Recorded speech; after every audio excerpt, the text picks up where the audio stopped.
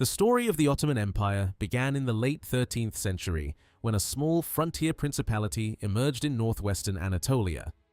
At first, few could have imagined that this modest beylik would one day dominate 3 continents. Like many other Turkic leaders of the period, Osman, the dynasty's founder, descended from nomadic Turkoman tribes whose ancestors had migrated westward from Central Asia in search of new lands and opportunities. The movement of these Turkic tribes into Anatolia had begun long before Osman's rise. In 1071, the Seljuk Turks achieved a decisive victory over the Byzantine Empire at the Battle of Manzikert, opening the interior of Anatolia to large-scale Turkoman settlement.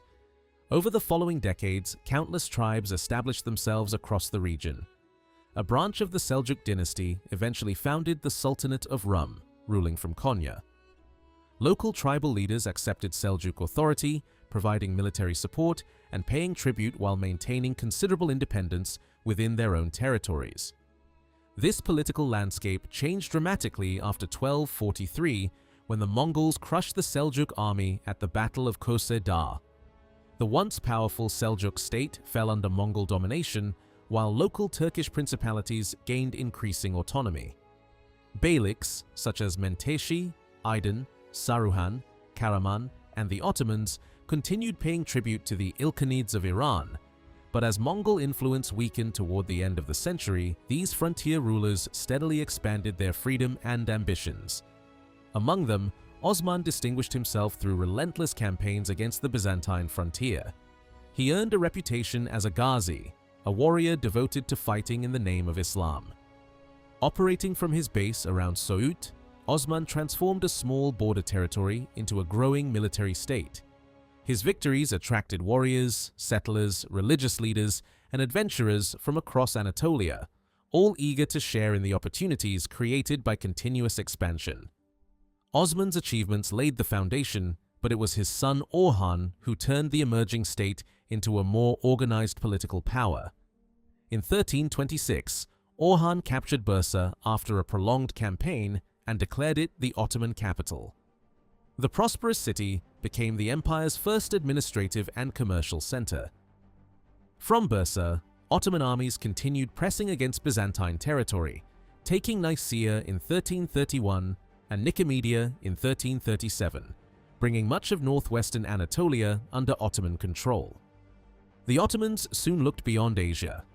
In 1354, they crossed the Dardanelles and established their first permanent foothold in Europe by occupying Gallipoli. This seemingly modest gain proved revolutionary, giving the Ottomans direct access to the Balkans while they simultaneously expanded eastward by securing Ankara in central Anatolia. Fortune also favored them politically. After the death of the powerful Serbian ruler Stephen Dušan in 1355, his empire quickly fragmented, leaving southeastern Europe divided and vulnerable. Taking advantage of this instability, the Ottomans advanced deeper into Thrace. In 1361, they captured Adrianople, later known as Edirne, which soon became their new capital and an ideal base for further European campaigns. Under Sultan Murad I, Ottoman armies expanded across Thrace and southern Bulgaria, alarming both the papacy and the Orthodox rulers of the Balkans. Calls for resistance grew louder as Christian kingdoms recognized the growing danger posed by the rising Ottoman state. Despite these efforts, Murad achieved a decisive victory at the Battle of the Maritsa in 1371. The defeat shattered organized resistance across much of the Balkans and opened the way for Ottoman domination over large parts of Bulgaria, Macedonia, and southern Serbia. At the same time, Murad strengthened his position in Anatolia by absorbing neighboring Turkish principalities such as Yermiyan and Hamid. These annexations not only expanded Ottoman territory, but also reduced potential rivals within Anatolia itself. Throughout the following years, Ottoman forces continued their advance.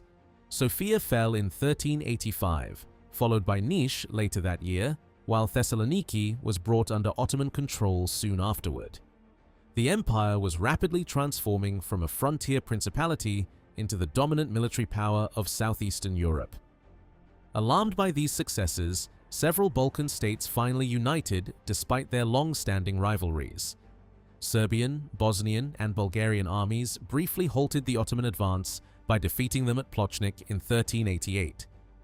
Although significant, the victory proved temporary. Murad quickly recovered and prepared for a far larger confrontation against a coalition assembled under the Serbian Prince Lazar. The decisive encounter came in June 1389 on the plain of Kosovo. One of medieval Europe's most famous battles unfolded as Ottoman and Christian armies fought fiercely throughout the day. When the fighting ended, the Ottomans had secured victory, although both Sultan Murad I and Prince Lazar lost their lives. The battle became a defining moment for both sides. For the Ottomans, it confirmed their supremacy in the Balkans. For the Serbs, Kosovo became a lasting symbol of sacrifice and national identity.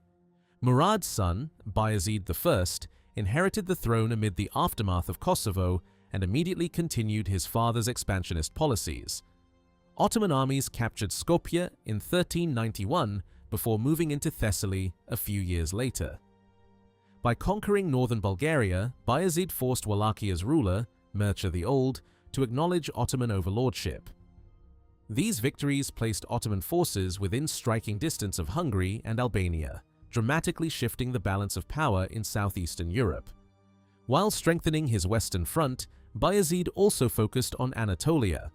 Between 1396 and 1397, he annexed the powerful Karamanid Principality, further consolidating Ottoman authority across the peninsula. His growing empire now stretched across both Europe and Asia, raising serious concerns among neighboring Christian kingdoms.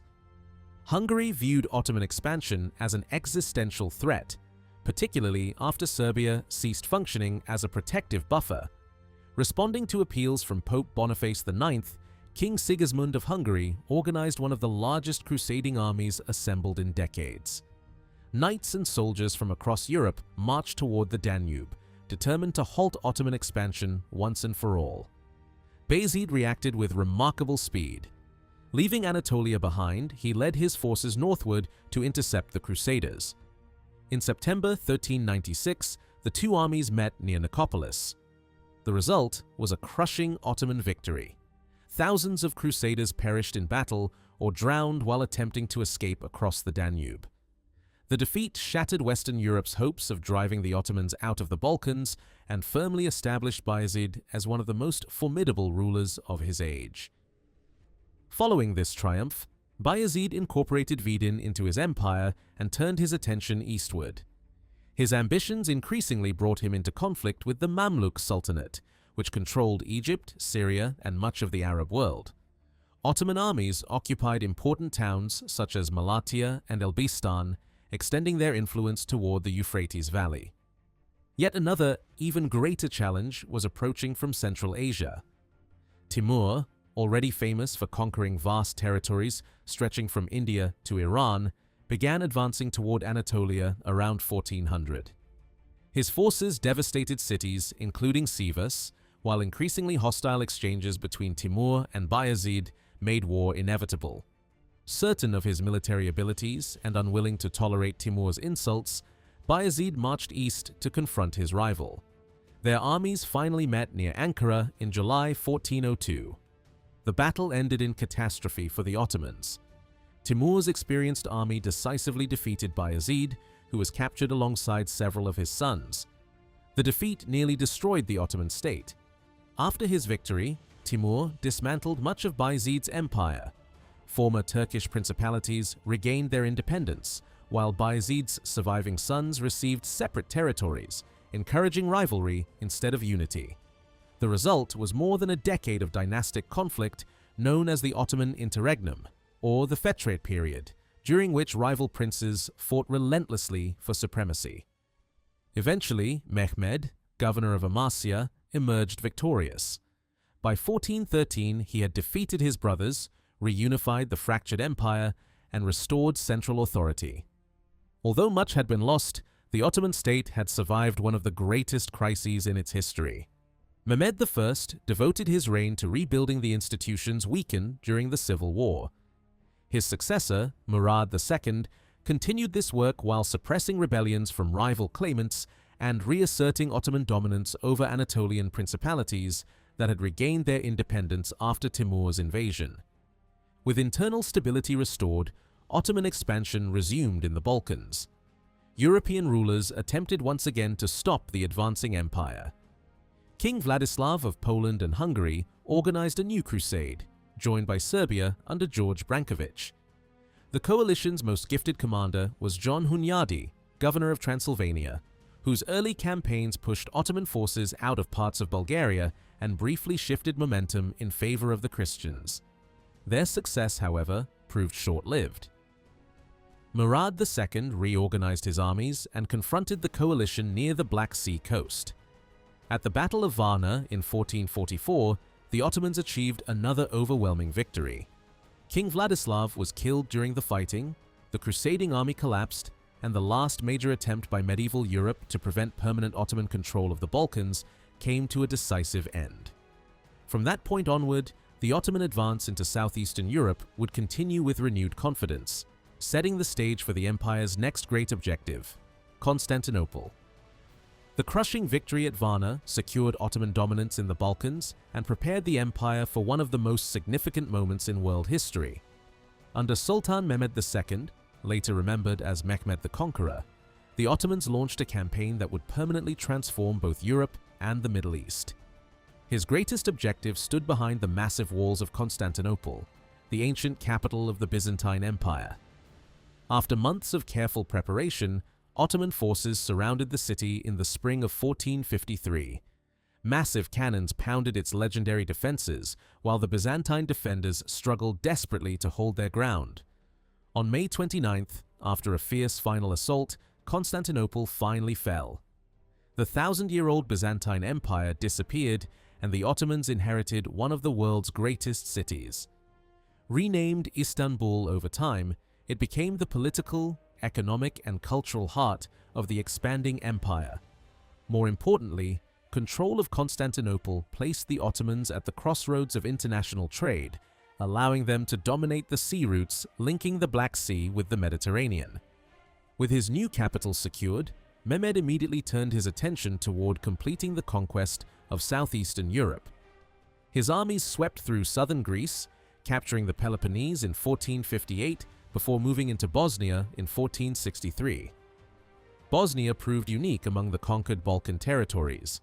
Large numbers of its ruling elite embraced Islam, and over time many towns and villages followed their example. This gradual religious transformation made Bosnia one of the most distinctive provinces within the Ottoman world.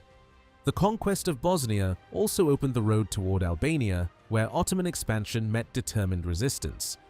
The country's most famous defender was George Kastrioti, better known as Skanderbeg. A brilliant military commander, he united Albanian nobles and fought the Ottomans for more than 2 decades. Despite repeated invasions, Skanderbeg successfully frustrated Ottoman ambitions until his death in 1468, earning legendary status throughout Europe.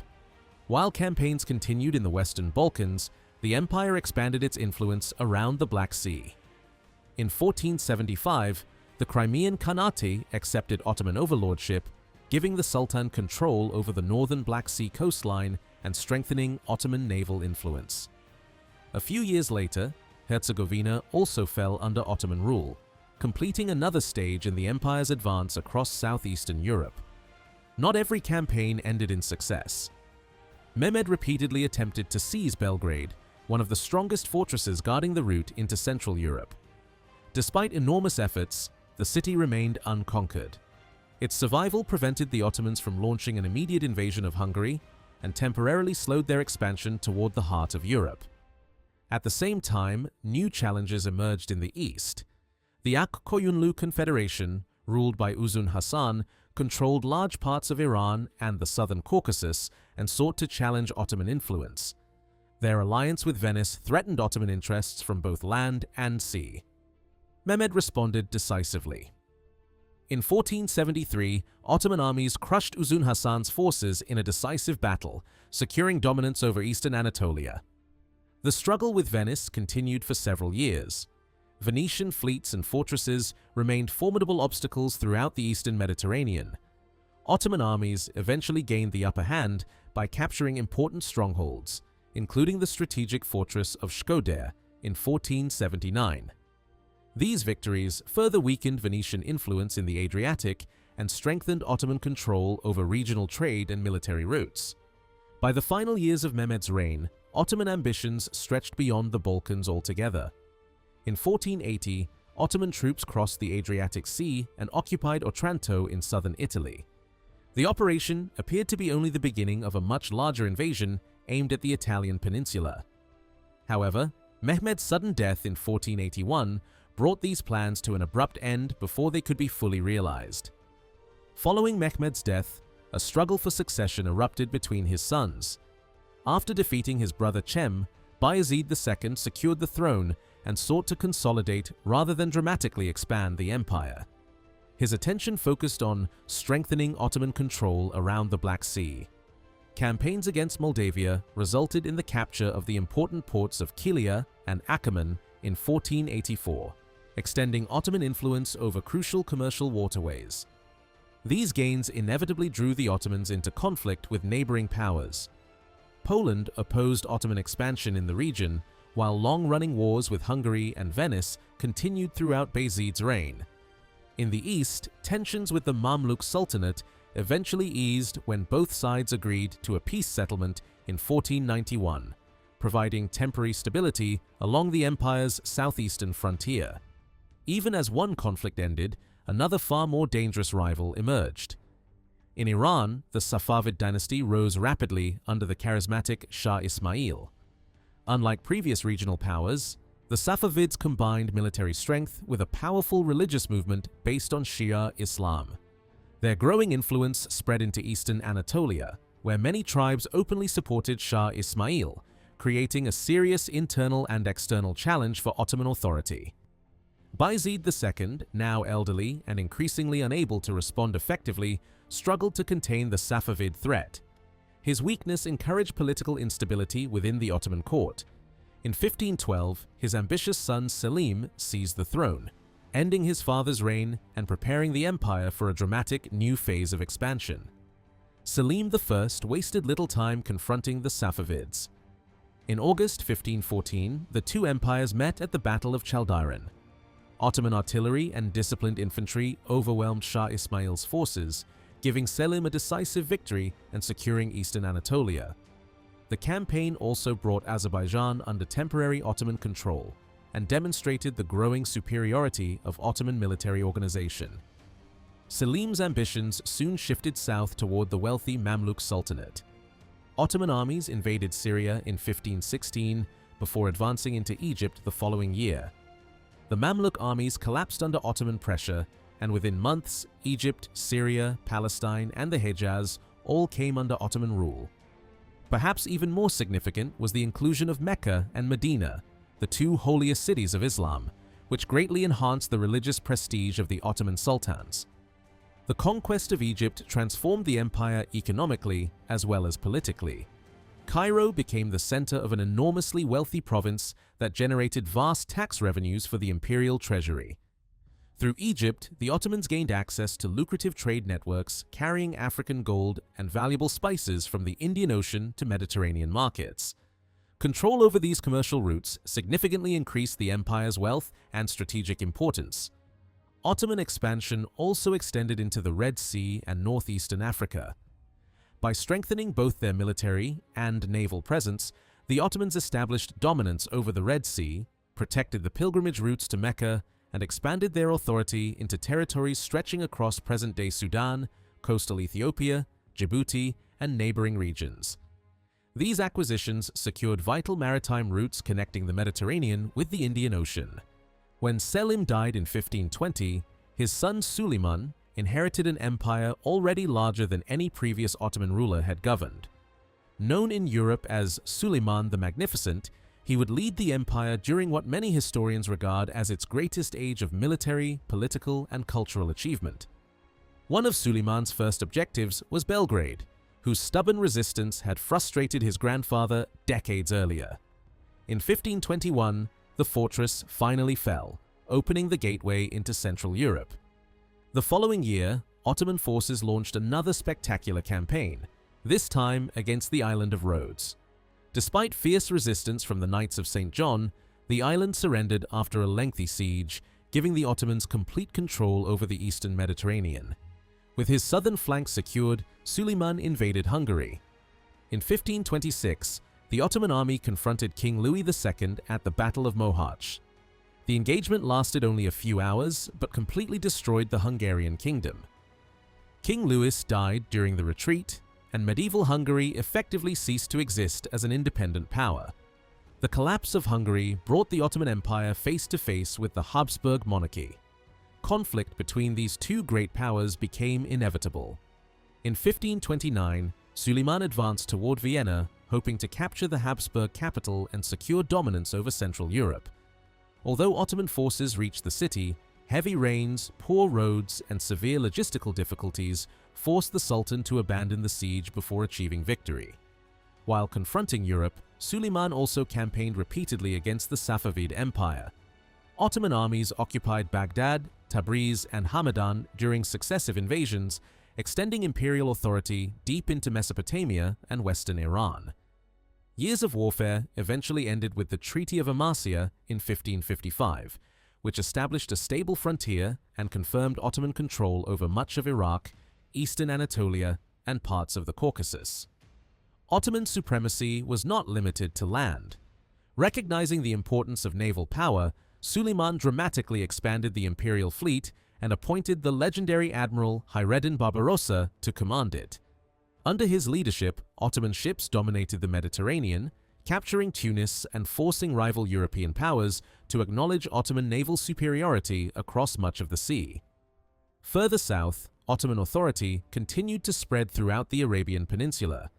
The conquest of Sana'a in Yemen strengthened imperial control over the Red Sea while protecting the trade routes and pilgrimage roads linking Egypt with the holy cities of Arabia. By the middle of the 16th century, the Ottoman Empire had become one of the most powerful states on earth. Its territory stretched from Hungary to the Persian Gulf and from Algeria to the Arabian Peninsula. Its armies were feared across Europe, Asia, and Africa, while its fleets controlled vast portions of the Mediterranean and Red Sea. Yet beneath this extraordinary success, subtle problems had already begun to emerge. Administrative pressures increased as the empire grew larger, military institutions gradually became less flexible, and political rivalries within the court intensified. Although these weaknesses remained largely hidden during Suleiman's brilliant reign, they would become increasingly visible after his death. When Suleiman's son Selim II came to the throne in 1566, the empire remained enormously powerful, but historians often view his reign as the beginning of a long period of gradual transformation. The Ottoman Empire did not suddenly collapse or enter immediate decline. Instead, the challenges that had quietly developed during the empire's golden age slowly accumulated over generations. Only many decades later would these structural weaknesses become impossible for both contemporaries and historians to ignore. By the opening years of the 17th century, the Ottoman Empire was still one of the largest powers in the world, but clear signs of military strain were beginning to appear. The first major warning came not from Europe, but from the empire's eastern frontier. In Iran, Shah Abbas I rebuilt the Safavid state, reorganized its army, and launched a determined campaign to recover territories previously lost to the Ottomans. The Safavid advance was swift and devastating. Ottoman garrisons in Azerbaijan and the Caucasus were caught unprepared as Iranian forces seized Tabriz in 1603 and Nakhchivan the following year. Yerevan and Kars were attacked soon afterward, while Shah Abbas used Armenia as a base for further operations across the eastern Caucasus. His armies pushed northward into Shirvan, overturning much of the regional order the Ottomans had established during the previous century. This crisis erupted at a particularly difficult moment for the Ottoman government. Sultan Mehmed III died in 1603, leaving the throne to the young Ahmed I. The new sultan responded by assembling a much larger army and sending it eastward in the hope of stopping the Iranian advance. Yet when Ottoman and Safavid forces met in September 1605, numbers alone could not guarantee victory. Shah Abbas defeated the larger Ottoman army and strengthened his position across the region. The consequences reached far beyond the battlefield. Ottoman authority weakened throughout eastern Anatolia, Iraq, and parts of the Arab provinces. Several Kurdish and Turkoman tribal leaders shifted their loyalty toward the Safavids or took advantage of the disorder to act independently. Rebellions spread across the frontier zones, and unrest became especially dangerous in Syria, where Kurdish groups rose against the central government. The empire eventually recovered part of its strength under Murad IV. Determined to restore discipline and reverse Safavid gains, Murad imposed harsh order within the state before leading major campaigns toward the east. His most important success came with the reconquest of Baghdad, which returned Iraq to Ottoman rule and restored imperial authority over much of the Arab Middle East. Ottoman control of Baghdad and Iraq would continue, with interruptions until the First World War. In 1639, the prolonged struggle between the Ottomans and the Safavids finally ended with the Treaty of Zuhab, signed near Qasr-e-Shirin. The settlement created a more stable frontier between the two empires. Iraq remained under Ottoman rule, while the Safavids kept Azerbaijan and much of the southern Caucasus. Although tensions continued, this agreement established the basic border between the two states for generations. Murad IV died in 1640 and was succeeded by his brother Ibrahim. Unlike Murad, Ibrahim had spent nearly his entire life confined within the palace and had received little preparation for government. He lacked both political experience and the confidence necessary to control the powerful groups surrounding the throne. As Ibrahim became increasingly absorbed in palace life, real power was contested by his mother, tutors, senior ministers, court officials, eunuchs, and janissary commanders. The imperial government became unstable, while factional struggles weakened central authority. Ibrahim was eventually removed and killed in 1648. His young son Mehmed IV then became sultan. Because he was still a child, the empire was once again ruled through competing palace factions. His grandmother, mother, grand vizier, chief eunuch, and military commanders all attempted to influence state policy. The result was political confusion at the center and growing disorder across the provinces. By the middle of the century, the Ottoman state faced a severe combination of financial crisis, military setbacks, naval weakness, and administrative corruption. Venetian forces had placed pressure on the capital by controlling vital sea routes, and the Ottoman fleet repeatedly failed to break their blockade. The situation became so serious that the government turned to a man known for discipline and administrative ability, Mehmed Köprülü. Appointed Grand Vizier in 1656, Köprülü demanded unusually broad authority before accepting office. He wanted the freedom to punish corruption, remove incompetent officials, and act without interference from palace factions. The Sultan agreed, and Köprülü began a forceful campaign to restore order. Mehmed Köprülü came from an Albanian family and had spent years serving in both the palace and the provinces. His long career gave him a deep understanding of the imperial system, while his reputation for determination made him an ideal figure for a government in crisis. Once in power, he suppressed rebellions, dismissed unreliable officials, strengthened the treasury, and restored a measure of discipline within the army and administration. After his death in 1661, his son Fazıl Ahmet Köprülü succeeded him as Grand Vizier. This transfer of power marked the beginning of what became known as the Köprülü era, a period during which several members of the same family dominated Ottoman politics and attempted to revive the strength of the state. Fazıl Ahmet continued his father's policies. He crushed uprisings in Anatolia, reasserted central authority in distant provinces, and pursued an aggressive foreign policy in Europe. One of his principal aims was to resist Habsburg interference in Transylvania and prevent the expansion of a Catholic alliance backed by the papacy. In 1664, Ottoman forces confronted a European coalition near St. Gotthard. The Allied army included Habsburg, French, Spanish, and other Catholic units. The Ottomans suffered a serious defeat and lost large numbers of soldiers and equipment. Yet the peace agreement that followed was surprisingly favorable to Istanbul. Under the Treaty of Vassar, Habsburg forces withdrew from several positions, and Ottoman influence over Transylvania remained largely intact. Fazıl Ahmet died in 1676 and was succeeded by his brother-in-law, Mirzifonlu Kara Mustafa Pasha. Kara Mustafa inherited the political vision of the Köprülü ministers, but carried it with greater ambition. He sought to limit Russian expansion near the Black Sea and break Habsburg power in Central Europe. By the early 1680s, he became convinced that the Habsburg monarchy was vulnerable. France, then engaged in its own rivalry with the Habsburgs, encouraged the Ottomans to attack from the east. Believing that a successful campaign could transform the balance of power in Europe, Kara Mustafa assembled a large army and marched toward Vienna in the summer of 1683. By July, the Ottoman army had surrounded the Habsburg capital. The siege created panic across Europe, but it also gave the defenders time to organize a major relief force. The Habsburg Emperor secured support from Poland, the papacy, and several Catholic powers.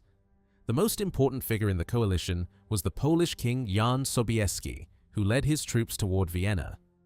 On September 12, 1683, the relief army attacked the Ottoman positions.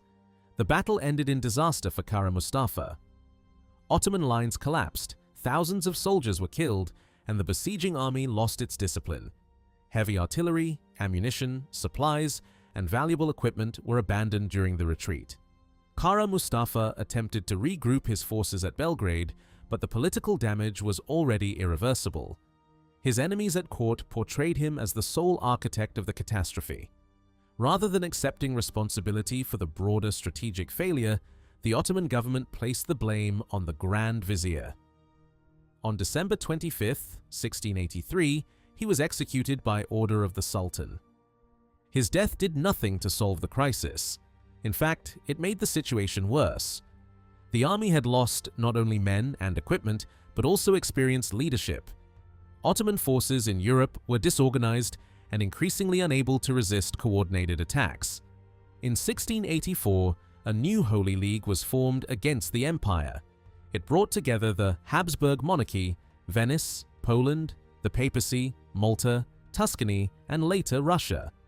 For the first time in many years, the Ottomans faced a broad and sustained military alliance on several fronts at once. The following war proved catastrophic. Ottoman armies lost fortresses, provinces, and strategic routes across Central and Southeastern Europe. Repeated attempts to recover the lost territories failed, while the costs of war placed enormous pressure on the imperial treasury. By 1698, the Ottoman government had little choice but to negotiate. Talks began with representatives of the Holy League and resulted in the Treaty of Karlowitz, signed in January 1699. The agreement marked one of the greatest territorial reversals in Ottoman history. The Habsburgs retained most of Hungary and Transylvania, leaving the Ottomans only the Banat of Temeshvar in the region. Poland regained Podolia, while Russia strengthened its position around Azov and north of the Dniester. Venice received Dalmatia, the Morea, and several strategically important Aegean islands. The Sultan also agreed to guarantee greater religious freedom for Catholic communities living under Ottoman rule.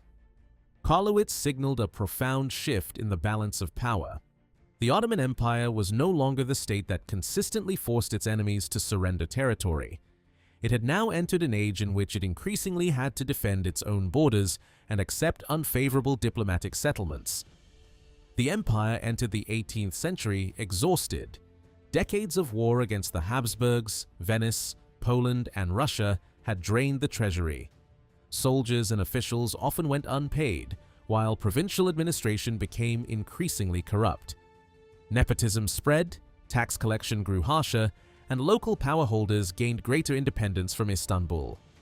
The memory of powerful rulers such as Mehmed II, Selim I, and Suleiman the Magnificent now seemed distant.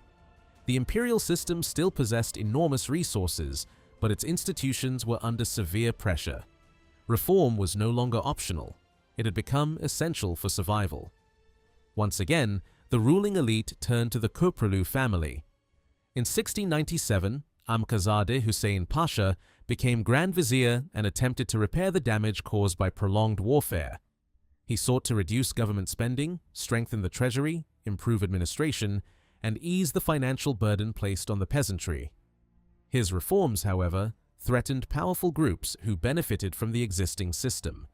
Court factions, military interests, and members of the traditional elite resisted any effort that might reduce their influence or income. Faced with mounting opposition, Hussein Pasha was forced to leave office in 1702. This pattern would repeat itself many times in Ottoman history. Reformers recognized the need for change, but every attempt to strengthen the state challenged people whose status depended on the old order. The empire had survived the crisis of the 17th century, but the struggle between reform and resistance would shape its future for the next 200 years. The Ottoman Empire entered the 18th century burdened by financial disorder, political conflict, and the consequences of repeated military defeats. Taxes were not collected efficiently, officials and soldiers often waited months for their salaries, and the treasury struggled to meet even its most basic obligations. Corruption spread throughout the administration, while powerful individuals increasingly used public offices for personal gain. Sultan Mustafa II remained largely detached from the growing crisis. He spent much of his reign in Edirne, far from the political tensions of Istanbul, and failed to understand how deeply dissatisfaction had spread through the capital. The immediate spark came when troops ordered to march toward the southern Caucasus refused to move until their unpaid wages were delivered. What began as a military protest quickly turned into a broad urban uprising. Janissaries and other soldiers were soon joined by artisans, merchants, shopkeepers, and students from the religious schools. In July 1703, the streets of Istanbul filled with angry crowds demanding change.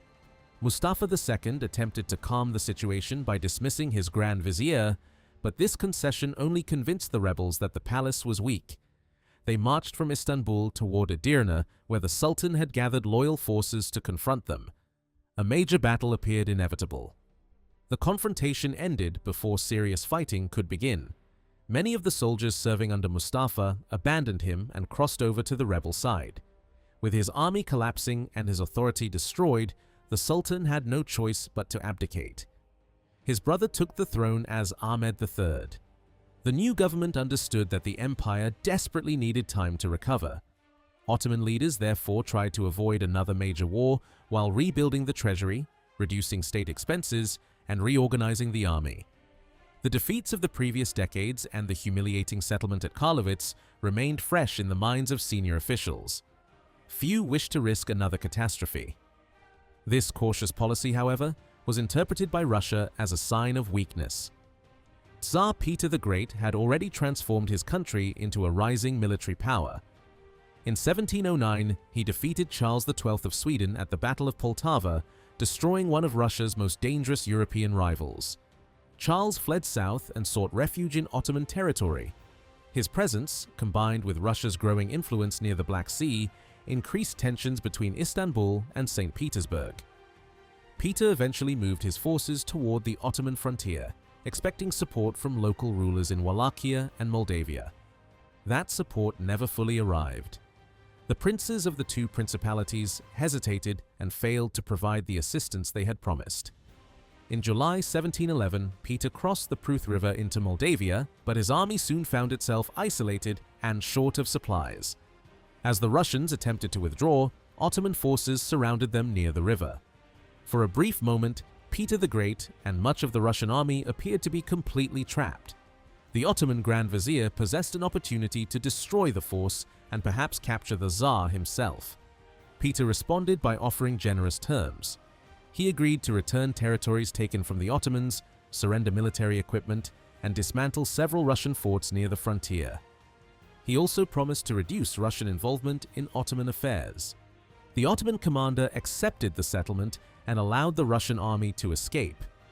In return, Russian merchants received permission to trade more freely in Ottoman lands, while Istanbul agreed to help mediate between Russia and Sweden. Although the Ottomans had gained important concessions, many later criticized the decision not to eliminate Peter's army when the opportunity had presented itself. The war also produced major changes in Wallachia and Moldavia. Their native rulers had secretly negotiated with Russia, convincing the Ottoman government that they could no longer be trusted. Istanbul therefore began replacing many local princes with governors directly appointed by the Sultan. These new rulers were usually selected from wealthy Greek families living in the Fana district of Istanbul. Known as Fanariots, They had long served the empire as diplomats, translators, and interpreters. Their knowledge of Ottoman Turkish and several European languages made them valuable to the central government. Yet their growing influence created resentment among the local populations. Greek language, customs, and political networks became increasingly dominant in the administration of Wallachia and Moldavia. Many local elites came to view the Phanariot governors as outsiders imposed by Istanbul. Despite peace with Russia, political conflict within the Ottoman court continued. Supporters of a peaceful northern policy eventually prevailed, and a new agreement with Russia was signed in 1713. Peter promised to abandon certain Black Sea territories, withdraw from Poland, and allow Charles XII to return safely to Sweden. The Russian retreat strengthened the position of those who wanted a new war against Venice. Their main objective was the recovery of the Morea, which the Ottomans had lost at Karlowitz. In 1715, Ottoman forces launched a successful campaign and quickly reconquered the peninsula.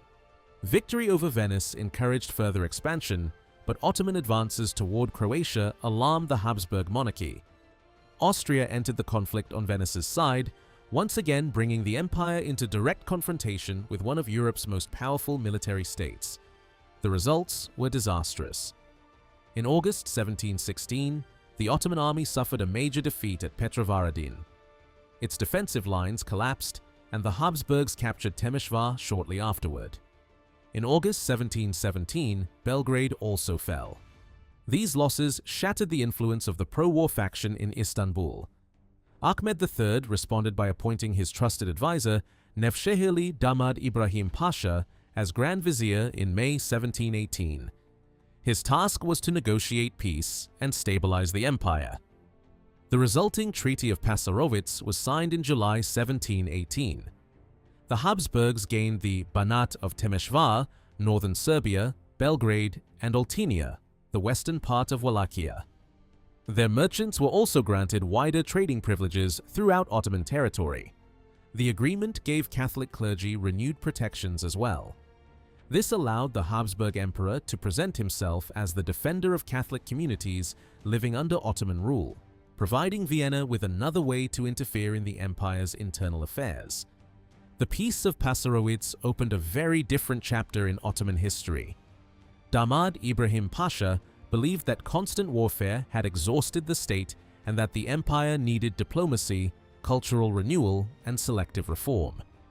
The period that followed became famous as the Tulip Era. Ibrahim Pasha reorganized the palace environment and filled important positions with his own supporters. He also encouraged Ahmed III to focus less on military campaigns and more on courtly life, architecture, gardens, poetry, and entertainment.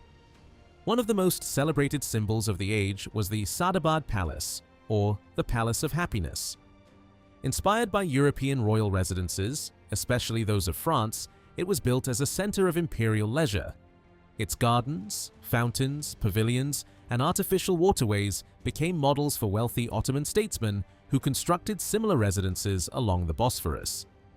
Ibrahim Pasha himself built an elegant palace on the Asian shore of the strait. Its design reflected growing interest in French decorative styles, carefully planned gardens, and ornamental fountains. The tulip became the defining symbol of the period. Rare varieties were cultivated by wealthy families, displayed in private gardens, and sometimes sold at extraordinary prices. Because of this fascination, the age later became known as Leil Devri, the tulip period. Nighttime celebrations in palace gardens became famous. Candles were placed on the backs of turtles, which slowly moved between illuminated flower beds. Poets recited new works, musicians performed for court audiences, and foreign diplomats watched elaborate displays of Ottoman luxury. The atmosphere of entertainment was not limited entirely to the ruling elite. Ordinary people could not build Bosphorus palaces, but they increasingly gathered in coffeehouses. These establishments became important spaces for conversation, music, storytelling, political discussion, and public leisure. Behind the elegance of the period, Ibrahim Pasha pursued a serious diplomatic program. He believed that war should be used only when negotiations had failed. Ottoman ambassadors were sent to major European capitals, not merely to conduct diplomacy, but also to observe Western institutions and technologies. These envoys visited military facilities, workshops, hospitals, gardens, factories, and scientific institutions. They reported on fortifications, weapons, urban planning, and technical innovations that might be useful to the empire. One of the most important developments was the establishment of a Turkish-language printing press in 1727. Printing had long existed among the empire's Christian and Jewish communities, but the new press was intended to publish works in Ottoman Turkish. Religious scholars and professional scribes immediately objected. Some feared that printed books would reduce their authority, while others worried that copying errors might corrupt sacred texts. The government responded by limiting the press to non-religious subjects, especially history, geography, science, and literature. The peaceful mood of the Tulip era did not last. A sudden crisis in Iran drew the empire back into war. Ottoman-Safavid relations had remained relatively stable since the 17th century settlement at Qasr-e-Shirin, but the Safavid state collapsed rapidly after Afghan rebels captured Isfahan in 1722 and removed Shah Sultan Hussein from power. The disappearance of effective authority in Iran created both opportunity and danger. Ahmed III and Ibrahim Pasha hoped to occupy western Iranian provinces, increase tax revenues, and prevent instability from spreading across the Ottoman frontier. Russia had similar ambitions. After defeating Sweden, Peter the Great looked south toward the Caspian region.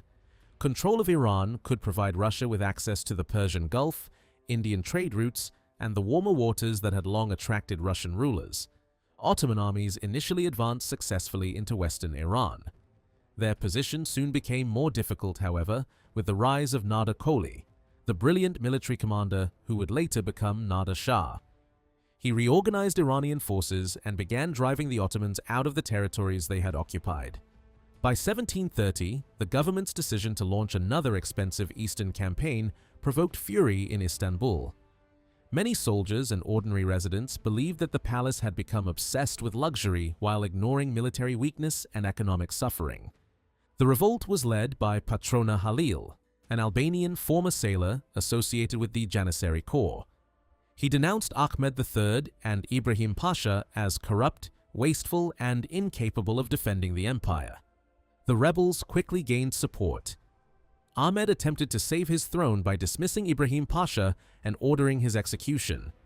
Yet the uprising continued. Encouraged by their success, the rebels demanded that the Sultan himself step down. Ahmed III lacked sufficient military support to resist. He was removed from power and replaced by Mahmud I. The Tulip era ended abruptly, and many of its palaces and symbols of luxury were attacked or destroyed. Patrona Halil briefly became one of the most powerful men in the capital, but Mahmud I had no intention of allowing the rebellion to control his reign. A few weeks later, the Sultan invited Patrona to the palace, where royal guards killed him. His leading supporters were hunted down and executed. War with Iran continued for years. Ottoman and Iranian forces exchanged territories through repeated campaigns until a peace agreement was finally reached in 1746. The settlement largely restored the frontier established more than a century earlier at Qasr-e-Shirin. During the later reign of Mahmud I and those of Osman III and Mustafa III, the Ottoman government avoided involvement in Europe's largest wars. It stayed outside both the War of the Austrian Succession and the 7 Years' War. Even the assassination of Nader Shah in 1747 did not persuade Istanbul to invade Iran. The Ottomans appeared to have gained a rare period of peace in which they could rebuild the army, reform the treasury, and modernize the administration. That opportunity was largely wasted. Instead of carrying out deep reforms, the government became complacent. Military weaknesses remained unresolved, administrative corruption continued, and technological differences between the empire and its European rivals became more dangerous. The consequences became clear in 1768 when Russia under Catherine the Great launched a new war. Catherine aimed to expand Russian influence along the Black Sea and weaken Ottoman authority over its Christian subjects. Although Ottoman forces achieved a few early successes, the campaign soon turned against them. In 1769, Russian armies won a major victory and occupied Wallachia and Moldavia. The following year brought an even more shocking disaster. A Russian fleet entered the Mediterranean and attacked the Ottoman navy at Cheshme. The Ottoman ships, crowded together in the harbor, were destroyed in a devastating nighttime assault.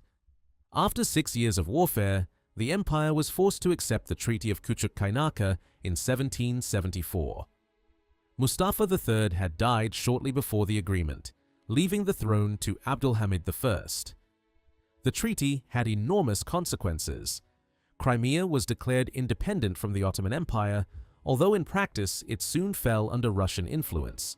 Russia received commercial, territorial, and diplomatic advantages and strengthened its claim to protect Orthodox Christians living under Ottoman rule. In 1783, Catherine formally annexed Crimea. The loss was especially painful because the Crimean Khanate had been an Ottoman ally for centuries and had played an essential role in the political and military balance of the Black Sea region. Russia now possessed a powerful base on the northern coast and emerged as the dominant naval force in the Black Sea. The strategic environment of the empire had been permanently transformed. The struggle resumed in 1787. Austria joined Russia the following year, forcing the Ottomans to fight another exhausting war on several fronts.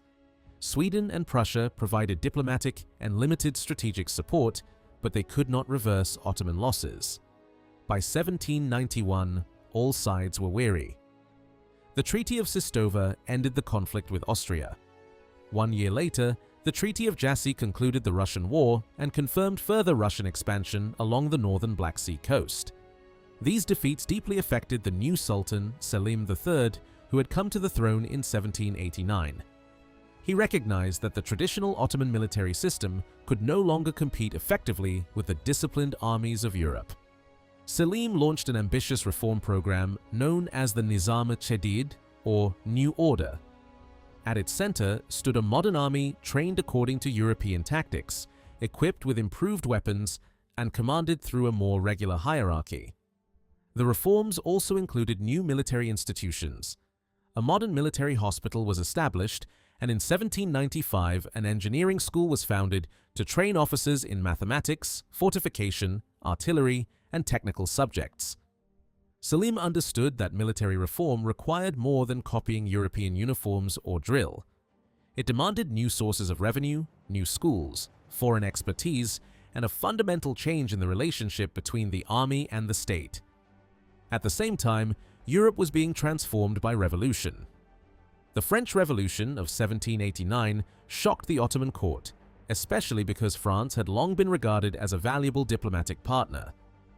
The execution of Louis XVI appeared to Ottoman observers as a terrifying example of rebellion against legitimate monarchy. An even greater shock came in 1798, when Napoleon Bonaparte invaded Egypt.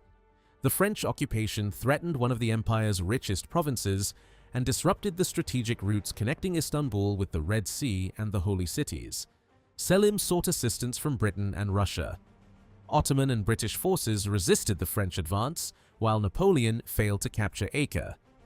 Although the French won a battle at Abukir on land, their wider position in Egypt became unsustainable. Napoleon eventually abandoned the expedition and returned to France. Ottoman and British pressure forced the remaining French army to evacuate Egypt. Relations between Istanbul and Paris were later restored, particularly after Russia again moved against Wallachia and Moldavia in 1806.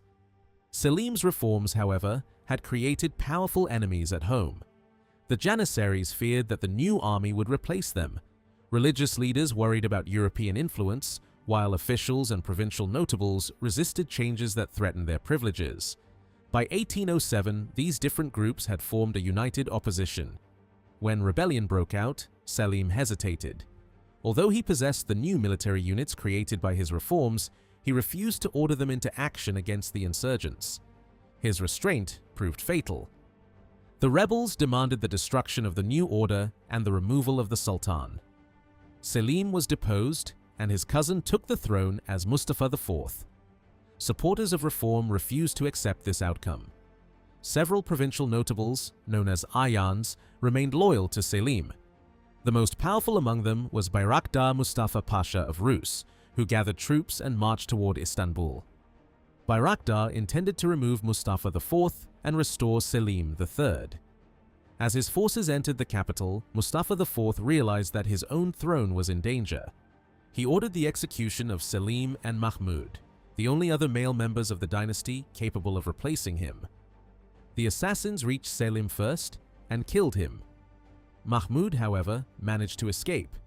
According to later accounts, he hid within the palace until Bayraktar's men secured the complex. Mustafa IV was removed from the throne, and Mahmud emerged as the sole surviving alternative. With Bayraktar's support, he became Sultan Mahmud II. He inherited an empire divided between reformers and defenders of the old order. The failure of Selim III had shown how dangerous modernization could be when the central government lacked the power to overcome entrenched interests. Mahmud II would remember that lesson. Unlike his predecessor, he would eventually conclude that the empire could not be transformed while the institutions resisting change remained intact. His reign would therefore become one of the most dramatic and violent periods of reform in Ottoman history. During the early 19th century, the Ottoman Empire faced a new and increasingly dangerous challenge. This threat did not come only from rival states or invading armies. It emerged from within the empire itself, as Christian communities in the Balkans began to demand political autonomy and national independence. The first major uprising broke out in Serbia in 1804. A more dramatic revolution followed in Greece in 1821. These movements were shaped by local grievances, but they were also encouraged by the spread of modern nationalism and supported by European powers that hoped to weaken Ottoman influence in southeastern Europe. The Ottoman political order was poorly prepared to confront this new ideology. For centuries, the empire had governed a population divided by religion rather than nationality. Muslims, Orthodox Christians, Armenian Christians, Jews, and other groups belonged to legally recognized religious communities, commonly known as millets. This arrangement had provided religious communities with considerable autonomy. Their leaders supervised worship, education, marriage, inheritance, and many other internal affairs. In an age when religion was the primary source of collective identity, the system had helped maintain peace across an extraordinarily diverse empire. Yet the same structure produced an unintended result. By allowing religious communities to preserve their schools, traditions, languages, and institutions, the Ottoman government also helped distinct cultural identities survive. When nationalism began spreading across Europe, these preserved traditions could be transformed into the foundations of modern national movements. The French Revolution introduced a political language based on citizenship, popular sovereignty, liberty, and national belonging. By the end of the 18th century, educated Balkan Christians increasingly encountered these ideas through European schools, merchants, diplomats, books, and revolutionary organizations. A new intelligentsia gradually emerged. Its members no longer accepted that religious officials should speak for the entire community. They challenged both the Ottoman administration and the traditional church hierarchies that had often cooperated with Istanbul.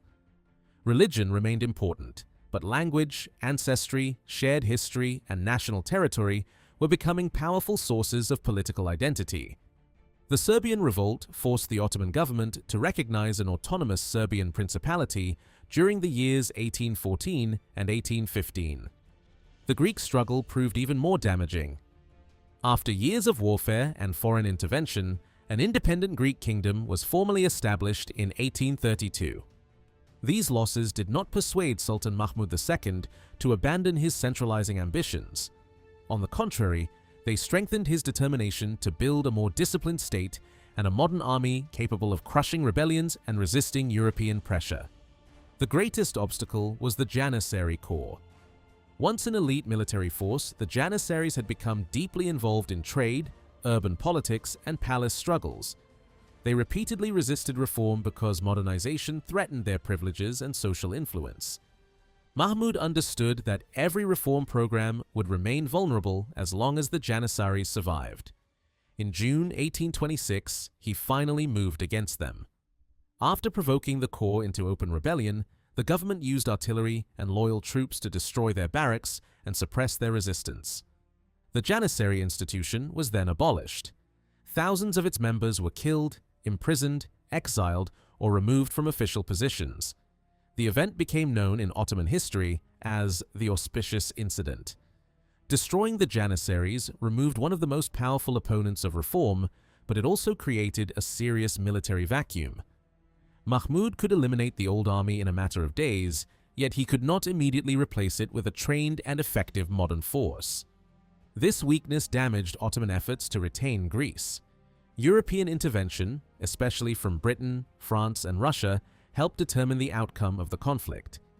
The loss of Greece was a severe blow to Ottoman authority, but an even more dangerous challenge soon arose from Egypt. The man responsible was Muhammad Ali, known in Ottoman Turkish as Mehmed Ali Pasha. Originally an Albanian officer from the region of Kavala, he had risen to power during the political disorder that followed the French occupation of Egypt. Through military skill, political manipulation, and the elimination of his rivals, Muhammad Ali became the effective ruler of the province. Although he formally remained an Ottoman governor, he built an increasingly independent state. With assistance from French officers and advisors, he created a modern army based on conscription, European drill, centralized command, and improved artillery. He also reorganized taxation, agriculture, education, and administration to provide the resources required by his military system. Mahmud II recognized the strength of the Egyptian forces and requested Muhammad Ali's support during the Greek Revolution. Egyptian troops under Muhammad Ali's son, Ibrahim Pasha, fought effectively in Greece and temporarily placed the revolutionaries under severe pressure. European intervention eventually reversed their successes. The Egyptian fleet was destroyed at Navarino in 1827, and Ibrahim was forced to withdraw his troops. Muhammad Ali expected substantial territorial compensation for his losses, but the Sultan refused to satisfy his demands. The governor initially considered expanding westward into Tunisia and Algeria. France, however, invaded Algiers in 1830 and blocked Egyptian ambitions in that direction. Muhammad Ali and Ibrahim Pasha therefore turned toward the Ottoman provinces of the eastern Mediterranean.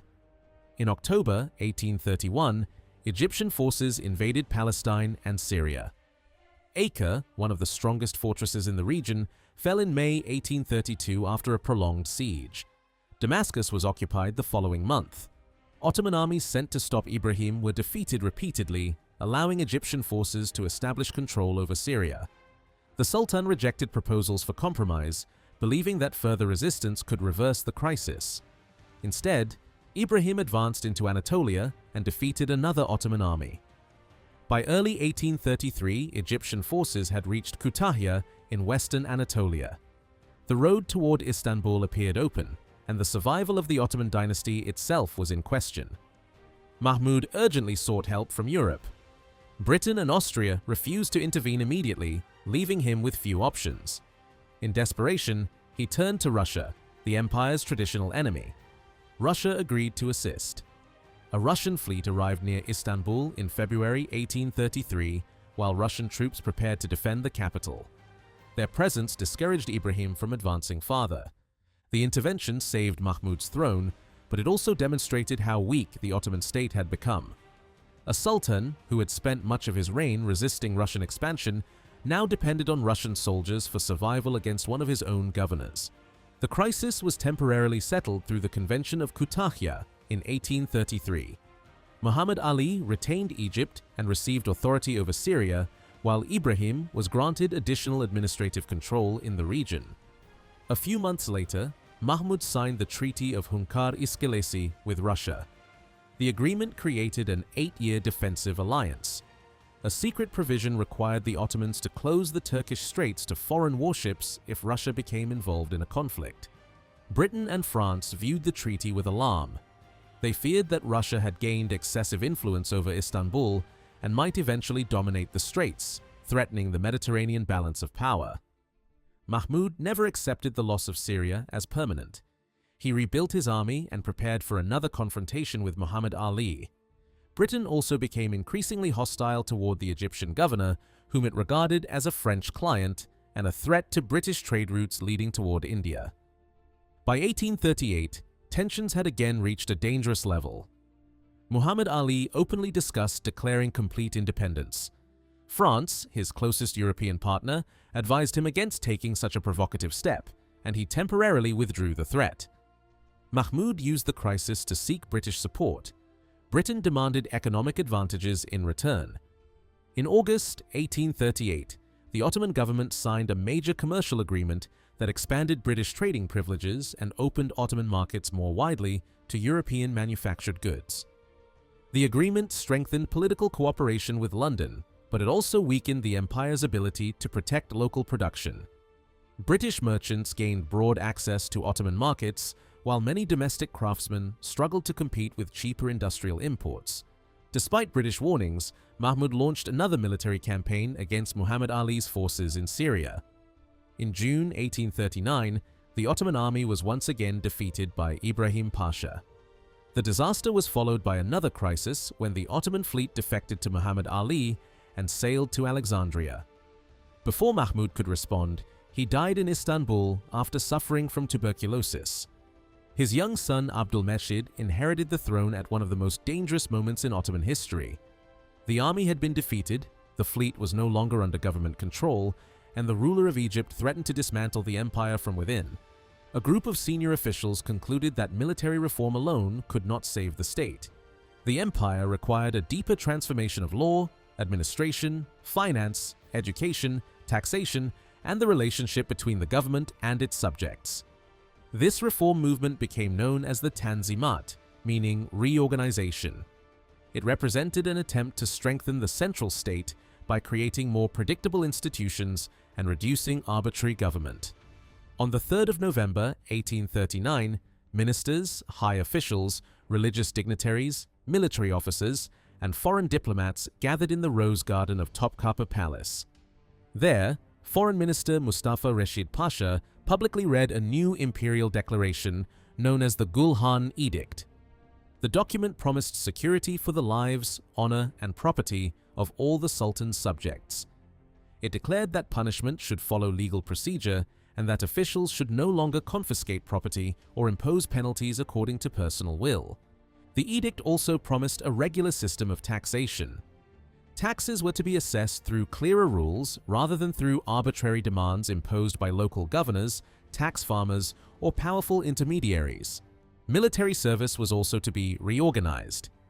Conscription would follow a fairer and more predictable system, while limits would be placed on the length of service. The declaration condemned bribery and promised the introduction of new criminal laws. Officials would be held more accountable, and the government would attempt to establish a legal order that treated its subjects more consistently. Although the Gülhan Edict did not instantly create equality, it marked a major change in the language of Ottoman government. The state now claimed that all subjects possessed certain protections that could not legally be violated by officials. The reformers hoped that legal security would strengthen loyalty to the empire. By treating Muslims and non-Muslims more equally, they sought to weaken separatist movements and reduce the ability of European powers to intervene on behalf of Christian communities. Tanzimat reform also transformed education. Mahmud II had already established new secondary schools known as Rushdiyes.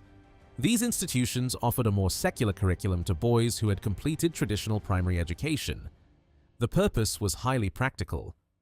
The expanding state needed officials who could read reports, manage budgets, conduct diplomacy, understand technical subjects, and administer new laws. Reformers wanted to create an educated bureaucratic class loyal to the central government. Yet they moved cautiously because religious scholars and conservative officials feared that modern schools would weaken Islamic education and traditional authority. To reduce opposition, many new institutions were attached to ministries or military departments rather than established as independent civilian schools. Medical and engineering education, for example, initially developed within the military system.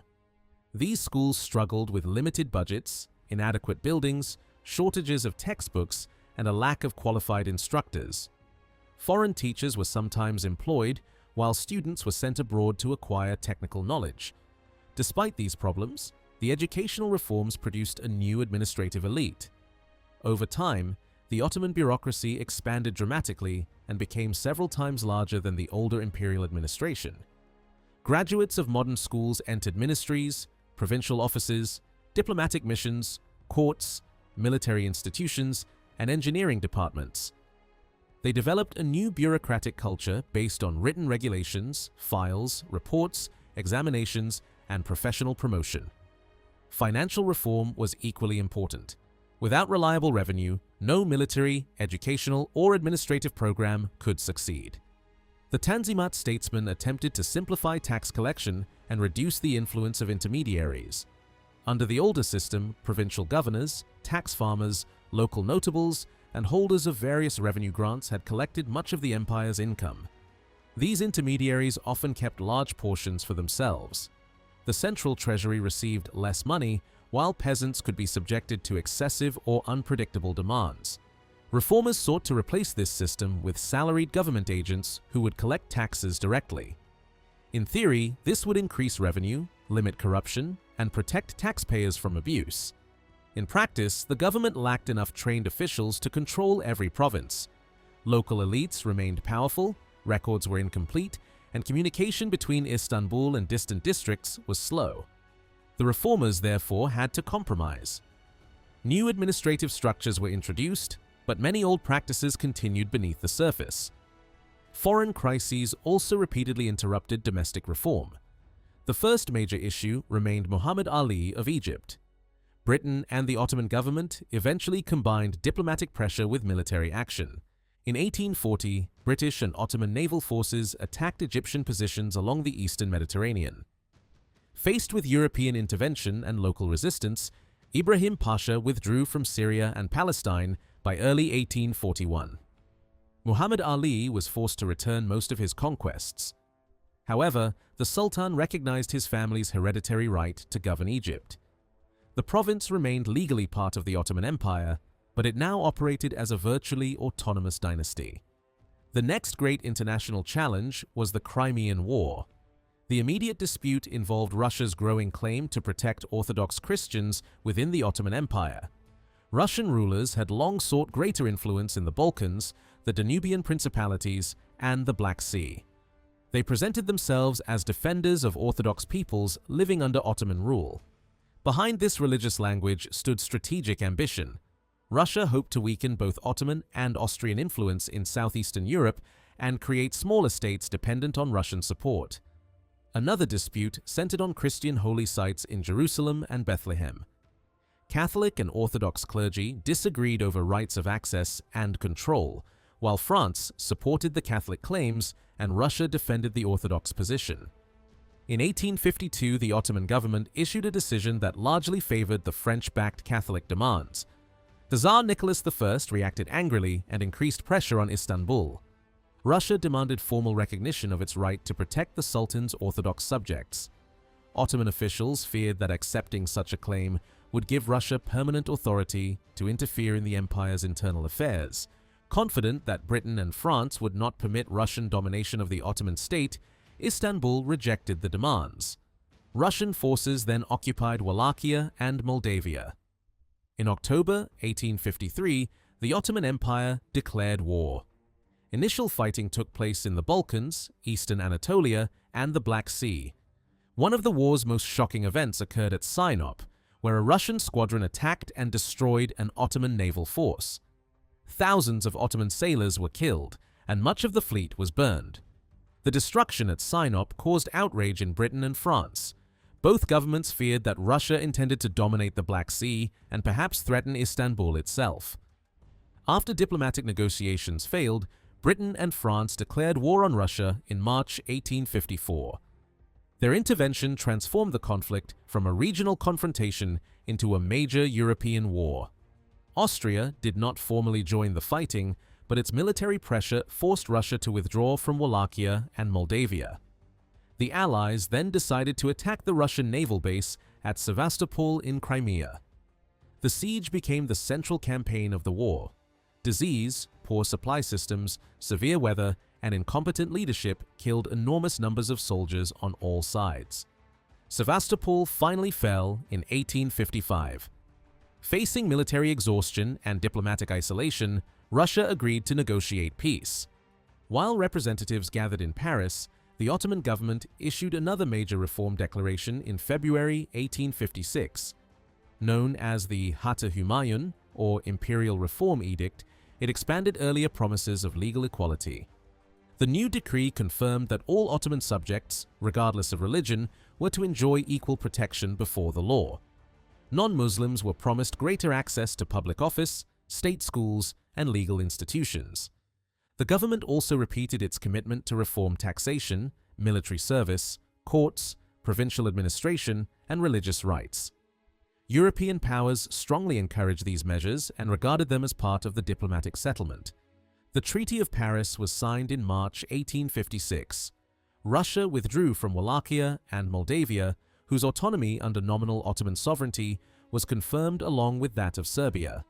Russia also surrendered part of southern Bessarabia, reducing its direct access to the Danube. The river was open to international navigation.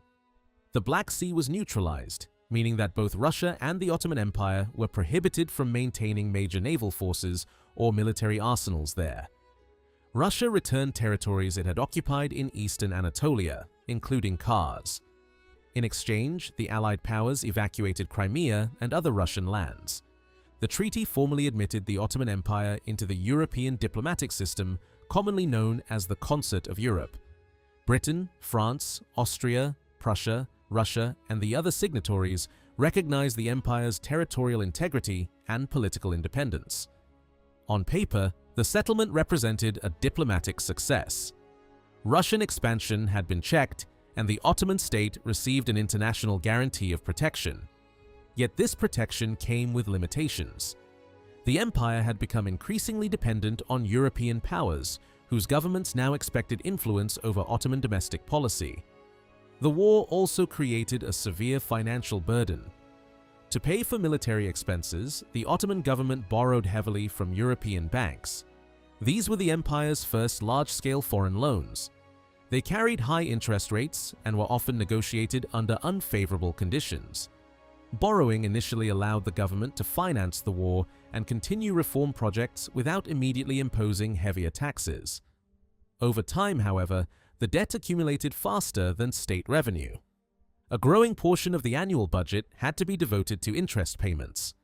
The government borrowed new money partly to repay earlier loans, creating a dangerous cycle of dependency. Foreign creditors gained increasing influence over Ottoman policy, while economic independence steadily weakened. Reformers wanted to build a stronger state, but the resources required for modernization were now tied to European financial institutions. The Tanzimat therefore produced a complex legacy. It created modern ministries, schools, courts, laws, and administrative practices. It also promoted a new idea of Ottoman citizenship that attempted to place Muslims and non-Muslims within a common political framework. At the same time, reform remained incomplete. Local resistance, religious tensions, nationalist movements, foreign intervention, financial weakness, and bureaucratic corruption limited its effectiveness. The Ottoman government was modernizing under extraordinary pressure. Every reform created new expectations, new expenses, and new opponents. The empire had entered the European state system, but not as an equal. Its survival increasingly depended on the balance of power among stronger countries, whose support was always connected to their own interests. The leaders of Tanzimat had prevented immediate collapse and transformed the institutions of government. They had not, however, solved the empire's deepest problems. Nationalism continued spreading through the Balkans. European powers continued interfering in Ottoman affairs. The treasury became increasingly dependent on foreign loans, while the gap between the ambitions of the reformers and the resources available to them continued to grow. By the middle of the 19th century, the Ottoman Empire was no longer simply fighting to recover lost territory. It was struggling to redefine the very foundations of imperial rule in a world dominated by nationalism, industrial power, modern armies, and international finance. The death of Grand Vizier Ali Pasha in September 1871 marked the end of an important chapter in Ottoman politics. As one of the leading architects of the Tanzimat reforms, his departure left a political vacuum that successive Grand Viziers struggled to fill. Sultan Abdulaziz gradually assumed greater control over daily state affairs, but instead of creating stability, His increasing personal involvement deepened divisions within the government and weakened the efficiency of the administration. Political dissatisfaction eventually reached a breaking point. In the early hours of May 30th, 1876, a coalition of senior officials and military commanders, led by the reform-minded Midhat Pasha, carried out a carefully organized coup without widespread violence. Abdulaziz was removed from the throne, and his nephew, Prince Murad, was proclaimed the new sultan. The transition was intended to restore confidence in the government and revive the reform movement that many believed had stalled during Abdulaziz's final years. Recognizing that the empire required a stable ruler during an increasingly dangerous international crisis, leading reformers removed Murad from power after only a brief reign. His younger brother ascended the throne as Sultan Abdulhamid II in August 1876. Later that year, Midhat Pasha became Grand Vizier and pushed forward one of the most ambitious political reforms in Ottoman history, the introduction of the empire's first written constitution. The new constitutional system raised hopes that representative government could strengthen the state and reduce foreign interference. These domestic reforms unfolded while the Balkans were descending into conflict. Serbia and Montenegro declared war on the Ottoman Empire during the summer of 1876, encouraged by growing Russian support for Slavic nationalism. Although Ottoman forces succeeded in defeating the Serbian army, unrest continued to spread across the region. Soon afterward, an uprising erupted in Bulgaria. Ottoman troops suppressed the revolt with considerable force, resulting in large numbers of civilian casualties. Reports of these events attracted widespread attention across Europe and gave Russia an opportunity to present itself as the protector of the Balkan Christians. As tensions increased, the European powers sought a diplomatic solution. An international conference was convened in Istanbul in December 1876 with the goal of preventing another major war. On the very day the delegates gathered, the Ottoman government surprised them by announcing the promulgation of the new constitution. Ottoman representatives argued that equal citizenship and constitutional guarantees made additional foreign demands for reform unnecessary. While the declaration impressed many observers, it failed to remove the strategic rivalry between the Ottoman Empire and Russia. Inside the palace, political struggles continued to intensify. Abdulhamid II gradually lost confidence in Midhat Pasha and dismissed him early in 1877 before sending him into exile. Shortly afterward, Russia declared war on the Ottoman Empire. Ottoman resistance, particularly during the famous defense of Plevna, delayed the Russian advance for several months and demonstrated remarkable determination. Nevertheless, Russian forces eventually broke through Ottoman defenses and advanced to the outskirts of Constantinople, bringing the empire to the brink of disaster. The conflict ended with the Treaty of San Stefano in March 1878. Russia secured major territorial and political gains, including the creation of an enormous autonomous Bulgarian state stretching toward the Aegean Sea. Serbia, Romania, and Montenegro received recognition as independent countries, while Russia acquired strategically important territories in the Caucasus. The Ottoman government also accepted obligations to implement reforms in several remaining provinces. The dramatic expansion of Russian influence alarmed Britain, Austria-Hungary, and the other European powers. To prevent Russia from dominating southeastern Europe, they gathered at the Congress of Berlin later that year. The resulting settlement reshaped the political map of the Balkans and significantly reduced Ottoman influence. Bulgaria was divided into separate political entities, preventing the emergence of a powerful Russian-aligned state. Bosnia-Herzegovina came under Austrian administration, Britain assumed control of Cyprus, and Russia retained important territories in the Caucasus. For the Ottoman Empire, the consequences were enormous. Millions of people were no longer subjects of the Sultan, and vast territories were permanently lost. Large numbers of Muslim refugees fled from the Balkans and the Caucasus into the empire's remaining provinces, creating new social and economic pressures. Although several Balkan nations achieved independence, few were satisfied with the final settlement. Competing territorial ambitions remained unresolved, leaving behind political tensions that continued to grow for decades. The Congress of Berlin did not establish lasting peace. Instead, it created a fragile balance in which almost every state believed it had been denied territory it deserved. Bulgarians resented the division of their lands, Serbians continued to dream of expansion, Romanians protested the loss of Bessarabia, Montenegro sought additional access to the Adriatic, and even Russia viewed the settlement as an incomplete reward for its costly military campaign. These unresolved disputes transformed the Balkans into one of Europe's most unstable regions, a situation that eventually contributed to the outbreak of the First World War in 1914. Despite the empire's military defeats and territorial losses, Abdülhamid II devoted considerable attention to modernization. He expanded elementary and secondary education, established new professional schools, strengthened medical training, and supported the growth of higher education in Istanbul. Modern communication networks also became a priority.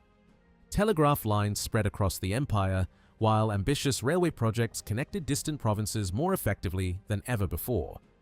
The completion of the Hejaz Railway greatly improved communication with the Arabian Peninsula and enabled the rapid deployment of troops to regions vulnerable to rebellion.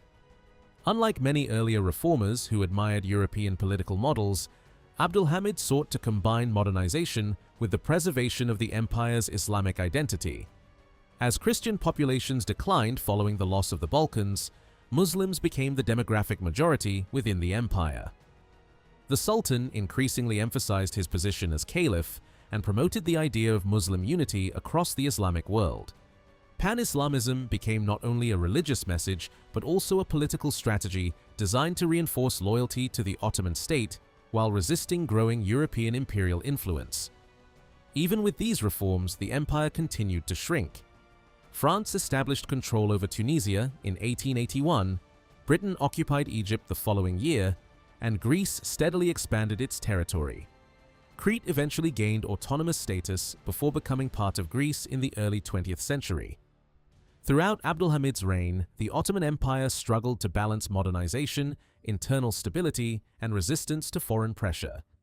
Although many reforms strengthened state institutions, they could not reverse the powerful nationalist movements and international rivalries that were steadily dismantling one of the world's oldest empires.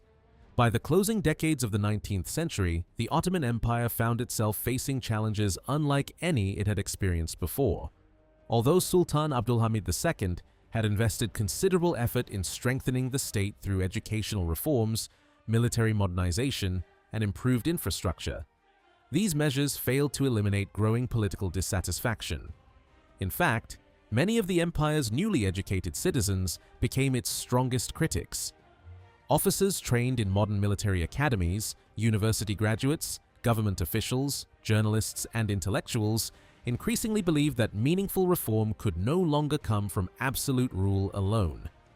Instead, they argued that the future of the empire depended on reviving constitutional government and restoring political participation through an elected parliament. These ideas gradually spread through secret political circles that began appearing during the late 1880s. Small groups of reform-minded students and officers met discreetly to exchange ideas, discuss the empire's future, and organize resistance against the existing political system. Some members eventually fled abroad to avoid arrest, settling in European cities where they established newspapers and political organizations dedicated to criticizing the Sultan's increasingly centralized authority. Those who remained inside the empire focused their attention on military units stationed in Macedonia and other strategically important regions, quietly recruiting supporters among younger officers.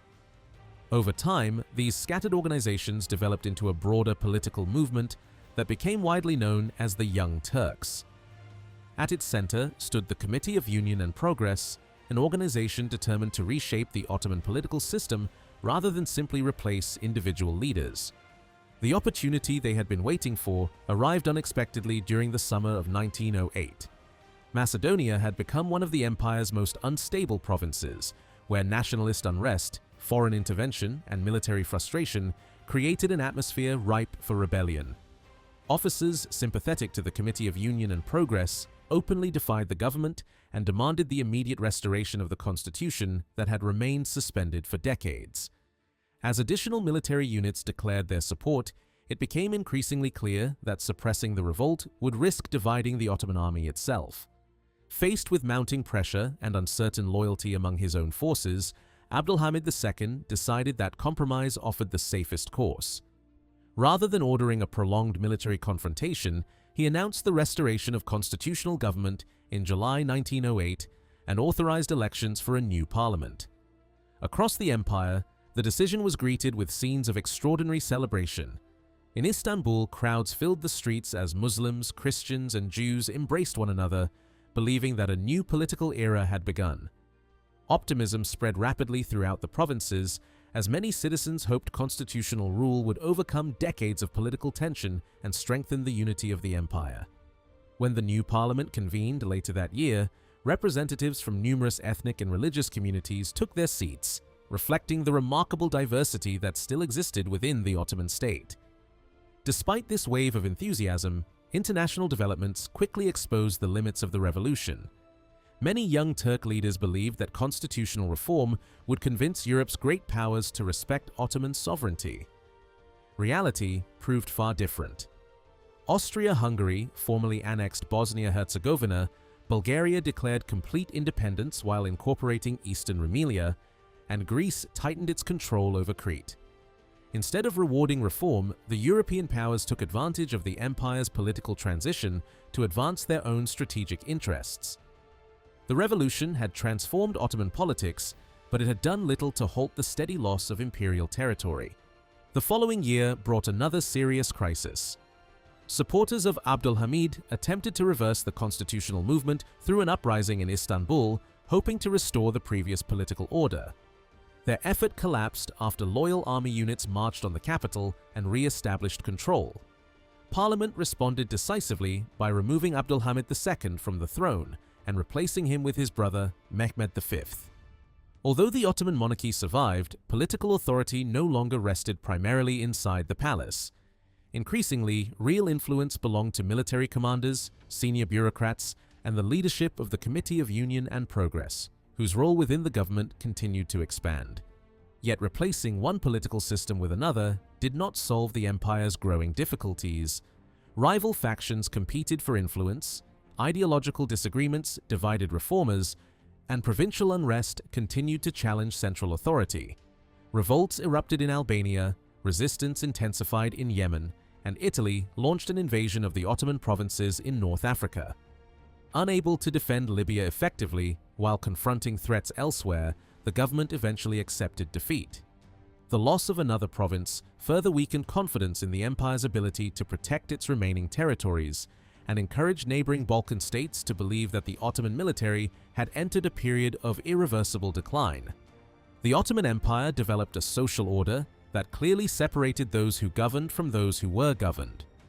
At the top stood the ruling elite, a privileged class composed of soldiers, high-ranking administrators, religious scholars, and senior officials who managed the affairs of the state.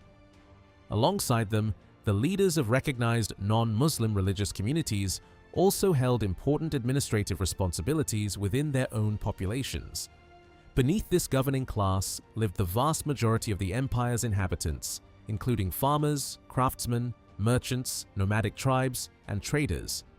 These communities produced food, manufactured goods, maintained commercial networks, and generated the taxes that financed both the government and the military. Rural farmers formed the backbone of the empire because settled agriculture provided a stable tax base and a dependable source of recruits for the army. Nomadic groups, although valuable as warriors and herders, often resisted central authority, leading successive Ottoman governments to encourage or compel them to adopt a settled lifestyle. The political system revolved around the sultan, whose authority united executive, military, and judicial power.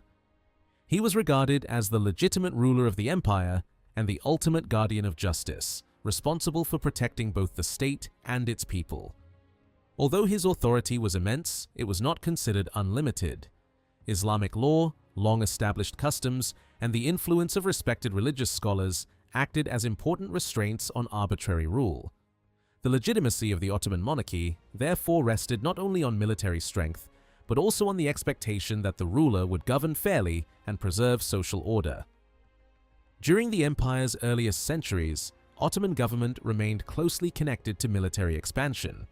The first rulers personally led campaigns, inspected frontier territories, and spent much of their lives moving between fortified strongholds. Rather than ruling permanently from a magnificent capital, they governed as warrior kings whose authority depended on successful leadership in battle.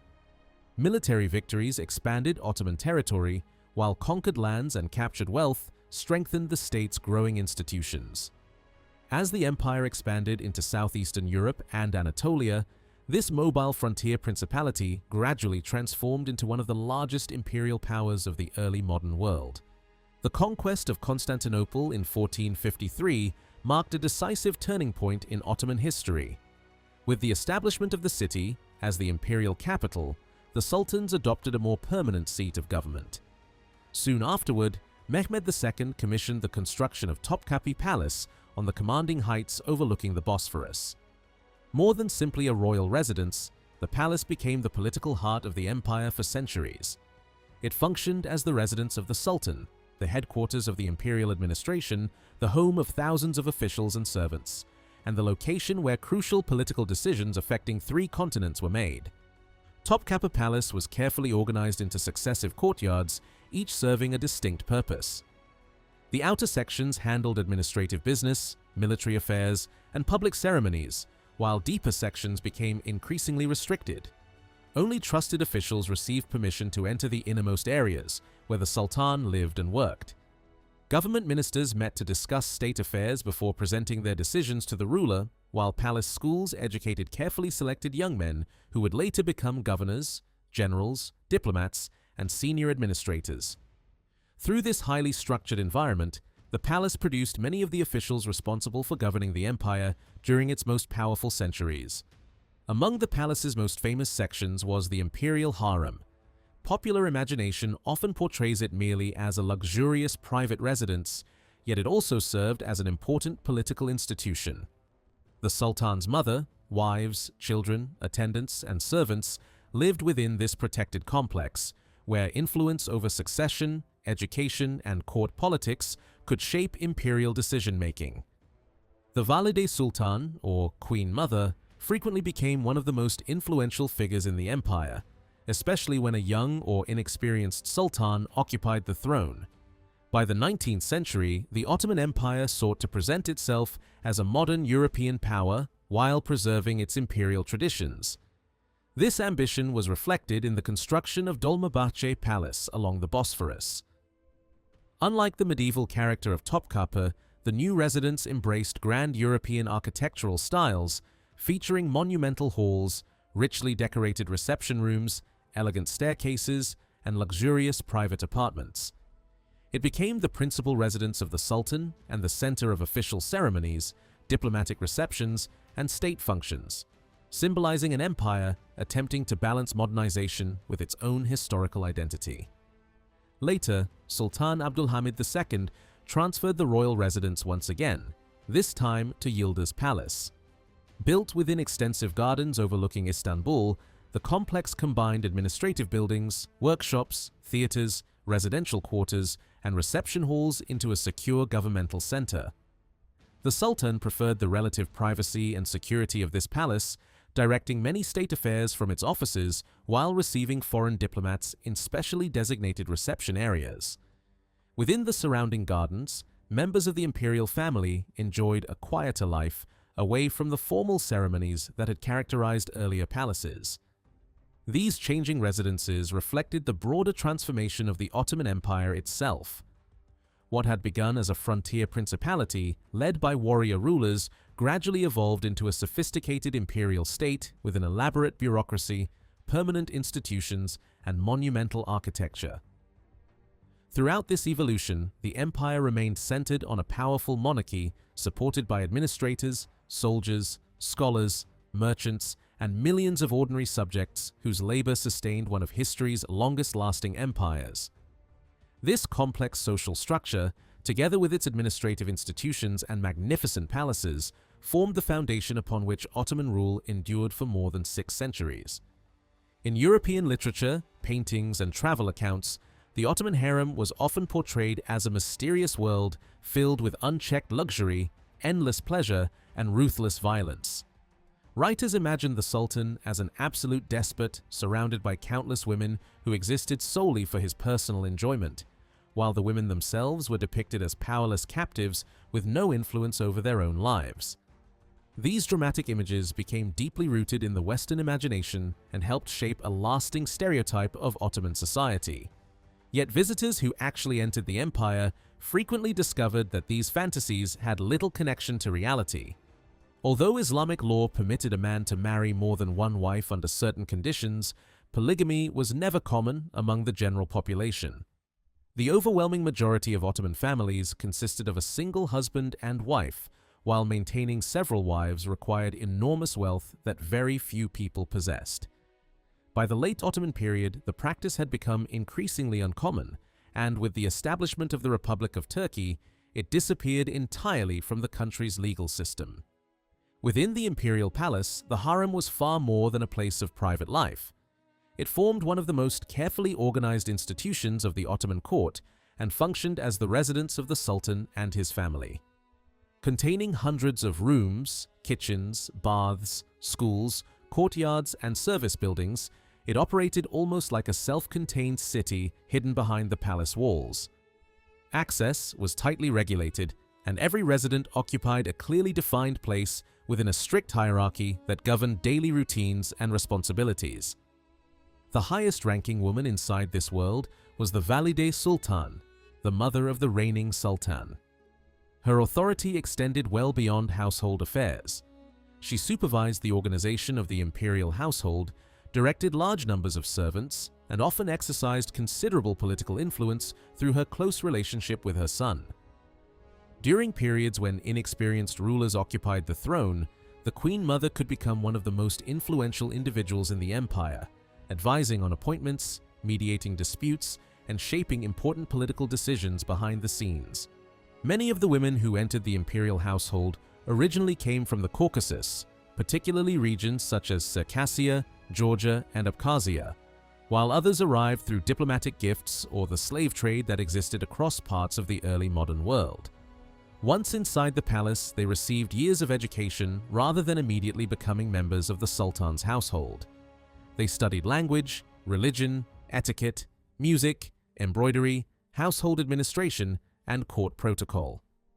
Only a small number eventually became companions of the ruler, while many others served in administrative or domestic roles throughout the palace.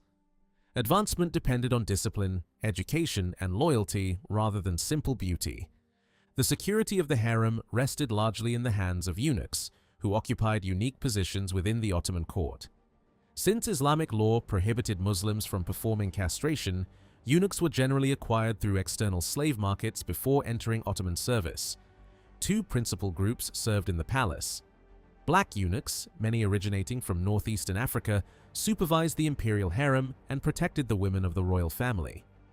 White eunuchs, many from the Balkans and the Caucasus, were responsible for sections of the palace connected with education and administration, particularly the training of promising young recruits destined for government service. Among these officials, none held greater influence than the chief black eunuch. His responsibilities extended well beyond guarding the harem. He coordinated palace administration, supervised religious charitable foundations connected to the holy cities of Mecca and Medina, oversaw the education of the crown prince, and maintained constant access to the Sultan and the Queen Mother. Because he stood at the intersection of the royal household and the imperial government, he often became one of the most powerful figures in Ottoman politics, with influence rivaling that of senior ministers. The palace itself functioned through an elaborate administrative structure designed to meet every need of the ruler. Different chambers managed personal security, finances, ceremonial objects, meals, clothing, correspondence, and preparations for military campaigns. Young pages selected for palace service underwent years of education and practical training before receiving positions close to the Sultan. Those who demonstrated exceptional intelligence, discipline, and loyalty frequently rose to become governors, generals, diplomats, or grand viziers, making the palace one of the empire's most important training centers for future leaders. As the Ottoman court became increasingly formal, direct access to the Sultan grew more restricted. Layers of attendants, pages, secretaries, and senior officials stood between the ruler and the outside world. This gradual isolation unintentionally strengthened the political importance of the imperial household. The Queen Mother, influential wives, trusted attendants, and senior eunuchs often became essential channels through which information reached the monarch. Their privileged access allowed them to influence appointments, communicate political concerns, and occasionally shape the direction of imperial policy. Despite popular legends portraying Ottoman rulers as idle monarchs consumed by luxury, many sultans followed disciplined daily routines. Their mornings were usually devoted to government business, including meetings with ministers, reviewing reports, issuing decrees, and hearing petitions. Afternoons often involved military inspections, administrative discussions, or private study. Evenings varied according to the personality of the ruler. Some invited scholars to debate theology and law, others welcomed poets, musicians, historians, or storytellers, while religious gatherings, artistic performances, and literary discussions formed regular parts of palace life. Hunting, horseback riding, and military exercises also remained favorite pursuits whenever circumstances allowed. Court life evolved significantly during the 19th century as the empire embraced administrative modernization and greater contact with Europe. Ceremonial traditions that had defined earlier centuries gradually gave way to a more informal style of government. Sultan Abdulhamid II, for example, adopted a routine that reflected both Ottoman tradition and European influence. He began his day early, worked closely with his secretaries, met government officials throughout the afternoon, and received foreign diplomats in a far less ceremonial atmosphere than his predecessors. Formal audiences increasingly resembled diplomatic conversations rather than elaborate court rituals. Although interpreters were often necessary during discussions with foreign representatives, the Sultan remained personally involved in state affairs, carefully reviewing reports before making important decisions. Outside official duties, Abdulhamid preferred a quieter private life. He enjoyed spending time with his family, listening to and performing music, taking walks through the gardens of Yildiz Palace, or relaxing beside its artificial lake. Unlike the extravagant image often presented abroad, his daily routine reflected a ruler balancing political responsibilities with personal interests while attempting to preserve an empire facing mounting internal pressures and international challenges. Through its palaces, court officials, educational institutions, and carefully structured household, the Ottoman dynasty maintained a sophisticated system of government that combined ceremonial tradition with practical administration for centuries. Public displays of the Ottoman Sultan were rare, making every appearance an important political event. One of the few occasions when ordinary people could see their ruler was the weekly Friday procession to the imperial mosque for communal prayer. These journeys were carefully choreographed to reinforce the dignity of the throne and the authority of the state. Court officials, military commanders, palace servants, and elite guards accompanied the Sultan according to a strict order that reflected their rank within the imperial hierarchy. Every detail, from the clothing of the attendants to the formation of the escort, was intended to communicate discipline, stability, and power to the thousands who gathered along the streets to witness the procession. Military expeditions offered another opportunity for the empire to display its strength before both its own population and foreign observers.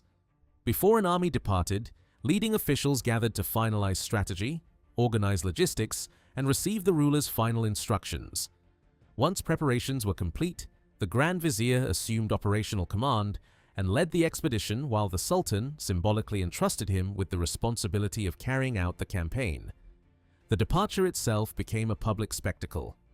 Citizens crowded the streets, rooftops, and waterfronts to cheer the soldiers as they marched toward their destination.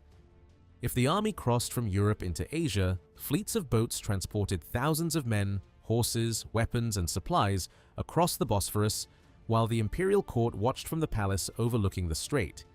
Foreign travelers were often astonished by the scale and organization of these military parades. Long columns of standard-bearers carrying brightly colored banners announced the beginning of the procession. Palace officials, messengers, artillery units, armored infantry, cavalry regiments, engineers, and elite formations followed one another in carefully arranged order. Janissaries marched in disciplined ranks while musicians, drummers, and members of religious brotherhoods accompanied them with prayers and ceremonial music.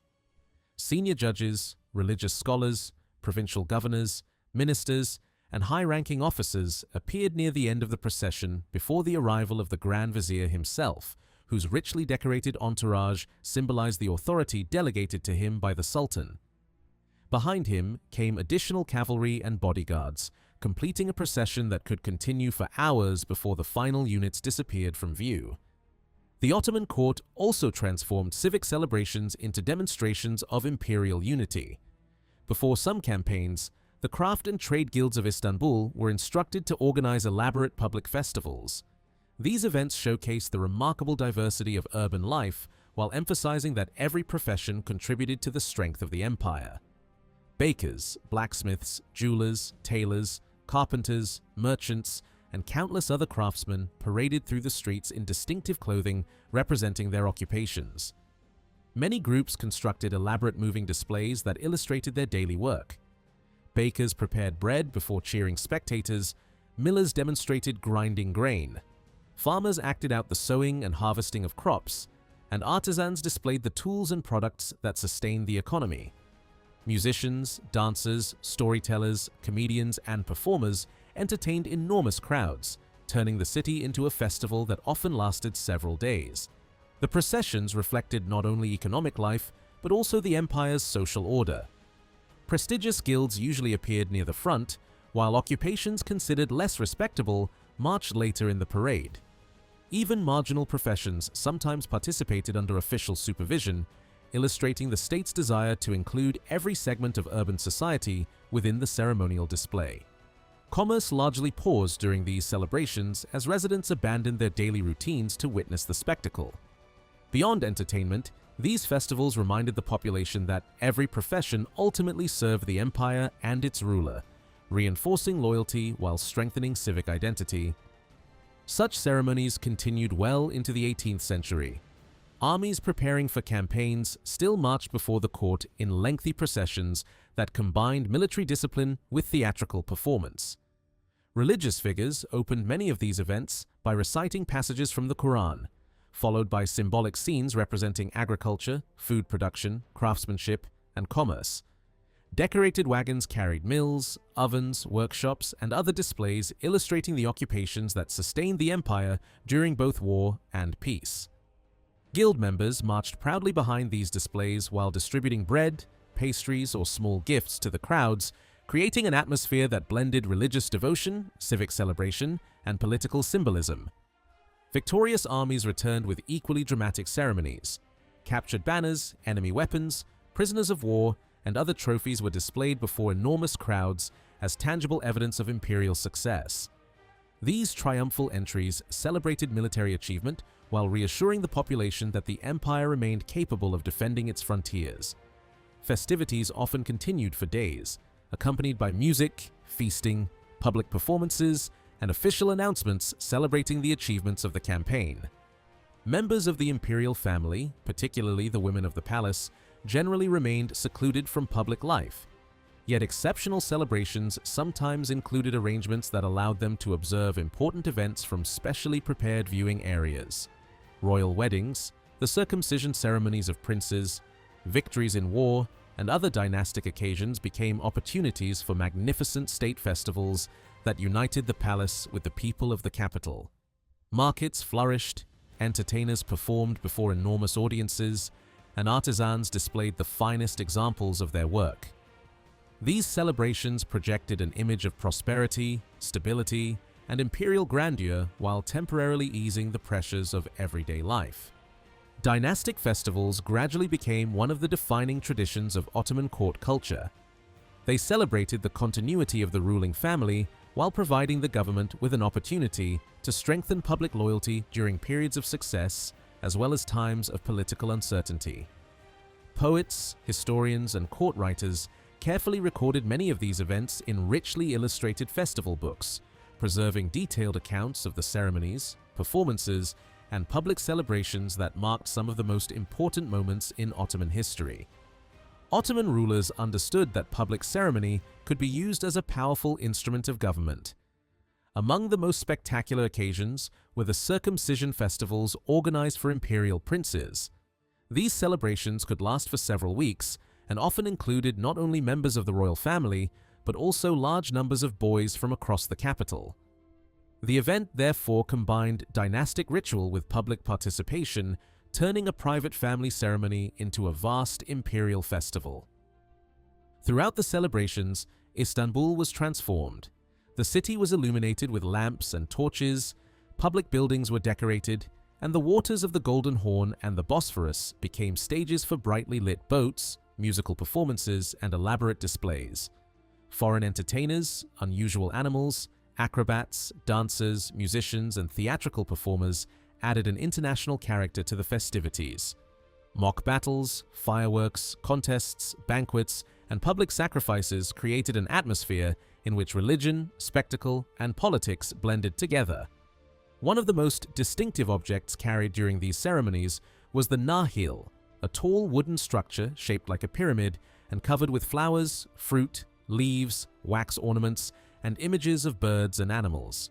Its form symbolized fertility, renewal, and the continuation of the dynasty. Musicians, soldiers, artisans, and performers accompanied it through the streets before it was placed near the prince who was to be circumcised. After the ceremony, it was carried back to the palace. Along the route, sweet drinks, pastries, and food were distributed to the crowd, while sheep were sacrificed and large meals were prepared for guests, officials, soldiers, and ordinary residents of the city. Hundreds of performers took part in these festivals. Singers, dancers, comedians, jugglers, fire eaters, mimics, acrobats, and musicians competed to attract the attention of the Sultan and the public. Many came from the Greek, Armenian, Jewish, and Roma communities of the empire.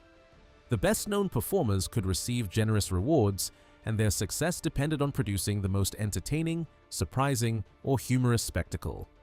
In this way, imperial celebrations created a temporary world in which ordinary rules were relaxed and the streets became a vast public theater. The appointment of a Grand Vizier could also become a ceremonial occasion. Astrologers sometimes selected the most favorable hour for his formal entrance into the capital, while spectators rented shops or balconies along the route to watch the procession. On reaching the palace, the new chief minister received a ceremonial robe, jeweled decorations, and the blessing of the Sultan. Animals were sacrificed, food was distributed to the poor, and money or gifts were given to military units to ensure their support.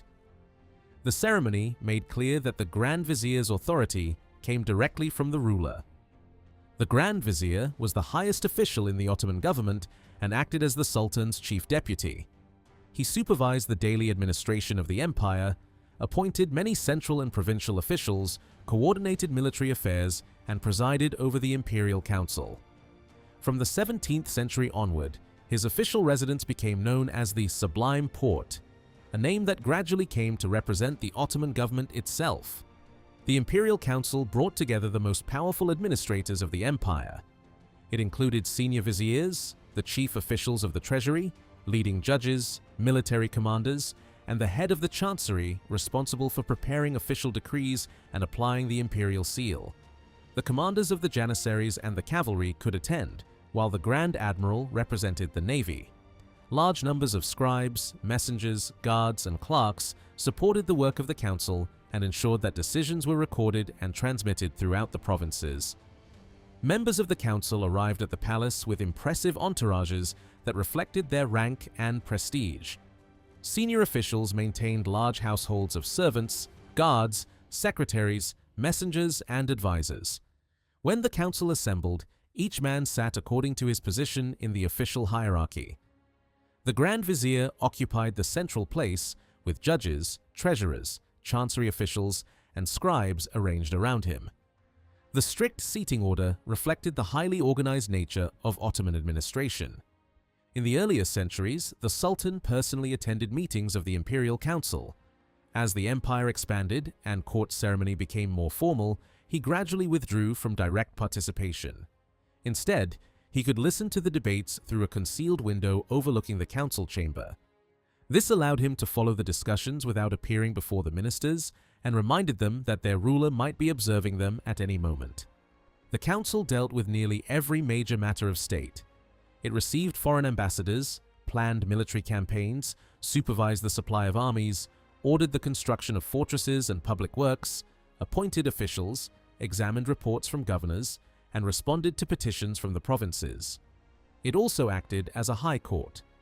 Both members of the ruling class and ordinary subjects could bring complaints before the Grand Vizier, who listened to cases and issued judgments.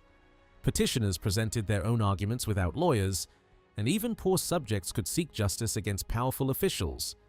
Meetings often lasted for many hours and included several meals. When food was served, senior officials gathered around large copper trays and shared dishes prepared in the palace kitchens.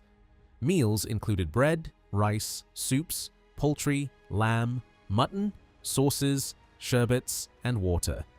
The dishes were brought in succession, with each plate removed after the officials had tasted it. Leftover food was distributed among their servants and attendants, whose meals were generally simpler. After the council completed its work, the Grand Vizier and selected ministers sometimes entered the Sultan's audience chamber to present reports. The Grand Vizier spoke directly to the ruler, while most other officials stood silently with their hands crossed and heads lowered. The ceremony emphasized both obedience to the Sultan and the enormous authority entrusted to the Grand Vizier. Foreign diplomacy followed an equally formal system. Ambassadors visiting the palace were escorted by elite cavalry and government officials. Before meeting the Sultan, they were received by the Grand Vizier and served an elaborate meal, usually followed by coffee and sweets. They were then led to the audience chamber by senior palace officials. There, the ambassador approached the throne, bowed, and symbolically kissed a strip of cloth hanging from the Sultan's sleeve. During the height of Ottoman power, the ruler remained seated and did not permit foreign envoys to sit in his presence.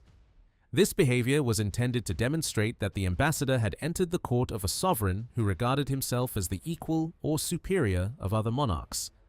By the 19th century, Ottoman diplomatic customs had become less rigid, and sultans increasingly stood to greet foreign representatives in a more European manner.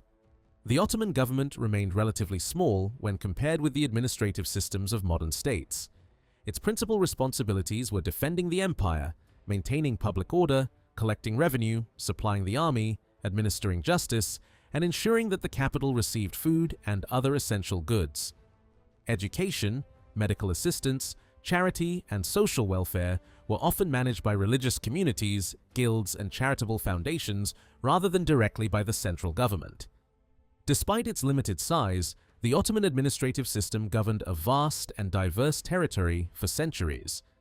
Through ceremonies, councils, petitions, military organization, and carefully structured offices, the empire connected the authority of the Sultan to the daily administration of distant provinces. Public festivals displayed the magnificence of the dynasty, while the imperial council transformed royal authority into practical decisions. Together, ceremony and administration formed two essential pillars of Ottoman government. For centuries, the Ottoman state relied on a carefully trained administrative and military elite whose members often began life far from the imperial court. Many governors, commanders, and senior officials were recruited when they were still boys, brought into the service of the Sultan, converted to Islam, and educated within institutions controlled by the palace. This system, known as the devshirme, drew primarily from Christian communities in the European provinces of the empire. Its purpose was to create servants whose position, education, and future depended entirely on the ruler, rather than on powerful local families. Recruiters periodically visited towns and villages in the Balkans and selected boys considered healthy, intelligent, disciplined, and physically capable. The chosen recruits were registered and transported in groups to the Ottoman capital. There, they entered a demanding system of education and training. The most promising were assigned to palace schools, while others were prepared for service in the Janissary Corps, the elite infantry force maintained and paid directly by the central treasury. Life inside the palace was designed to separate these boys from their previous environment and reshape them into members of the Ottoman ruling class. Their education began with discipline, silence, posture, and court etiquette. They learned how to behave in the presence of the Sultan, when to speak, where to stand, and how to demonstrate loyalty and respect. They studied reading and writing, Turkish, Arabic, Persian, religion, literature, and the refined language used by the administrative elite. Physical education was equally important. Riding, archery, wrestling, spear throwing, swordsmanship, and other military skills formed part of their daily routine. The palace sought to create men who could serve equally well in government or war. Those who completed their training successfully might remain close to the ruler, enter the central administration, command military units, or later govern distant provinces. For much of the classical period, they were expected to remain unmarried until relatively late in life so that their loyalty and energy would be directed toward the sultan rather than toward their own households.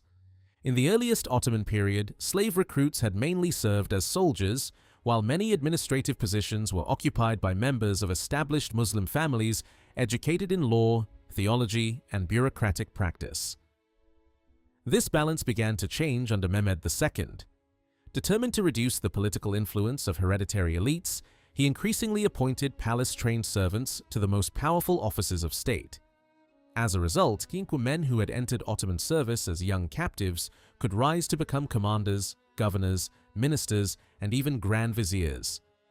The Janissaries were the most famous military product of this system.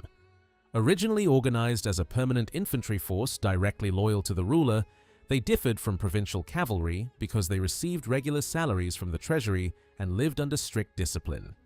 Their training, organization, and use of firearms made them one of the most effective military forces of the early modern period.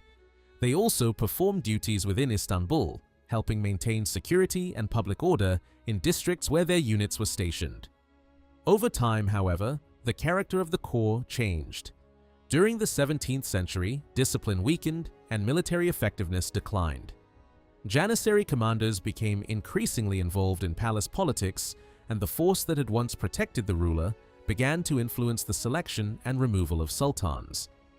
Their presence in the capital gave them enormous political power, and repeated rebellions demonstrated that the government could no longer control them as easily as before. Economic pressures accelerated this transformation. Inflation reduced the real value of their salaries, while delays in payment encouraged many janissaries to seek other sources of income. They entered commerce, opened coffeehouses, worked as craftsmen, boatmen, bakers, butchers, and porters, or formed relationships with urban guilds and shopkeepers. Some offered protection in return for regular payments. They increasingly married, lived outside their barracks, and arranged for their sons to enter the corps, turning what had once been a merit-based military institution into something closer to a hereditary social group. Because their economic interests became tied to the traditional urban order, the Janissaries often opposed military and administrative reform. Any attempt to establish a new army trained according to European methods threatened their income, prestige, and political influence. By the early 19th century, they had become one of the greatest obstacles facing reform-minded rulers.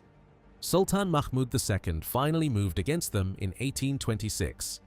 After provoking and suppressing their resistance, government forces attacked the Janissary barracks in Istanbul and destroyed the corps. The event ended an institution that had shaped Ottoman military and political life for centuries. Yet abolishing the Janissaries did not immediately solve the empire's military weaknesses. Building a disciplined and modern army required decades of reform, foreign expertise, and painful experience in wars against European powers. Beyond the capital, Ottoman survival depended on an effective provincial system capable of collecting taxes, maintaining order, and supplying soldiers. Land formed the foundation of this system. Most agricultural territory was considered state property, although private holdings and religious endowments also existed. Peasants usually possessed hereditary rights to cultivate their fields, but they did not enjoy complete freedom to sell or transfer them without official approval. The government constantly sought to preserve agricultural production because farming supported both taxation and military organization. When new territory was conquered, officials surveyed villages, fields, crops, and other taxable resources. Their findings were entered into detailed registers, which allowed the state to estimate revenue and assign obligations. These surveys were revised periodically to account for changes in population, cultivation, and productivity. Because coin was often scarce, the government could not always pay soldiers and officials directly from the treasury. Instead, it assigned them the right to collect revenue from particular districts. The most common of these assignments was the timar. A cavalryman known as a sipahi received income from the land in return for military service. He did not own the territory, but collected taxes, maintained local order, protected agricultural production, and joined imperial campaigns with armed retainers. Larger revenue assignments were known as ziamats and were generally granted to more important officers. The value of the assignment determined the number of soldiers its holder was expected to provide during war. This arrangement allowed the government to maintain a large cavalry force without paying every man directly from Istanbul. The sipahi lived closer to rural society than the salaried soldiers of the capital.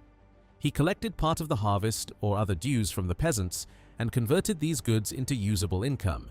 In return, he was expected to prevent violence, protect cultivation, and ensure that taxes reached the state. His authority was limited by law and administrative custom, since the land ultimately remained under imperial control. Several timars were grouped within a larger district known as a sancak. Each sancak was governed by a sancak bey, a military administrator who received a banner from the sultan as a symbol of delegated authority. Beneath him served other officers responsible for organizing cavalry, enforcing government orders, arresting criminals, and preserving peace. Through this combination of palace education, salaried infantry, provincial cavalry, taxation, and land administration, the Ottoman Empire created a system capable of ruling vast territories with a relatively small central bureaucracy. Its strength rested on the loyalty of trained servants, the productivity of peasant agriculture, and the ability to convert local revenue into military power. For centuries, these institutions helped connect the authority of the Sultan in Istanbul with distant villages, towns, and frontiers across the empire. As the Ottoman Empire expanded across vast territories, its provincial administration became increasingly complex. The number of districts grew, and the central government needed a stronger system to supervise local officials. For this reason, several sancaks were grouped into larger provinces under the authority of a beylebey, a senior governor whose title literally meant Bey of the Beys. From his provincial capital, the beylebey supervised district governors, coordinated military preparations, collected information about taxes, and represented the authority of the sultan. These provincial capitals usually contained a permanent military garrison, a religious judge, treasury officials, and administrators responsible for taxation. Yet, the empire did not apply the same model everywhere. Ottoman rule was flexible and often adapted to local traditions. In many Kurdish and Arab regions, tribal leaders were recognized as hereditary governors. They collected taxes, retained part of the revenue, and supplied soldiers when the sultan went to war. Their loyalty mattered more than direct administration from Istanbul. Some territories remained under their own Christian or Muslim rulers while acknowledging Ottoman supremacy. Wallachia and Moldavia were governed by native princes, while the Crimean Khanate preserved its own dynasty. These rulers paid annual tribute, supported Ottoman military campaigns, and were expected to regard the enemies of the Sultan as their own enemies. At times, one of the ruler's sons was sent to the Ottoman court as a guarantee of obedience. Such arrangements allowed the empire to control distant regions without replacing every local institution. Alongside governors stood the Qadi, the judge who represented the legal authority of the Sultan. Provincial governors possessed executive and military power, but they could not lawfully punish or confiscate property without a judicial decision. The Qadi, meanwhile, could issue judgments, but depended on the governor and local officers to enforce them. This separation created a balance between administrative authority and legal oversight. The duties of a Qadi extended far beyond criminal trials. He resolved disputes, registered contracts, supervised inheritances, protected the property of orphans, recorded marriages, and performed many of the functions associated with a modern notary. In reaching decisions, he applied Islamic law, imperial regulations, and, when appropriate, established local customs. The Ottoman legal system therefore combined religious principles with practical rules designed to meet the needs of a diverse empire. Penalties varied according to the seriousness of the offense. Crimes such as murder, rape, and armed robbery could result in execution or severe physical punishment. Lesser offenses, including assault, theft, drinking alcohol, or adultery, were often punished through fines or corporal penalties. In practice, local circumstances, evidence, social status, and the judgment of the court could all influence the outcome. Most Ottoman subjects belonged to one of three broad productive groups: farmers, craftsmen, or merchants. Together they supplied food, manufactured goods, maintained commercial networks, and generated the revenue that supported the government. Ottoman cities were among the most important economic and cultural centers of the early modern world. Their skylines were shaped by mosques, churches, synagogues, schools, markets, bathhouses, fountains, bridges, mausoleums, and charitable complexes. Many cities had existed since antiquity, while others developed along military roads, caravan routes, ports, and border zones. These towns connected rural villages to major markets and served as administrative centers for the surrounding countryside. Although they were often physically compact, their narrow streets contained a dense mixture of houses, workshops, religious buildings, coffeehouses, inns, gardens, fountains, and public baths. The basic social unit of the Ottoman city was the mahal, or neighborhood. A mahal was more than a geographical district. It formed a closely connected social world in which people shared religious institutions, local markets, public services, and daily routines. Most residents spent much of their lives within their immediate neighborhood because nearly everything they needed could be found nearby. A typical mahal contained a place of worship, small shops, food sellers, fountains, and sometimes a bathhouse or school. The constant contact among neighbors created a strong sense of belonging. Residents knew one another's families, occupations, and habits. Strangers were noticed immediately, and local solidarity could provide protection during illness, poverty, or crisis. Yet the same closeness also encouraged gossip, suspicion, and social pressure. Neighborhoods often developed around religion or occupation. Muslim districts usually centered on a mosque, Christian quarters around a church, and Jewish neighborhoods around a synagogue. Some were named after the dominant craft practiced there, such as weaving, metalworking, leather production, or food preparation. The house of worship served as the spiritual and social center of the community. Each mahale had recognized representatives. In Muslim neighborhoods, the imam served as the religious leader, while another local official acted as the link between the community and the government. Christian and Jewish quarters were represented by priests, rabbis, elders, or other communal figures. These leaders helped communicate official orders, settle minor disputes, identify residents, and collect taxes. Smaller Ottoman towns followed a similar pattern. Their centers usually contained the main mosque, administrative buildings, markets, inns, bathhouses, schools, and Sufi lodges. Commercial life was concentrated in the central district, while residential neighborhoods spread outward. Muslim officials and craftsmen often lived closer to the center, while Christian communities were sometimes located in surrounding quarters. Merchants from Greek, Armenian, Jewish, Balkan, and foreign communities played especially important roles in regional and international trade. The outer neighborhoods of Balkan towns were often highly diverse. Bulgarians, Greeks, Armenians, Albanians, Jews, and merchants from the Adriatic coast might live within the same urban area while maintaining their own religious and communal institutions. Most earned their living through trade, craftsmanship, transport, or small-scale production. This diversity made Ottoman towns culturally rich, though social interaction remained shaped by religion, occupation, and neighborhood identity. Architecture varied greatly across the empire. Climate, geography, local materials, and regional traditions influenced how houses were built. Wealthy mansions stood near modest dwellings, revealing the sharp economic divisions within urban society. Many prosperous homes were hidden behind plain exterior walls and entered through decorative wooden doors. Privacy, rather than outward display, shaped much domestic architecture. Larger Muslim houses were commonly divided into two main sections. The selamlik was reserved for male guests, business, and public interaction. The haremlik served as the private family area and was generally closed to unrelated male visitors. This division did not mean that women were entirely isolated from social life. Instead, the household created separate spaces in which men and women entertained guests, maintained relationships, and performed their respective social roles. The homes of senior officials in the Balkans could be surrounded by vineyards, orchards, gardens, pools, fountains, and small pavilions.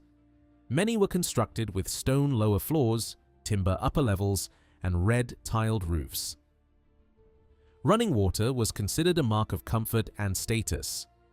Poorer urban homes were simpler and often resembled village houses, though some possessed an additional upper floor or small courtyard. Despite the density and diversity of Ottoman cities, foreign visitors frequently commented on their apparent order. Janissary patrols and local watchmen helped maintain security. At night, streets became almost completely silent. Shops closed, movement declined, and watchmen announced their presence as they walked through the neighborhoods.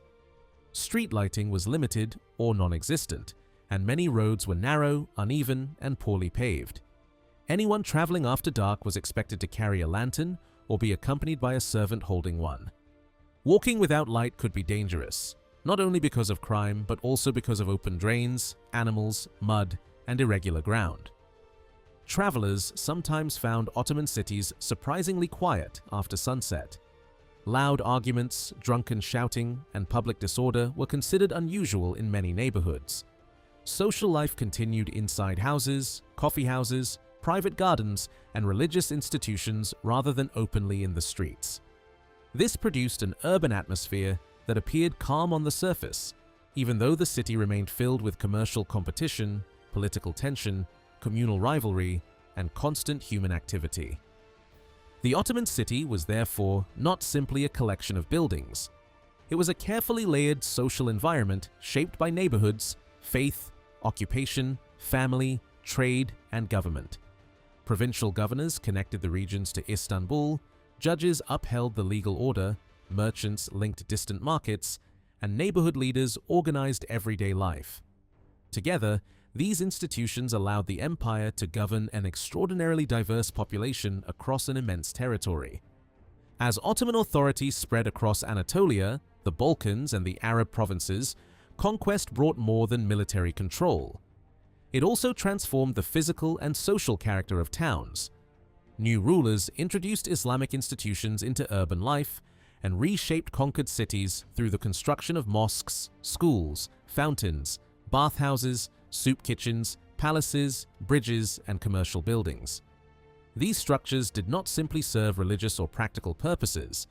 They announced the presence of the Ottoman state and gave its cities a recognizable architectural identity. Ottoman sultans, ministers, governors, and wealthy officials became major patrons of construction. Their projects encouraged settlement, trade, education, and public welfare.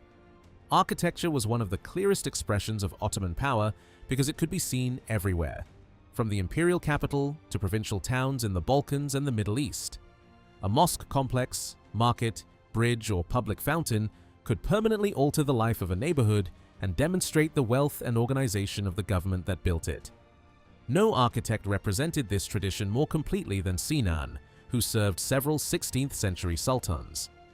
During his long career, he designed mosques, schools, bridges, bathhouses, hospitals, tombs, and water systems across the empire. His early masterpiece, the Shehzade Mosque complex, was built in memory of one of Sultan Suleiman's sons. Its central dome and surrounding half-domes created a balanced interior that revealed Sinan's growing command of space, light, and structure. He later designed the Süleymaniye Mosque, one of Istanbul's most commanding monuments. Rising above the city and overlooking the harbor, the complex contained far more than a place of worship. Schools, charitable kitchens, medical facilities, and other public institutions surrounded the mosque, creating a center of religious, educational, and social life. Sinan's greatest personal achievement, however, was the Selimiye Mosque in Edirne. Its vast central dome, slender minarets, balanced proportions, and carefully planned interior became one of the finest expressions of classical Ottoman architecture. Water played an equally important role in Ottoman urban planning. Public fountains were placed near mosques, streets, markets, and neighborhoods, supplying drinking water and allowing worshippers to wash before prayer. Aqueducts and distribution systems carried water over long distances, while bathhouses offered both cleanliness and social interaction. These projects required advanced engineering and large financial resources, making them visible demonstrations of government capacity. After conquering a city, Ottoman rulers generally sought to restore rather than abandon it. Walls and fortresses were repaired, damaged markets reopened, bathhouses reconstructed, and commercial facilities returned to use. New inhabitants were encouraged to settle, especially merchants, craftsmen, administrators, soldiers, and religious scholars. The goal was to transform a captured urban center into a functioning part of the imperial economy as quickly as possible. The reconstruction of Constantinople after 1453 was the most ambitious example of this policy. Years of warfare, economic decline, and population loss had left much of the city damaged or empty. Mehmed II understood that military conquest alone could not create a capital worthy of his empire. He invited people from many provinces to settle there and offered houses, gardens, and property to new arrivals. When voluntary migration proved insufficient, the government ordered families of different social and religious backgrounds to relocate to the city. Muslims, Christians, and Jews arrived from Anatolia, the Balkans, and other regions. They repaired houses, opened workshops, established religious institutions, and revived commercial life. Mosques, schools, charitable complexes, hospitals, and markets appeared throughout the city. Merchants and artisans brought skills and capital, while state officials created the administrative structure necessary to govern the new capital. Over time, Constantinople was transformed into Istanbul, the political and economic heart of the Ottoman world. Similar settlement policies were used elsewhere. Turkmen communities were moved from Anatolia into newly conquered Balkan regions, while Greek, Jewish, and Armenian merchants established businesses in expanding Ottoman towns. These migrations increased urban populations and created cities of remarkable linguistic, religious, and cultural variety. New Muslim communities often grew around garrisons, government offices, religious schools, and mosques, while older Christian and Jewish populations continued to play major roles in trade and craftsmanship. A provincial Ottoman city contained many officials responsible for keeping the state functioning. Judges heard legal cases, tax officers assessed revenue, soldiers guarded fortresses, market inspectors regulated prices and quality, customs officers supervised trade, engineers maintained public works, and architects directed construction. Religious scholars interpreted Islamic law and taught in schools. Together, these officials connected local life to the authority of the imperial government. Much of the empire's urban development was financed through charitable foundations known as vakufs. A person who created such a foundation permanently dedicated property or income to a religious or public purpose. Shops, farms, mills, inns, bathhouses, markets, or warehouses could generate revenue that paid for the operation of a mosque, school, hospital, fountain, bridge, kitchen, or Sufi lodge. The founder gave up direct ownership but gained social prestige and expected spiritual reward. The vakuf system allowed public institutions to function without depending entirely on annual payments from the central treasury. A mosque complex might be supported by rent from nearby shops, income from agricultural land, or fees collected from a bathhouse and caravanserai. Because the revenue source and charitable service were linked, a foundation could continue operating for generations. This system became one of the central engines of Ottoman urban growth. Charitable complexes often clustered around mosques and included schools, kitchens, hospitals, guest houses, and fountains. Commercial buildings were placed nearby, creating active districts that combined worship, education, welfare, and trade. Vakufs also financed bridges, ferries, roads, and water systems, making travel and commerce easier. Through these foundations, private wealth was converted into lasting public infrastructure. Beyond the palace and mosque, the marketplace formed the center of everyday urban life. Every important Ottoman city possessed a commercial district where goods were produced, stored, exchanged, and sold. Known as the Çarşı, this space brought together craftsmen, merchants, customers, porters, money changers, travelers, and officials.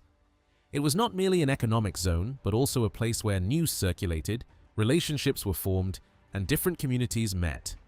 At the heart of many commercial districts stood the Bedesten, a secure covered building used for valuable merchandise. Its doors could be locked at night or during periods of unrest, protecting textiles, jewelry, precious metals, important documents, and other costly goods. Merchants sometimes stored their wealth in reinforced chambers within these buildings, giving the Bedesten a role similar to both a market and a secure commercial vault. Caravanserais and inns surrounded the commercial districts. They provided accommodation for merchants, storage for goods, and shelter for animals arriving with long-distance caravans. These facilities connected Ottoman cities to trade routes stretching across Europe, Asia, North Africa, and the Indian Ocean. Grain, textiles, spices, leather, metals, ceramics, weapons, timber, and luxury goods moved through these networks. The most famous Ottoman commercial complex was Istanbul's covered bazaar. Developed after the conquest, it expanded from a collection of shops into an enormous enclosed district. Its vaulted streets, narrow lanes, courtyards, fountains, warehouses, workshops, and gates formed something close to a city inside the city. As it grew, thousands of shops filled its interior, while mosques, bathhouses, schools, coffeehouses, and storage buildings served the people who worked and traded there. Different crafts occupied their own sections. Goldsmiths, shoemakers, carpet sellers, tailors, fur merchants, metalworkers, furniture makers, jewelers, cosmetic sellers, and dealers in second-hand clothing clustered together. This organization allowed customers to compare goods easily and enabled guilds to supervise quality, prices, training, and professional conduct. The arrangement also reduced some of the dangers associated with fire, noise, or unpleasant smells by keeping particular activities within designated areas.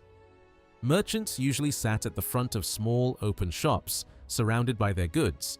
Muslim, Christian, and Jewish traders often shared similar commercial habits and clothing, despite repeated attempts by some rulers to distinguish religious communities through dress. Everyday contact in the market encouraged cultural exchange and made economic cooperation essential, even in a society divided by faith and legal status. Outside the main covered bazaar, specialized markets served particular needs. Fish markets sold catches from the Bosphorus, the Golden Horn, the Black Sea, and the Sea of Marmara. The Egyptian market became famous for spices, perfumes, herbs, medicines, dried foods, and unusual substances used in traditional remedies. Other districts specialized in animals, timber, grain, textiles, books, weapons, or second-hand goods. Although Ottoman marketplaces were often associated with male public life, women were also present. Poor women and villagers sold food, cloth, embroidery, and household products. Female peddlers carried goods into residential districts and visited women who rarely entered crowded markets. Wealthier women could own shops and commercial property, although male relatives or agents often managed daily transactions on their behalf. The Ottoman city therefore emerged from the interaction of architecture, religion, charity, government, and commerce. Mosques gave neighborhoods a religious center, fountains and baths supplied essential services, vakıfs financed public institutions, and markets connected local production to distant trade. Through rebuilding, migration, and investment, conquered towns were transformed into active imperial centers. Their monuments, crowded bazaars, mixed populations, and charitable complexes became some of the most enduring features of Ottoman civilization. Within the Ottoman social order, merchants and craftsmen occupied an important but clearly subordinate position beneath soldiers, administrators, and religious officials. Their clothing, public behavior, and place within ceremonial life reflected this distinction. In many cities, artisans and shopkeepers were organized through guilds, while the wealthiest merchants operated beyond the local economy and connected Ottoman markets with distant regions across Europe, Asia, and the Mediterranean. Ottoman commerce included both small-scale local exchange and large international ventures. Local traders usually bought goods from craftsmen and resold them within the city or surrounding countryside. Since they operated inside the urban guild system, they were subject to regulations governing prices, quality, competition, and professional conduct. Long-distance merchants, known as tukar or bazirgan, worked on a much larger scale. They organized caravans, financed overseas shipments, imported luxury products, and distributed raw materials and finished goods across the empire. These merchants played a vital role in supplying cities. Grain, cotton, wool, leather, timber, spices, dyes, textiles, metals, perfumes, and valuable manufactured goods often passed through their hands before reaching consumers. Their commercial activities also generated customs duties and transport taxes for the government. Because they controlled valuable networks of credit, transport, and information, the most successful merchants could become highly influential even though they did not formally belong to the ruling class. Many senior officials and wealthy families invested in commercial ventures through partnerships managed by experienced merchants. Government service produced wealth, but opportunities for directly investing that money were limited. International trade therefore offered officials, governors, religious foundations, and urban notables a chance to increase their fortunes. A merchant might contribute his knowledge and labor, while a wealthy investor supplied the capital. Profits were then divided according to the agreement between them. The richest merchants often operated near secure covered markets where costly goods could be protected. They dealt in jewels, rare fabrics, spices, perfumes, dyes, slaves, and other products whose value was high in relation to their size. Their wealth was visible in the quality of their homes, clothing, possessions, and commercial connections. Yet their success also made them objects of suspicion. Merchants were frequently accused of taking advantage of shortages, manipulating supply, and buying goods cheaply in order to sell them at much higher prices. When food became scarce or prices rose, the public often blamed traders for hoarding grain or withholding essential goods. Their reputation suffered even more when wealthy merchants entered tax collection, an activity widely disliked because it placed private individuals between the government and ordinary taxpayers. From the late 16th century onward, several changes weakened the position of traditional Ottoman merchants. European shipping expanded its influence over Mediterranean commerce, while families connected to military and administrative households gained control of important tax revenues and urban resources. These developments allowed new elites to dominate both local politics and economic life. Craft production followed a different structure. Artisans, manufacturers, shopkeepers, and small traders belonged to professional associations generally known as guilds. Such organizations had existed in Constantinople before the Ottoman conquest, but they expanded rapidly as the city was rebuilt and repopulated.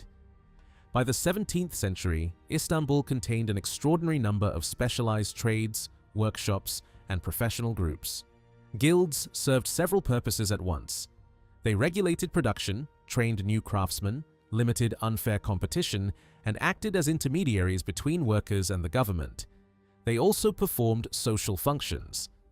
A guild might help a member open a shop, support him during illness, pay burial expenses, assist his family after death, maintain guards, contribute to firefighting, or provide charity to the poor.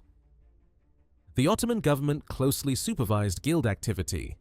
Officials sought to prevent uncontrolled price increases, excessive competition, and the production of poor quality goods. In cooperation with guild leaders, the state could determine how many shops operated within a particular trade and restrict the opening of new workshops. The purpose was not unlimited economic growth, but stability. Production was expected to meet the needs of the local population without allowing either craftsmen or merchants to exploit consumers. Prices and permitted profits were often regulated. Authorities inspected weights, measures, workmanship, and the quality of food and manufactured goods. The economic ideal was one of balance rather than aggressive expansion. Craftsmen were expected to earn a respectable living, but they were not supposed to become rich by creating artificial shortages or charging whatever the market could bear. Guilds also helped the state supervise crowded urban populations.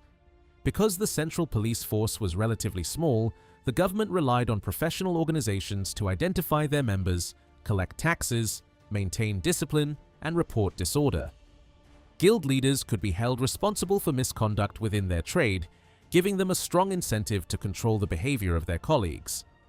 During military campaigns, craftsmen supplied the army with essential equipment. Tailors produced uniforms and coats, shoemakers made boots, leather workers prepared harnesses, and tent makers supplied shelters. Blacksmiths repaired weapons and tools, while bakers, butchers, and transport workers helped feed and move soldiers.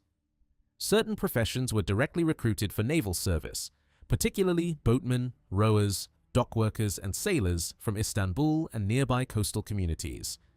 Urban production depended heavily on the countryside. Villages supplied wool, hides, cotton, grain, timber, and other raw materials required by city workshops. Yet direct exchange between villagers and craftsmen was not always common. Guilds, tax collectors, and merchants often stood between producers and manufacturers. Rural households also made many of their own basic goods and had little spare cash after paying taxes, limiting their ability to purchase urban products. The principal customers of many craftsmen were therefore government officials, soldiers, merchants, and other urban residents rather than peasants. Fine clothing, metalwork, furniture, jewelry, ceramics, weapons, and luxury goods were especially dependent on demand from the wealthy.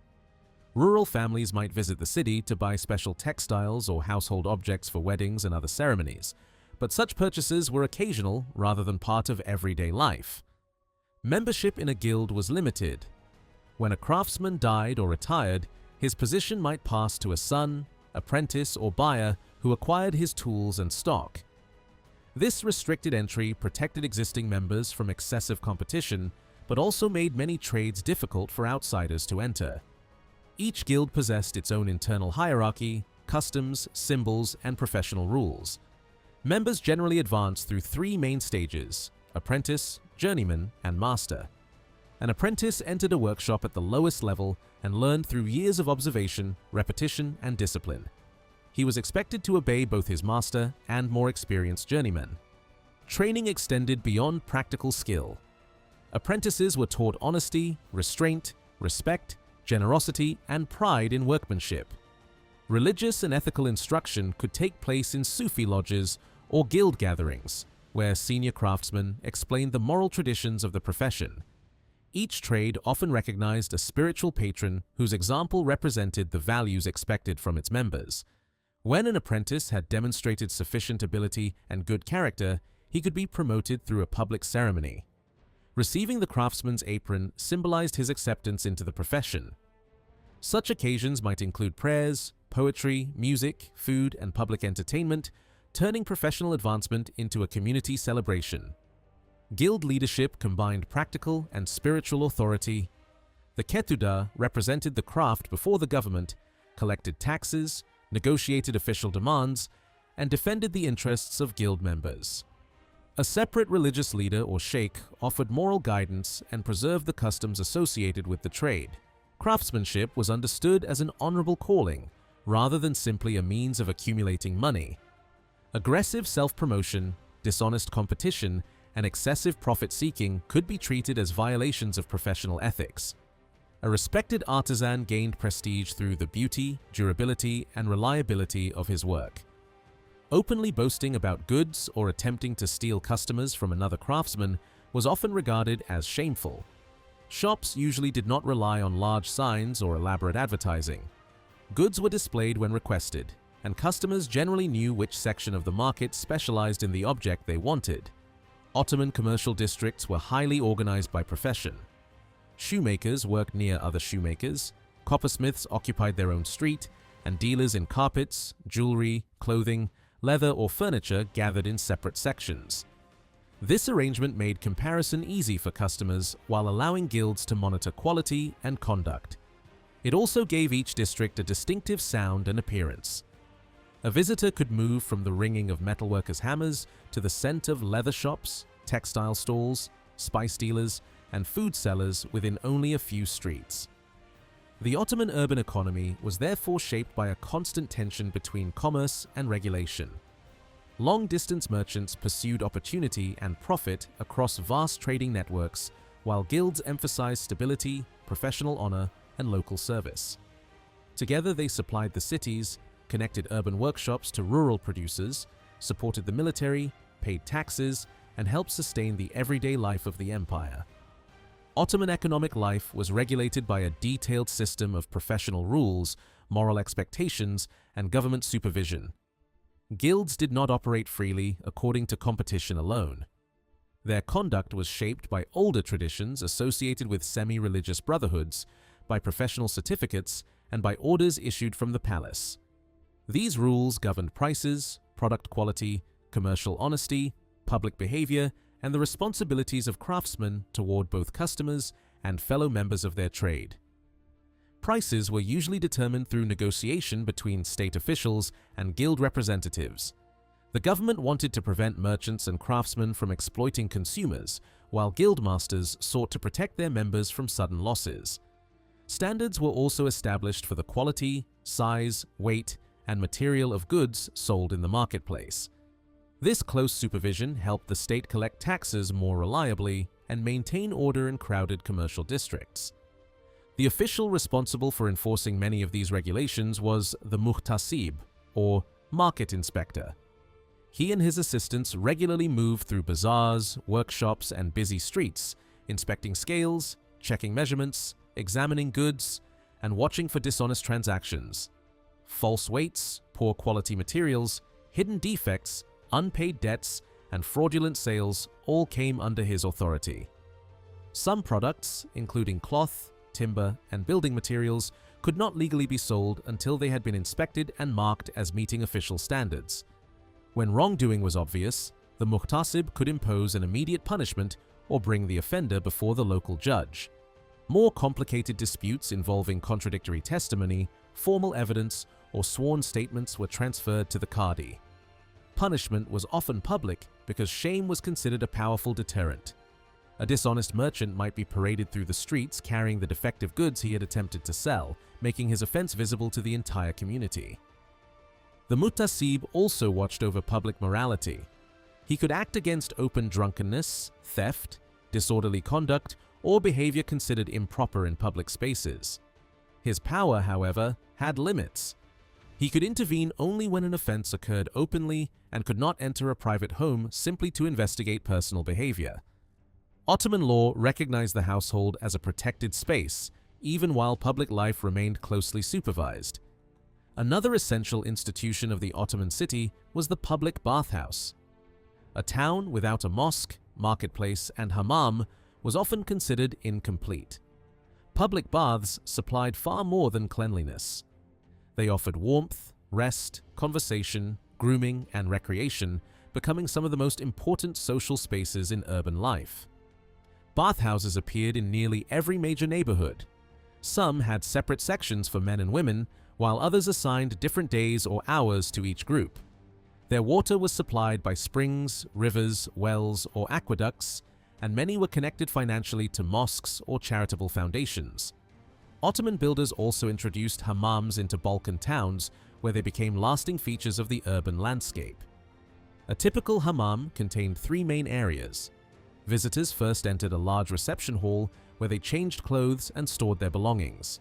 From there, they passed into a warmer chamber that helped the body adjust to the heat.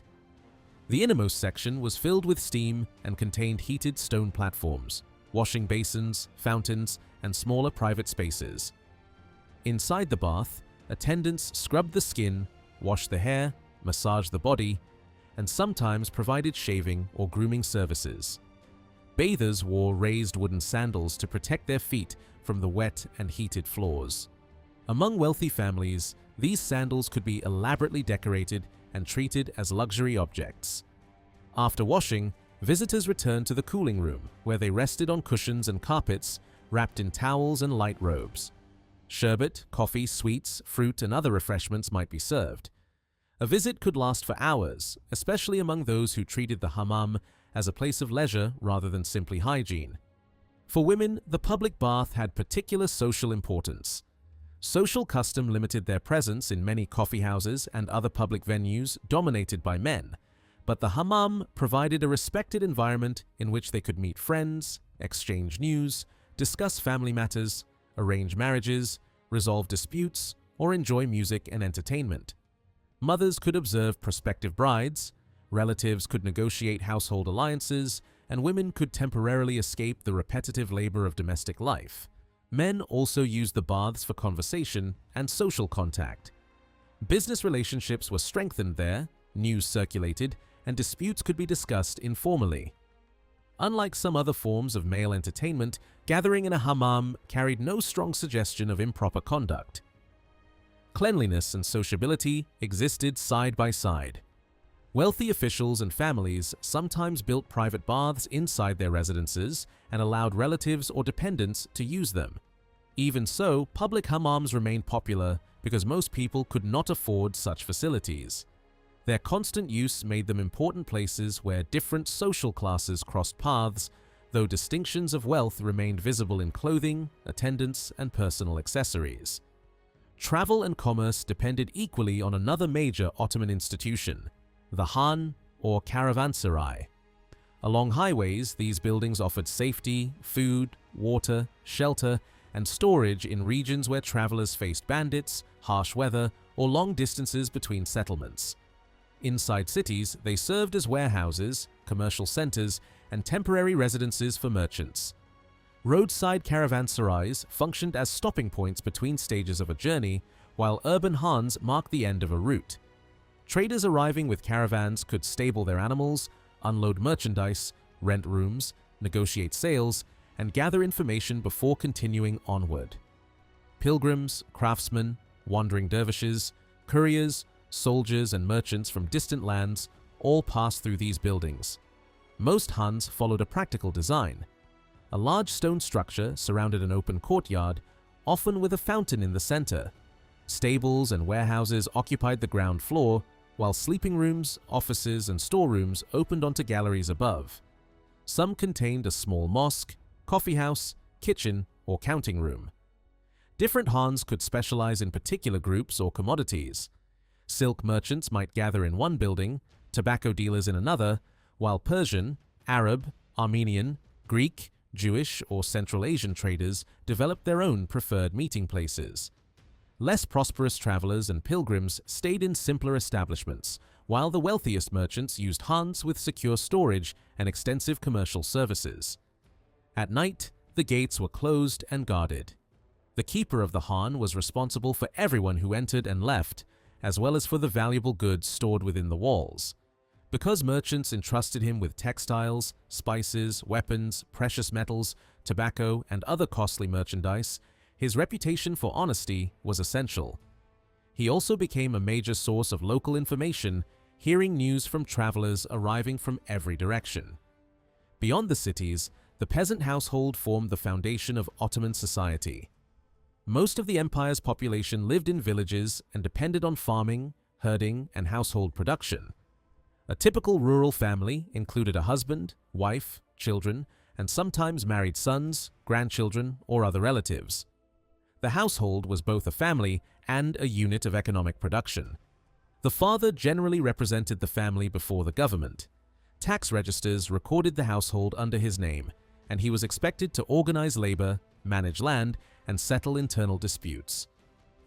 The family structure was strongly patriarchal, but its survival depended on cooperation between men, women, children, and extended relatives. Most cultivated land was legally considered state property. Peasants did not own fields in the modern sense, but they usually possessed hereditary rights to work them. These rights passed from father to son as long as the household continued cultivation and paid its obligations. Land could not normally be sold, divided, transferred, or abandoned without official approval. The government placed particular importance on grain production. Wheat and barley fed the population, supplied cities, and supported the army.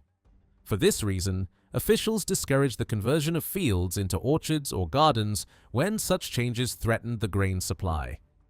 Agricultural policy aimed less at maximizing private profit than at maintaining subsistence, taxation, and social stability. A family holding was expected to be large enough to support one household.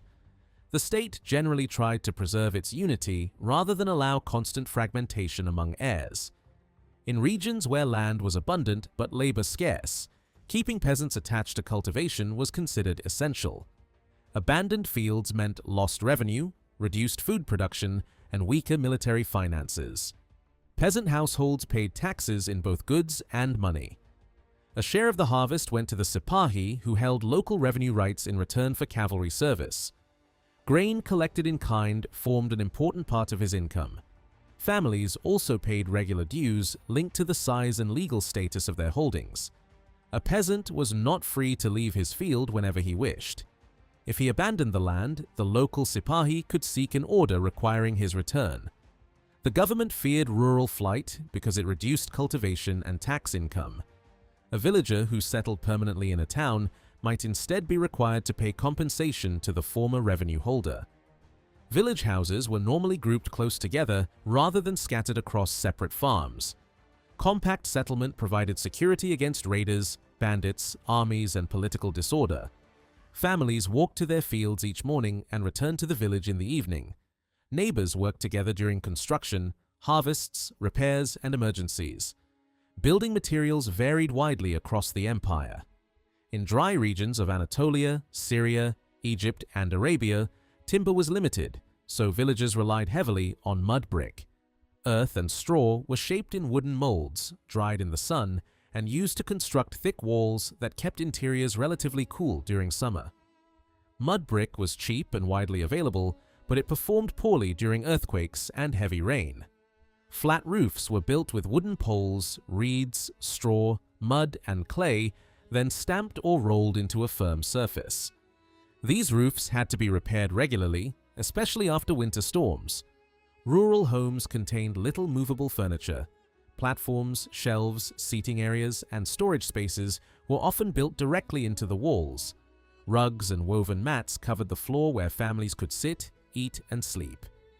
Bedding was unfolded at night and stored during the day, a custom also found among wealthier urban households. Heating came from wall fireplaces or metal braziers filled with hot coals. Shutters, curtains, textiles, and animal skins reduced cold drafts. But warm clothing remained the main protection against winter.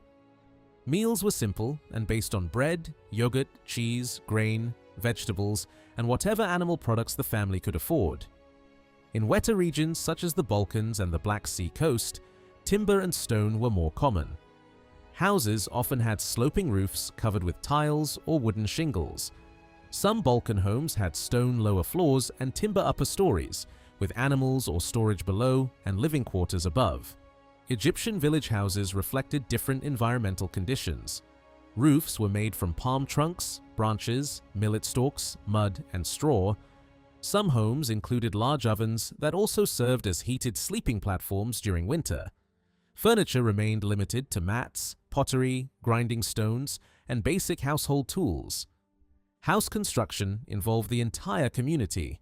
Men commonly shaped bricks, raised walls, and built roofs, while women produced rugs, bedding, sacks, curtains, and other textiles essential to domestic life. Skilled villagers who knew how to construct roofs, ovens, wells, or stone walls were especially valued. Villages were often built away from major roads to reduce exposure to armies, tax collectors, bandits, and rebels. War, disease, environmental change, and economic insecurity could force entire communities to relocate. During periods of weak government, some villages were abandoned as residents sought safety in towns or more stable regions.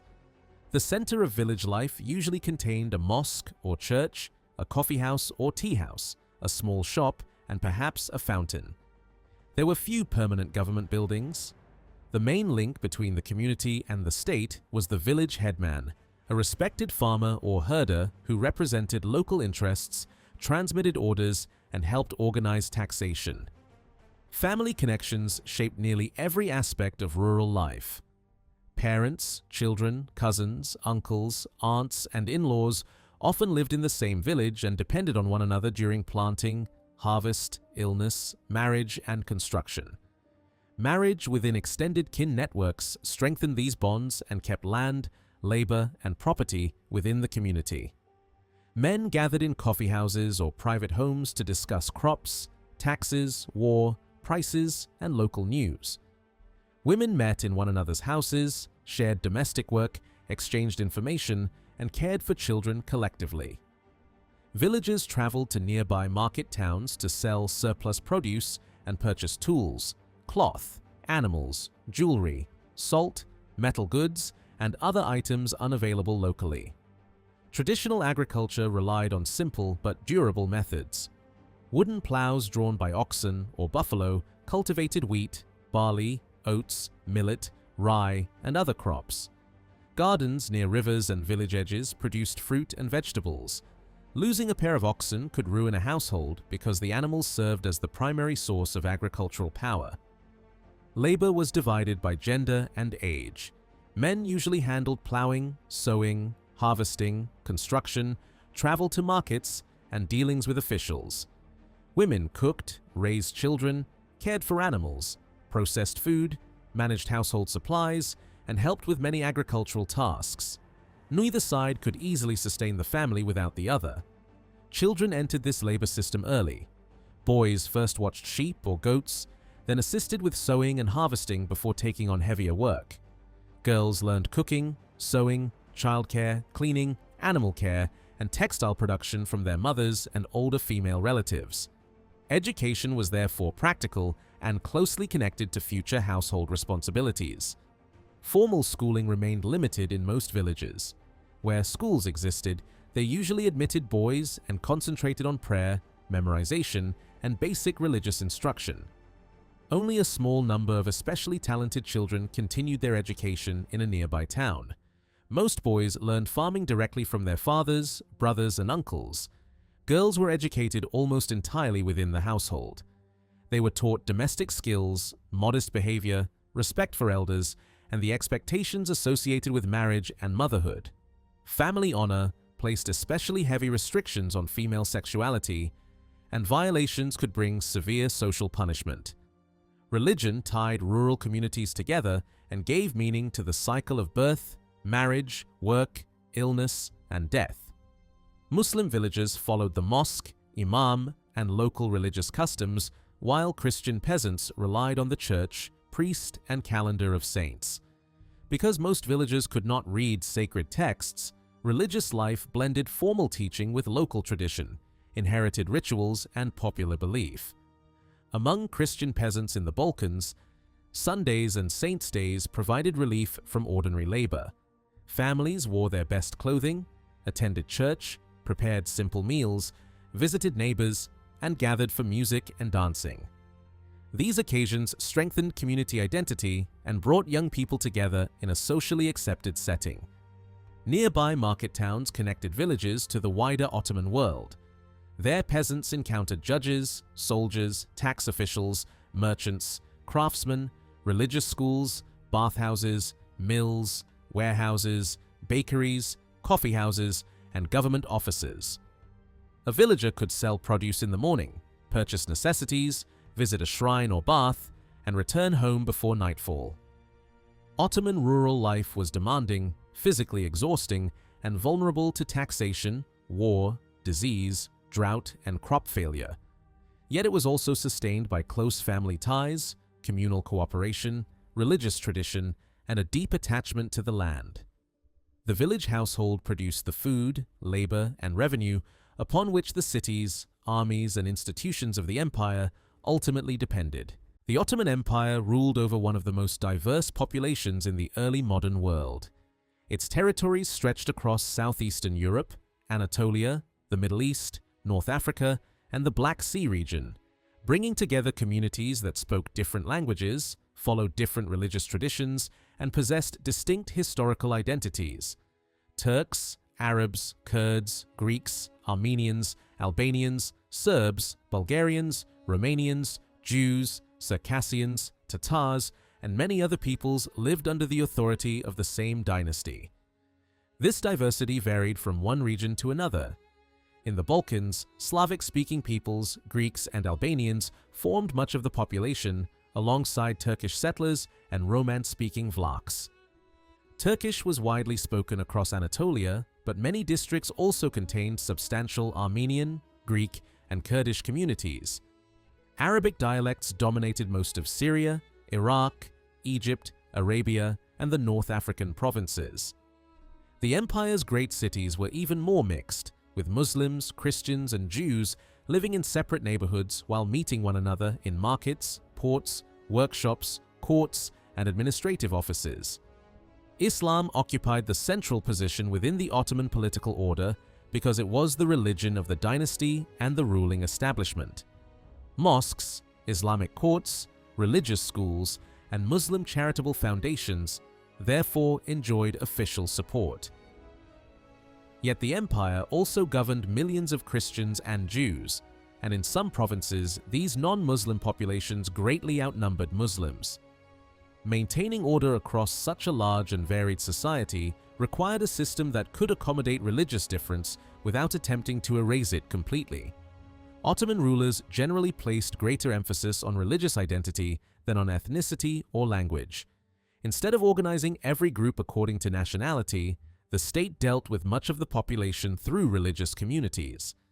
This approach allowed the government to recognize broad Christian and Jewish institutions whose leaders acted as intermediaries between their followers and the palace. The most important officially recognized communities included the Orthodox Christians, the Armenian Church, and the Jews. Each possessed a degree of authority over its own religious, educational, charitable, and family affairs. Their leaders were accepted by the Sultan and were expected to maintain discipline, collect taxes, and preserve loyalty within the community. This arrangement did not create modern equality between religious groups. Muslims occupied the dominant political and legal position. Christians and Jews were regarded under Islamic law as protected communities whose lives, property, and worship were to be secured by the Muslim ruler. In return, they accepted Ottoman authority and paid a special tax that generally exempted them from compulsory military service. Islamic courts were open to all Ottoman subjects, including non-Muslims. Christians and Jews sometimes chose to use these courts because their decisions were enforceable by the state or because Ottoman law could offer practical advantages in matters of property, inheritance, contracts, and commercial disputes.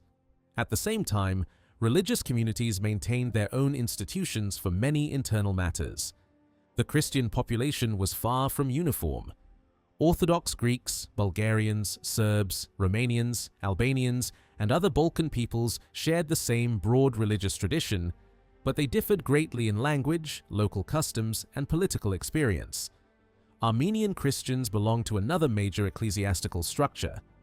Maronites, Syriac Christians, Nestorians, Catholics, and several smaller groups also maintained distinct traditions, even when they were not always granted the same formal status as the largest communities. The Ottoman state usually preferred indirect rule in religious affairs. Rather than attempting to regulate every church, monastery, priest, marriage, or religious dispute, officials relied on patriarchs, bishops, rabbis, priests, and local notables. These leaders communicated government orders, collected community taxes, settled internal disputes, and were held responsible when disorder or resistance appeared. This method reduced the administrative burden on Istanbul. It also allowed communities to preserve many of their customs, languages, schools, courts, and religious practices. Yet, autonomy carried responsibility. The government expected religious leaders to ensure obedience and could punish or dismiss them if their communities failed to meet tax obligations or were suspected of disloyalty. The Orthodox Church gained particular importance because Ottoman conquests in the Balkans placed millions of Orthodox Christians under the Sultan's rule. Although these communities included many ethnic groups, the state treated them collectively through the authority of the Ecumenical Patriarch in Constantinople. After the conquest of the city, Mehmed II appointed Gennadios Scholarios as Patriarch. Gennadios was known for opposing the proposed union between the Orthodox and Roman Catholic churches. His appointment served Ottoman interests because it helped separate the Orthodox population from the influence of Catholic Europe while presenting the Sultan as the protector of the Eastern Church. The Patriarch was selected by senior bishops and then confirmed by the ruler. Bishops and other church officials could also be appointed or removed through a combination of ecclesiastical decision and imperial approval. In this way, the Orthodox hierarchy remained internally Christian while operating within the political framework of the Ottoman state. As earlier Balkan governments disappeared, many members of the old political elites fled, died, or lost authority. The church was one of the few major institutions that survived conquest. Ottoman officials therefore depended on cooperative clergy to manage local Christian populations. Monasteries, bishops, priests, and religious courts became useful channels through which the new rulers could establish legitimacy and maintain order. For Orthodox leaders, cooperation with the Sultan offered protection from another danger: domination by the Roman Catholic Church. The memory of earlier conflict with Latin powers remained strong, especially after the Crusades and attempts to place the Eastern Church under papal authority. Ottoman rule was therefore sometimes viewed as the lesser threat because it allowed Orthodox institutions to survive without accepting religious union with Rome. The clergy received important privileges.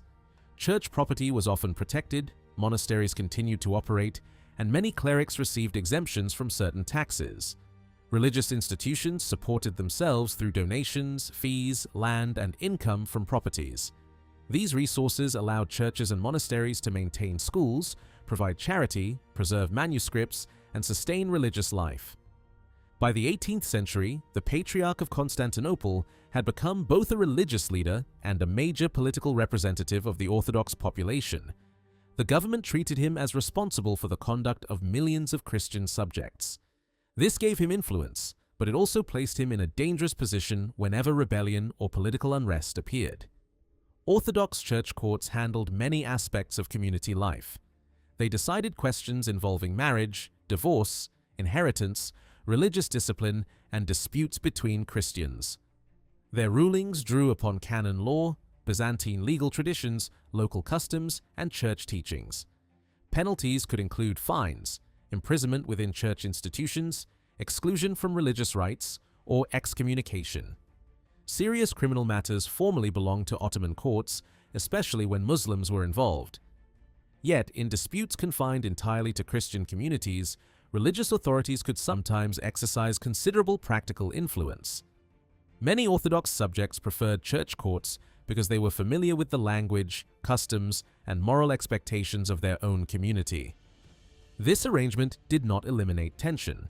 Church officials could abuse their authority, tax burdens could be heavy, and local rivalries sometimes shaped appointments. The dominance of Greek-speaking clergy over Slavic and other Orthodox populations also produced resentment. Over time, growing national movements challenged the idea that all Orthodox Christians should remain under a single ecclesiastical leadership centered in Constantinople. The Greek struggle for independence in the 19th century transformed this relationship. The rebellion placed the ecumenical patriarchate in an impossible position between loyalty to the Ottoman government and sympathy among parts of the Orthodox population for Greek nationalism. The creation of an independent Greek kingdom weakened the patriarch's prestige and ended the earlier political partnership between the Ottoman dynasty and the leadership of the Orthodox Church.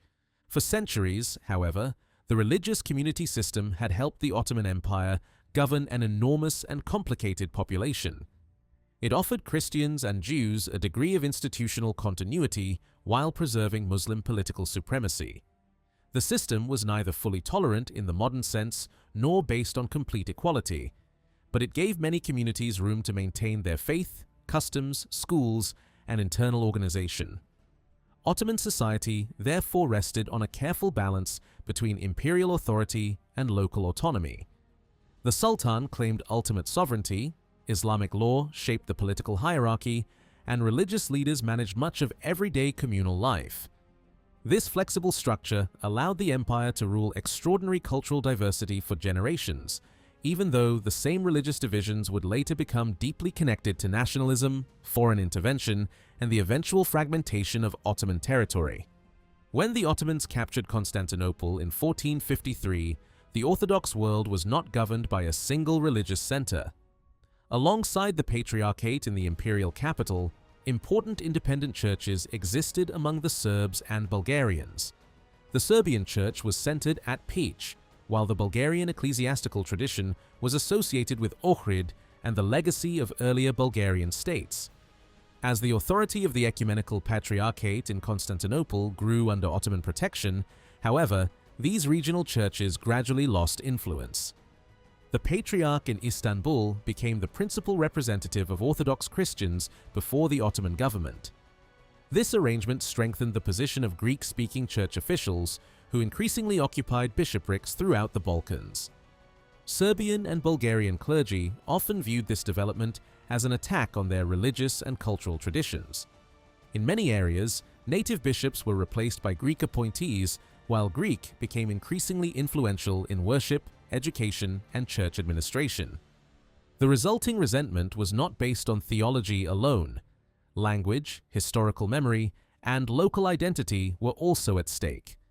Serbian and Bulgarian Christians shared the Orthodox faith with Greeks, yet they possessed their own liturgical customs, saints, historical traditions, and written languages. When Greek clergy attempted to impose their language and culture, many Slavic Christians believed that their distinct identity was being pushed aside. Among the Serbs, the Orthodox Church had long served as more than a religious institution. It preserved the memory of the medieval Serbian kingdom and connected scattered Serbian communities living across Serbia, Kosovo, Montenegro, Bosnia, Croatia, and southern Hungary.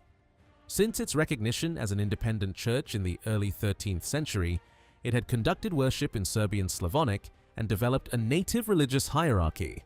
The medieval Serbian state reached its height during the reign of Stefan Dušan, when the church was elevated to the rank of a patriarchate. Although the Serbian state later collapsed under Ottoman pressure, the church continued to preserve the memory of political independence. The defeat at Kosovo in 1389 and the death of Prince Lazar became central elements of Serbian religious and historical consciousness. Through sermons, monasteries, saints' lives, and oral tradition, the church transformed military defeat into a story of sacrifice, endurance, and spiritual survival. Under Ottoman rule, the Patriarchate of Peć regarded itself as the guardian of the medieval Serbian inheritance. Lands under its authority were described as Serbian even when their populations were religiously and ethnically mixed. This ecclesiastical network helped Serbian communities maintain their language, faith, and historical identity while living within a much larger empire. In 1557, Sultan Suleiman restored the Serbian Patriarchate. The decision was closely connected to Grand Vizier Sokolu Mehmed Pasha, who came from a Serbian Christian background and whose relative was appointed patriarch. The restoration allowed Serbian dioceses to operate under a unified native leadership and strengthened cooperation between the Ottoman government and the Serbian clergy. This relationship, however, was never permanently stable. During repeated wars between the Ottoman Empire and the Habsburgs, many Serbs sided with the enemies of the Sultan. Their frontier position exposed them to pressure from both sides, and uprisings or collaboration with foreign armies brought severe punishment. Ottoman authorities increasingly distrusted the Serbian Church, which they suspected of encouraging resistance. In 1766, the government abolished the Patriarchate of Peć and placed its dioceses under the Ecumenical Patriarchate in Constantinople. Greek bishops were once again appointed over Serbian communities. This decision produced deep hostility toward the Greek clergy and strengthened the belief that religious independence was inseparable from national freedom. During the 19th century, Serbian Orthodoxy became closely connected with the movement for political independence. The uprisings led by Karađorđe and later Serbian leaders created an autonomous principality that gradually escaped Ottoman control. As Serbian political institutions developed, the national church recovered its authority. It eventually regained full independence shortly after Serbia received international recognition as a sovereign state. The Bulgarian experience followed a different path but developed many similar tensions. The earliest Bulgars entered the Balkans during the 7th century and established a state near the Danube. Although the ruling Bulgars had originated from the Eurasian steppe, they gradually merged with the more numerous Slavic population already living in the region. Over time, Slavic language and culture became dominant, while the Bulgarian name survived as the political identity of the new state. The conversion of the Bulgarian ruler Boris to Christianity transformed the country's political and cultural direction. Christianity connected Bulgaria to the wider Orthodox world, while the use of Slavonic in worship and literature gave the church a distinctly local character.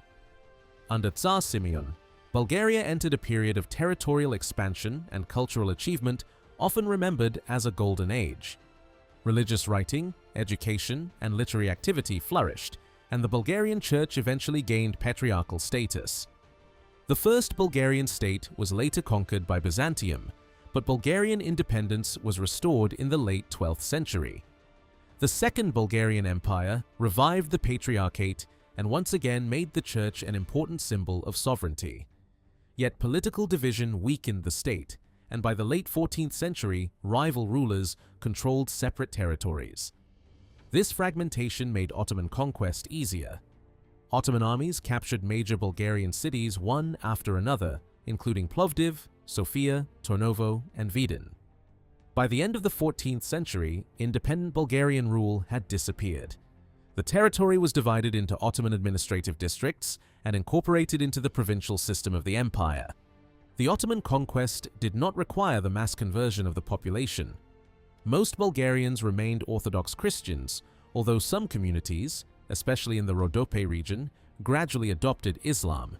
Their descendants became known as Pomaks and continued to speak Bulgarian while practicing the Muslim faith. For Christian Bulgarians, the loss of political independence increased the importance of the church as a guardian of language and historical memory. Yet Ottoman recognition of the Patriarch in Constantinople as the representative of all Orthodox Christians placed Bulgarian religious institutions under increasingly strong Greek influence.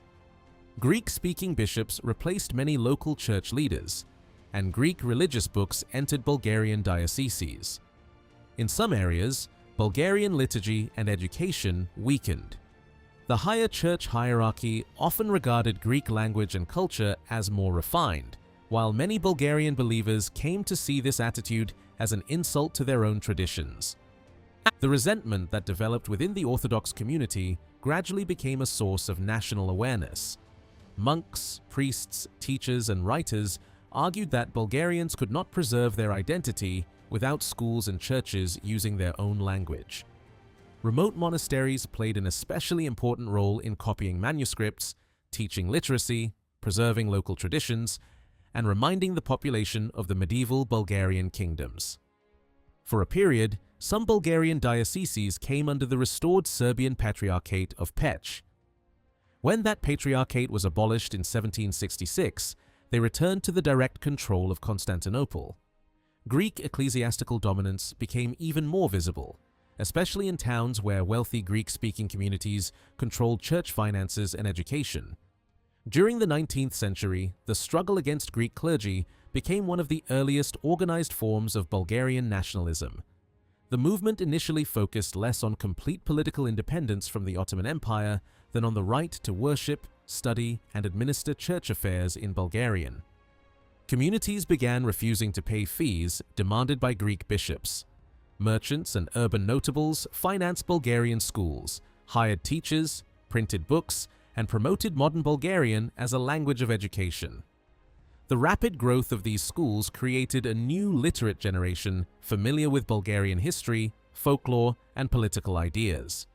The movement for education soon developed into a campaign for an independent church hierarchy. Bulgarian activists argued that Greek bishops could not properly represent a population whose language and cultural traditions they did not share. They demanded native clergy, Bulgarian worship, and ecclesiastical administration free from the authority of the ecumenical patriarchate. The Ottoman government initially hesitated because the dispute threatened the unity of the Orthodox millet. Recognizing a separate Bulgarian church would weaken the patriarch in Constantinople and encourage other ethnic groups to demand similar institutions. At the same time, supporting Bulgarian demands offered the palace a way to reduce Greek influence and gain the loyalty of Bulgarian subjects. In 1870, the Sultan authorized the creation of the Bulgarian Exarchate. This decision gave Bulgarian Christians their own recognized ecclesiastical organization and marked a decisive break with Greek control.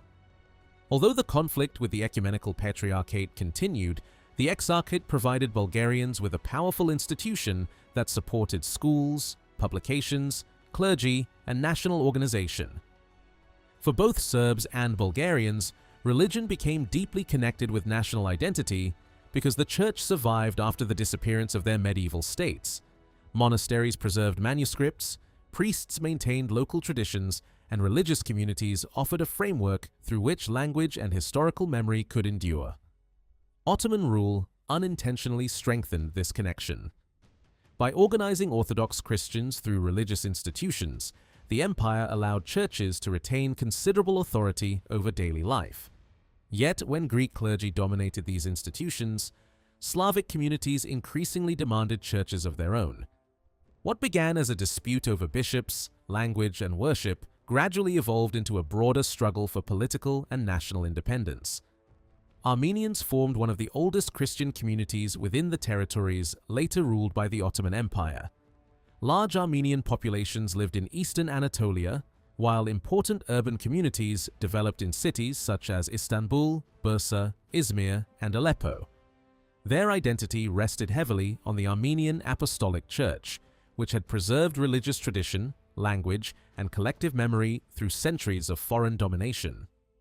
Armenia had adopted Christianity at the beginning of the 4th century, making it one of the earliest states to embrace the new faith officially. The conversion of King Tiridates III and the religious leadership of Gregory the Illuminator became foundational episodes in Armenian history. Roughly a century later, the creation of a distinct Armenian alphabet encouraged an extraordinary cultural revival.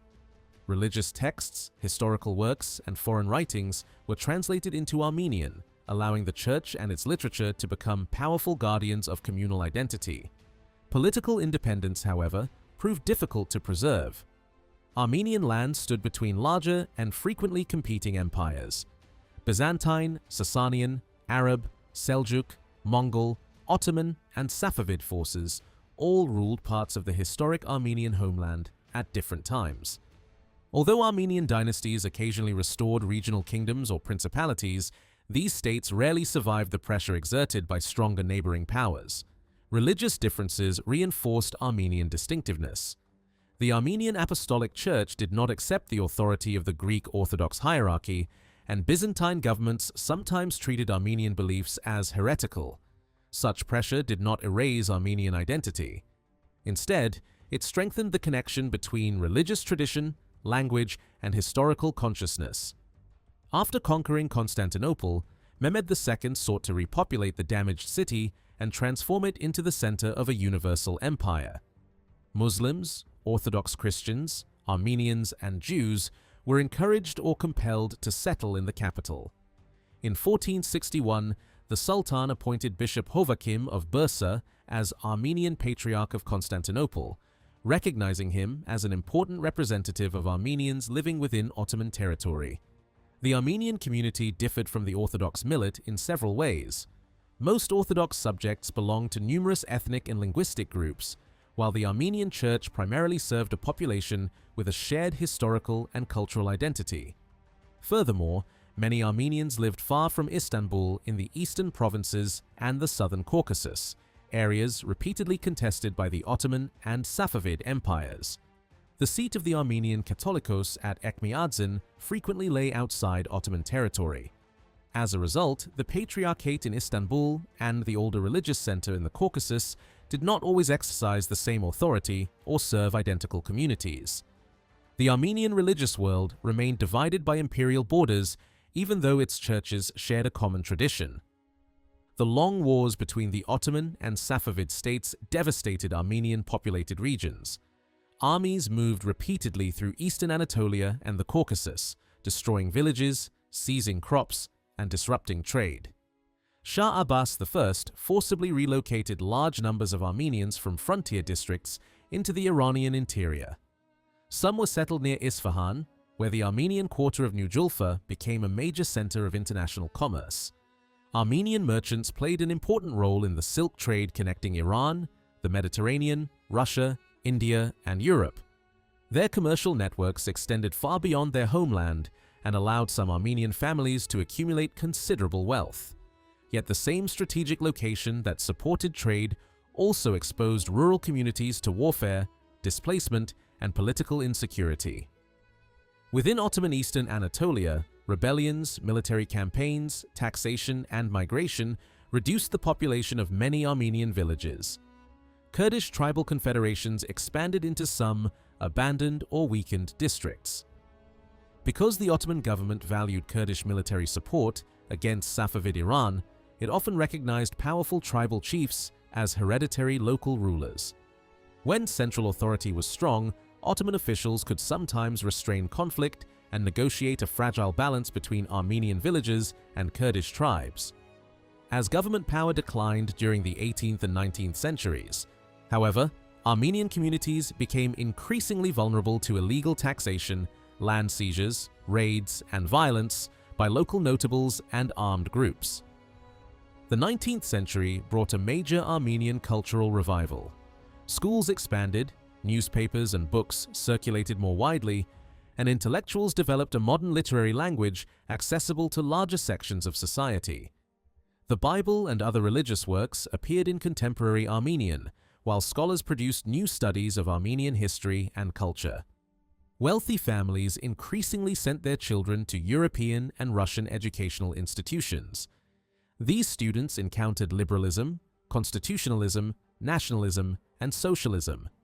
Some returned determined to reform Armenian communal institutions, promote secular education, and reduce the political dominance of the traditional clergy. Not every Armenian activist demanded independence. Many initially supported constitutional reform within the Ottoman Empire.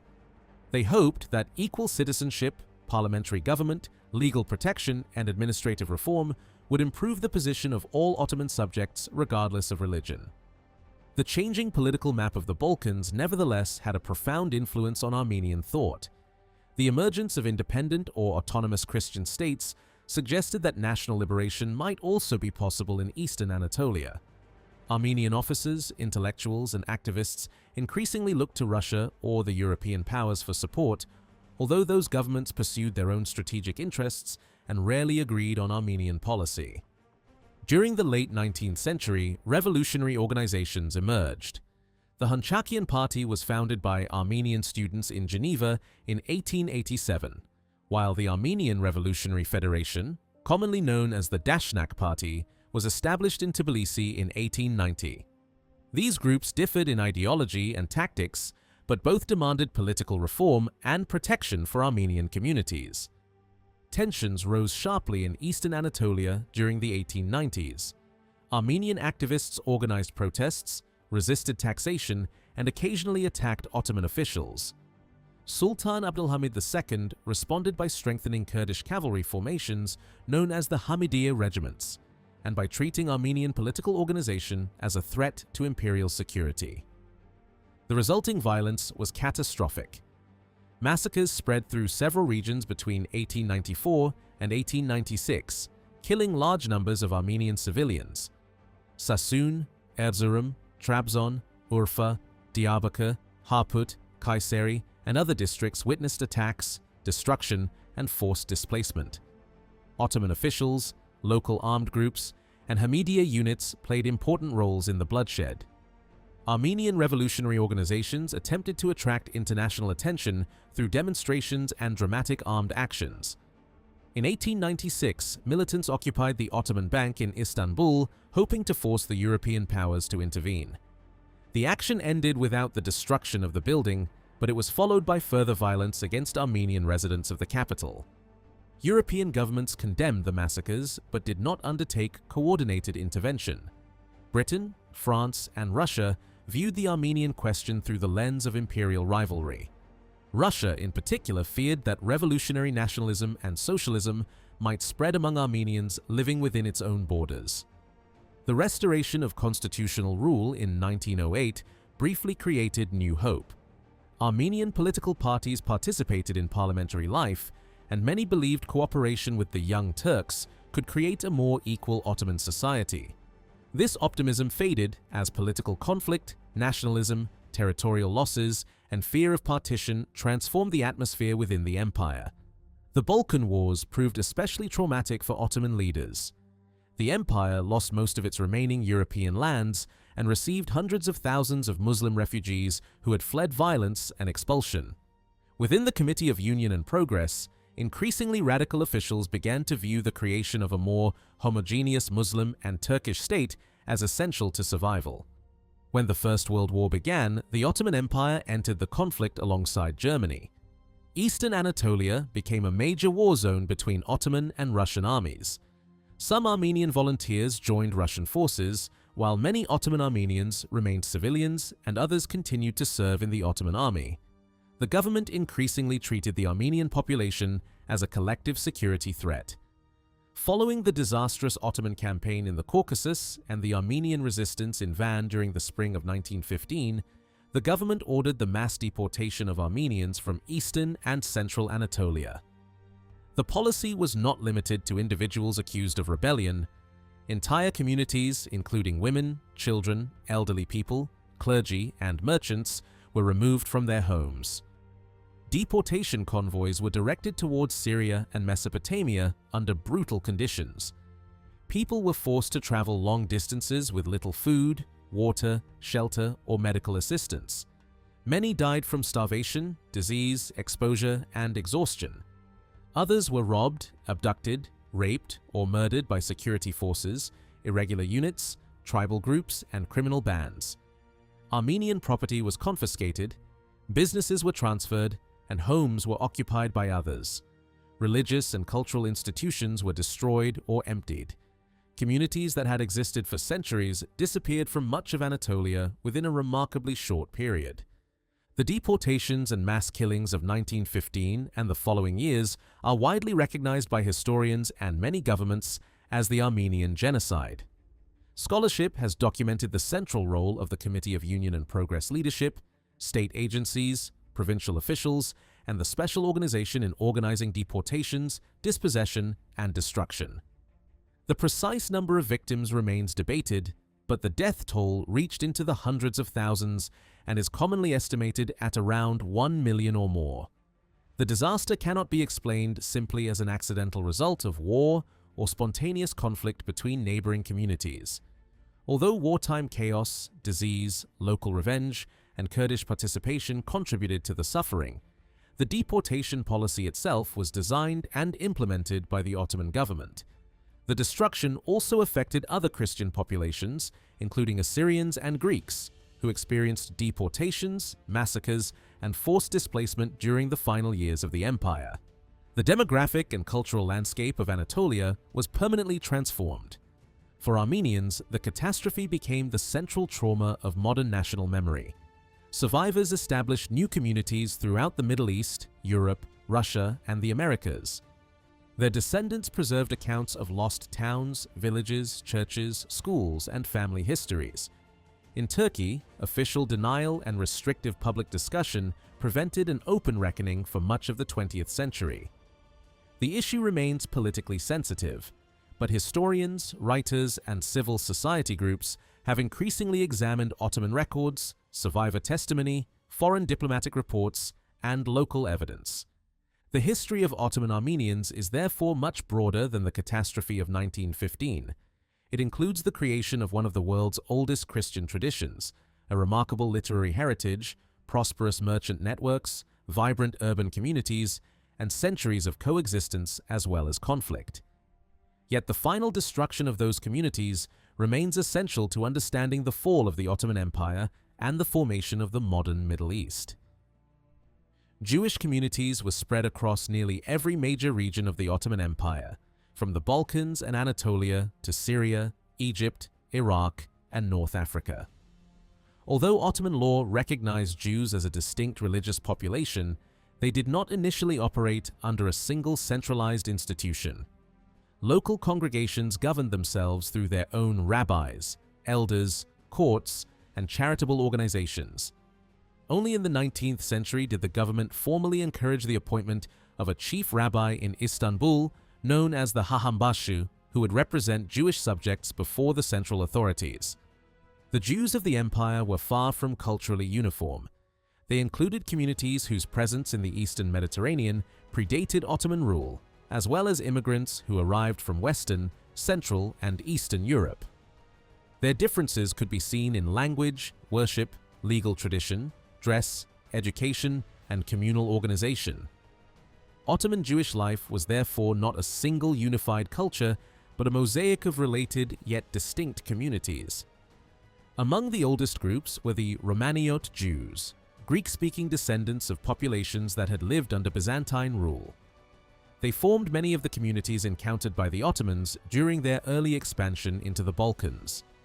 Other ancient communities spoke Arabic and lived in cities such as Cairo, Baghdad, Aleppo, and Damascus.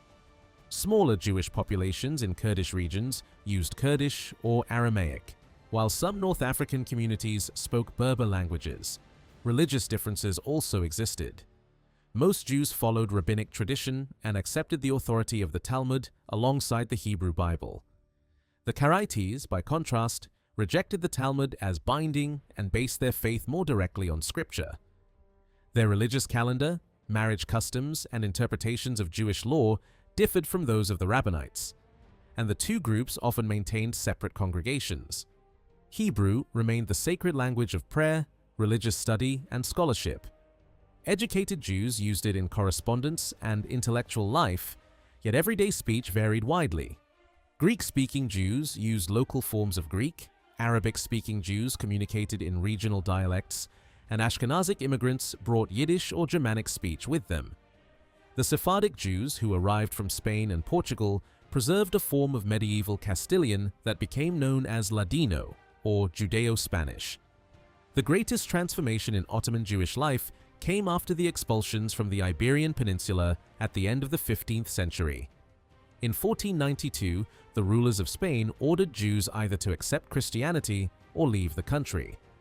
Portugal soon followed similar policies. Thousands fled across the Mediterranean, seeking refuge in North Africa, Italy, the Balkans, and Ottoman lands. Ottoman rulers welcomed many of these refugees because they brought commercial knowledge, technical skills, international connections, and capital. New arrivals settled in Istanbul, Edirne, Salonika, Sarajevo, Izmir, Bursa, and many other cities. Some continued eastward to Jerusalem, Saft, Damascus, Cairo, and Alexandria. Among the immigrants were converts who had outwardly accepted Christianity in Iberia to escape persecution. Once they reached Ottoman territory, many returned openly to Judaism. These former converts were sometimes called Marranos or New Christians in European sources, although the term could carry a hostile meaning. In Ottoman cities, they rebuilt communal lives around synagogues, religious schools, charitable institutions, and family networks. The Sephardic population did not form a single congregation. Immigrants often organized themselves according to their town or region of origin. Castilians, Portuguese, Aragonese, Catalans, Italians, and others maintained separate synagogues and customs. Salonika became one of the greatest centers of Sephardic life, containing dozens of congregations and a Jewish population that played a dominant role in the city's economy. Jewish craftsmen in Salonika became especially important in textile production. Techniques brought from Iberia and Italy helped develop a strong wool industry that supplied cloth to the Ottoman military and palace. Other Jews worked as dyers, tailors, metalworkers, printers, merchants, dock workers, and financiers. Their influence extended from local workshops to international trading networks. Safed in Galilee emerged as another major center. During the 16th century, scholars there transformed the study of Jewish mysticism, particularly the Kabbalah. The city attracted rabbis, writers, and students from across the Mediterranean. Ottoman political stability and access to trade routes allowed this intellectual community to flourish for a time. Ashkenazic Jews also migrated into Ottoman territory. Many came from German lands, Hungary, Poland, and Eastern Europe, where they had faced recurring violence, expulsions, and legal restrictions. They established communities in Istanbul, Edirne, Sofia, Vidin, Salonika, and other Balkan towns. Some wrote to relatives abroad, describing the relative security and economic opportunity they had found, and encouraged others to follow. Compared with much of Christian Europe, Ottoman rule generally allowed Jews greater freedom to worship, maintain communal institutions, and pursue economic activity. This did not mean that they enjoyed complete equality. They paid special taxes, occupied a legally subordinate position, and could face restrictions regarding clothing, buildings, and public behavior. Local prejudice and official discrimination still existed. Yet, the empire provided a degree of protection that made it an important refuge during periods of persecution elsewhere. The government usually allowed Jewish congregations to choose their rabbis and administer internal affairs. Religious courts handled marriage, divorce, inheritance, charity, education, and disputes among members of the community. Rabbis and elders collected taxes and communicated official demands. The central government expected them to preserve order and loyalty in return for this autonomy. After the Ottoman conquest of Egypt in 1517, the government attempted to bring Jewish administration there into closer alignment with the imperial center. Earlier, Egyptian Jewish communities had been represented by a leader known as the Nagid. Ottoman rulers reduced the independence of this office and increasingly emphasized the authority of Jewish representatives in Istanbul. At times, a Jewish intermediary with access to senior ministers acted on behalf of communities that suffered abuse from governors, officials, or hostile neighbors. Education remained a central feature of Jewish communal life. Boys studied Hebrew, scripture, rabbinic law, and religious commentary in schools attached to synagogues. Advanced students trained for the rabbinate or pursued legal and philosophical study. In Sephardic communities, Ladino remained the language of everyday communication, while Hebrew connected worshippers across linguistic boundaries. Jewish literacy was comparatively widespread in many urban communities. Books circulated through family, commercial, and scholarly networks. Printing presses produced religious works, legal texts, commentaries, and translations. Rabbinical schools helped preserve communal traditions even in smaller Balkan cities. Jewish immigrants also introduced or expanded specialized skills that Ottoman rulers valued. Physicians trained in European universities entered court service. Merchants brought knowledge of Atlantic and Mediterranean trade. Artisans contributed to metalworking, glass production, weapon manufacture, textiles, and printing. Translators and interpreters became especially useful because they spoke European languages and maintained contacts across political borders. Medical service offered one path to influence. Jewish physicians treated senior officials and members of the imperial family, sometimes gaining access to political circles that were otherwise closed to non-Muslims. Their knowledge of Italian, Spanish, German, or Slavic languages also allowed them to advise ministers on foreign affairs. Commercial life provided even greater opportunity. Jewish merchants connected Ottoman ports with Venice, Ragusa, Livorno, Amsterdam, Alexandria, and other trading centers. They handled textiles, grain, spices, metals, medicines, jewelry, and luxury goods. Some served as financial agents for pashas, governors, and court officials, managing investments and international transactions. Their role as intermediaries became particularly important in dealings between Ottoman authorities and European merchants. Foreign traders often relied on Jewish brokers who understood Ottoman law, spoke several languages, and possessed local contacts. This made some Jewish families extremely wealthy and politically influential. One of the most famous was Joseph Nasi. Born into a Portuguese New Christian family, he lived in Western Europe before moving to Istanbul, where he openly returned to Judaism. Together with his aunt, the wealthy businesswoman Grazia Mendes Nasi, he supported Jewish charity, scholarship, and refugee networks. Joseph Nasi established close ties with the Ottoman court and became a trusted associate of Sultan Selim II. He was granted authority over the island of Naxos and participated in diplomatic and commercial affairs. His support for conflict with Venice and Ottoman expansion towards Cyprus reflected both his political ambitions and hostility towards states that had persecuted Iberian Jews. Other Jewish physicians and diplomats also reached prominent positions. Solomon Ashkenazi, who had lived in Italy and Poland before entering Ottoman service, became a physician and advisor to Grand Vizier Sokolu Mehmed Pasha. His experience in European politics made him useful in negotiations, and he was eventually sent on diplomatic missions. The influence of such figures should not obscure the lives of ordinary Jews. Most worked as artisans, shopkeepers, traders, laborers, teachers, scribes, or small merchants. They lived in close-knit neighborhoods centered on synagogues and family networks. Communal charities supported widows, orphans, the poor, travelers, and students. Relations among Jewish groups were not always harmonious. Sephardic immigrants often possessed greater wealth, international connections, and educational resources than older Romaniot communities. In several cities, they gradually became dominant, absorbing or overshadowing local traditions. Differences in ritual and language sometimes produced disputes over synagogues, leadership, and communal taxes. Relations with Christian and Muslim neighbors also varied. Trade, work, and daily proximity encouraged cooperation, but religious prejudice could lead to tension. Accusations, mob violence, property disputes, and official restrictions occasionally threatened Jewish communities. Their safety depended heavily on the strength of the state and the willingness of local authorities to enforce imperial protection. During the 17th and 18th centuries, periods of political decline and religious conservatism sometimes brought harsher treatment. After major fires in Istanbul, some Jewish congregations faced restrictions when attempting to rebuild synagogues. Officials argued that earlier permissions had been invalid or that non-Muslim houses of worship could not be reconstructed beyond their previous form. The case of Sabbatai Zevi revealed another danger. In the 17th century, he declared himself the Jewish Messiah and attracted followers across the Ottoman world and Europe. The movement alarmed the government because it threatened public order. When brought before the authorities, Sabbatai Zevi was compelled to choose between death and conversion to Islam.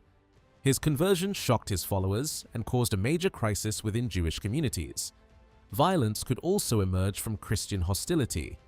One of the most notorious examples occurred in Damascus in 1840, when Jews were accused of murdering a Catholic clergyman. Several prominent members of the community were arrested and tortured. The accusation reflected the persistence of the blood libel, a false claim long used in Europe to incite violence against Jews. During the rise of Balkan nationalism, many Ottoman Jews remained loyal to the empire. They feared that new states built around one dominant nation, language, and church would be less willing to tolerate minorities. In nationalist movements that defined Greek, Serbian, Bulgarian, or Romanian identity through Orthodox Christianity, Jews could easily be cast as foreigners. Their concerns were justified in several regions. During the Greek War of Independence, Muslim and Jewish civilians were attacked alongside Ottoman officials. As new nation-states emerged, Jewish communities sometimes faced pressure to assimilate, emigrate, or prove loyalty to governments that no longer viewed religious diversity as a normal foundation of political life. This helps explain why many Jews continue to see the Ottoman dynasty as a protector even during the empire's decline. Loyalty did not mean that they were satisfied with every law or official. Rather, imperial rule appeared safer than nationalist systems that might exclude them entirely. The position of Jews changed again during the 19th century reforms. New laws promised greater equality among Ottoman subjects, and Jewish leaders participated in emerging administrative and educational institutions. Modern schools, newspapers, and political organizations appeared, while European Jewish movements became more influential. At the same time, old divisions remained. Sephardic, Ashkenazic, Arabic-speaking, Romanioti, and Karaite communities continued to maintain distinct identities. The office of chief rabbi created a formal representative before the government, but it never erased the independence of local congregations or the internal complexity of Ottoman Jewish life. For centuries, Jewish communities contributed significantly to the empire's economy, medicine, diplomacy, craftsmanship, and intellectual culture. Their experience was neither a simple story of perfect tolerance nor one of uninterrupted persecution. It was shaped by legal inequality, communal autonomy, economic opportunity, local prejudice, and the changing strength of the Ottoman state. The empire offered refuge to populations expelled from Christian Europe and allowed them to rebuild religious and cultural institutions. In return, Jewish merchants, doctors, translators, artisans, and scholars became important participants in Ottoman society. Their history reveals how a vast imperial system could preserve remarkable diversity while still maintaining religious hierarchy and political inequality. Islam stood at the heart of Ottoman political identity. From the earliest years of the dynasty, the state presented itself as a defender of the Muslim faith and as a power whose armies, rulers, and laws served a religious mission. Ottoman victories were described not only as territorial expansion, but also as the advance of Islam, while the Sultan was portrayed as the guardian of the faith and the protector of the Muslim community. This religious identity helped unite an empire whose Muslim population included Turks, Arabs, Kurds, Albanians, Bosnians, Tatars, Circassians, and many other peoples. For much of Ottoman history, Muslims were not necessarily the largest religious group in every region. In the Balkans, Orthodox Christians remained extremely numerous. As the empire gradually lost its European provinces, however, the demographic balance changed. By the late 19th century, especially after the territorial settlements of 1878, Muslims formed a clear majority within the remaining Ottoman lands. Islam provided ordinary believers with a structured religious life based on faith, worship, charity, fasting, and pilgrimage. Muslims were expected to believe in one God, divine revelation, prophets, angels, judgment after death, and destiny. These beliefs were reinforced through the 5 central duties known as the pillars of Islam, which shaped both individual behavior and the rhythm of everyday society. The first was the declaration of faith. By affirming that there was no deity except God and that Muhammad was his messenger, the believer expressed the foundation of Muslim identity. This declaration emphasized that all authority ultimately belonged to God and that Muhammad's life and teachings provided the model through which divine guidance had been transmitted to humanity. The second pillar was prayer. 5 daily prayers divided the day into sacred intervals, beginning at dawn and continuing through noon, afternoon, sunset, and night. In the Ottoman world, the call to prayer was one of the most familiar sounds of urban and rural life. From the minaret, the muezzin summoned worshippers, and his voice carried over markets, houses, workshops, fields, and harbors. Prayer required physical as well as spiritual preparation. Before worship, Muslims performed ablution by washing the hands, mouth, nose, face, arms, head, ears, neck, and feet. This ritual cleansing reflected the belief that a person should stand before God in a state of purity. Public fountains and washing areas were therefore built beside mosques throughout the empire. European visitors frequently commented on the importance that Ottoman Muslims placed on cleanliness. Regular washing, bathhouse culture, ablution, and the removal of shoes before entering a mosque contributed to the impression that Islam linked hygiene closely with religious discipline.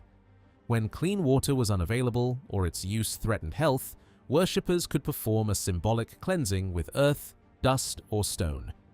This practice allowed prayer to continue during travel, illness, drought, or military campaigns, and demonstrated the flexibility built into Islamic ritual.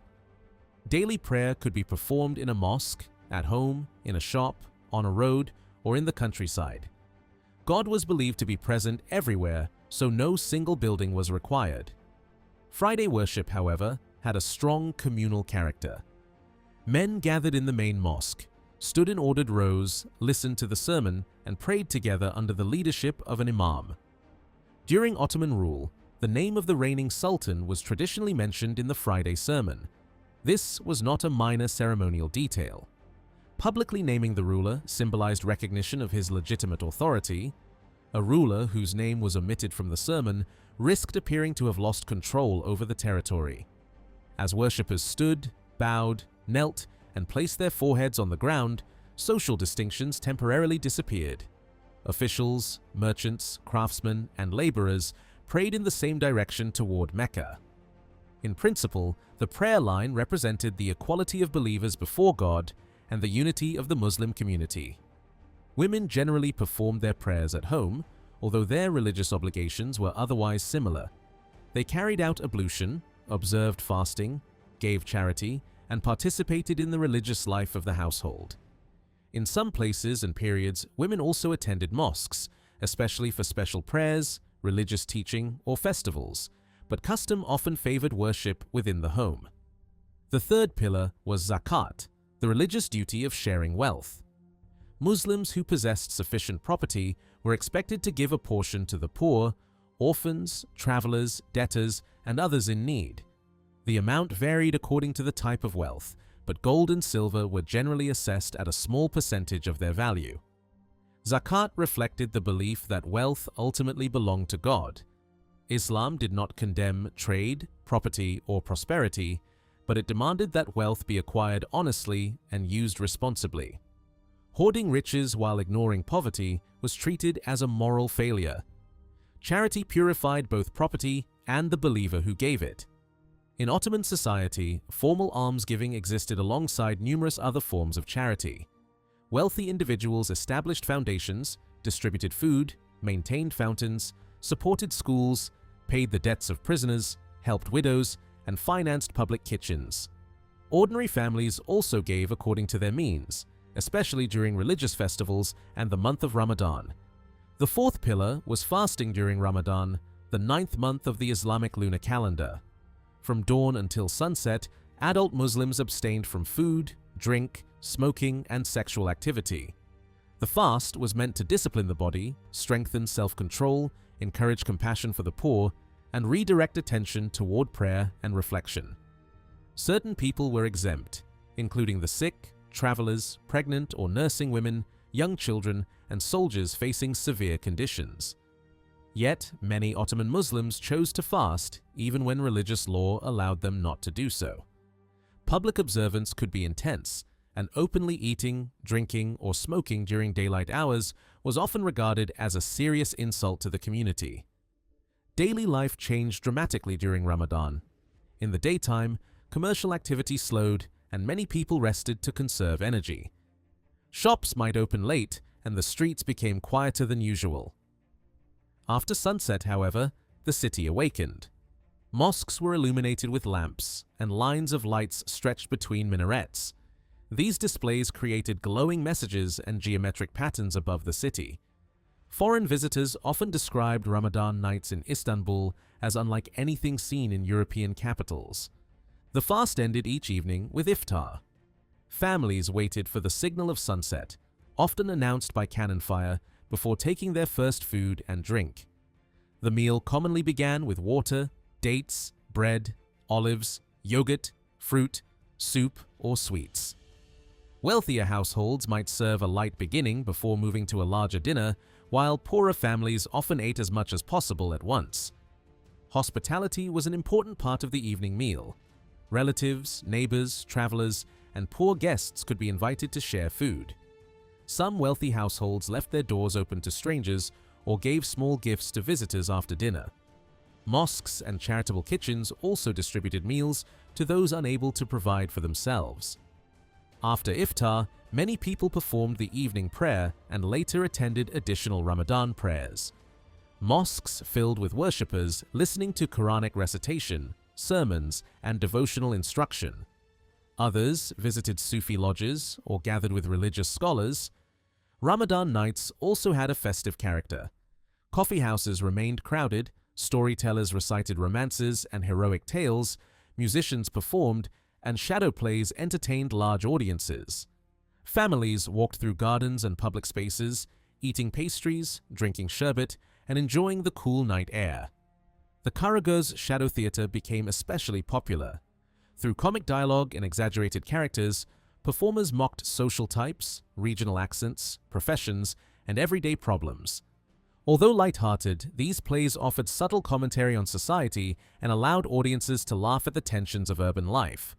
For the wealthy, celebrations could continue until shortly before dawn. Poorer laborers had less freedom since they were expected to return to work the next day. They therefore tried to eat, drink, pray, and rest before the pre-dawn meal marked the beginning of another fast.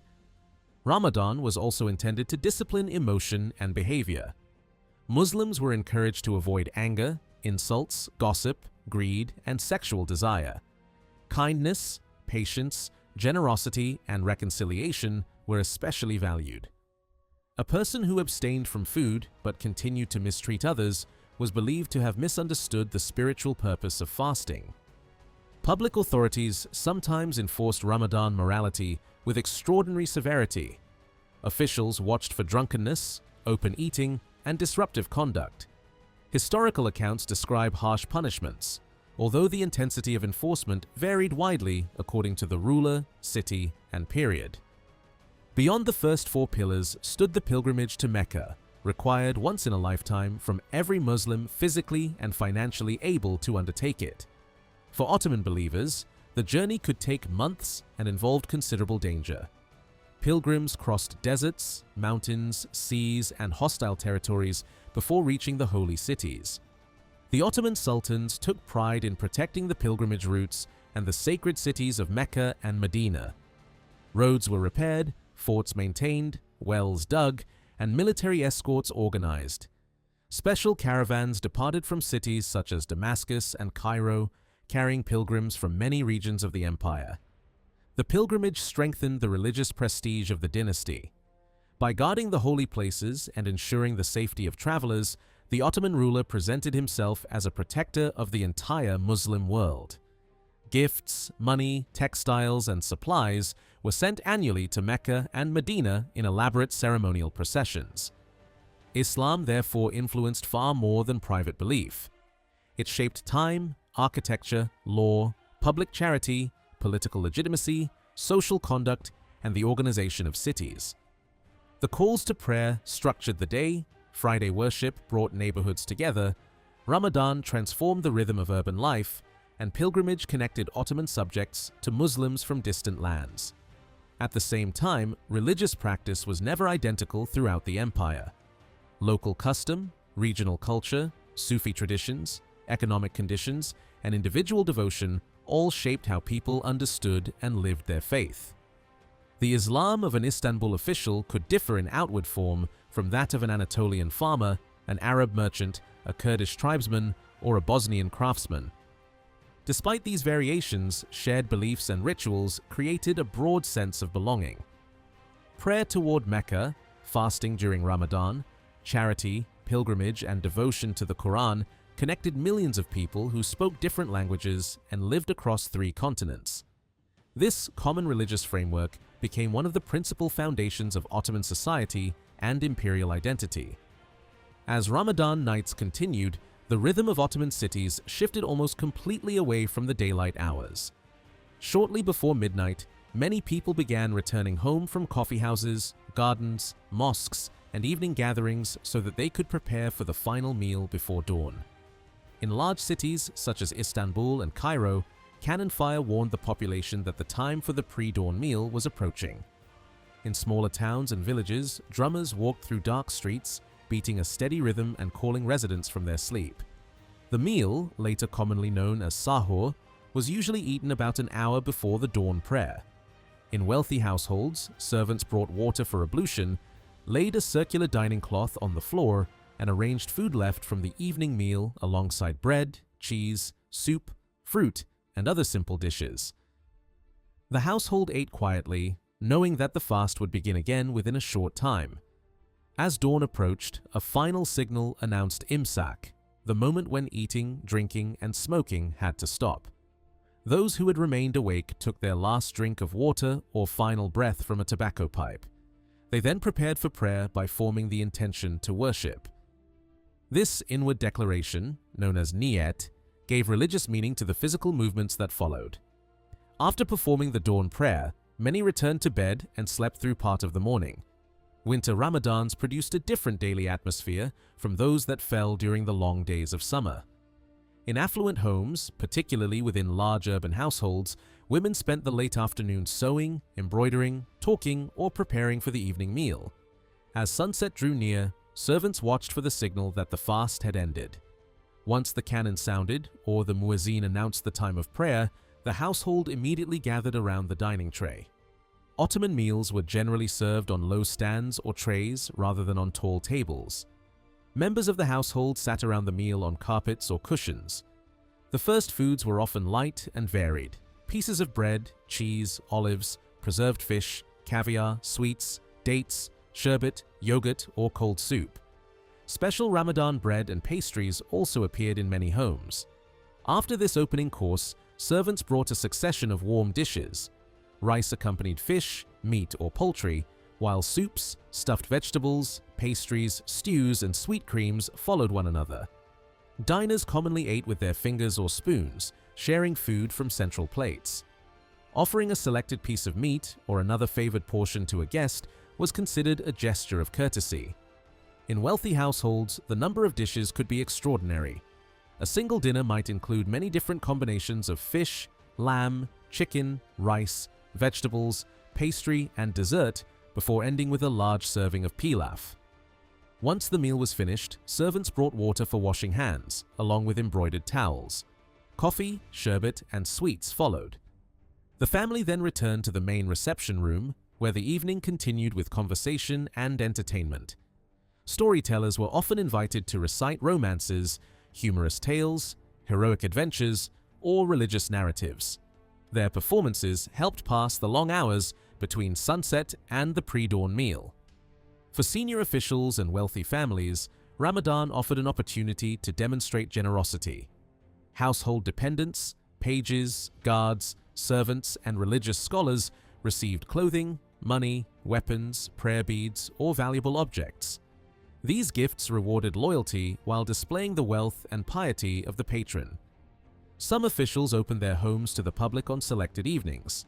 Visitors received fruit drinks, sweets made with pistachios or almonds, and other refreshments while listening to recitations from the Quran. Such gatherings combined hospitality, charity, religious devotion, and political prestige. Animal sacrifice also formed part of Ramadan charity. The Sultan, ministers, governors, and wealthy households slaughtered sheep or other animals near mosques, gates, and public spaces. The meat was distributed among poor families, widows, laborers, and others who could not afford substantial meals. The 15th day of Ramadan held particular significance at the imperial court.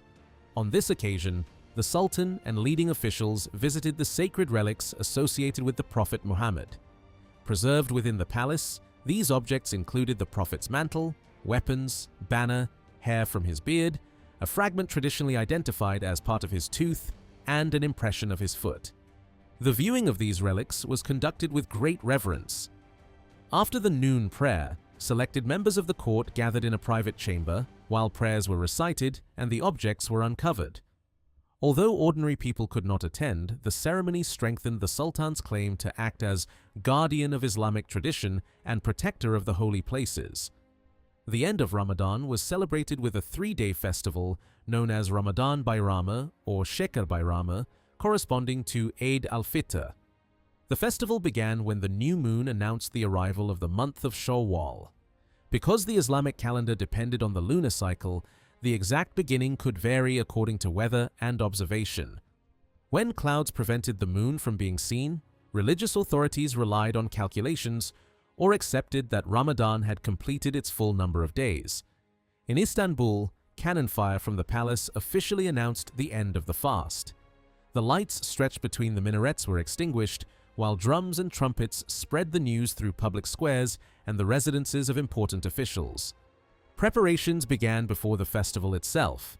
Families cleaned their homes, purchased clothing, prepared sweets, and distributed food to neighbors and the poor.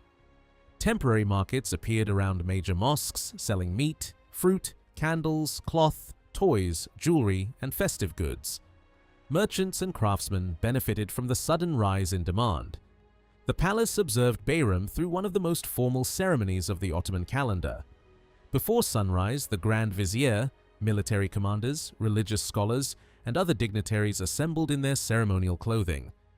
The Sultan then rode to a major imperial mosque, often Hagia Sophia, to perform the festival prayer. After returning to the palace, he entered the audience chamber and sat upon the throne. Officials approached him according to strict rank. Members of ruling dynasties living at the Ottoman court, senior ministers, judges, religious authorities, and military commanders offered their congratulations through carefully prescribed gestures. The Grand Vizier represented the government and wished the ruler health, victory, and a prosperous reign. The Shaykhul Islam approached as the highest representative of the religious establishment. The Sultan's manner of receiving each visitor reflected the official's position. Moving forward to greet someone signaled special respect, while remaining seated emphasized royal superiority. Other dignitaries then entered as their names were announced. The commander of the Janissaries traditionally appeared near the end. After the formal audience, the Sultan withdrew to the private palace, where pages, eunuchs, members of the imperial household, and the women of the harem offered their own congratulations. While these ceremonies continued, a large meal was served to senior officials in the imperial council chamber. At the conclusion, the ruler presented robes or fur-lined garments to selected dignitaries. Such gifts reaffirmed the personal bond between the monarch and those who served him. The festival was not limited to the palace. Before the end of Ramadan, every Muslim household capable of doing so was expected to give a special form of charity to the poor. This offering, known as Zakat al-Fitr or Sadaqat al-Fitr, was intended to complete and purify the month of fasting. The head of the household gave on behalf of every family member, including children and dependents. Grain, dates, barley, wheat, or their monetary value could be distributed. The purpose was to ensure that even the poorest families possessed enough food to participate in the celebration. In wealthy households, servants and retainers also received presents according to their rank, service, and relationship with the family. Clothing, money, sweets, cloth, and household goods were common gifts. These exchanges reinforced loyalty, but also reflected the festival's broader emphasis on generosity. On the first morning of Bayram, people washed, applied perfume, and dressed in their finest clothes. Men and boys gathered in mosques or large open prayer grounds where they performed the special congregational prayer. Unlike the ordinary daily prayers, this ceremony was not preceded by the usual call to prayer. After the prayer, the Imam delivered a sermon reminding the community of gratitude, charity, forgiveness, and unity. Worshippers embraced one another and exchanged wishes for health and happiness. In accordance with religious tradition, many returned home by a different route from the one they had taken to the prayer ground. Children were among the most enthusiastic participants. Parents bought them new clothes, which they displayed proudly while visiting relatives and walking through the neighborhood. They kissed the hands of parents, grandparents, and older family members who gave them sweets, coins, or small gifts. Women wore their finest dresses and jewelry and prepared trays of pastries and confectionery for visitors. Houses remained busy as relatives, neighbors, and friends arrived throughout the day. Coffee, sherbet, candies, baklava, lokum, and other sweets gave the festival its popular association with sugar. Bayram was also a time of reconciliation. People who had argued were encouraged to forgive one another, restore friendship, and end old disputes. Younger family members visited their elders, while the wealthy called on respected officials, scholars, and community leaders. Cemeteries attracted many visitors after the prayers. Families cleaned graves, poured water over plants, placed flowers, and recited prayers for deceased relatives. Vendors outside the cemeteries sold water, flowers, prayer books, and small devotional objects. The rest of the festival was devoted to entertainment and rest. Military bands performed in public spaces, storytellers attracted crowds, and Karagöz and Hatsivat shadow plays entertained both children and adults. Swings, acrobats, musicians, puppet theaters, and food sellers filled squares and gardens. For the ordinary population, Ramadan and Bayram combined hardship with pleasure. The month demanded hunger, discipline, charity, and prayer, but its nights offered light, food, companionship, and entertainment. The festival that followed rewarded the faithful with rest, family gatherings, sweets, new clothing, and public celebration. Through these traditions, religious observance became inseparable from social life.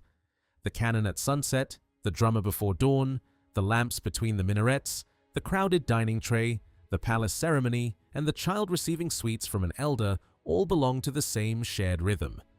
Ramadan shaped the daily life of the Ottoman city, while Bayram briefly brought together palace and neighborhood, rich and poor, family and community in a common celebration. The pilgrimage to Mecca formed the fifth central duty of Islam. Every Muslim who possessed sufficient health and financial means was expected to complete the journey at least once during life. Those permanently unable to travel could sometimes arrange for another believer to perform the pilgrimage on their behalf. More than an individual act of devotion, the pilgrimage brought Muslims from distant regions together through the same clothing, movements, prayers, and sacred destinations. After returning home, a pilgrim was commonly honored with the title Hajj. Before approaching Mecca, pilgrims entered a sacred condition known as ihram. Men removed their ordinary clothing and put on two simple pieces of white, unstitched cloth. The similarity of their dress temporarily concealed distinctions of wealth, rank, occupation, and origin. A governor and a laborer, an Arab and a Turk, or an African and a Balkan Muslim stood before God in nearly identical garments. Entering ihram also required strict self-control. Pilgrims promised to avoid fighting, insults, sexual relations, hunting, and unnecessary argument. They refrained from using perfume, cutting their hair, trimming their nails, and damaging plants within the sacred territory. These restrictions were intended to create a state of humility, peace, and concentration. After washing and declaring their intention, pilgrims recited the Talbiyah, announcing that they had answered God's call. The repeated words accompanied them as they approached Mecca and expressed complete submission to divine command. At the heart of the pilgrimage stood the Kaaba, the cube-shaped sanctuary inside the Great Mosque. Pilgrims circled it 7 times in a ritual known as tawaf. Many attempted to touch or kiss the black stone, although the size of the crowd often made this impossible. They then prayed and walked 7 times between the hills of Safa and Marwa, commemorating Hagar's desperate search for water for her son Ishmael. The pilgrimage continued outside Mecca. Pilgrims gathered on the plain of Arafat, where they prayed, repented, and asked God for forgiveness. Standing at Arafat was regarded as the spiritual climax of the entire journey. Without it, the pilgrimage was considered incomplete. They later moved through Muzdalifah and Mina, collecting stones and throwing them at 3 pillars symbolizing the devil's temptation of Abraham. The ritual expressed rejection of evil and renewed obedience to God. Pilgrims also sacrificed an animal in memory of Abraham's willingness to offer his son before God provided a substitute. After the sacrifice, male pilgrims shaved or shortened their hair and gradually left the restrictions of ihram. They returned to Mecca for further circuits of the Kaaba before beginning the journey home. Many also traveled to Medina to visit the Prophet's mosque and pay their respects near the burial place of Muhammad. The Ottoman pilgrimage was a vast logistical operation. Pilgrims traveled from the Balkans, Anatolia, the Caucasus, Africa, Syria, Iraq, and distant parts of Asia. Some sailed across the Mediterranean or Red Sea, while others joined great overland caravans. The journey could take months and expose travelers to heat, disease, thirst, robbery, and exhaustion. The Ottoman sultans did not normally perform the pilgrimage personally, but they emphasized their responsibility for protecting the sacred cities and the roads leading to them. They appointed commanders to supervise the caravans, provided troops, financed wells and fortifications, and negotiated with tribal groups that controlled sections of the desert. The most famous pilgrimage caravans departed from Damascus and Cairo. They carried thousands of pilgrims, animals, tents, food, water, money, and royal gifts. Military escorts protected them from raiders, while officials maintained discipline and distributed supplies during the journey. The caravan also carried the mahmil, a richly decorated ceremonial structure mounted on a camel. It symbolized the authority and protection of the Ottoman ruler, even though the Sultan himself was absent. Its appearance drew emotional reactions from the crowds, who greeted it with prayers and cries of devotion. Another important object was the new kiswa, the embroidered textile placed over the Kaaba. When the old covering was removed, pieces could be preserved as honored relics. The transport of the new cloth demonstrated the Sultan's claim to serve the holy sanctuary and the wider Muslim community. Royal gifts were delivered to the religious authorities and inhabitants of Mecca and Medina. Money and supplies supported the poor, scholars, pilgrims, and custodians of sacred sites. Through such patronage, Ottoman rulers strengthened their religious prestige far beyond the political boundaries of the empire. The pilgrimage season was closely connected to Kurban Bayramı, the Feast of Sacrifice, celebrated throughout the Muslim world on the 10th day of the final month of the Islamic calendar. The holiday commemorated Abraham's willingness to sacrifice his son in obedience to God and the divine mercy that provided an animal in his place. In the days before the festival, Istanbul filled with livestock brought from Anatolia and surrounding regions. Sheep appeared in markets, squares, streets, and household courtyards. Families sometimes decorated the animal with henna, ribbons, colored wool, or gilded ornaments, and children fed and cared for it before the day of sacrifice. The festival morning began with washing, perfume, clean clothing, and congregational prayer. Men and boys gathered in mosques or large open areas where the imam led the prayer and delivered a sermon explaining sacrifice, gratitude, obedience, and charity. After returning home, the head of the household prepared the animal. It had to be healthy and of an appropriate age. Facing it toward Mecca, he pronounced God's name and performed the slaughter according to religious law. Although professional butchers often assisted, the act retained the meaning of a personal offering. The meat was traditionally divided into portions. One part remained with the household, another was shared with relatives and neighbors, and a substantial portion went to the poor. In this way, the festival transformed religious devotion into a practical distribution of food. Families that could not afford an animal still participated through prayer, visits, and communal meals. Wealthier households might sacrifice several sheep or larger animals on behalf of family members and distribute most of the meat among dependents and the needy. The Sultan also performed the sacrifice within the palace. After attending prayer in ceremonial procession, he changed into appropriate clothing and slaughtered an animal, either personally or in a carefully supervised ritual. Additional sacrifices were offered for members of the dynasty. The imperial court then received ministers, commanders, religious scholars, and foreign representatives.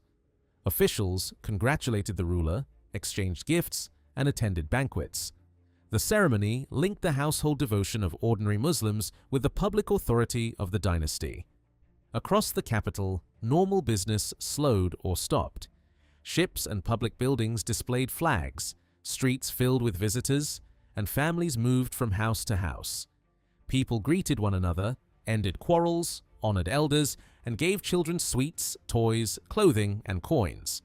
Christian and Jewish merchants also participated in the economic life of the festival by selling confectionery, fruit, toys, textiles, and decorative goods.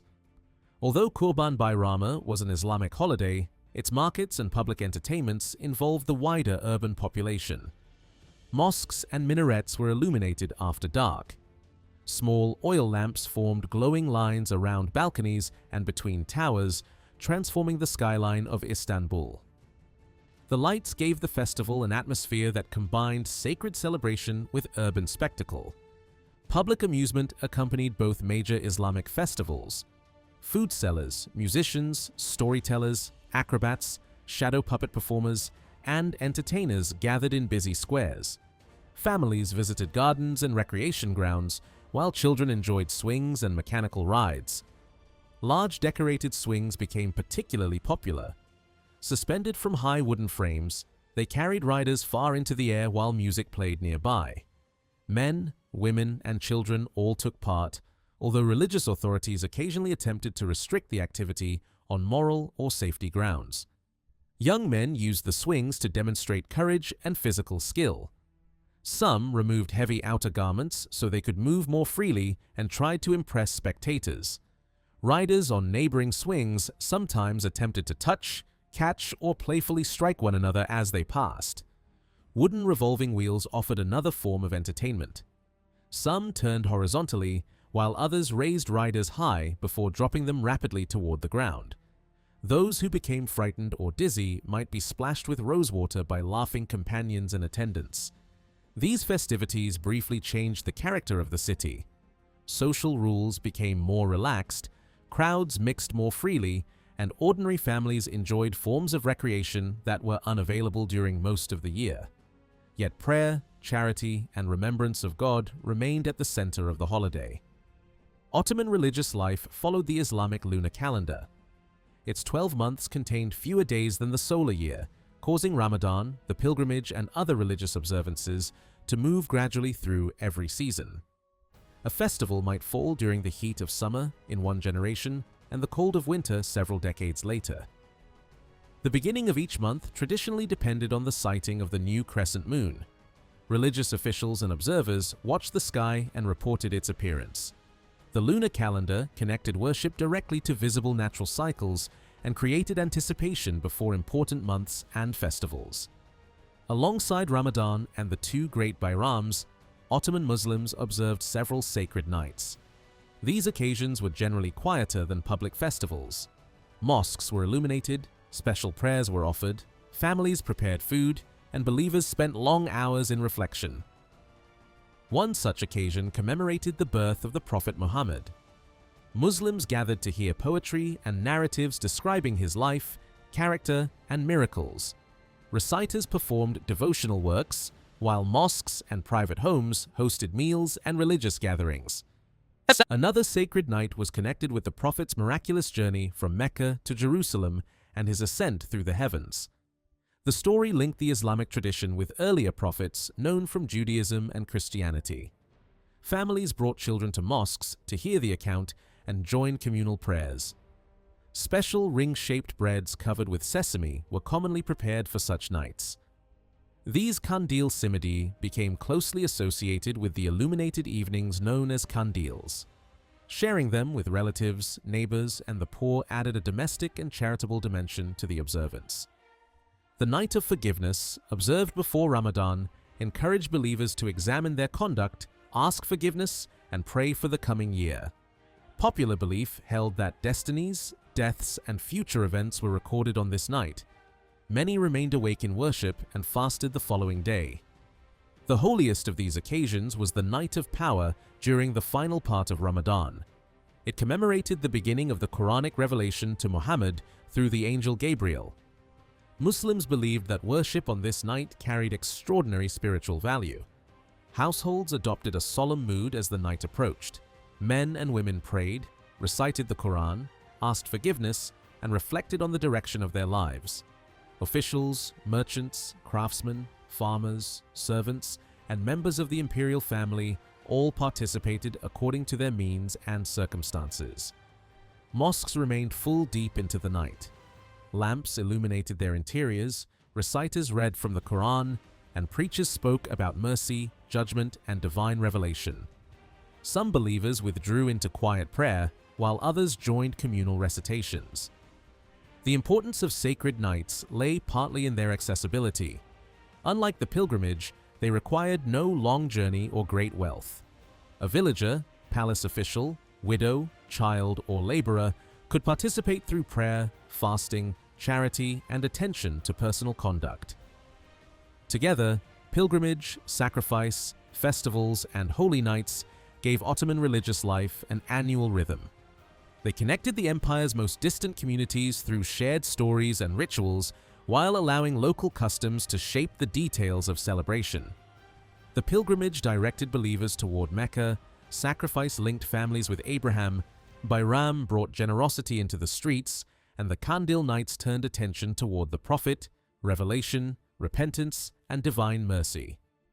Through these observances, Islam shaped not only belief but also travel, trade, charity, family relationships, urban entertainment, and imperial ceremony. The religious life of Ottoman Muslims was shaped not only by the formal calendar of Islam, but also by older regional customs that had survived from pre-Islamic times. One of the most important of these celebrations was Nevruz, the spring festival held at the vernal equinox. Across Anatolia, the Balkans, Iraq, and Syria, it marked the renewal of nature and the beginning of a new seasonal cycle. It was especially meaningful among Kurdish and Alavi communities, where people welcomed one another with wishes for a victorious and prosperous new year. In many rural and mountain regions, seasonal festivals, weddings, and visits to saints' tombs were accompanied by music and communal dancing. Religious conservatism sometimes discouraged such performances, yet local traditions remained strong. In Kurdish communities, men and women joined hands in long lines and moved in rhythm, stepping and swaying together while musicians played the zurna, drums, and reed instruments. At weddings, these dances could continue for hours, transforming the celebration into a communal performance in which entire villages participated. The Ottoman state understood itself as an Islamic political order whose legitimacy rested on sacred law. Islamic law did not govern worship alone. It also shaped contracts, marriage, inheritance, criminal justice, public behavior, economic transactions, and personal morality. The Quran and the recorded sayings and practices of the Prophet Muhammad formed the principal sources of this legal system. The Sultan ruled as a Muslim sovereign, but he did not interpret religious law by himself. Alongside the military and administrative elite stood a powerful religious establishment composed of scholars, judges, teachers, and legal experts. These men were collectively known as the ulema, the learned guardians of Islamic knowledge. Their authority rested on the close connection between religion, law, and education. Theology, ritual, morality, and jurisprudence were understood as parts of the same intellectual tradition. The ulema trained students, supervised courts, issued legal opinions, and protected the religious character of public life. Since the Ottoman state claimed to defend Islam, the scholars who interpreted its law occupied a highly respected position. At the head of this hierarchy stood the Shaykhul Islam. Appointed by the Sultan, he possessed considerable independence and could issue a legal opinion known as a fatwa. Such an opinion did not automatically enforce itself, yet it carried great moral and political authority. A fatwa could justify war, approve a major reform, condemn rebellion, or support the deposition of a ruler whose actions were judged contrary to Islamic principles. Below the Shaykhul Islam served the muftis and qadis. A mufti interpreted difficult questions of law and issued legal opinions, while a qadi acted as a judge and applied both Islamic law and imperial regulations. Qadis served throughout the empire, from the capital to provincial towns, hearing disputes involving property, marriage, inheritance, contracts, crime, and taxation. The Ottoman legal system followed Sunni Islam. 4 major Sunni schools of jurisprudence existed, each differing in certain details of ritual and civil law. The Ottoman ruling elite and most Turkish-speaking Muslims followed the Hanafi school. The Maliki tradition was common in North Africa, the Shafi'i school was influential in Egypt, Yemen, the Hejaz, and Kurdish regions, while Hanbali law remained more limited in geographical reach. The government did not usually force all Muslim communities to abandon their own legal traditions. Nevertheless, judges appointed by the central state generally applied Hanafi principles. This helped create a degree of legal consistency across the empire while still allowing regional customs and other schools of interpretation to survive. Religious education began in elementary schools known as mektebs. These institutions were often attached to mosques or supported through charitable foundations. Children usually entered at around 5 years of age. Boys formed the majority of pupils, although some schools also educated girls. The teacher was often an imam, muezzin, mosque caretaker, or another person trained in basic religious knowledge. In schools for girls, an educated woman who had memorized the Quran could also teach. Pupils learned the Arabic alphabet, basic reading and writing, simple arithmetic, daily prayers, and selected passages from the Quran. The aim was not simply literacy. Education was intended to shape religious character and teach children the moral duties expected of Muslims. Discipline, obedience, proper speech, and respectful behavior formed part of the daily lesson. More advanced pupils sometimes studied introductory Arabic and Persian vocabulary. Students who continued beyond elementary education entered a madris. These institutions formed the higher educational system of the classical Ottoman world. They were usually located in important cities and supported by vakıfs, which provided the income required to pay teachers, maintain buildings, house students, and supply food. Madrasi education focused heavily on religion and law. Students memorized and interpreted the Quran, studied the sayings of the Prophet, learned Arabic grammar, and examined the principles of Islamic jurisprudence. Logic, rhetoric, philosophy, mathematics, geometry, and astronomy could also appear within the curriculum, especially at higher levels. The schools were arranged in a hierarchy. Students began with grammar, syntax, logic, and introductory theology before advancing to rhetoric, legal reasoning, Quranic interpretation, and specialized jurisprudence. The most prestigious institutions trained the scholars who later became judges, teachers, muftis, and senior members of the ulama. Sultans, princes, princesses, ministers, governors, scholars, and wealthy officials founded many of these schools. Their patronage combined religious devotion with political prestige. A grand educational complex could preserve the founder's name for generations while supplying the empire with trained administrators and legal experts. The greatest mosque complexes included far more than classrooms. Hospitals, pharmacies, guest houses, bathhouses, soup kitchens, and shelters for travelers could stand beside the mosque and madres. These institutions served the poor, the sick, students, and ordinary residents of the surrounding neighborhood. The Süleymaniye complex in Istanbul represented one of the highest achievements of this system. Built around the imperial mosque commissioned by Sultan Süleyman, it contained schools of several levels, a hospital, a medical institution, a pharmacy, and a public kitchen. One of its advanced schools specialized in the traditions of the Prophet and ranked among the most prestigious centers of learning in the empire. Graduates of the higher madrasis entered the religious establishment.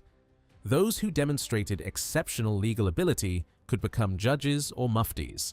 Others taught in schools, served as preachers, administered foundations, or rose through the hierarchy toward the highest offices of Islamic law.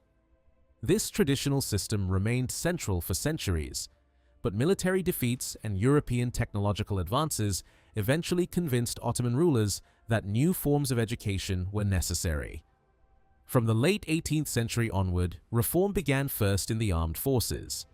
European instructors were invited to teach navigation, engineering, artillery, medicine, and shipbuilding. Modern military and technical schools gradually appeared beside the older religious institutions. Their curriculum included mathematics, geography, foreign languages, physics, and medicine. These reforms eventually led to the creation of modern institutions of higher education and the development of an imperial university in Istanbul. Education for girls followed a more restricted path. Women raised within the palace or in scholarly households had the best opportunities. Palace women could learn to read and write Ottoman Turkish, study the Quran, receive instruction in religion, and practice sewing, embroidery, music, and poetry.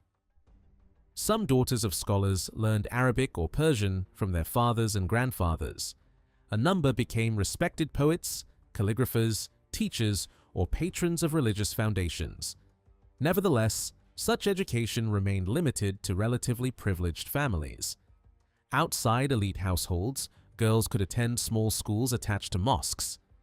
There, they learned the alphabet, basic writing, arithmetic, Quranic recitation, and the performance of prayer. These schools were often maintained through charitable endowments and provided a modest level of literacy. During the 19th century, modern schools for girls began to open in larger numbers. Many wealthy families welcomed this opportunity and celebrated a daughter's first day of education with a formal ceremony. Entering school could become an event almost as important as a family wedding. A young girl might be dressed in silk and jewelry with an embroidered bag containing an alphabet tablet hanging from her neck. Seated in a decorated carriage, she was accompanied through the streets by other pupils who sang hymns and offered prayers. At school, she knelt before her teacher, repeated the first letters of the alphabet, and kissed the teacher's hand. Sweets and small coins were distributed among the pupils. The ceremony presented learning as both a religious blessing and a source of family honor. Some girls from wealthy families received private instruction at home. A tutor taught them Arabic letters, Quranic recitation, and religious duties within the protected space of the household. The first lesson could be accompanied by a dinner, prayers, and a gathering of relatives and family acquaintances. Despite the importance of formal Islam, everyday Ottoman belief also included a wide range of customs that religious scholars often regarded as superstition. Muslims, Christians, and Jews all used amulets, charms, sacred objects, and magical formulas to protect themselves from illness, misfortune, infertility, envy, and unseen forces. Written charms were especially common. Quranic verses, the names of God, prayers, numbers, diagrams, and the names of angels or saints were placed inside small cases and worn around the neck. Others were hung inside houses, shops, cradles, boats, or animal shelters. A miniature Quran could be carried in an embroidered leather or velvet case. The 99 names of God were considered particularly powerful. Such objects were believed to protect travelers, children, soldiers, animals, and households from accidents and harmful spirits. Wise men and women prepared many of these charms. Every town or village might have someone known for interpreting dreams, selecting favorable dates, making remedies, or writing protective formulas. Their position could inspire both respect and fear, since people believed they possessed knowledge of forces invisible to ordinary individuals. Amulets were also used in matters of marriage and fertility. A childless woman might visit a saint's tomb, bathe in sacred water, carry a written charm, or use special herbs. In parts of the Balkans, women traveled to particular beaches, springs, caves, or shrines in the hope of becoming pregnant. Pilgrimage relics carried great spiritual value. Dust associated with the Prophet's tomb in Medina could be placed inside a leather case and worn as protection. Water from the Zamzam well in Mecca was carefully transported home and used for healing, blessing, and funeral rituals. Pieces of the cloth that covered the Kaaba were treasured as sacred objects. Pilgrims carried fragments back to their families, where they were preserved for generations. Such relics connected ordinary households to the most sacred places of Islam. Belief in the evil eye was perhaps the most widespread of all popular traditions. Sudden illness, misfortune, or the loss of a child could be blamed on a jealous or admiring glance. Even an innocent compliment might be considered dangerous if it was not accompanied by the expression "Mashallah," acknowledging that beauty and good fortune came from God. Children were regarded as especially vulnerable. Parents attached beads, written charms, small shells, pieces of metal, or protective symbols to their clothing and cradles. Boats, houses, horses, livestock, and shops could also be decorated with objects intended to repel harmful attention. Garlic was considered a strong defense and was sometimes sent to the mother of a newborn child. Other communities used blue beads, animal bones, horns, written prayers, or gestures of spitting to break the influence of envy. Even the imperial court took such beliefs seriously. During public processions, young palace pages wore elaborate plumes that could partially shield the ruler from the gaze of crowds. The arrangement served ceremonial purposes, but it was also understood as protection against the evil eye. These practices reveal the layered nature of Ottoman religious life. Official Islam emphasized law, scholarship, prayer, and moral discipline, while local society preserved older customs, healing traditions, sacred geography, and belief in unseen forces. The ulema might condemn certain superstitions, yet scholars, officials, villagers, merchants, and palace residents continued to use charms and seek blessings. Formal religion and popular belief did not always exist in open conflict. They often blended together within the same household and even within the actions of the same individual. An Ottoman Muslim could attend the mosque, study Islamic law, give charity, visit a saint's tomb, carry an amulet, and fear the evil eye without seeing these actions as contradictory. Together, education, law, ritual, custom, and superstition shaped a religious culture that was both highly organized and remarkably diverse. Official Islamic institutions exercised enormous influence throughout the Ottoman world, but religion was never limited to the teachings of jurists or the formal rules taught in mosques and madrases. Alongside the legal and scholarly tradition represented by the ulema, mystical brotherhoods offered a more emotional and personal approach to faith. These Sufi orders shaped music, poetry, hospitality, social life, popular devotion, and even politics across the empire. Each Sufi order followed its own spiritual path, known as a tariqat. Its members gathered under the guidance of a sheikh, whom they regarded as an experienced teacher capable of leading them toward deeper knowledge of God. Different orders developed distinct methods of prayer, meditation, music, movement, and communal worship. Their most recognizable ritual was the zikr, the repeated remembrance of God through sacred phrases, controlled breathing, chanting, music, or bodily movement. Sufi lodges became important meeting places beyond the household and the mosque. They offered Muslims opportunities to pray, eat, study, speak with spiritual teachers, and form relationships with people from different social backgrounds. Although the organization of each lodge varied, many provided designated areas for men, women, permanent members, visitors, and travelers. For many believers, the formal religion of the ulema appeared distant and overly concerned with legal detail. Religious scholars emphasized rules governing prayer, marriage, inheritance, commercial exchange, and public behavior.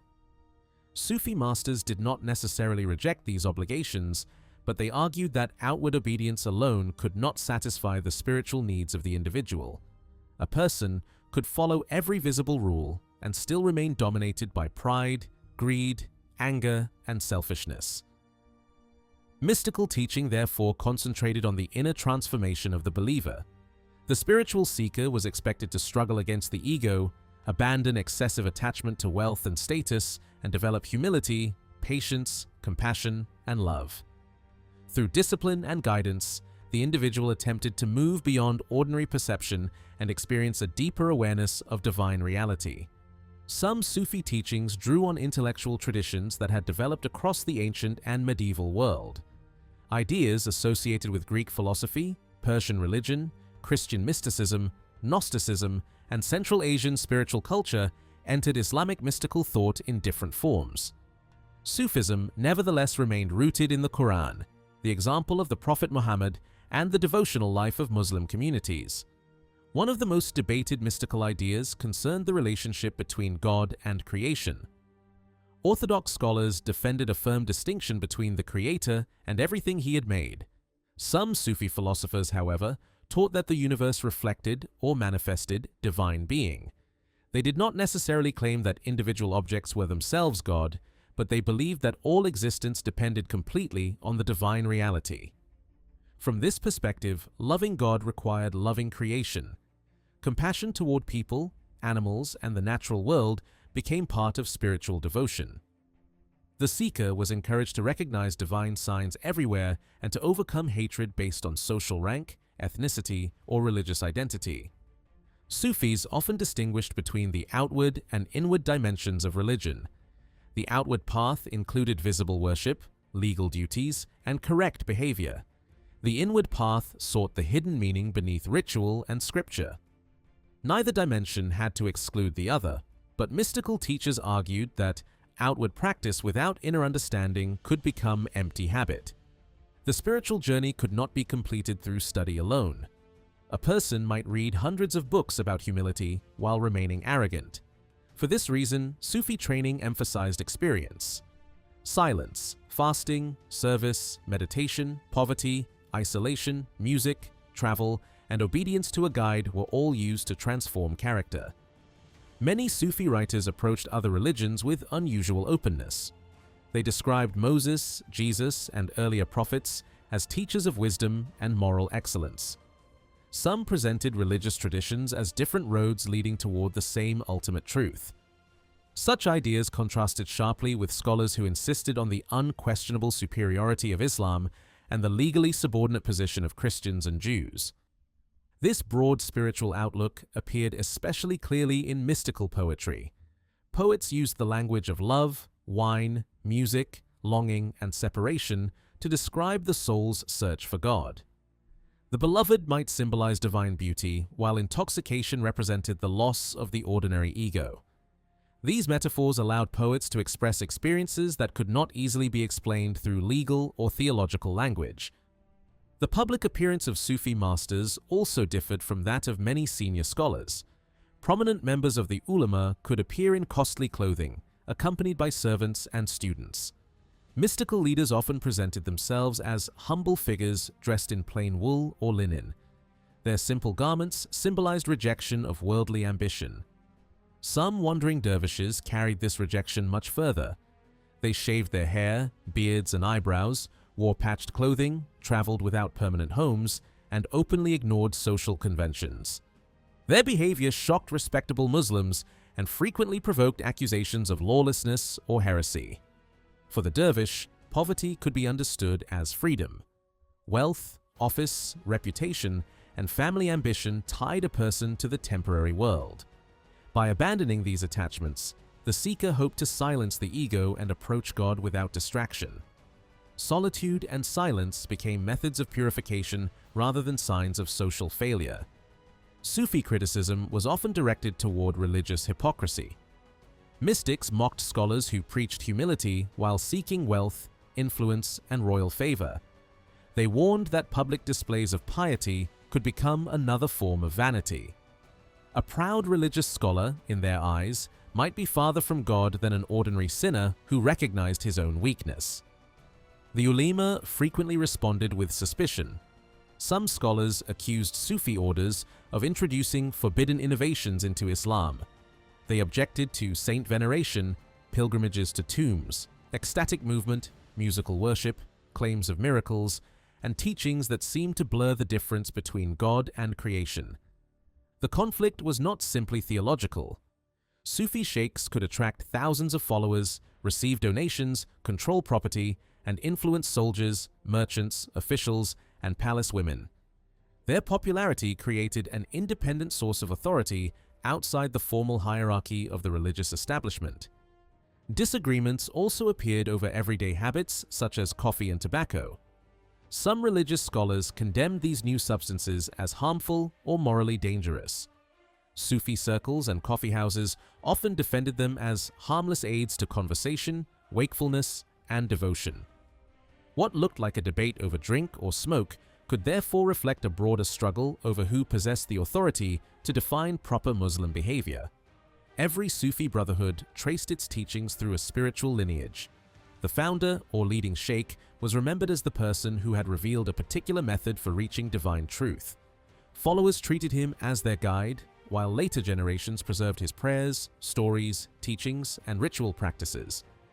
Members gathered in lodges known as tekis, zaviyas, or dergahs. These institutions served simultaneously as places of worship, schools, kitchens, guest houses, and residences. Some were modest buildings serving a small neighborhood, while others developed into large complexes supported by wealthy patrons and religious foundations. A typical lodge contained a hall for prayer and ritual. Depending on the order, this space could be called a tevhidane, semahane, or maidan.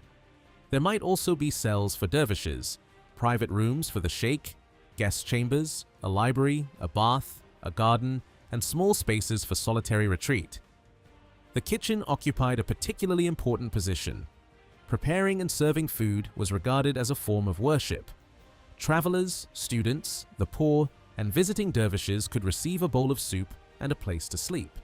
The continuously heated cauldron became a symbol of generosity and communal service. In several orders, the kitchen was also a training ground. New members learned obedience, patience, and humility by chopping wood, carrying water, cleaning utensils, and serving others. Before being trusted with mystical teachings, they demonstrated that they could perform ordinary labor without pride or complaint. As coffee became widespread during the 17th century, many lodges created rooms devoted to its preparation and consumption. Members drank coffee during conversation, study, or long periods of nighttime worship. These rooms became another point of contact between religious devotion and the expanding social culture of Ottoman cities. Large tekis housed entire communities. The sheikh might live there with his family, while dervishes occupied small rooms nearby. Visitors arrived for ceremonies, instruction, meals, healing, or advice. Some lodges attached themselves to mosques, while others stood near tombs, roads, markets, or frontier settlements. Women also participated in Sufi life. Although men and women were often separated during ceremonies, female followers attended gatherings, visited shrines, supported lodges, and maintained relationships with spiritual teachers. Some women became respected mystics, patrons, or leaders within circles of female devotion. Earlier, semi-mystical brotherhoods, known as ahis, had performed similar social functions in Anatolia. These fraternities combined religious ethics with craftsmanship, trade, hospitality, and local solidarity. Their lodges welcomed travelers regardless of rank and offered food, shelter, conversation, and protection. Members worked during the day and contributed part of their earnings to the common household. In the evening, they gathered for prayer and a shared meal. When travelers arrived, they were treated as honored guests. If no visitor appeared, the members ate together, sang, and sometimes danced. This tradition of hospitality survived within later Sufi institutions. A poor traveler could arrive barefoot and unknown, yet still expect food and shelter. The lodge offered security in a world where roads were dangerous and formal inns were not always available. Sufi groups played an important role during the rise of the Ottoman state. Mystical teachers accompanied frontier warriors, blessed campaigns, founded settlements, and encouraged conversion in newly conquered regions. Their lodges helped establish social networks in areas where central government institutions remained weak. Some early Ottoman rulers maintained close relationships with Sufi sheikhs. Their religion was often more personal and mystical than the structured legal culture that later developed in imperial cities. Frontier warriors combined devotion to Islam with heroic traditions, saintly legends, dreams, and prophecies. One famous tradition connected Osman, the founder of the dynasty, with Sheikh Edebali. According to the story, the sheikh blessed Osman, offered spiritual guidance, and predicted the future greatness of his descendants. Whether understood as literal history or dynastic legend, the account expressed the belief that Ottoman political power had received mystical approval. The succession of Osman's son Orhan was also associated with a dervish lodge. These stories reveal how closely the early dynasty linked political legitimacy with holy men, hospices, and frontier religious communities. As the empire grew, the state became more closely aligned with Sunni legal orthodoxy. The ulema gained authority in the courts, schools, and administration, yet Sufi orders never disappeared. Instead, many received government patronage and became accepted parts of Ottoman religious life. Some orders developed especially close ties with particular institutions. The Bektashis became associated with the Janissaries, while the Mevlevis attracted poets, musicians, intellectuals, and officials. Other brotherhoods spread among merchants, craftsmen, rural communities, or tribal populations. The popularity of mystical leaders sometimes threatened the government. A sheikh capable of mobilizing thousands of followers could become the center of political resistance. Religious language could unite peasants, nomads, soldiers, and dissatisfied officials against the state. One of the most dangerous early rebellions was associated with Sheikh Bedreddin. Living during a period of civil war and political disorder, he developed teachings that challenged both religious orthodoxy and the existing social hierarchy. Bedreddin drew inspiration from mystical philosophy and questioned conventional ideas about creation, judgment, heaven, hell, and bodily resurrection. He treated the physical and spiritual worlds as parts of an eternal process rather than separate realities created at a single moment. His ideas also had a social dimension. He rejected sharp distinctions between Muslims and non-Muslims and attracted followers from different religious backgrounds. He permitted practices condemned by orthodox scholars and supported a more equal distribution of resources. These teachings appealed to landless peasants, tribal groups, former soldiers, and others who had suffered during political conflict. The Ottoman government viewed the movement not merely as religious deviation, but as a direct threat to dynastic authority. Government forces suppressed the rebellion, captured Bedreddin, and executed him. Yet his message did not disappear. His followers continued preaching social equality and religious unity in Western Anatolia and the Balkans. One of his most famous disciples, Berkluce Mustafa, organized another uprising near Izmir. He reportedly taught that property should be held in common with limited exceptions and rejected hostility between Muslims and Christians. Berkluce condemned Muslims who treated Christians as unbelievers and attracted support from both religious groups. His movement demonstrated how mystical belief could combine with demands for economic and social change. The Ottoman state responded with overwhelming force. The rebellion was crushed, and Berkluce was executed together with many of his followers. the violence showed the limits of imperial tolerance when spiritual movements became organized political challenges. Despite such conflicts, Sufism remained deeply embedded in Ottoman civilization. Its lodges fed travelers, educated disciples, housed the poor, preserved music and poetry, and created spaces for emotional devotion. Mystical language entered everyday speech, songs, stories, and moral teaching. The relationship between the ulema and the Sufis was therefore more complex than permanent hostility. Many religious scholars belonged to Sufi orders, and numerous sheikhs respected Islamic law. Governments alternately supported, supervised, restricted, or punished brotherhoods according to political circumstances. Official Islam gave the empire legal structure and institutional continuity. Sufism offered personal experience, emotional expression, social fellowship, and a language of divine love. Ottoman religious culture emerged from the constant interaction between these two traditions rather than from the complete victory of either one. For ordinary Muslims, the distinction was not always clear. A person could study with a legal scholar, attend Friday prayer, visit the tomb of a saint, join a zikr ceremony, and receive guidance from a Sufi sheikh. These activities belonged to a religious world in which law, ritual, custom, poetry, music, and mystical experience existed side by side. Through this mixture, Ottoman Islam developed a character that was at once disciplined and flexible, institutional and personal, orthodox and mystical. The tension between scholars and dervishes occasionally produced persecution and rebellion, but it also generated some of the empire's most enduring works of literature, music, architecture, charity, and spiritual thought. Among the many mystical brotherhoods that shaped Ottoman religious life, the Bektashi order became one of the earliest and most politically influential.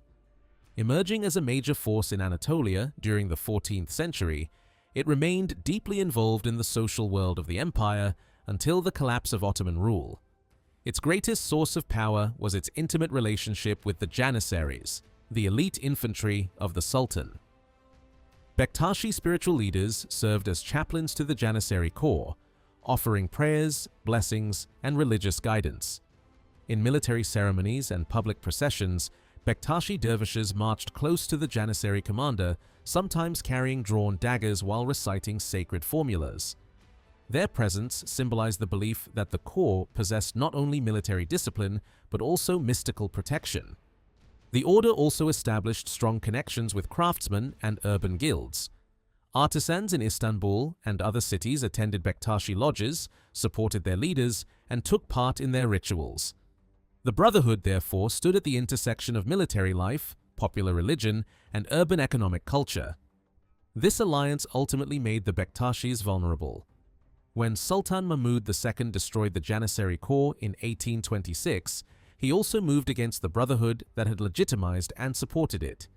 Many Bektashi lodges were closed, their property was confiscated, and their leaders were executed, exiled, or forced to continue their activities in secret. The order survived, particularly in rural Anatolia and the Balkans, but it never regained its former official influence. Bektashi tradition traced its spiritual origins to Hacı Bektaş Veli, a 13th century mystic believed to have lived in central Anatolia. Historical information about his life remains limited, and many stories surrounding him developed long after his death. Within the order, however, he became the saintly founder whose teachings represented compassion, humility, spiritual knowledge, and devotion. The beliefs and ceremonies associated with the brotherhood were organized more systematically by Barlam Sultan during the 16th century. Under his leadership, the Bektashi path acquired a clearer hierarchy, ritual structure, and body of doctrine. Its traditions combined Sunni, Shia, mystical, Central Asian, and local Anatolian elements. The order placed particular emphasis on Ali, the cousin and son-in-law of the Prophet Muhammad. Bektashis honored Ali as the first imam and as the bearer of hidden spiritual knowledge. They also revered the 12 imams, who occupied the central place in Twelver Shia devotion. Some expressions of Bektashi belief brought God, Muhammad, and Ali into such close spiritual unity that outside observers compared the idea to a trinity.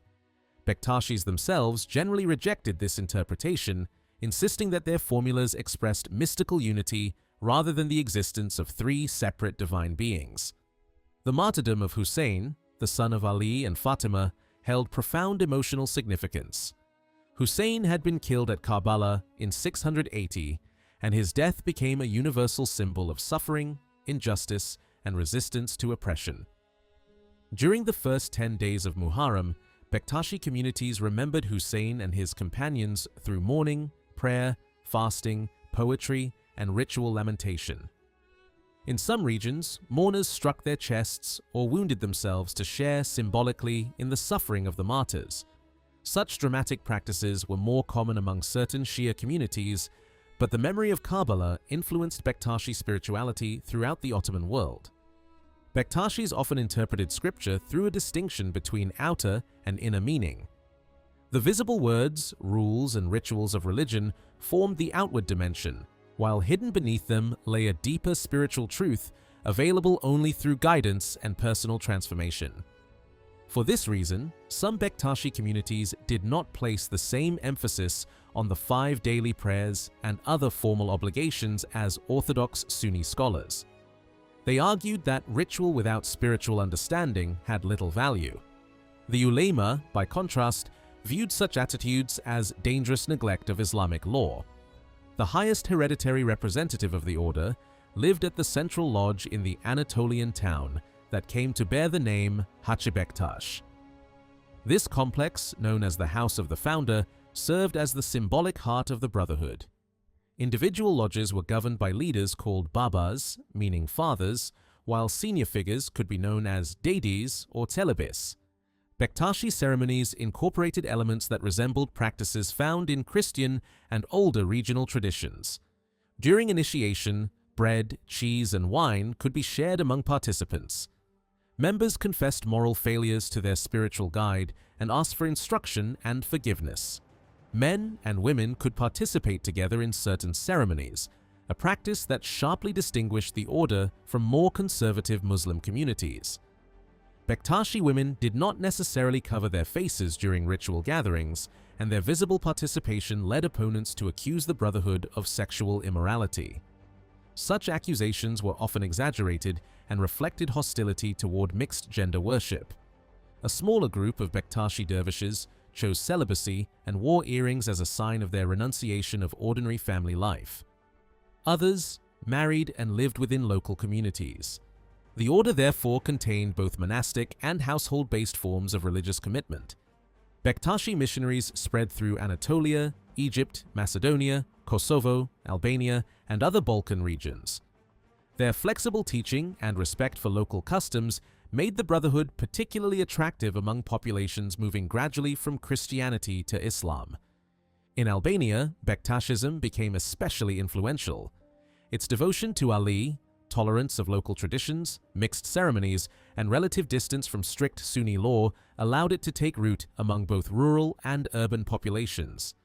Some Albanian communities combined Muslim devotion with customs inherited from earlier Christian or pre-Christian practice. Travelers described these communities as unusually enthusiastic about music, wine, public celebration, and devotion to Ali. They observed that people invoked his name during ordinary movements and gatherings. Orthodox writers regarded such customs as evidence of religious disorder, while local followers understood them as expressions of love and fellowship. Bektashi communities celebrated the major Muslim festivals, but could also participate in Nevruz and local Christian feast days associated with saints such as George, Nicholas, and Demetrius. Dancing, feasting, and drinking sometimes accompanied these events, demonstrating how religious boundaries could remain flexible in everyday Balkan life. The appearance of wandering Bektashi dervishes reflected their rejection of conventional respectability. They might travel barefoot, wear patched garments, shave their heads and faces, carry staffs, and decorate their clothing with symbols connected to Ali and the 12 Imams. Scars, brands, or ritual wounds could mark their bodies as signs of suffering and submission. Their belts, stones, bells, staffs, and distinctive headgear communicated membership in a mystical world that had abandoned ordinary ambition. To conservative observers, such men appeared mad, undisciplined, and irreligious. To their admirers, they were holy figures whose poverty and strange conduct demonstrated freedom from wealth, reputation, and social hypocrisy. Their witty speech and disregard for status made them memorable figures in Ottoman streets and villages. The greatest rival of the Bektashis was the Mevlevi order. While Bektashi strength rested heavily among Janissaries, craftsmen, and Balkan communities, the Mevlevis attracted poets, musicians, scholars, administrators, and members of the court. The order took its name from Mevlana Jalal al-Din Rumi, one of the most celebrated mystical poets in world literature. Rumi was born in 1207 in Balkh, in a region now located in Afghanistan. His father, Baha al-Din Walad, was a respected scholar and spiritual teacher. As Mongol power spread across Central Asia, the family left its homeland and eventually settled in Konya, the capital of the Seljuk Sultanate of Rum. There, Rumi became a teacher of religion, law, and spirituality. He remained in Konya until his death in 1273. Rumi's life changed dramatically after his meeting with the wandering mystic Shams of Tabriz in 1244. Shams challenged Rumi's intellectual certainty and awakened in him a more intense form of spiritual longing. Their relationship became the inspiration for much of Rumi's poetry. After Shams disappeared, Rumi expressed his grief and devotion in lyrical poems later collected in the Divan of Shams. These works used the language of love, separation, intoxication, and longing to describe the soul's search for divine unity. Rumi's other great work, the Masnavi, combined stories, parables, humor, theology, philosophy, and moral instruction. Its characters included kings, beggars, animals, saints, fools, lovers, and merchants. Through their experiences, Rumi explored pride, compassion, ignorance, desire, and the difficult path towards spiritual awakening. His message crossed ethnic and religious boundaries. Rather than defining human beings primarily through nation or formal religious affiliation, Rumi emphasized love as the foundation of spiritual life. To love another person was to recognize the divine source shared by all creation. After his death, Rumi was buried beside his father in Konya. A monumental green-domed shrine rose above the grave and became a major pilgrimage destination. Muslims and non-Muslims alike visited the site, drawn by his poetry and message of spiritual love. The Mevlevi order became famous for the Sema, a disciplined ceremony combining music, poetry, prayer, and controlled whirling. The ritual took place in a circular or specially designed hall called the Semahane. During the ceremony, dervishes wore tall felt hats and long white garments beneath dark cloaks. At the beginning, they removed the cloaks, symbolically leaving behind worldly identity. They then began turning around their own axes while moving in a circle around the hall. The extended right hand faced upward to receive divine grace, while the left hand pointed toward the earth, symbolizing the transmission of that blessing to creation. The whirling was not intended as entertainment, but as a carefully regulated form of meditation. Music was essential. Flutes, drums, strings, and sung poetry guided the movement of the dervishes. The reed flute held special importance because its mournful sound symbolized the soul separated from its divine origin. Many Orthodox scholars condemned the ceremony. They argued that music and dance distracted believers from proper worship and introduced forbidden innovations into Islam. Some demanded that Mevlevi lodges be closed and Rumi's shrine destroyed. Despite periodic persecution, the order received strong protection from Ottoman rulers and senior officials. Sultans donated money and property, visited Mevlevi lodges, and honored their sheikhs. This patronage allowed the brotherhood to expand throughout the empire. The head of the Mevlevi order eventually received the privilege of participating in the sword-girding ceremony of new sultans. During this accession ritual, the ruler was ceremonially invested with the sword associated with Osman, founder of the dynasty. The Mevlevi presence connected imperial authority with Rumi's spiritual legacy. Sultan Selim III became particularly devoted to Mevlevi music and ceremony. His frequent visits encouraged lodges in Istanbul to organize sema performances throughout the week. The order became an important center of classical Ottoman music, poetry, calligraphy, and refined court culture. Many leading composers and poets passed through Mevlevi education. Lodges functioned almost like academies of art, teaching musical theory, performance, literature, etiquette, and spiritual discipline. Their cultural influence reached far beyond formal membership. Another major brotherhood, the Naqshbandi order, entered Ottoman lands from Central Asia during the late 15th century. It traced its lineage to Baha al-Din Naqshband, a 14th century teacher associated with Bukhara and the broader Persian-speaking world of Central Asia. Unlike the Bektashis and some other heterodox groups, the Naqshbandis emphasized strict conformity with Sunni law. They argued that mystical experience could never cancel the Quran, the traditions of Muhammad, or the daily obligations of worship. Members observed prayer, fasting, and legal discipline carefully. Their goal was not to escape Islamic law, but to deepen it through inner awareness. This position made the order attractive to scholars, officials, merchants, and conservative believers who wanted mystical devotion without abandoning orthodoxy. The Naqshbandis became famous for silent zikr. Instead of chanting loudly, dancing, or moving rhythmically, practitioners repeated the divine name internally while controlling breath and attention. They criticized noisy ceremonies as theatrical displays that could strengthen the ego rather than eliminate it. True remembrance, they argued, should occur silently within the heart and remain invisible to the surrounding world. The order also placed less emphasis on long, formal initiation than some brotherhoods. A person seeking membership was often expected to have already developed sufficient religious maturity to recognize the spiritual path. Naqshbandi influence occasionally alarmed Ottoman rulers. A sheikh with a large following could command loyalty independent of the palace. Sultan Murad IV, for example, ordered the execution of a Naqshbandi leader whose influence he considered politically dangerous. Such repression did not halt the order's growth. Its networks expanded through Anatolia, the Balkans, Syria, Iraq, and the Caucasus. Mosques, madrasis, merchant circles, and scholarly families became important centers of Naqshbandi activity. The Brotherhood received renewed energy during the 19th century through Khalid al-Baghdadi, a Kurdish scholar and mystic from the region of Shahrizor. His branch, commonly known as the Khalidiyya, spread rapidly across Ottoman lands. Khalid rejected the harsh anti-Sufi message of the Wahhabi movement, which condemned saint veneration and many mystical practices. At the same time, he criticized Sufi orders that he believed had drifted too far from Islamic law. His purpose was to revive Sunni society by combining strict observance with genuine mystical experience. Followers were expected to pray, fast, study, and obey religious law while cultivating silent remembrance and direct spiritual awareness. The Khalidi movement became especially influential among Kurdish communities in southeastern Anatolia, northern Iraq, and northern Syria.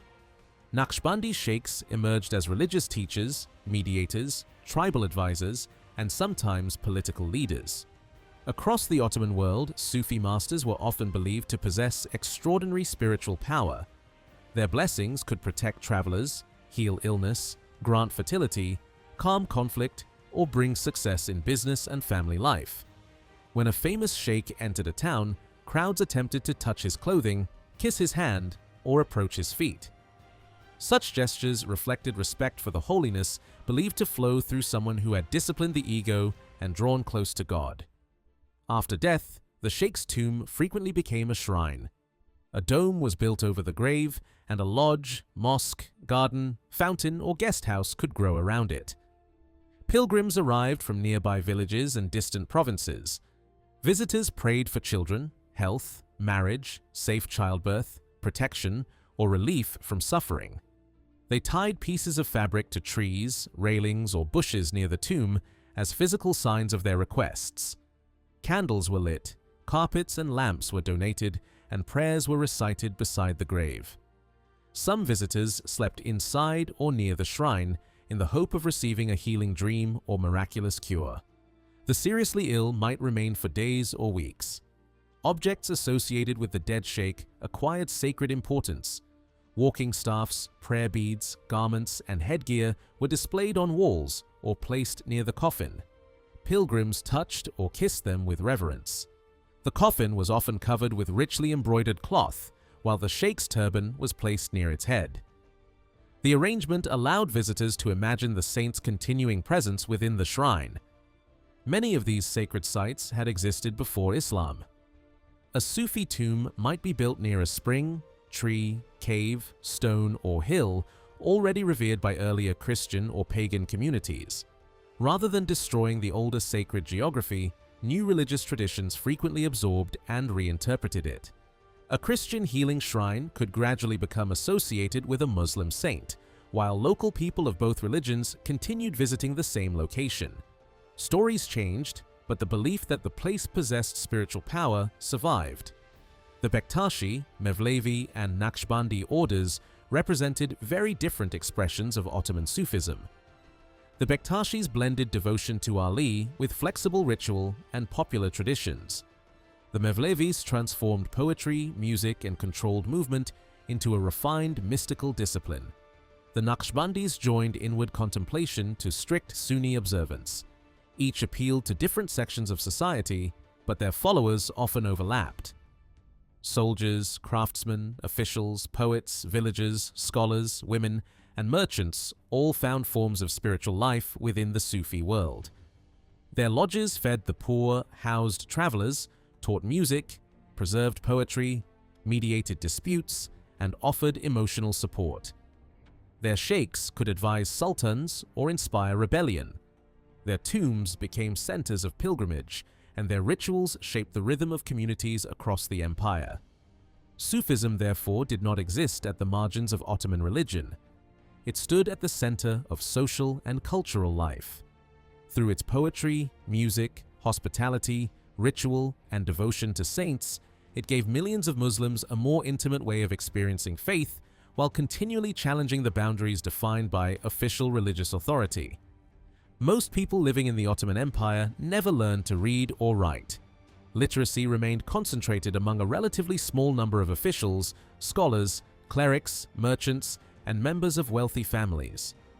Muslim boys who entered palace schools, mekteps, or madrises could receive formal education, while Christian and Jewish children were taught in institutions attached to churches, monasteries, synagogues, or communal organizations.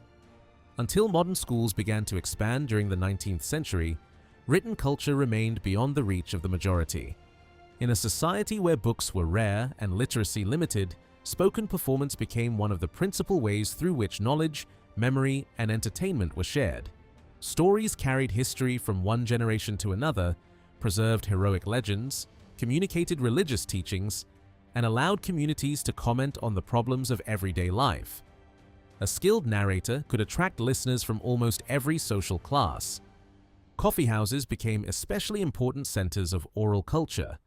Men gathered there after work or during long evenings to drink coffee, exchange news, play games, and listen to professional storytellers. These performers did far more than simply read from a written text. They transformed stories into dramatic events through voice, gesture, rhythm, and imitation. A storyteller could begin in an ordinary speaking voice before suddenly whispering, chanting, shouting, or pausing at the most suspenseful moment. He moved his hands, stamped his feet, changed facial expressions, and turned his body to represent different characters. A walking stick could become a weapon, horse, door, or symbol of authority, while a cloth around his neck might serve as a veil, turban, bag, or costume. Rather than describing every character from a distance, the narrator became the characters himself.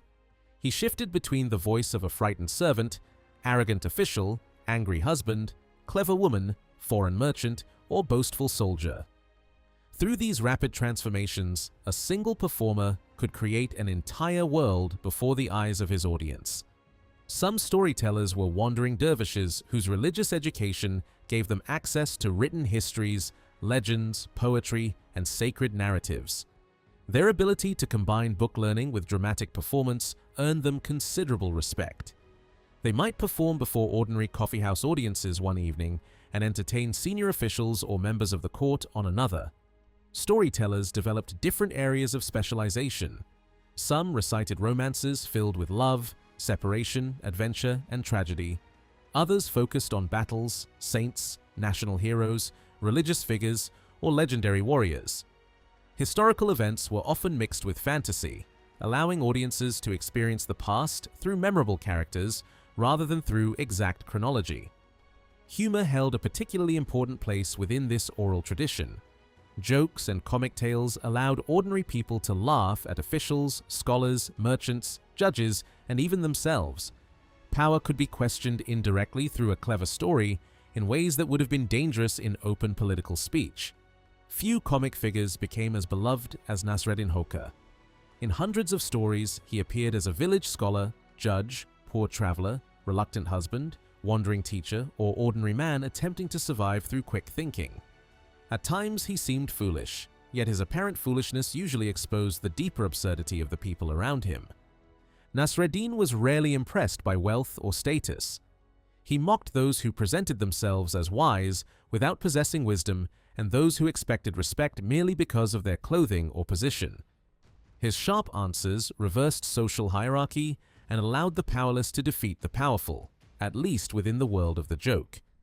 In one popular story, Nasreddin entered a town without money and agreed to deliver a lecture in return for payment. He had no idea what subject he would discuss, but his impressive turban and robe convinced the townspeople that he must be learned. When he appeared before the audience, he asked whether they knew what he was going to speak about. They answered that they did not. Nasreddin immediately declared that he would not waste his words on people who knew nothing about the subject and walked away. The townspeople persuaded him to return the next day. This time, when he asked the same question, they answered that they already knew. Nasreddin replied that there was no purpose in explaining something they understood and left once more. Determined to prevent another escape, the audience planned a different answer for his third appearance. Half would say yes, while the other half would say no. Nasreddin listened to their divided response and calmly announced that those who knew should explain the matter to those who did not. With that, he again avoided delivering the lecture. The humor depended on repetition, timing, and the audience's growing expectation. Nasreddin succeeded not by possessing superior knowledge, but by controlling the situation through language. His wit turned ignorance into authority and transformed an impossible task into a triumph. Another story began on a freezing winter night when a loud argument outside Nasreddin's house awakened him and his wife. He wanted to remain in bed, but his wife insisted that he investigate the disturbance. Reluctantly, he wrapped himself in his quilt and stepped outside. As soon as he approached the fighting men, they stopped arguing, grabbed his quilt, tore it away, and disappeared into the darkness. Nasreddin returned home cold and confused. When his wife asked what the men had been fighting over, he replied that the dispute had clearly been about his quilt. The joke reduced a frightening public conflict to a domestic absurdity and gently mocked the danger of becoming involved in other people's affairs. Such stories circulated in homes, markets, workshops, coffeehouses, and village gatherings. Each narrator changed details, added local characters, or adapted the joke to current events. Nasreddin therefore remained familiar while constantly being reinvented. Shadow theater offered another popular form of comic expression. The best-known version centered on Karagöz and Hacivat, two characters whose arguments and adventures became part of Ottoman urban culture. Their performances created a space where audiences could laugh openly at social pretension, official incompetence, religious hypocrisy, and ethnic stereotypes. The precise origins of Ottoman shadow theater remain uncertain. It may have reached the empire through Egypt or other regions of Asia, and several legends connected its arrival with early Ottoman rulers. Whatever its source, it quickly became one of the most recognizable forms of public entertainment. The puppets were cut from thin, translucent animal hide, painted in strong colors, and pressed against a white screen illuminated from behind. The audience saw only their bright shadows. Small rods allowed the performer to move their arms, legs, heads, and bodies. This distance from reality gave the theater unusual freedom.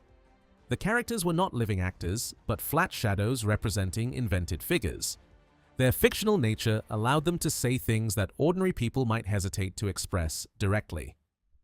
Karagöz plays frequently mocked those who claimed moral or intellectual superiority. Government officials appeared greedy or confused, scholars became pompous, merchants dishonest, and social climbers ridiculous. The world on the screen turned the official order upside down. The theater functioned as a release for popular frustration. Through laughter, audiences could challenge authority without organizing a rebellion or making a formal accusation. Criticism hidden inside comedy was easier for the state to tolerate, although officials never regarded the performances as completely harmless. Coffeehouses made the plays especially sensitive. These establishments brought together craftsmen, porters, soldiers, apprentices, small merchants, and unemployed men. Authorities feared that entertainment could easily turn into political conversation or collective anger. Shadow plays were also performed during weddings, births, circumcision festivals, and household celebrations. Their greatest popularity, however, came during Ramadan, when people gathered after sunset or waited impatiently for the time to break the fast. After iftar, audiences filled coffeehouses where small cups of coffee circulated continuously. Young attendants moved among the spectators while musicians prepared for the performance. Once the light appeared behind the screen, conversation stopped and the figures came to life. At the end of the play, musicians performed a final passage while assistants carried a tray through the crowd to collect coins. The lamp behind the screen was extinguished, the shadows disappeared, and spectators finished their last coffee before returning to the streets. Religious scholars often condemned shadow theater because its jokes could be sexually explicit, irreverent, or openly insulting. Female characters were sometimes portrayed in ways considered immoral, while religious figures and respected professions could become objects of ridicule. The depiction of living beings also created a legal problem because some interpretations of Islamic law discouraged or prohibited images of humans and animals. Performers and supporters found practical arguments to defend the puppets. Since each figure contained holes through which the controlling rods passed, it was said that the puppet could not represent a complete living creature. At the center of the performance stood Karagöz, whose name meant black eye. He represented the ordinary man of the street, poor, direct, impulsive, poorly educated, and constantly searching for work. He misunderstood formal language, ignored etiquette, and responded to pretension with physical action or blunt speech. His large turban, exaggerated nose, thick eyebrow, bright clothing, and sudden movements made him immediately recognizable. During quarrels, his turban might fly from his head, revealing his bald scalp and producing laughter from the audience. Karagöz was not always heroic or virtuous. He could be lazy, vulgar, selfish, and eager to cause trouble. Yet his faults made him human, and audiences often sympathized with his struggle against a world governed by people who possessed education, money, and influence. Hacivat served as his opposite. He was educated, polite, refined, and eager to display his command of elegant Ottoman Turkish. He quoted poetry, used Arabic and Persian vocabulary, and attempted to behave according to courtly standards. Much of the comedy arose because Karagöz failed to understand Hacivat's elaborate expressions. He interpreted sophisticated words literally, distorted their meanings, and turned refined conversation into nonsense. Hacivat represented educated culture, while Karagöz represented everyday speech and common sense. Their friendship was based on constant conflict. Hacivat introduced a business opportunity, social situation, or complicated plan, and Karagöz immediately misunderstood or destroyed it.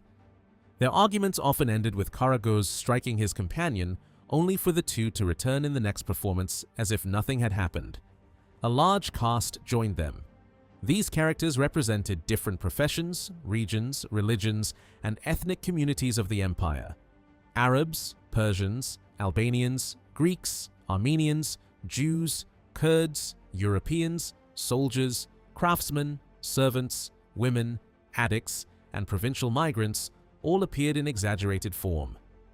Their accents, clothing, occupations, and habits became sources of comedy. Such caricatures could be offensive, yet they also reflected the extraordinary diversity of Ottoman cities.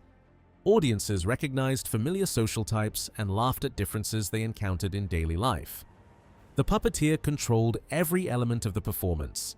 Hidden behind the screen, he moved the figures, spoke in multiple voices, sang songs, created sound effects, and responded to audience reaction.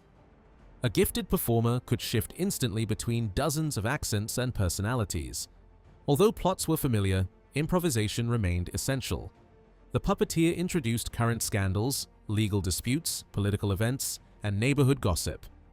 This allowed each performance to feel new even when the basic story had been told many times. Karagöz became bolder as the audience laughed. Encouragement from the crowd allowed him to insult officials, mock moral rules, and push jokes toward greater impropriety. The energy of the performance depended on this relationship between performer and spectators. Shows prepared for women and children in wealthy homes were usually more restrained. Sexual jokes and coarse language were reduced, while music, visual comedy, and domestic themes received greater attention. Performances at the imperial palace required even greater caution. Karagöz could make fun of many things, but directly offending the sultan was dangerous. The performer therefore adjusted the humor to protect himself while still entertaining the court. Shadow theater was not the only form of popular drama. Orta Oyunu offered live, improvised comedy, performed in an open space without a fixed stage or complete written script. Actors relied on recognizable characters, verbal skill, physical comedy, and rapid responses. Like Karagöz, Orta Oyunu often centered on a contrast between an educated speaker and a plain, impulsive companion. Its performers adapted familiar plots to local circumstances and interacted directly with the audience. Together, storytelling, comic anecdotes, shadow theater, and improvisational performance formed a living public culture. They educated without formal schooling, preserved memory without books, and allowed society to examine itself through humor. In a largely illiterate empire, these performers acted as entertainers, historians, critics, and teachers. Their stories carried religious knowledge, heroic memory, moral lessons, political suspicion, and popular wisdom across generations. Coffeehouses, homes, palaces, and festival grounds became theaters in which ordinary Ottoman subjects could recognize their own lives. Through Nasreddin's clever answers and Karagöz's defiant laughter, people found ways to question authority, survive hardship, and make sense of a complicated world. Marriage occupied a central place in Ottoman Muslim society and was regarded as one of the essential foundations of a stable community. Remaining unmarried without a compelling reason was generally discouraged, as marriage was viewed not only as a personal choice, but also as a religious and social responsibility. Unless someone faced serious financial hardship or exceptional personal circumstances, both men and women were expected to marry once they reached adulthood. Choosing a life of celibacy was often considered contrary to both religious teachings and social expectations. Families believed that marriage provided the proper framework for emotional relationships and protected society from moral disorder. Many feared that delaying marriage would encourage relationships outside accepted social norms, creating tension within the community. Religious teachings reinforced this belief, emphasizing that unsupervised interaction between unmarried men and women could easily lead to temptation. Because of this, parents paid close attention to the upbringing of their daughters and worked hard to preserve the family's reputation. Female honor carried enormous importance throughout the empire. A daughter's behavior reflected not only upon herself, but also upon her parents, siblings, and extended family.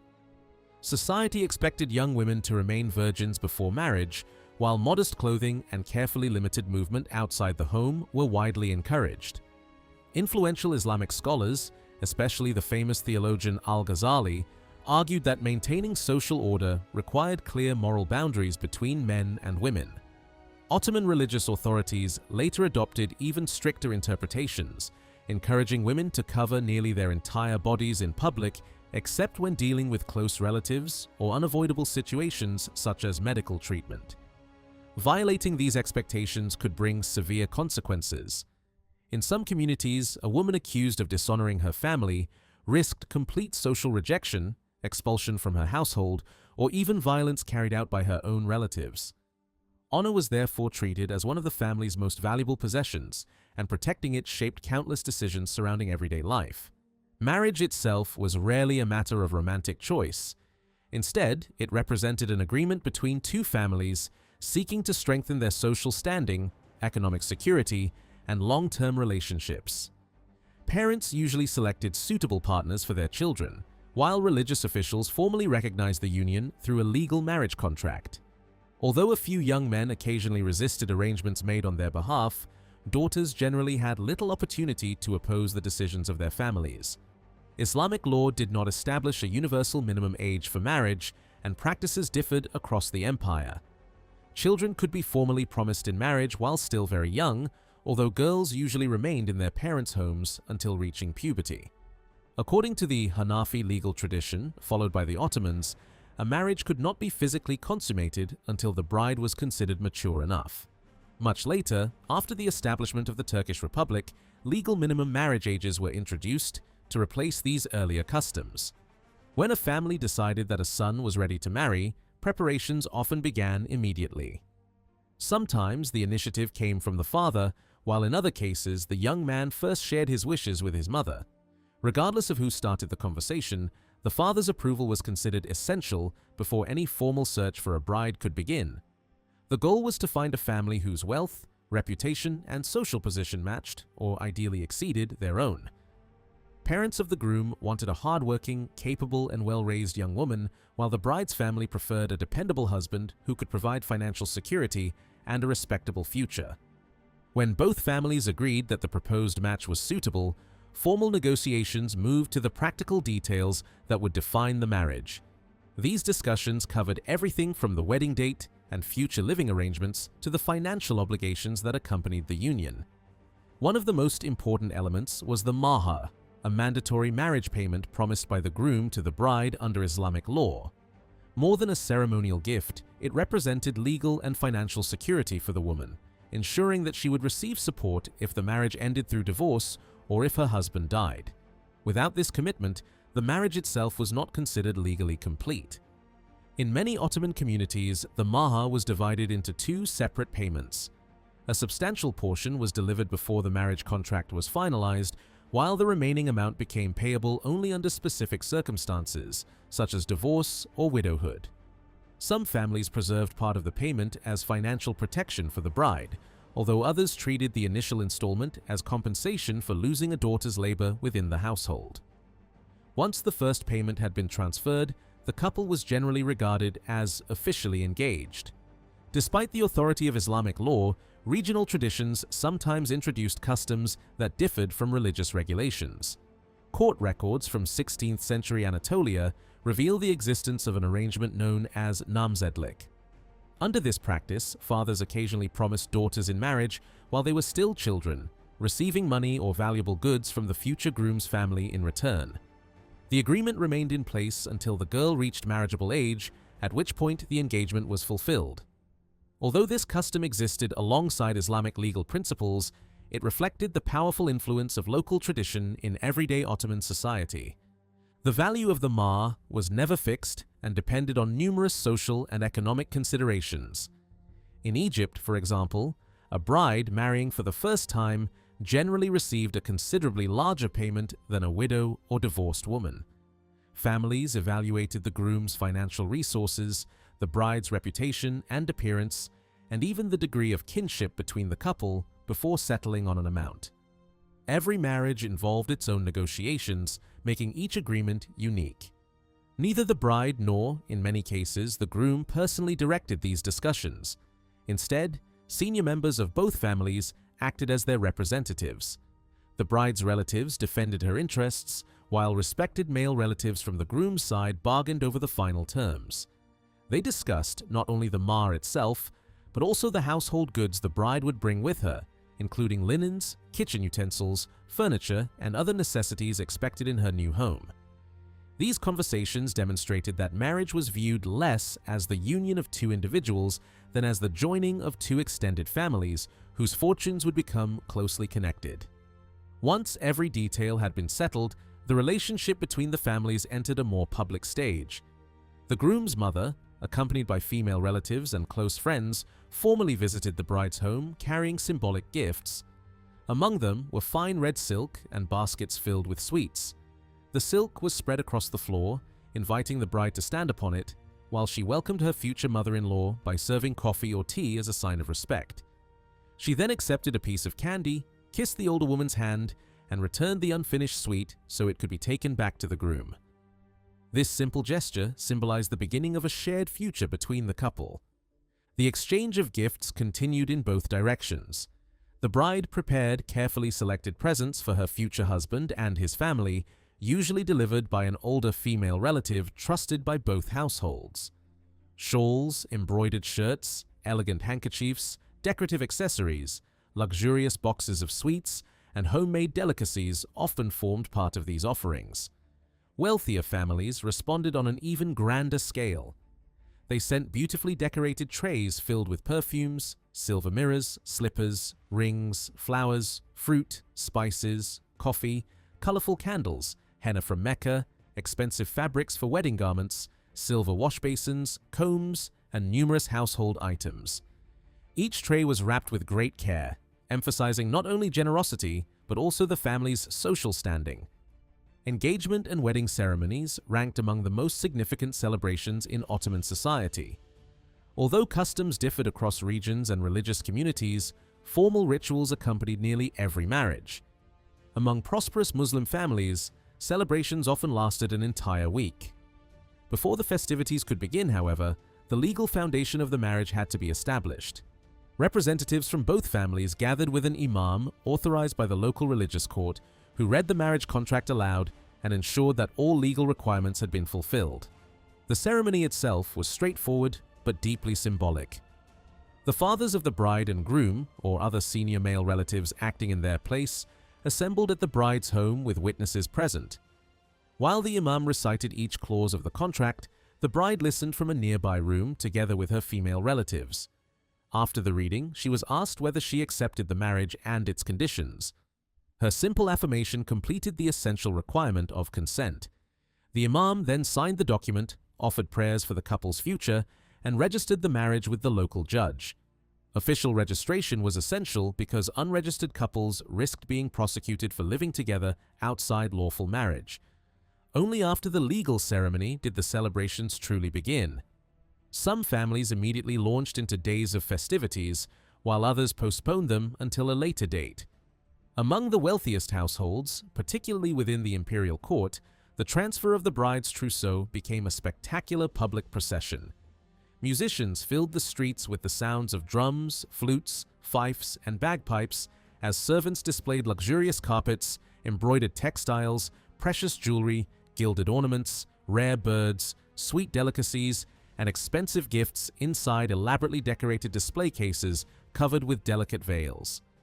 The procession served not merely as entertainment, but also as a public demonstration of wealth, prestige, and political influence. Towering above the crowds often stood the enormous nahil, an artificial ceremonial tree decorated with gold-colored branches, ribbons, toys, ornaments, and valuable presents. Some examples reached extraordinary heights, becoming so large that they struggled to pass through the narrow streets of Ottoman cities. Behind this impressive display marched soldiers, musicians, attendants, and servants escorting the bride beneath a magnificent ceremonial canopy. When members of the imperial family married, even the sultan appeared in the procession, dressed in ceremonial clothing that reinforced both his royal authority and the magnificence of the occasion. Another important celebration took place at the public bathhouse, where the bride and the women closest to both families gathered before the wedding. Married women observed while unmarried girls prepared the bath, singing traditional songs as the bride entered, wearing magnificent clothing and sparkling jewelry. After she was ceremonially undressed, attendants washed, perfumed, massaged, and carefully groomed her.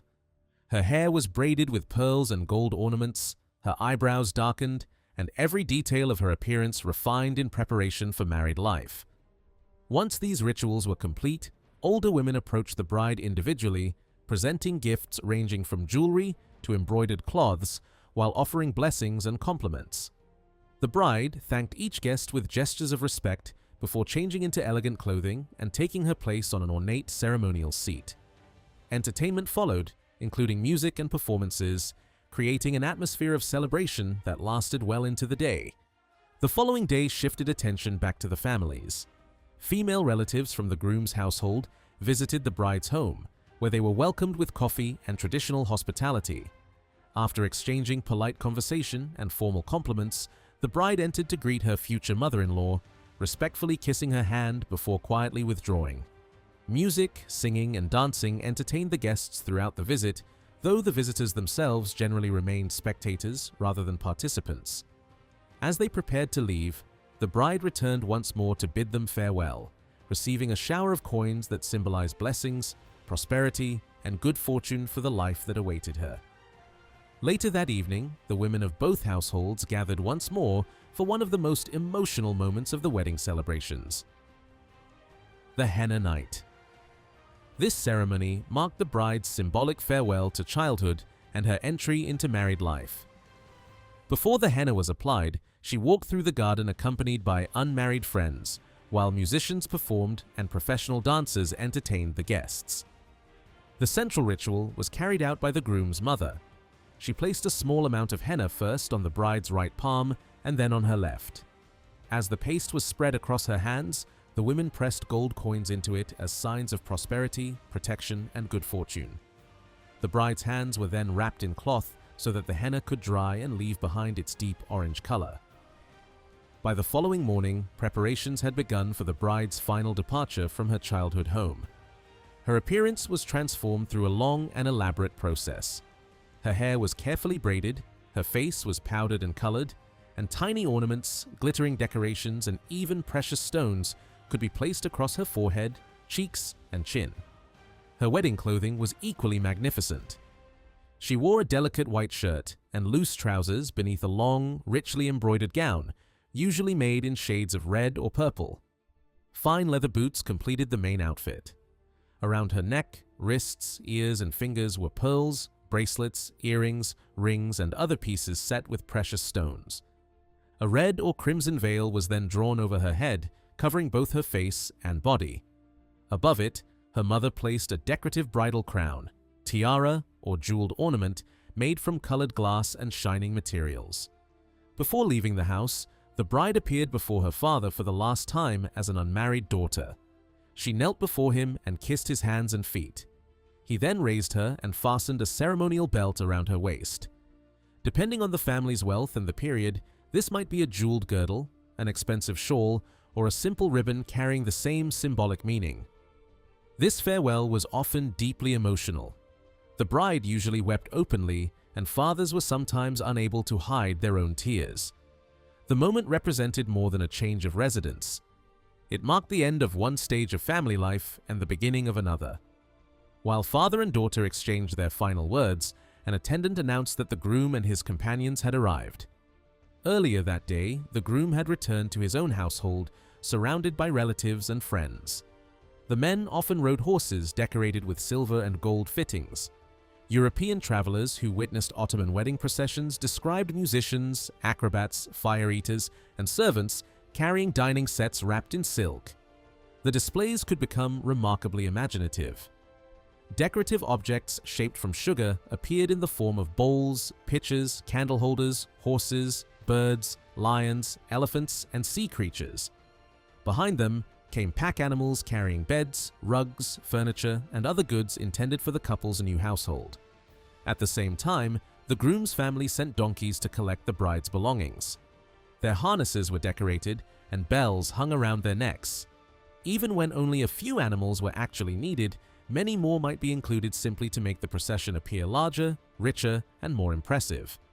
When the groom and his friends were ready, they mounted their horses and rode toward the bride's home. Upon arrival, they formally requested permission from her family to escort her to her new residence. The entrance was often crowded with neighbors and spectators who welcomed the groom with cheers, blessings, compliments, and good wishes. A wealthy groom might answer the crowd by throwing coins into the air. At the doorway, or near the main staircase, he was received by his future father-in-law, who embraced him, kissed him on both cheeks, and led him into the male section of the house. There, male relatives and guests were gathered, drinking coffee, sherbet, and other refreshments. Meanwhile, the atmosphere in the women's quarters was much livelier. The bride sat silently beneath her veil on a ceremonial seat, surrounded by female relatives, friends, and visitors, dressed in their finest clothing and jewelry. Around her, the women laughed, ate, drank, admired the wedding garments, and examined the presents prepared for the bride. The gifts were sometimes protected behind wire screens because Ottoman custom allowed even poor women from the surrounding streets to enter, see the bride, and admire the wedding display.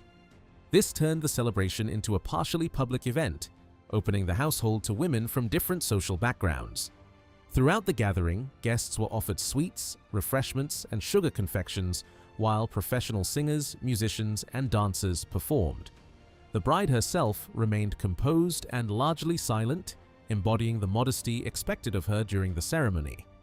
When the celebrations in both the male and female sections came to an end, the bride was escorted outside. Depending on local customs and the wealth of the family, she traveled either on horseback or in a carriage.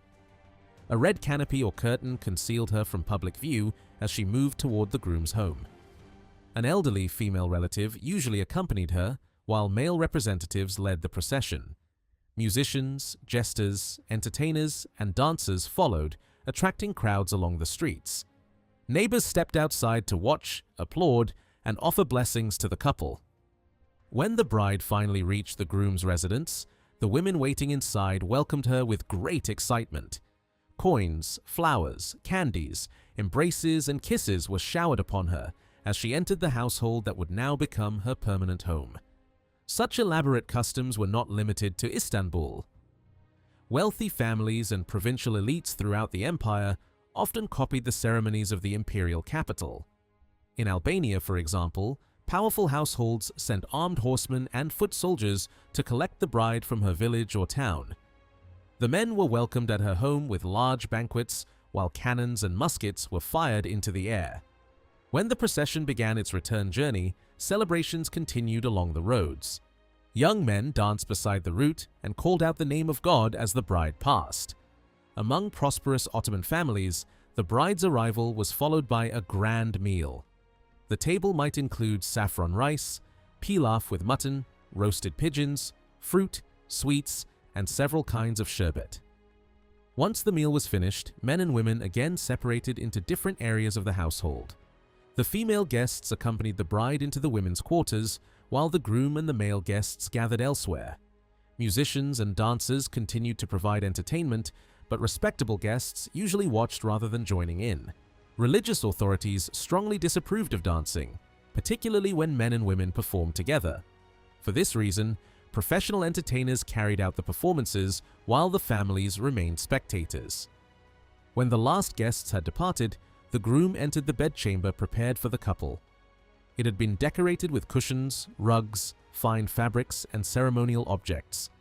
His departure from the gathering acted as a signal to the women surrounding the bride. With jokes, laughter, and playful encouragement, they guided her toward the room and pushed her gently inside. The groom then lifted her veil and presented her with a private wedding gift. In wealthy households, this might be a diamond or another valuable ornament fastened into her hair. The couple exchanged sweets and drank coffee together. Sometimes an older woman who had escorted the bride remained for a short time. Her presence helped reduce the embarrassment and tension of the first private meeting. She might serve them a light meal, which became the first food the husband and wife shared alone as a married couple. Afterward, she assisted the bride in removing the heavy wedding clothes and left the newlyweds together. Weddings were frequently scheduled for Thursday. This allowed the marriage to be consummated on Thursday evening, immediately before Friday, the sacred day of the Islamic week. On Friday morning, the couple appeared before the family. Relatives studied their behavior and appearance, looking for signs that the marriage had been successfully completed. A celebratory breakfast or feast followed. One traditional dish was pacha, a rich stew made from sheep's feet. Rice and cream were also common, while wealthy families added pastries, stuffed vegetables, sweets, and fruit compotes. The extraordinary ceremonies of the elite should not be mistaken for the experience of most Ottoman subjects. In rural Anatolia, the Balkans, Iraq, Syria, and other Arab provinces, weddings were usually simpler and depended heavily on local resources. In small villages, the whole community might participate. Men, women, and children prepared food, played music, danced, and helped organize the celebration. The event was less a private family ritual than a collective village festival. In Ottoman Iraq, the groom often arrived at the bride's home accompanied by friends and the local imam. He formally requested her hand from her father, after which the families discussed the marriage payment. Once they agreed on the amount, the imam offered prayers, presents were exchanged, and the bride's household goods were displayed. The legal marriage was then completed under the authority of a judge. Women did not pay a marriage payment to their husbands, but many arrived with substantial personal property. Depending on wealth and status, this could include clothing, furniture, jewelry, silver ornaments, gold, livestock, transport animals, and in the households of the elite, even enslaved servants. Christian communities developed their own ceremonial traditions while sharing certain social expectations with their Muslim neighbors. Among Ottoman Armenians, for example, children could be promised to one another at a very early age. In some communities, the bride and groom were not permitted to see each other clearly until several days after the ceremony. The bride was carried to church wearing a crown and a long red silk veil that covered her from head to foot. During the religious service, the priest asked the groom whether he accepted the bride regardless of physical imperfection. Once he gave his agreement, the couple was escorted to the groom's household by relatives and friends who sang and danced along the way. Inside the new home, the bride was seated on a cushion in one corner. Her veil remained in place and was not lifted even by her husband until 3 days had passed. For Muslim brides, entering the husband's house signified formal acceptance into his family. His relatives welcomed her with affection, kisses, gifts, and blessings. From then onward, she was expected to become a loyal member of the household into which she had married. This did not mean that she completely abandoned her own relatives. A married woman was usually expected to maintain strong ties with her parents, brothers, and sisters.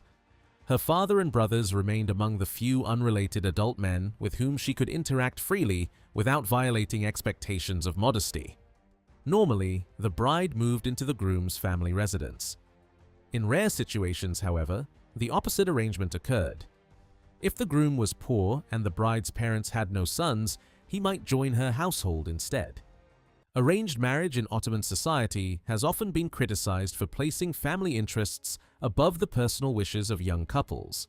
Modern observers also find it difficult to accept a system in which romantic love was not always treated as the main reason for marriage. Yet, it would be misleading to assume that affection had no role at all. In farming villages, pastoral communities, and nomadic societies, young men and women often lived and worked near one another. Their lives were less physically separated than those of the urban elite. A young man might notice a girl at work, during a local celebration, at a market, or while families moved between seasonal camps. If he became interested in her, he could ask his mother to approach his father and argue in favor of the match. The mother often became the first mediator. She attempted to persuade her husband that the marriage would benefit both the son and the wider family. Once the father approved, formal negotiations with the girl's relatives could begin.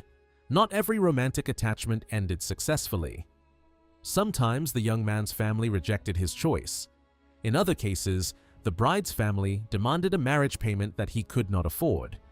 Under such circumstances, some couples turned to abduction, a practice widely known in Anatolia as kız kaçırma. The young woman was taken away, often with her cooperation, and hidden in the house of a relative or friend. The couple did not necessarily have sexual relations. However, prevailing assumptions held that an unmarried man and woman who had spent a night together must have done so. The girl's reputation was therefore considered permanently altered. This social belief placed immense pressure on both families to approve the marriage. Refusing the union could leave the young woman in a highly vulnerable position and expose both households to public shame. Bride abduction was extremely dangerous.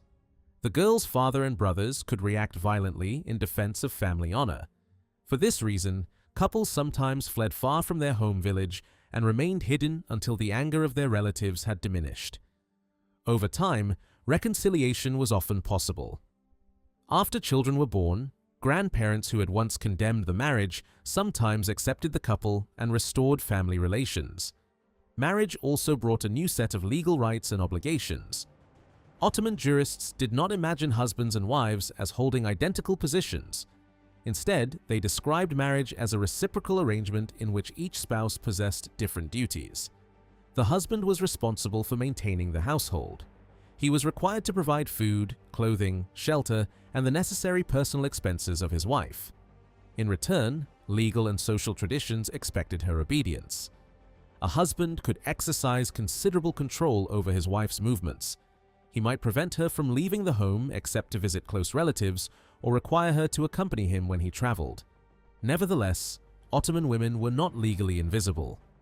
Once they reached puberty, they were recognized as independent legal persons. Marriage did not automatically transfer their wealth or property to their husbands.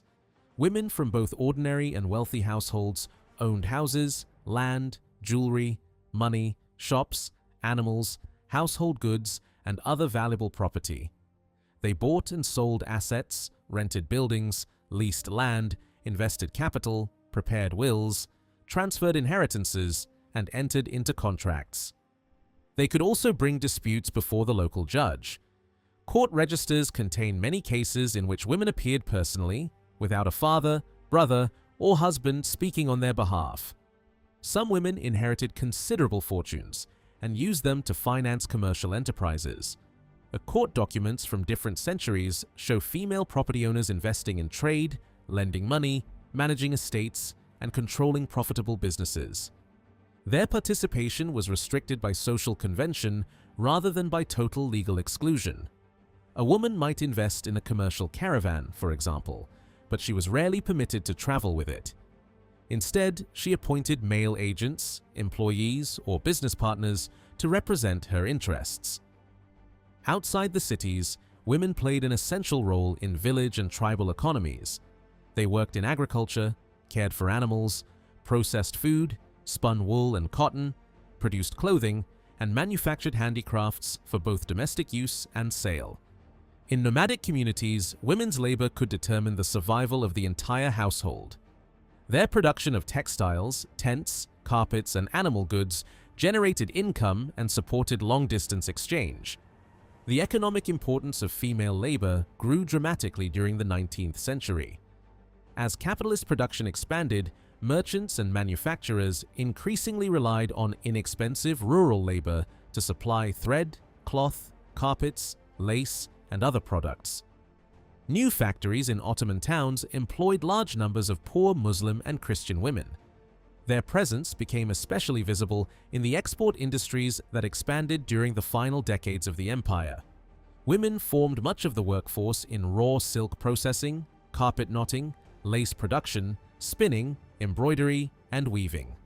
Some worked inside factories, while many others completed tasks in their own homes for merchants and contractors. Female workers became particularly important in cotton spinning mills, silk reeling workshops, wool processing plants, tobacco production, clothing manufacture, and shoemaking. This expansion of women's employment challenged older assumptions that respectable women belonged entirely within the household. Their labor became indispensable to both local economies and international trade. Yet industrial employment also created new forms of inequality. Women were usually paid far less than men, even when performing equally difficult or highly skilled work. Long hours, unhealthy workshops, and low wages exposed many workers to severe exploitation. The growing participation of women in the Ottoman economy therefore had two contrasting results. It weakened traditional restrictions by making female labor increasingly visible, but it also placed thousands of women at the bottom of an unequal industrial system. Islamic law permitted a Muslim man to marry as many as 4 women, while a woman was expected to have only one husband. The Quranic permission was not unconditional. A man who wished to marry more than one woman was required to treat each wife fairly and provide for them equally. If he believed that he could not fulfill that responsibility, he was advised to marry only one.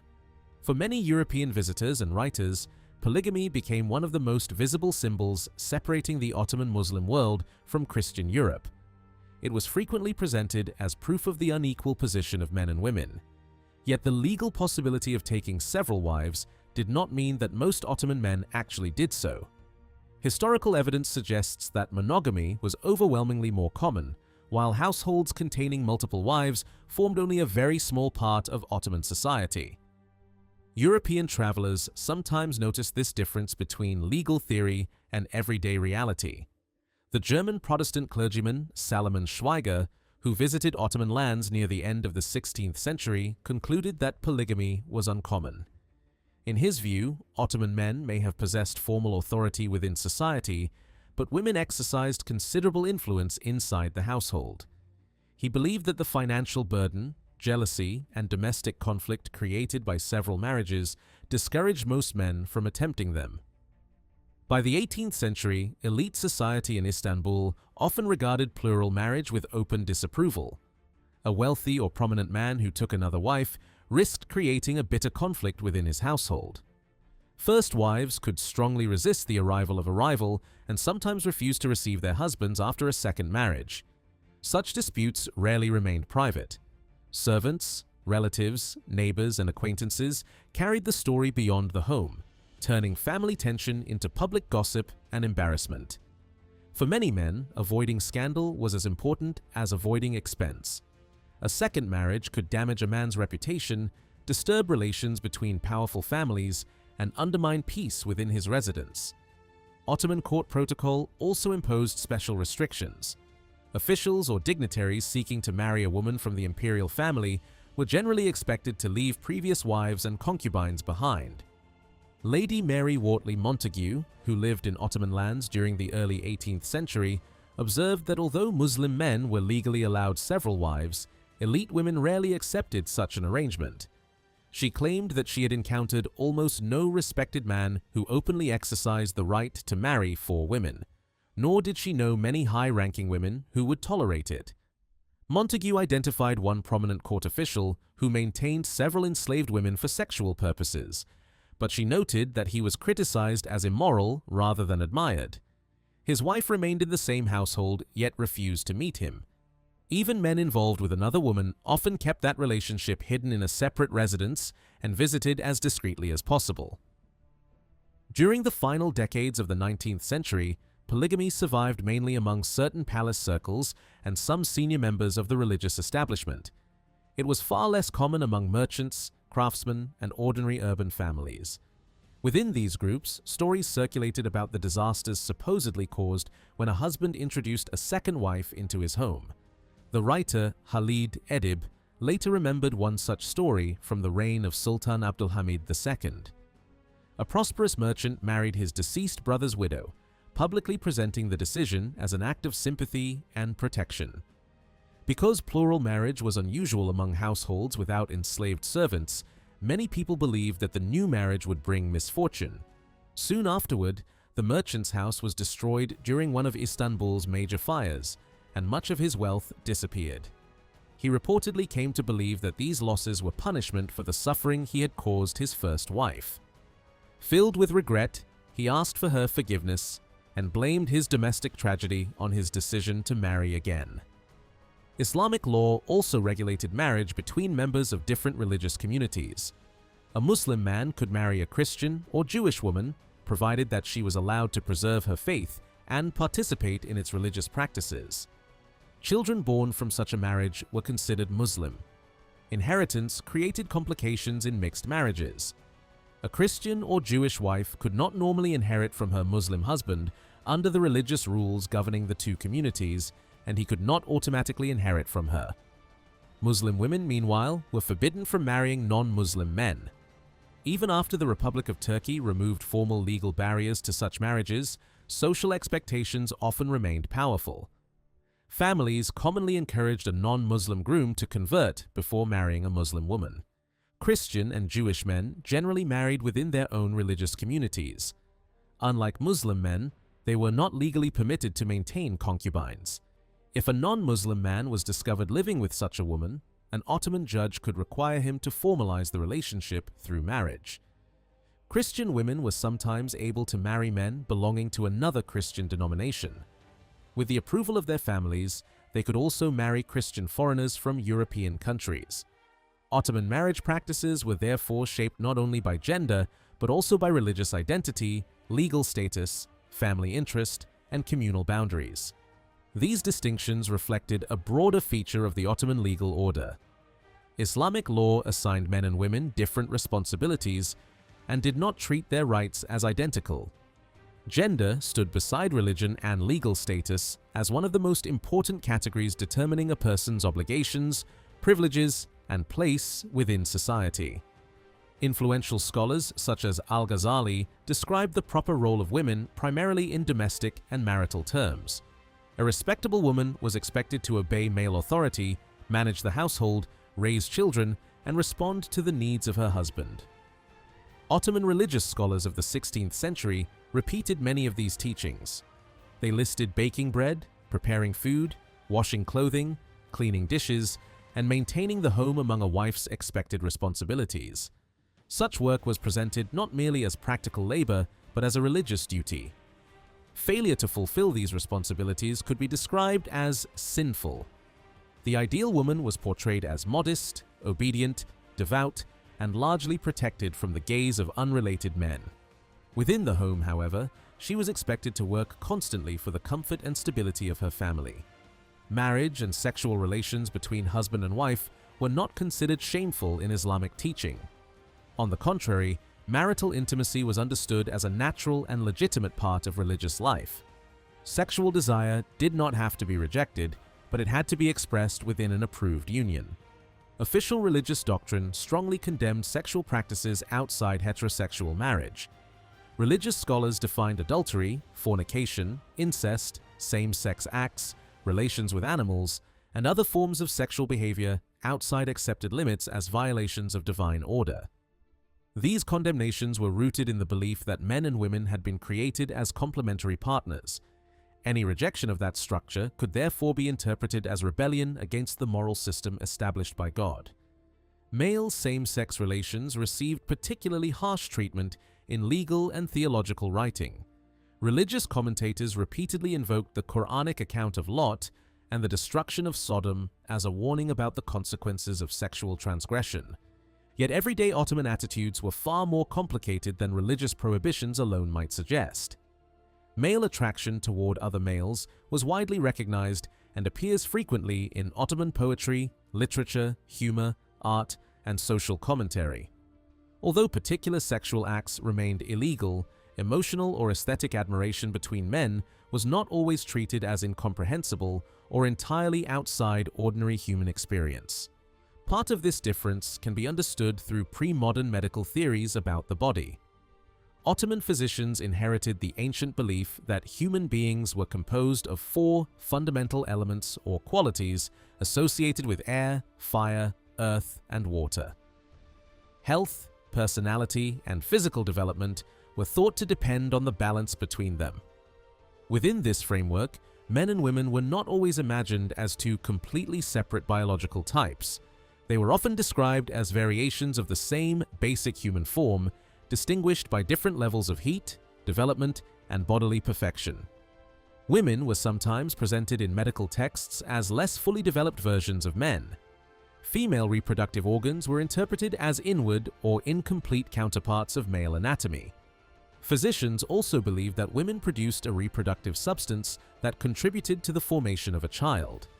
Because male and female bodies were understood as variations along the same physical scale, sexual categories were not organized in precisely the same way as in modern thought. Ottoman society did not possess an exact equivalent of contemporary identities based permanently on sexual orientation. This did not make same-sex acts legal or religiously approved. They were prohibited alongside adultery, incest, and other forbidden conduct. However, they were not always described as evidence that a person belonged to a completely separate type of humanity. In some social settings, emotional and erotic bonds between older men and younger males were openly discussed. Literary works praised youthful male beauty, and poets often used the image of the beardless youth as an object of longing. Female same-sex relationships were also known, but they received far less attention in surviving sources. Most written works were produced by men, who either ignored women's intimate lives or described them only briefly and indirectly. Homoerotic imagery became especially prominent in certain Sufi traditions. Some mystics interpreted the contemplation of physical beauty as a path toward understanding divine perfection. The beauty of a young, beardless disciple could be treated symbolically as a reflection of God's splendor. This practice, sometimes described as gazing upon a beautiful youth, was deeply controversial. Supporters argued that earthly beauty could awaken spiritual love and teach the observer to move beyond physical desire toward devotion. Critics warned that such practices could easily conceal or encourage forbidden attraction. The contrast between law, religious teaching, poetry, medicine, and social practice reveals the complexity of Ottoman sexuality. Official doctrine promoted marriage, heterosexual intimacy, and clearly defined gender duties. Everyday culture, however, contained a much wider range of emotions, attractions, and relationships than legal texts alone might suggest. Prostitution formed another visible, though officially condemned, part of sexual life in the Ottoman Empire. From the early centuries of the state, authorities repeatedly issued orders and religious rulings against the commercial sale of sex. Officials viewed it as a threat to public morality, social stability, and at times public health. During the 16th century, the imperial government launched several campaigns to remove prostitutes from major cities such as Istanbul and Damascus. Women accused of prostitution were expelled from urban neighborhoods, and military regulations even attempted to prevent them from following Ottoman armies during campaigns. Procurers were also warned not to force or use enslaved women for prostitution in inns and lodging houses. These efforts did not bring the practice to an end. Punishment continued into the 17th century and could be extremely severe. Women identified as prostitutes might be banished, publicly humiliated, imprisoned, or in rare cases executed near marketplaces and crowded streets. Such policies were often praised by wealthy and powerful members of society who had access to wives, concubines, or enslaved women. Poorer men, however, sometimes resented the removal of inexpensive forms of commercial sex from the city. The Ottoman traveler Evliya Çelebi described one striking example from Sofia in 1652. His patron, Melek Ahmed Pasha, then governor of Rumelia, ordered the removal of prostitutes from the city. Evliya celebrated the decision as an attempt to restore moral order and claimed that local notables welcomed the return of peace and discipline. At the same time, he admitted that poorer men, criminals, and soldiers complained bitterly. They joked that the city had lost one of its most important resources and predicted that famine, shortage, or even plague would follow. According to Evliya's account, an epidemic soon did strike the city, killing thousands and giving new life to these dark rumors. For most of Ottoman history, prostitution was not primarily organized through large, purpose-built brothels. A more traditional figure appeared in popular culture, especially in Karagöz's shadow theater, the Zen, a woman who lived alone in a rented neighborhood house and received male visitors. The relationship between such a woman and her clients could remain deliberately unclear. She might offer conversation, companionship, entertainment, or sexual services. This ambiguity reflected a form of prostitution that operated through personal contacts and private homes rather than through formal commercial institutions. The situation changed significantly during the 19th century. Ottoman port cities and European-style districts expanded rapidly, bringing larger populations, new forms of entertainment, and greater movement between strangers. Public parks, cafes, taverns, beer gardens, dance halls, hotels, and railway districts created new spaces in which men and women could meet beyond the supervision of families and neighborhoods. Prostitution became more visible, more organized, and increasingly profitable. Salonika offered a clear example of this transformation. In the late 1870s, newspapers condemned women who appeared in the city's drinking establishments, while Muslim, Christian, and Jewish community leaders demanded that municipal authorities remove them from central districts. By the early 20th century, however, prostitution had become firmly established. More than 100 brothels reportedly operated in a district near the railway, employing women from different ethnic and religious communities. What had once provoked public protest was gradually treated as a permanent feature of the modern city. Commercial sex took several forms. Some women received clients in their own rented rooms. Others traveled to the residence or lodging of the customer. The poorest women and men had access to neither, forcing sexual encounters to take place outdoors or in hidden public spaces. Young men from surrounding villages sometimes saved money and walked long distances into town specifically to purchase sex. Such journeys reveal the growing economic and social connections between rural communities and expanding Ottoman cities.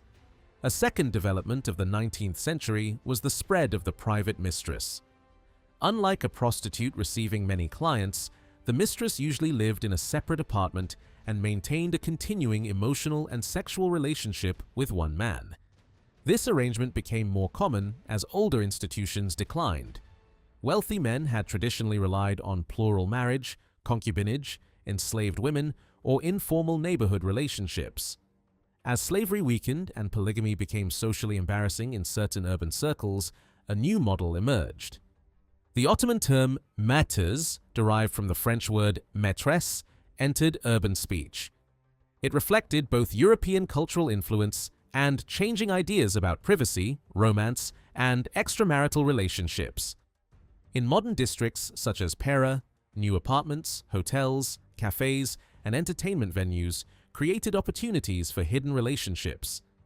The mistress gradually replaced the older figure of the solitary neighborhood woman and became part of a more Europeanized urban lifestyle. Adultery remained a serious offense in Islamic law.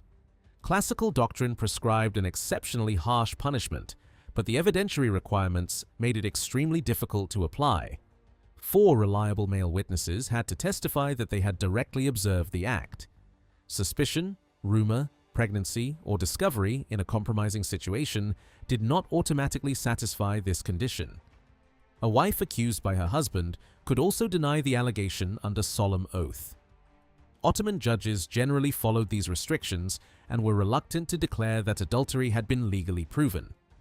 Even when neighbors caught a couple together, courts often recorded the offense as suspected or alleged adultery rather than issuing the most severe judgment. Defendants might instead receive imprisonment, exile, corporal punishment, or service in the imperial galleys. Women who openly lived with men outside marriage or gave birth to children considered illegitimate faced much less tolerance. Police and neighborhood officials could place them under surveillance, remove them from the area, or take them into custody. Authorities also attempted to limit the presence of unmarried men in family neighborhoods. Officials believed that bachelors living near married women created opportunities for secret relationships, scandal, and conflict. Marriage, sexuality, morality, and urban order were therefore closely connected. Ottoman authorities did not simply regulate private behavior. They tried to shape where people lived, how neighborhoods were organized, and which kinds of relationships could appear in public. Pregnancy brought both happiness and deep anxiety.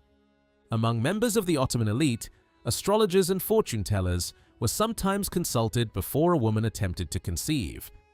They examined horoscopes and selected what they believed to be favorable times for pregnancy. Some warned that conception would lead to illness, difficult labor, or even death. A frightening prediction could have a powerful effect on a woman, occasionally making her unwilling to approach her husband. Despite these fears, news of pregnancy was generally welcomed with excitement.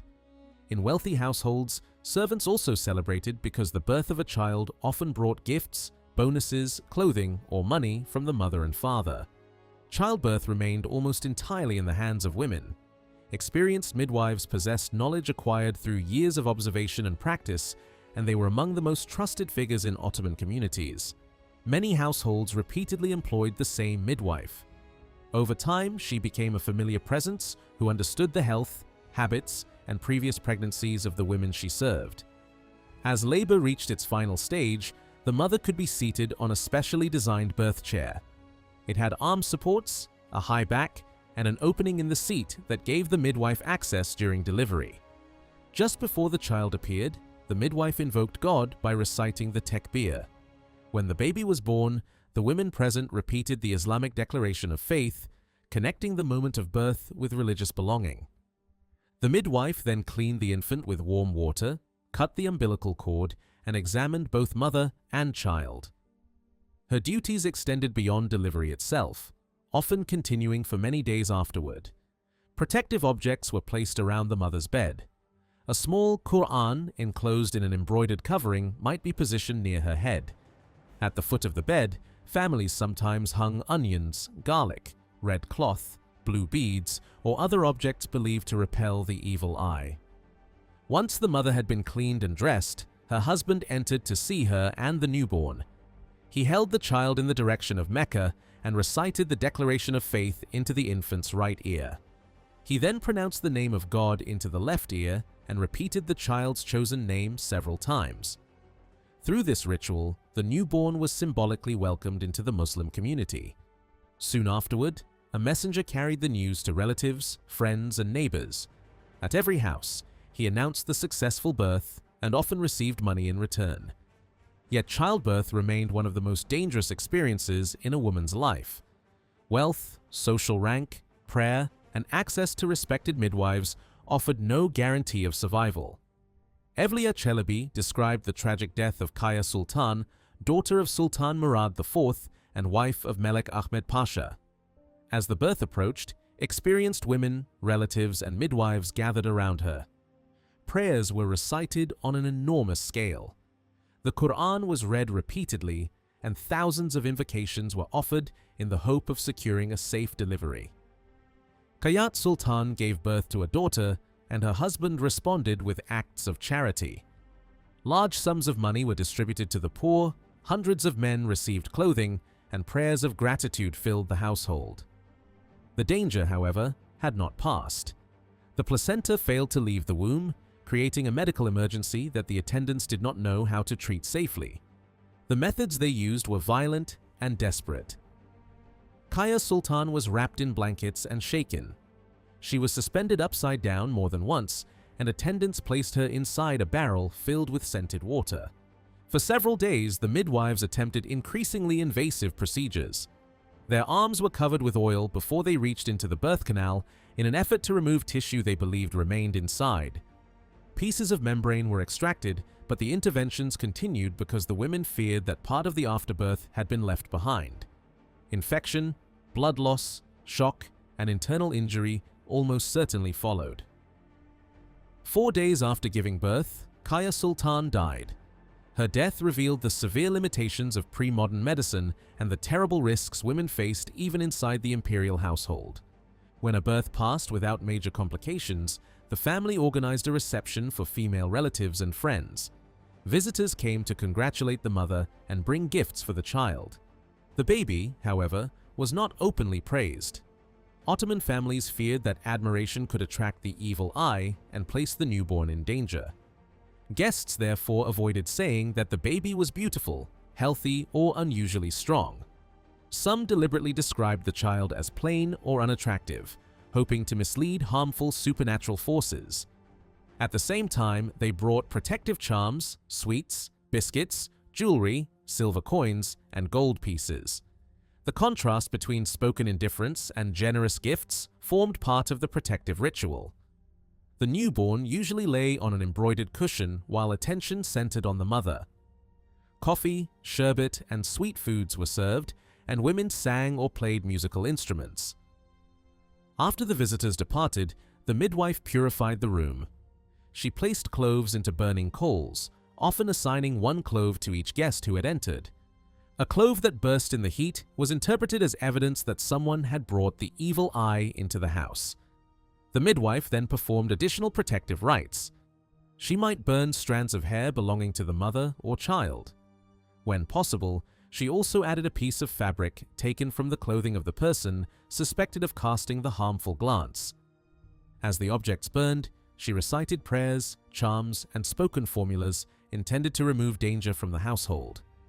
These practices combined Islamic language with older folk beliefs about envy, illness, supernatural harm, and protection.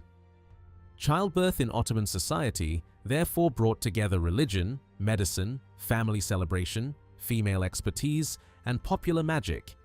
It was a moment of joy, but one permanently shadowed by fear. A successful delivery strengthened the family and expanded the household. An unsuccessful one could bring sudden death, grief, and financial uncertainty. For this reason, every stage of pregnancy and birth was surrounded by prayers, rituals, protective objects, and the close attention of experienced women. After childbirth, the mother usually remained in bed for nearly a week. During these first days of recovery, she was often given sherbet instead of plain water, following customs believed to protect her health and restore her strength. On the seventh day, the family gathered for another religious and domestic ceremony. Passages from the Mevlud, the celebrated poem describing the birth of the Prophet Muhammad, were recited for the newborn. The mother's temporary bed was then removed, marking the end of the first stage of confinement. The baby's maternal grandmother usually arrived with a wooden cradle. In some wealthy homes, the cradle included a simple drainage device made from a narrow tube positioned between the child's legs and connected to a container below. This allowed the infant to remain swaddled for long periods without the bedding becoming wet. From this point onward, the rhythms of ordinary infancy began. The mother rocked the cradle and sang gentle lullabies, while relatives, attendants, or servants watched over the child. In wealthy households, incense was burned continually to protect both mother and infant from the evil eye. Fragrant smoke filled the room during the day and often continued through the night. Even in the late 19th century, many Ottoman families believed that a woman remained especially vulnerable to supernatural forces for 40 days after giving birth.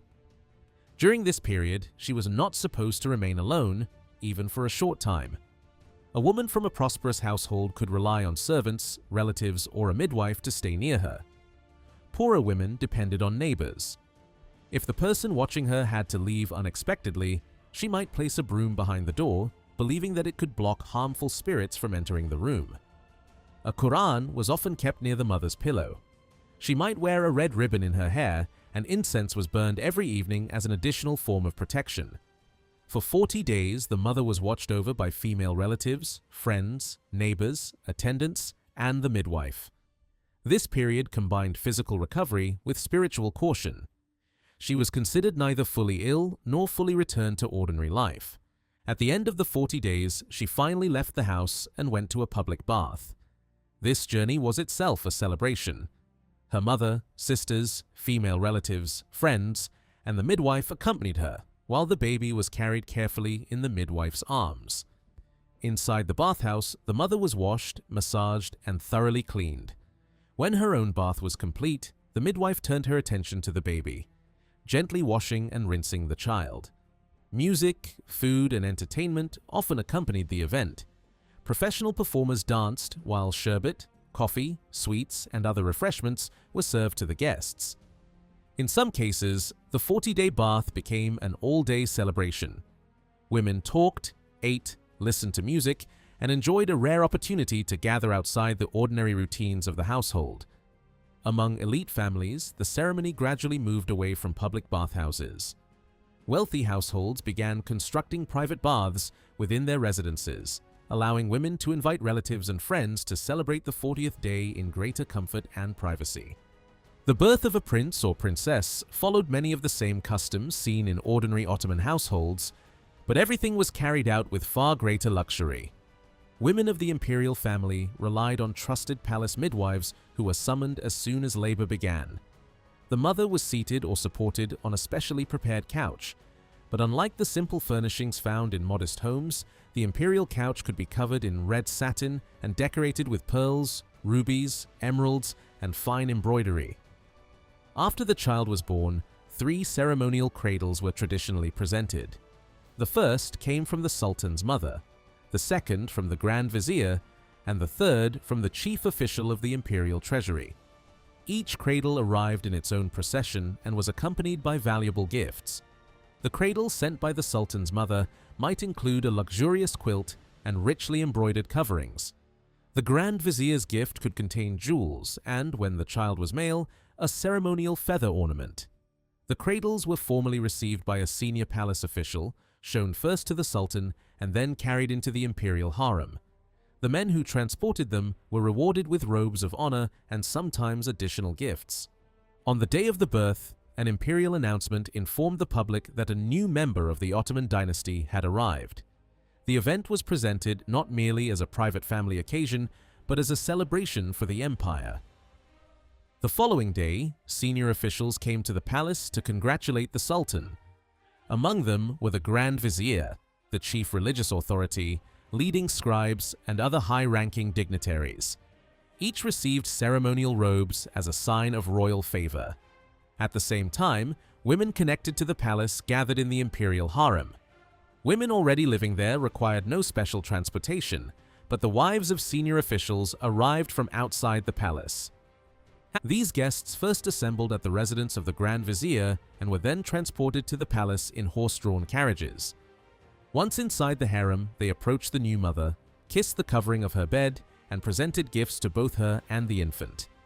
The child was often held by a wet nurse, while visitors offered jewelry, fabrics, money, and other costly presents. Large meals were served, accompanied by sweets and coffee. Musicians and singers entertained the guests, some of whom remained inside the palace for several days. A royal birth therefore became an extended event involving court ceremony, family celebration, political loyalty, and public spectacle. Ottoman family culture placed great value on affection toward children. European visitors were often surprised by the visible tenderness shown by Ottoman fathers. A father closely followed every stage of his child's development. The first signs of speech, intelligence, recognition, or affection could fill him with intense pride and happiness. Many fathers were described as attentive and self-sacrificing. They anticipated their children's needs, tried to satisfy their wishes, and were willing to give up personal comfort for the well-being of the family.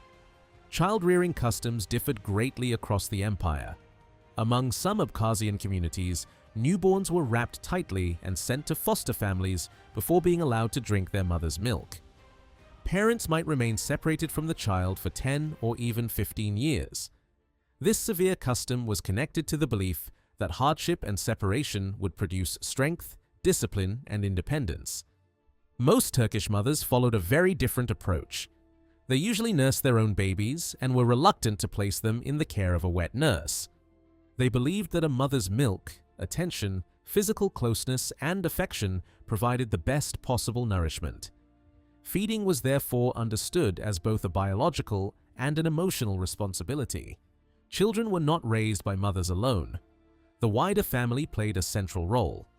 Grandmothers, aunts, cousins, sisters, and female in-laws shared the work of supervision and care. Women regularly looked after one another's children.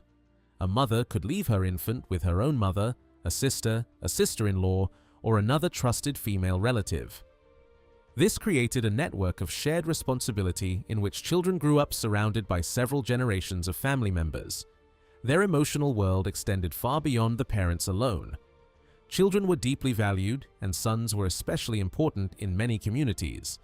A family without descendants risked disappearing socially, economically, and biologically.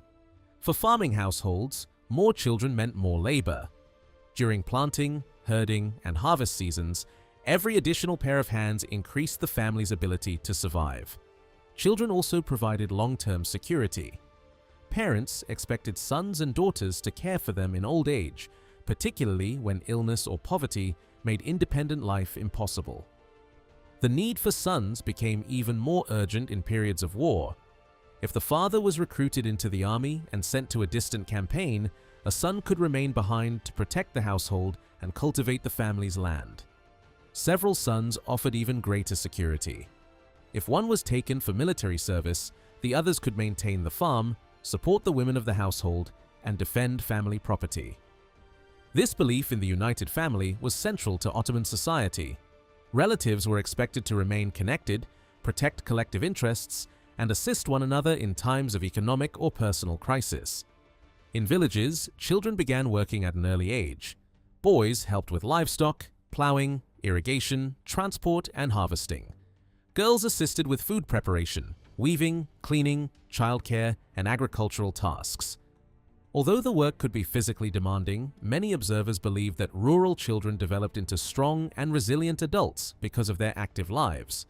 Respect for parents formed one of the foundations of Ottoman family discipline. Children were taught that obedience, gratitude, and humility were essential virtues. The mother held a particularly honored position. She was not merely a caregiver, but a source of moral authority, emotional guidance, and family memory. Adult sons and daughters continued to seek her advice long after childhood. Her opinions were listened to with seriousness, and family members often confided in her before making important decisions. She could be honored throughout her life and remembered with deep affection after death. The emotional bond between mother and child was frequently described as one of the strongest relationships within the household. Both wealthy and poor children were trained in formal gestures of respect. When a boy entered a room where his parents or older relatives were present, he stopped, greeted them properly, and kissed their hands. He did not sit until his father or another senior family member gave permission. This taught the child to understand age, status, and family hierarchy from an early stage. The same rules governed departure. When a family stood to leave a gathering, the father rose first, followed by the mother. The children waited until their parents had moved before following behind them. Children sometimes kissed the edge of their mother's clothing or the hem of their father's robe. Such gestures expressed submission, affection, gratitude, and social refinement. European observers frequently commented on this politeness. They noticed that Ottoman children appeared careful in speech and controlled in movement when adults were present. The same respect later shaped the relationship between students and teachers. Once a child entered school, the teacher was often treated as a second father. Students were expected to obey him, listen without interruption, and show the same deference they offered to senior members of the family. Yet, Ottoman politeness did not necessarily mean weakness or passivity. Men and women from every social level maintained a strong sense of personal dignity. Even the poorest individuals could display confidence, self-respect, and awareness of their place within the social order. Courtesy and dignity were therefore seen as complementary rather than opposing qualities. Ottoman child-rearing aimed to produce people who were affectionate toward their families, respectful toward elders, loyal to relatives, disciplined in public, and conscious of their own honor. From infancy to adulthood, the child was surrounded by rituals that reinforced belonging. Lullabies, hand-kissing, shared labor, religious instruction, household discipline, and family protection all contributed to the formation of the individual. The Ottoman child did not grow up as an isolated member of a small household. He or she belonged to a broad network of parents, grandparents, siblings, cousins, teachers, neighbors, and community elders. Within that network, affection and authority existed side by side. Children were loved deeply, but they were also trained to understand responsibility, hierarchy, and the obligations that came with being part of a family. For a Muslim boy, circumcision marked one of the most important transitions of childhood. Ottoman families treated the event not as a minor medical procedure, but as a public declaration that the child was entering a new religious and social stage of life. European observers living in Istanbul during the early 17th century were struck by the seriousness of these celebrations. They described circumcision ceremonies as occasions filled with dignity, display, and family pride. There was no single age at which every boy underwent the procedure. Customs varied from one household and region to another. Yet, one distinctive sign often remained the same. Until the day of circumcision, a lock of hair was allowed to grow from the crown of the boy's head. This strand could fall down the middle of his back and was deliberately left visible over his clothing. It announced to the community that he had not yet been circumcised and was not considered ready to participate fully in congregational prayer at the mosque. On the appointed day, the boy was escorted by a large group of male relatives, family friends, and respected members of the neighborhood. Some walked, while others accompanied him on horseback. The procession first made its way to a mosque. There, an imam questioned the boy about the foundations of his faith. He might be asked whether he was Muslim, whether he believed in Muhammad as the messenger of God, and whether he was prepared to defend Islam. The boy then repeated formal promises of loyalty to the religion and the Muslim community. In symbolic language, he pledged friendship toward believers and opposition to those regarded as enemies of the faith. After completing this religious instruction, he returned home. The circumcision itself was commonly performed by a local barber, many of whom possessed practical experience in minor surgery as well as grooming. While the boy was at the mosque, his household was transformed into a center of celebration. Relatives and servants prepared food, arranged rooms, welcomed guests, and organized the entertainment that would follow. Custom demanded generous hospitality. The family did not invite only close relatives and intimate friends. Neighbors, acquaintances, and nearby residents could also enter and share in the occasion. Depending on the wealth and rank of the household, the festivities could continue for 1, 2, or even 3 days. Sweets, sherbet, coffee, and a variety of dishes were served throughout the celebration. Guests offered gifts to the boy while performers entertained the family. Magicians, dancers, musicians, storytellers, and actors might all appear. Karagöz's shadow theater was especially popular. Separate performances could be arranged for men in the selamlık and women in the family quarters. For ordinary households, the celebration lasted only a few days. Circumcisions within the Ottoman dynasty, however, could become enormous public festivals extending over several weeks. When a prince was circumcised, the event became an imperial spectacle. Tournaments, processions, banquets, theatrical performances, musical displays, and public entertainments filled the capital. Singers, dancers, clowns, acrobats, fire eaters, craftsmen, and performers of every kind were brought together. Clothing, toys, underwear, coins, and other gifts were distributed to participants and spectators. These celebrations were important enough to be preserved in miniature paintings and richly illustrated festival books known as surname. Such works recorded not only the ceremony itself, but also the magnificence, generosity, and political authority of the reigning sultan. Few aspects of Ottoman life attracted more attention from Europeans than the position of women. The harem, the veil, and the separation of men and women became subjects of endless speculation. Many European diplomats, merchants, and travelers described Ottoman women as prisoners living in oppressive confinement. Yet most of these men had never entered a private women's household and had little direct knowledge of daily life inside it. European women who were actually invited into Ottoman homes often gave a very different account. They described the women they met as confident, refined, socially influential, beautifully dressed, and highly aware of their own authority within the household. For Muslim girls, puberty marked an important change in clothing and public behavior. From that point onward, the face and body were generally concealed from unrelated men. A woman could appear unveiled before her father, brothers, sons, close male relatives, and eventually her husband. Outside this circle, covering was expected. In some periods and among certain classes, even the hands were hidden by gloves. Domestic architecture also protected women's privacy. The windows of the women's rooms often opened onto an internal courtyard rather than the street. Windows facing public spaces could be covered with dense screens or bars that allowed those inside to look out without being seen. Among courtly and wealthy women of the early 18th century, clothing could be extraordinarily elaborate. A woman might begin with wide trousers reaching the shoes and concealing the shape of the legs. These trousers appeared in bright colors and were often decorated with silver embroidery. Over them, she wore a fine silk shirt with broad sleeves and a jeweled fastening at the neck. A fitted waistcoat could be added, with long sleeves, gold fringe, and buttons made from pearls or diamonds. Above this came a long kaftan shaped closely to the body and falling to the feet. A belt or girdle was fastened around the waist. For elite women, it might be made from diamonds or other precious stones. Less wealthy families used embroidered satin or finely worked fabric. Over the kaftan, women wore a loose outer garment lined with fur according to the season. Ermine and sable were especially valued among the rich. The headdress was another major expression of status and fashion. Wealthy women wore a cap known as a kalpak.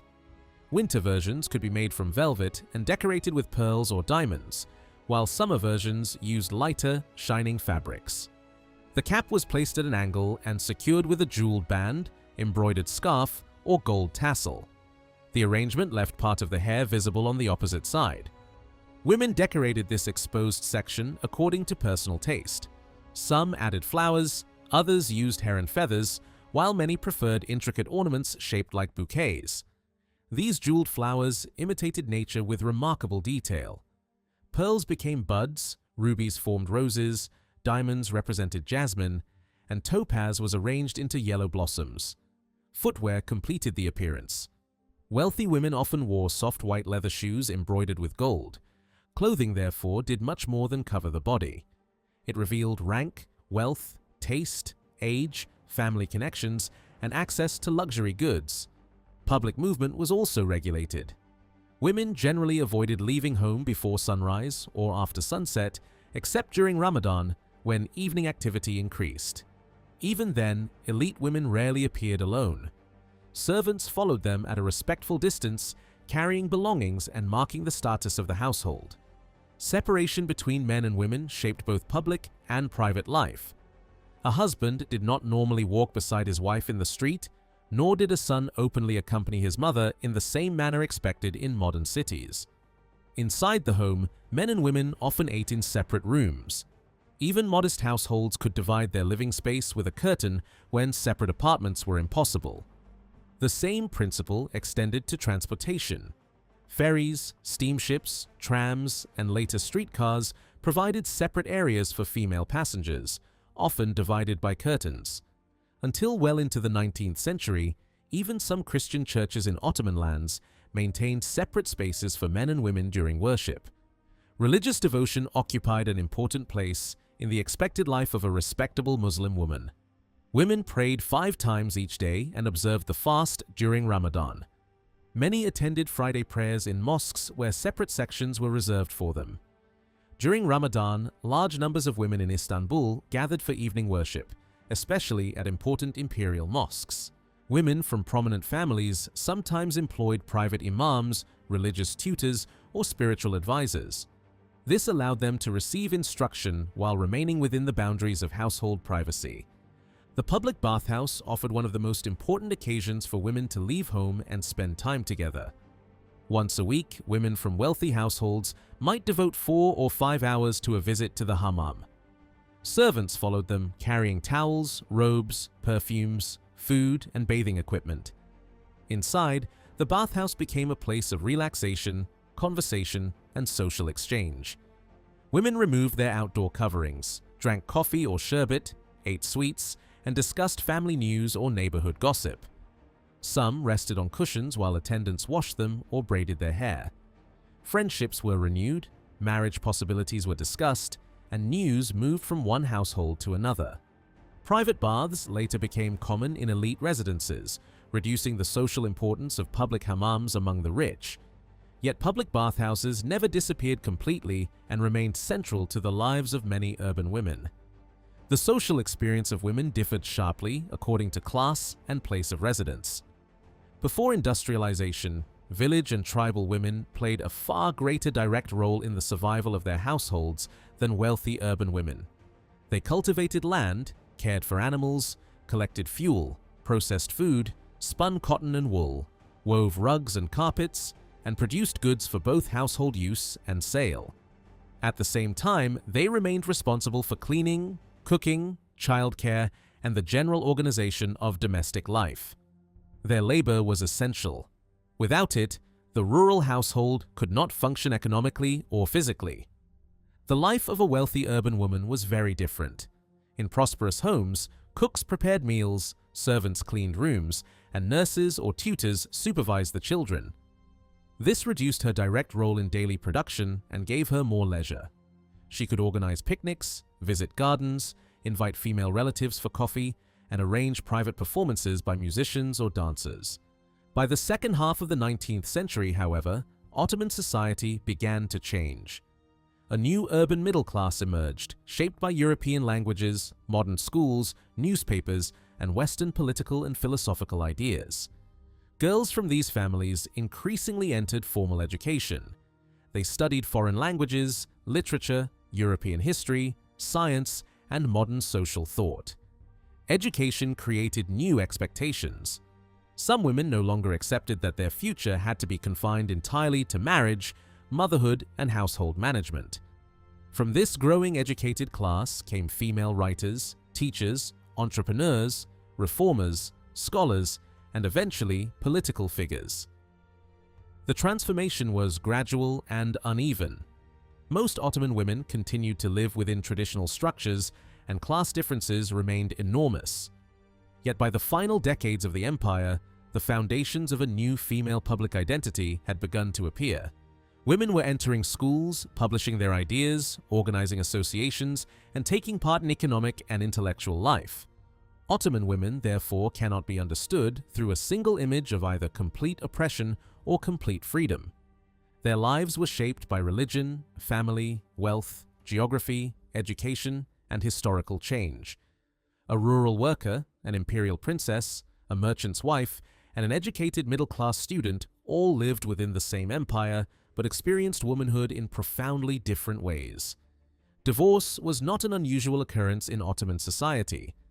A husband could end his marriage without offering a detailed explanation, yet women also possessed several legal paths through which they could seek separation. Ottoman Islamic law recognized different forms of divorce, each carrying its own procedures and financial consequences. The most direct form was talaq.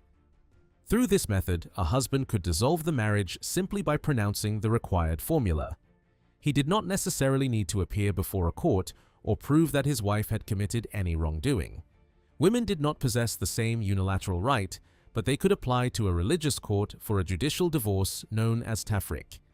A woman could also reach an agreement with her husband through a form of negotiated separation called khul. In return for his consent, she might surrender the unpaid part of her marriage settlement or release him from certain financial duties. Wealthy women sometimes offered an additional payment to persuade a reluctant husband to accept the divorce. Unless the agreement specifically removed these rights, a divorced woman could still claim money remaining from her mahar and financial support for a limited period after the marriage ended. The court could order the husband to provide maintenance not only after a formal divorce, but also when he had abandoned his wife or failed to meet the basic expenses of the household. Children remained financially connected to their father. If they were still underage, he was expected to cover their food, clothing, shelter, and other essential needs. Divorce did not free him from these responsibilities. The husband was also forbidden from reclaiming property he had already given his wife. Presents offered before marriage, wedding gifts, and other personal possessions remained hers. Women could seek divorce for a wide variety of reasons. A wife might complain that the residence provided by her husband was unsuitable or unsafe. She could also appeal to the court if the marriage had never been consummated, if the husband was impotent, or if he suffered from a severe mental condition. Other grounds included physical violence, cruelty, sexual conduct considered unacceptable, forced consumption of alcohol, adultery, financial neglect, or failure to perform the expected duties of marriage. Constant conflict between spouses could also bring a marriage to an end. Economic hardship often placed enormous pressure on couples, especially when a husband could not support the household or when arguments developed over labor, property, and family responsibilities. The absence of sons could become another cause of separation.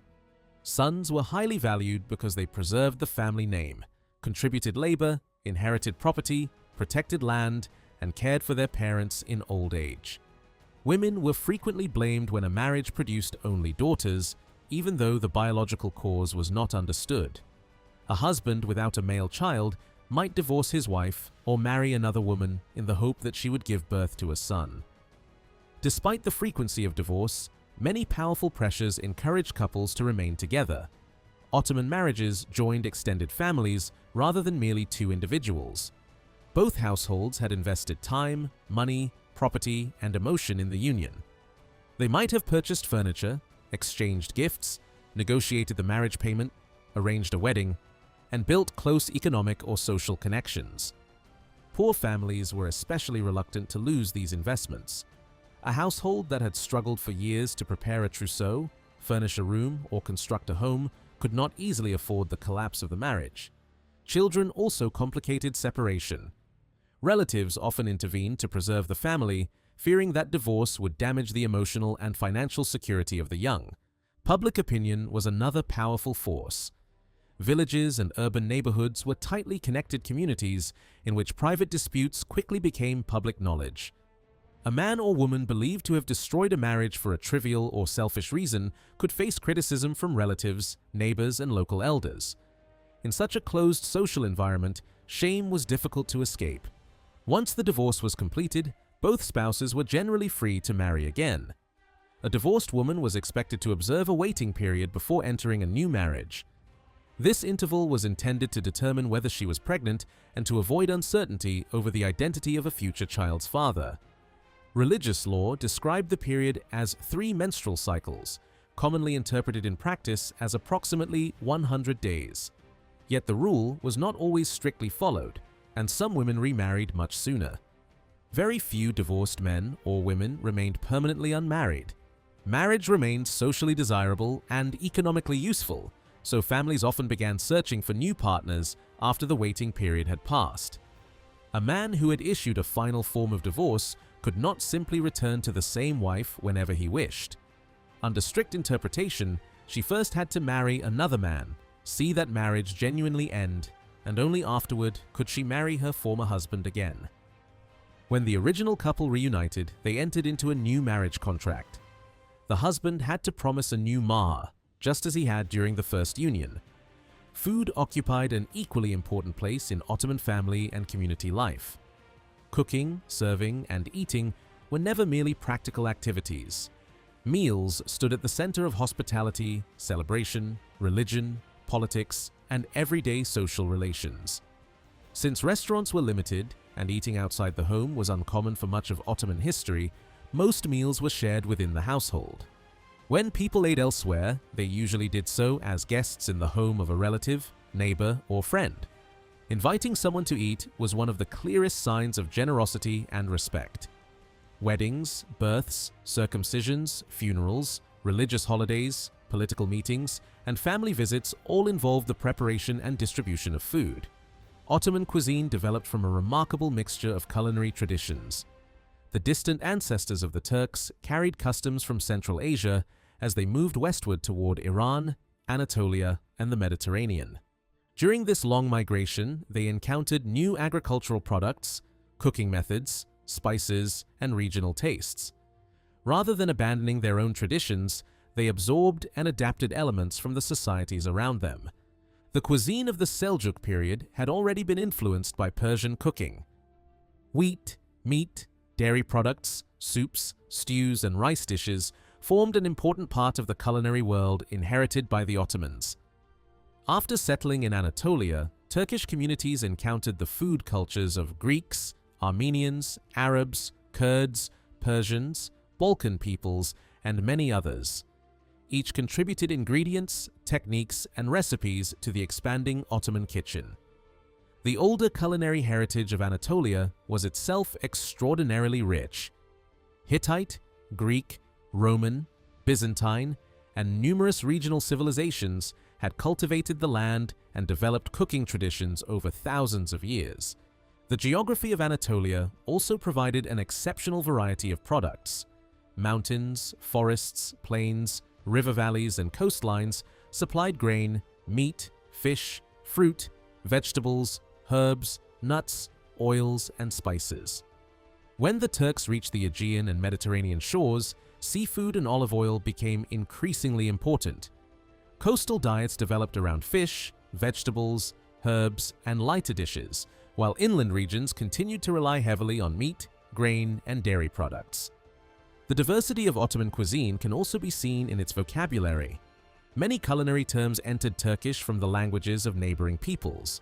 Words associated with soup, rice, preserves, fruit drinks, beans, dumplings, and milk desserts reflected Persian, Greek, Arabic, Italian, Central Asian, and East Asian connections. Such borrowing did not mean that Ottoman cuisine lacked its own identity. On the contrary, Ottoman cooks combined these influences with remarkable creativity and produced a culinary tradition greater than the sum of its parts. The imperial kitchen played a major role in this development.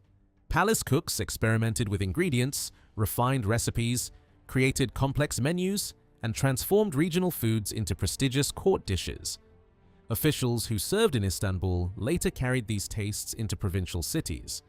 Governors, judges, military commanders, and wealthy administrators attempted to reproduce the dining culture of the capital in their own residences.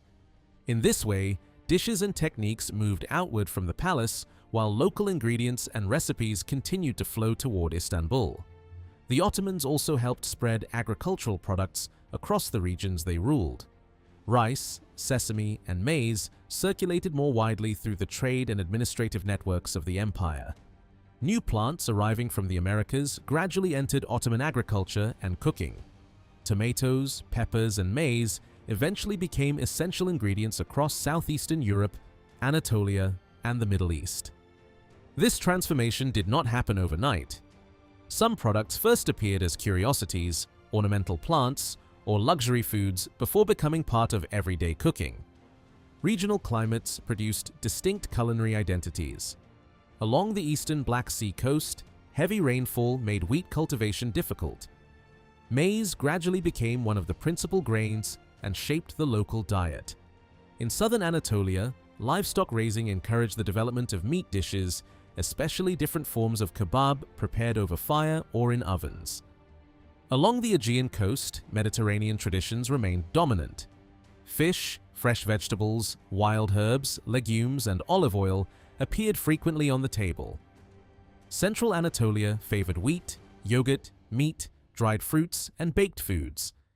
In the Arab provinces, rice, lamb, spices, pulses, and fragrant sweets contributed additional layers to imperial cuisine. The Ottoman kitchen became skilled at adopting regional dishes while preserving references to their origins. Names such as Albanian liver, Circassian chicken, Kurdish meatballs, and Arab meatballs openly acknowledged the cultural communities associated with them. At the same time, Turkish and Ottoman dishes spread throughout the empire. Pilaf, kebab, börek, stuffed vegetables, yogurt-based meals, biscuits, olive oil dishes, and syrup-soaked desserts became familiar from the Balkans to the Arab lands. This exchange was never completely one-sided. Local populations adapted imperial recipes to their own ingredients, religious customs, and regional preferences. Baklava provides a good example. Across former Ottoman lands, the dessert appears in different forms. One region may prepare it with walnuts and honey, another with pistachios and syrup, while elsewhere, apples or other fillings are added between thin layers of pastry. The name remains recognizable, but the taste changes from place to place. Such variations reveal a shared imperial tradition reshaped by local creativity. 6 centuries of Ottoman rule left lasting traces in the food cultures of southeastern Europe, Anatolia, the Middle East, and North Africa. Many communities that later became part of separate nation-states continued to prepare dishes with similar names, ingredients, and methods. These similarities sometimes became the subject of modern arguments over ownership. Several nations might claim the same dish as uniquely their own, even though its history emerged from centuries of coexistence and exchange. Ottoman cuisine was therefore not the product of a single people or region. It was created through migration, conquest, trade, intermarriage, palace culture, village agriculture, and the daily work of countless cooks. Women played a central role in preserving and transmitting this knowledge. Recipes were rarely written down in ordinary households. They passed from mothers to daughters, from older relatives to younger brides, and from servants to the families they served. Measurements were learned by sight and touch rather than through exact written instructions. A cook knew the correct amount of flour from its texture, the readiness of meat from its smell, and the proper temperature of syrup from its consistency. Men also worked as professional cooks, especially in palaces, military kitchens, religious foundations, inns, and wealthy households. Yet much of the empire's everyday culinary knowledge remained rooted in domestic female labor. Food also expressed social hierarchy. The poor depended on bread, soup, grain, onions, legumes, yogurt, and seasonal vegetables, while the wealthy enjoyed greater quantities of meat, rice, sugar, spices, and imported delicacies. This did not mean that simple food lacked variety or skill. Rural households created filling and flavorful dishes from limited ingredients, using fermentation, drying, pickling, and careful seasoning to preserve food throughout the year. The elite table, however, was designed to impress. Large banquets displayed the host's wealth through abundance, rare ingredients, elaborate presentation, and the number of guests who could be fed. Serving food was also an act of power. Sultans, governors, religious foundations, and wealthy patrons distributed meals to soldiers, officials, students, travelers, and the poor. Public kitchens connected to mosques and charitable complexes prepared enormous quantities of food every day. Through these institutions, feeding others became both a religious virtue and a political statement. A ruler who provided food demonstrated generosity and justice. A household that welcomed guests showed honor. A family that failed to offer refreshments risked appearing poor, rude, or inhospitable. Even a modest visit usually involved coffee, sherbet, fruit, sweets, or bread. Refusing to serve a guest was rarely acceptable unless extreme poverty made it unavoidable. Meals also created opportunities for negotiation and alliance. Marriage agreements, business arrangements, political discussions, and reconciliations often took place around food. Sharing the same table reduced distance between people and created a temporary sense of trust. The meal became a social language through which loyalty, friendship, status, and generosity were communicated. For this reason, Ottoman culinary history cannot be separated from the history of the family, the palace, the economy, religion, and empire itself. Every bowl of soup, tray of pilaf, piece of bread, or plate of sweets carried traces of geography, migration, cultural exchange, and social memory.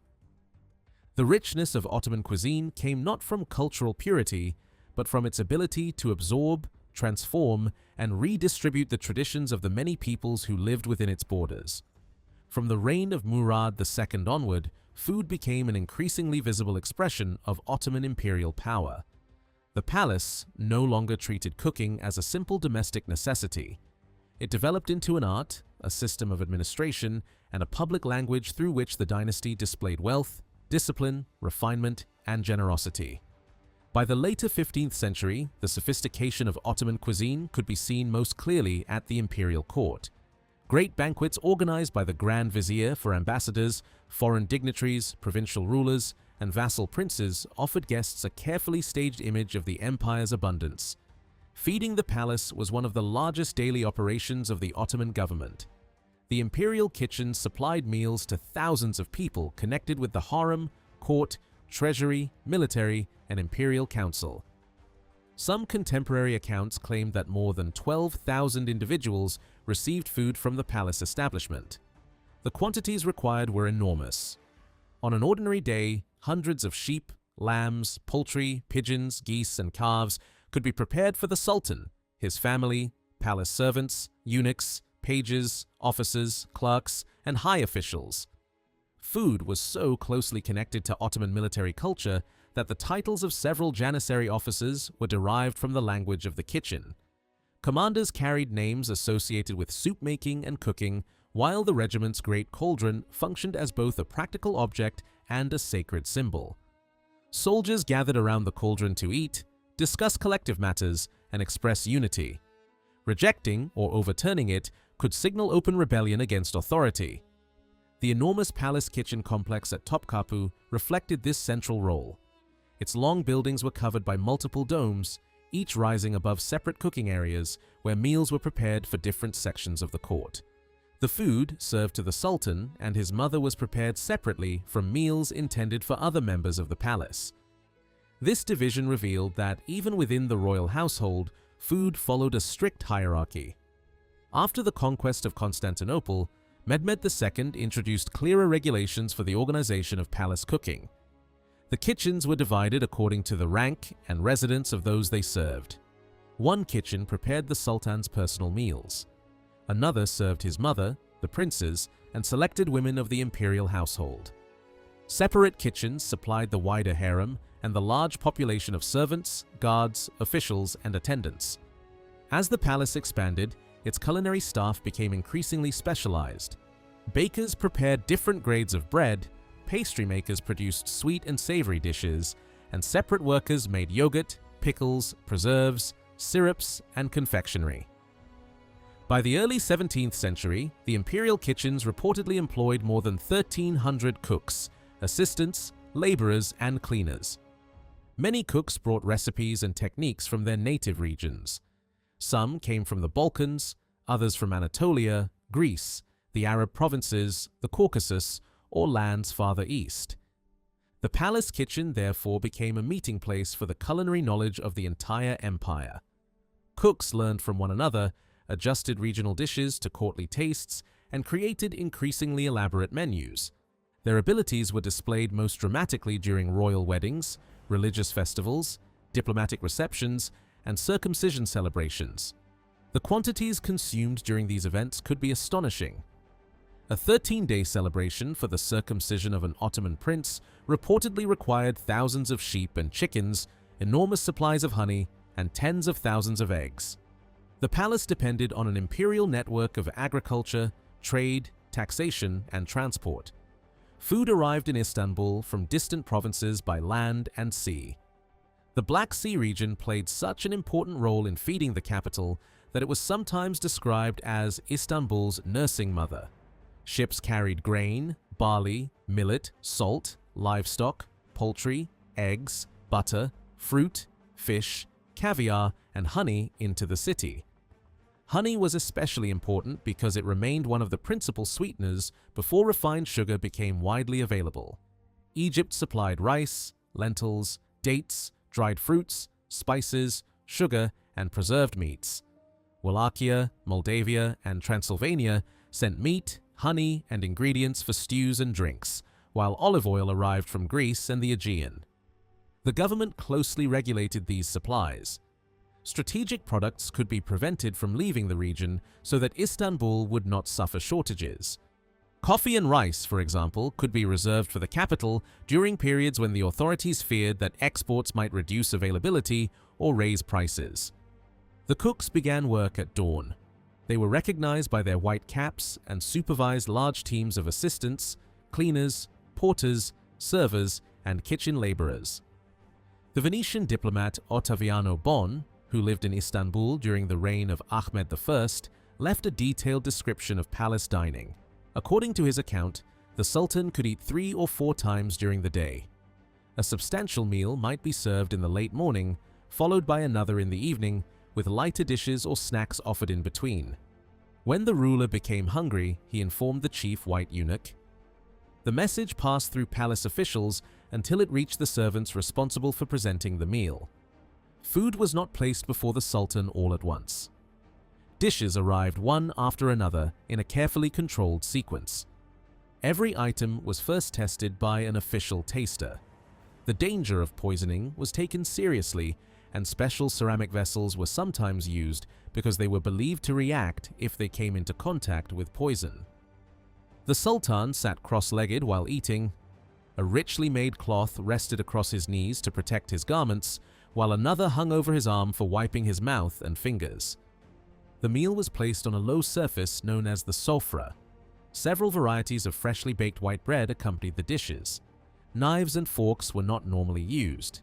2 wooden spoons were placed before the ruler, one for soups and stews, and another for sweet fruit syrups or liquid desserts. Meat was prepared until it was soft enough to separate easily from the bone. The Sultan could pull it apart with his fingers without needing a knife.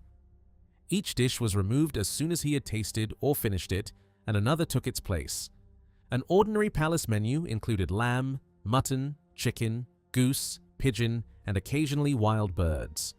Fish was served less frequently and was especially associated with visits to seaside residences where the ruler could watch it being caught. Soups, meat broths, preserves, pastries, and fruit syrups appeared regularly. Burek was often filled with seasoned meat and enclosed in layers of dough. Sweet dishes usually brought the meal to an end. Throughout the dining period, the Sultan drank sherbet made from fruit, sugar, flowers, or herbs. During summer, these drinks could be cooled with snow or ice, collected during winter, and stored in specially prepared underground chambers. As a Muslim ruler, the Sultan was forbidden to consume pork or alcohol. Official court culture publicly upheld these restrictions. In private, however, not every Ottoman ruler followed them consistently. Some sultans drank wine, and Selim II became so closely associated with it that later tradition remembered him by a nickname referring to drunkenness. Religious interpretations of intoxication also extended beyond wine. Opium, cannabis preparations, and later tobacco could be condemned when scholars believed they altered the mind or weakened moral control. The Sultan generally ate in silence and did not conduct ordinary conversation during the meal. Certain palace entertainers, however, were permitted to perform.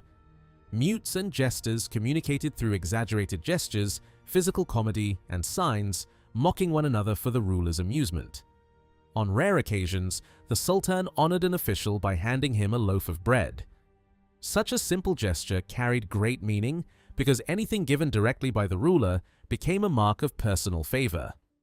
When the meal ended, remaining food could be distributed to senior officials. Receiving food from the Sultan's table represented royal generosity and closeness to imperial authority. Entertainers were sometimes rewarded with coins, which the ruler threw or handed to them after a successful performance. Different kitchens supplied different groups within the palace. The harem had its own cooks, while the Grand Vizier and members of the Imperial Council were served elsewhere. Clerks, scribes, soldiers, pages, and servants also received meals, but the quality and variety reflected their position in the hierarchy. Even bread communicated rank. The Sultan's loaves were made from fine flour brought from Bursa, while officials received bread of a lower grade. Ordinary servants were often given dark, coarse loaves. The difference was visible at every meal and reminded palace residents of their place within the court. The Sultan's mother, wives, and concubines were served from a separate kitchen, but the highest-ranking women could receive dishes similar in quality to those prepared for the ruler. European visitors were frequently overwhelmed by the luxury of elite Ottoman dining. Lady Mary Wortley Montagu once attended a meal hosted by a widow of Sultan Mustafa II. She described the arrival of approximately 50 meat dishes, each placed on the table separately rather than presented all at once. Gold knives decorated with precious stones were used, while bowls, serving trays, and covers displayed extraordinary craftsmanship. Montagu was particularly astonished by the napkins and table coverings. They were made from delicate material and embroidered with silk, gold thread, and realistic flowers. She felt uncomfortable using objects that appeared too beautiful and expensive for an ordinary meal, knowing that they would become stained before the dinner ended. Sherbet was served in Chinese porcelain bowls resting on heavy gold trays. After the meal, attendants brought water in golden basins so that the guests could wash their hands. Coffee followed as the final stage. Young female servants entered with porcelain cups and gold saucers, kneeling respectfully as they presented them to their mistress and her guest. The imperial palace served as the most influential model of taste in the empire. High officials copied its habits, and provincial elites copied them in turn. Through this gradual movement, dishes created or refined in Istanbul spread into wealthy homes, administrative centers, and eventually more modest urban households. Meals served to the Imperial Council played an especially important role in establishing the structure of elite Ottoman dining. After discussing the affairs of state, the Grand Vizier and other ministers sat down to a carefully arranged lunch commonly made up of 6 courses. The meal frequently opened with rice. At the palace, the dish could be called dane, while elsewhere it was commonly known as pilaf. Rice was prepared in numerous forms. It might be served plain, seasoned in a Persian style, mixed with minced meat, vegetables, currants, raisins, or pepper. The second course was often chicken soup containing onions, chickpeas, parsley, lemon juice, and spices. Burek commonly followed. Thin layers of dough were baked or fried around fillings of cheese, chicken, minced meat, potatoes, spinach, leeks, parsley, or eggplant. Another possible course was a rich dish cooked in an earthenware pot with meat, onions, clarified butter, sesame, chickpeas, and sumac. Soups could replace these dishes, including simple broths and tahana-based preparations. Vegetable dishes also appeared. One example combined spinach or another green vegetable with rice and yogurt.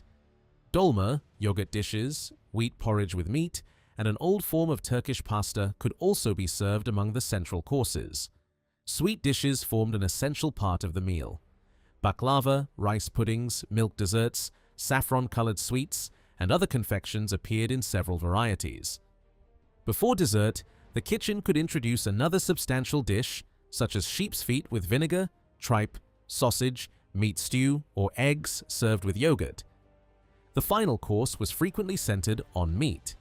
Lamb, chicken, pigeon, meatballs, and different forms of kebab were grilled, roasted, or fried. Bread and sherbet accompanied the entire meal. Stewed fruits, sugared fruit, and dried apricots, figs, raisins, and currants were also widely served. Dried fruit was not limited to dessert. Ottoman cooks used sweet ingredients in savory recipes with great confidence. Burek fillings could combine minced meat and onions with apricots, dates, chestnuts, apples, or currants. Rice dishes also included almonds, raisins, chestnuts, and other dried fruits, creating mixtures of sweet, rich, and savory flavors. Lower-ranking employees of the Imperial Council ate far more modestly. Secretaries, scribes, servants, and junior attendants often received only 2 dishes. Their meal might consist of rice, wheat soup, a simple grain preparation with eggs, or yogurt soup containing meat, chickpeas, onions, parsley, and clarified butter. Desserts were usually absent from these menus. Sweet dishes remained a clear sign of status and privilege. The full diversity of Ottoman court cuisine became most visible during major banquets.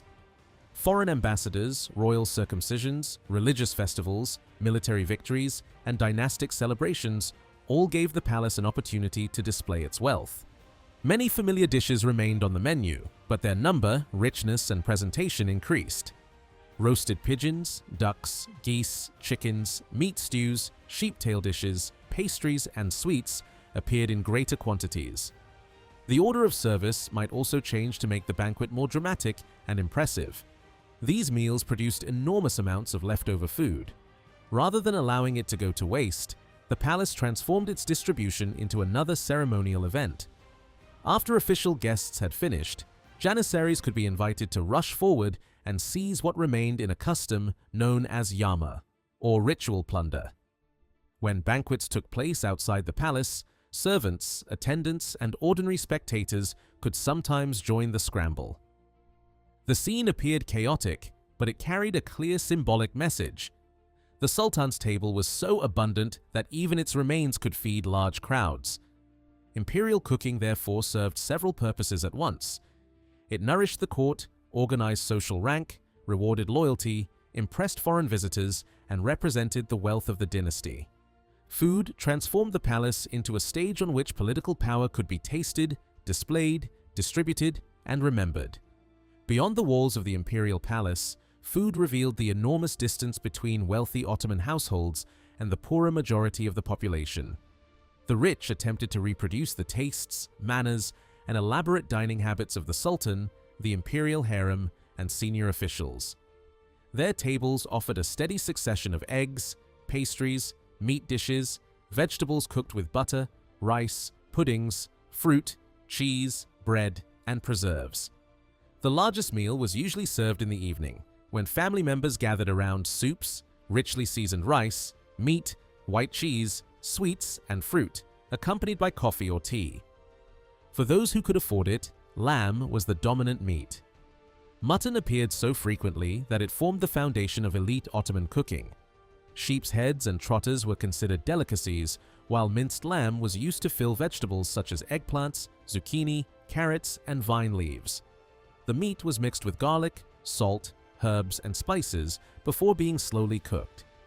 Sour plums were sometimes added beneath stuffed vine leaves to create a sharp contrast with the richness of the filling.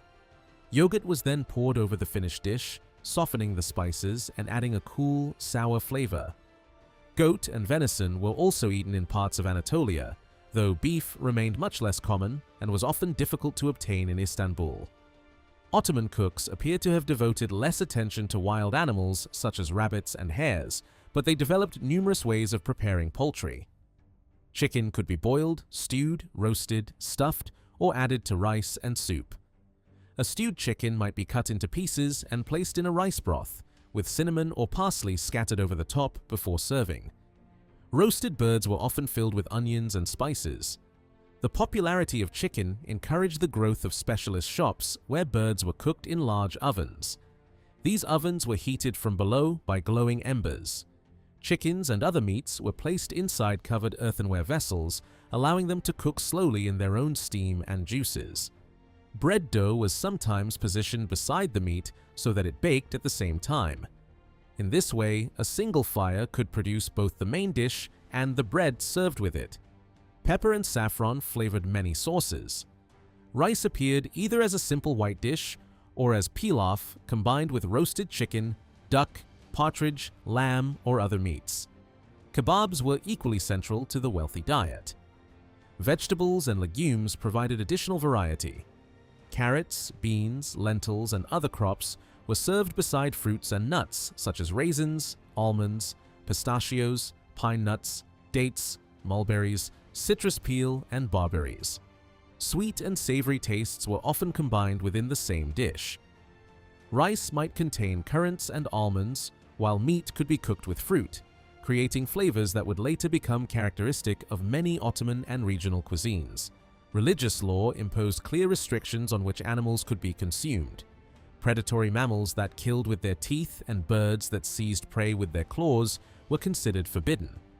A wide range of creatures therefore remained outside the acceptable diet, including carnivorous animals, scavenging birds, certain reptiles, insects, domestic animals such as cats and dogs, and fish that had died before being caught.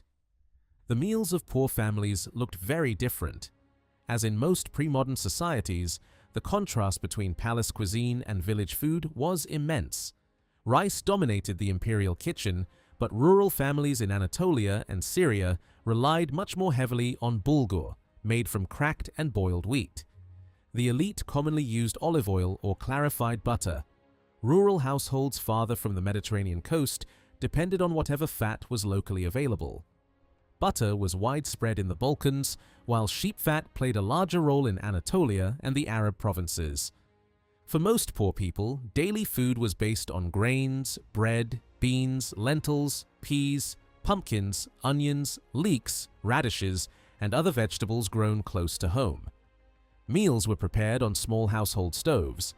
A family might eat dark bread, a basic rice or grain dish, inexpensive yogurt, and water.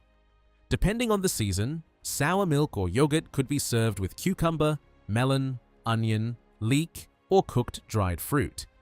Dairy products were extremely important.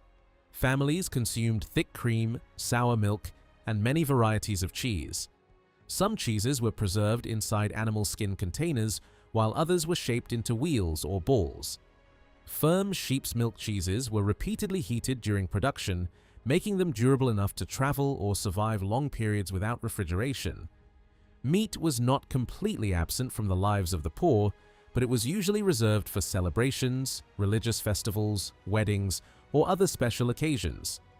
A family might prepare chicken stew or cook chicken and mutton together with rice in a single pot.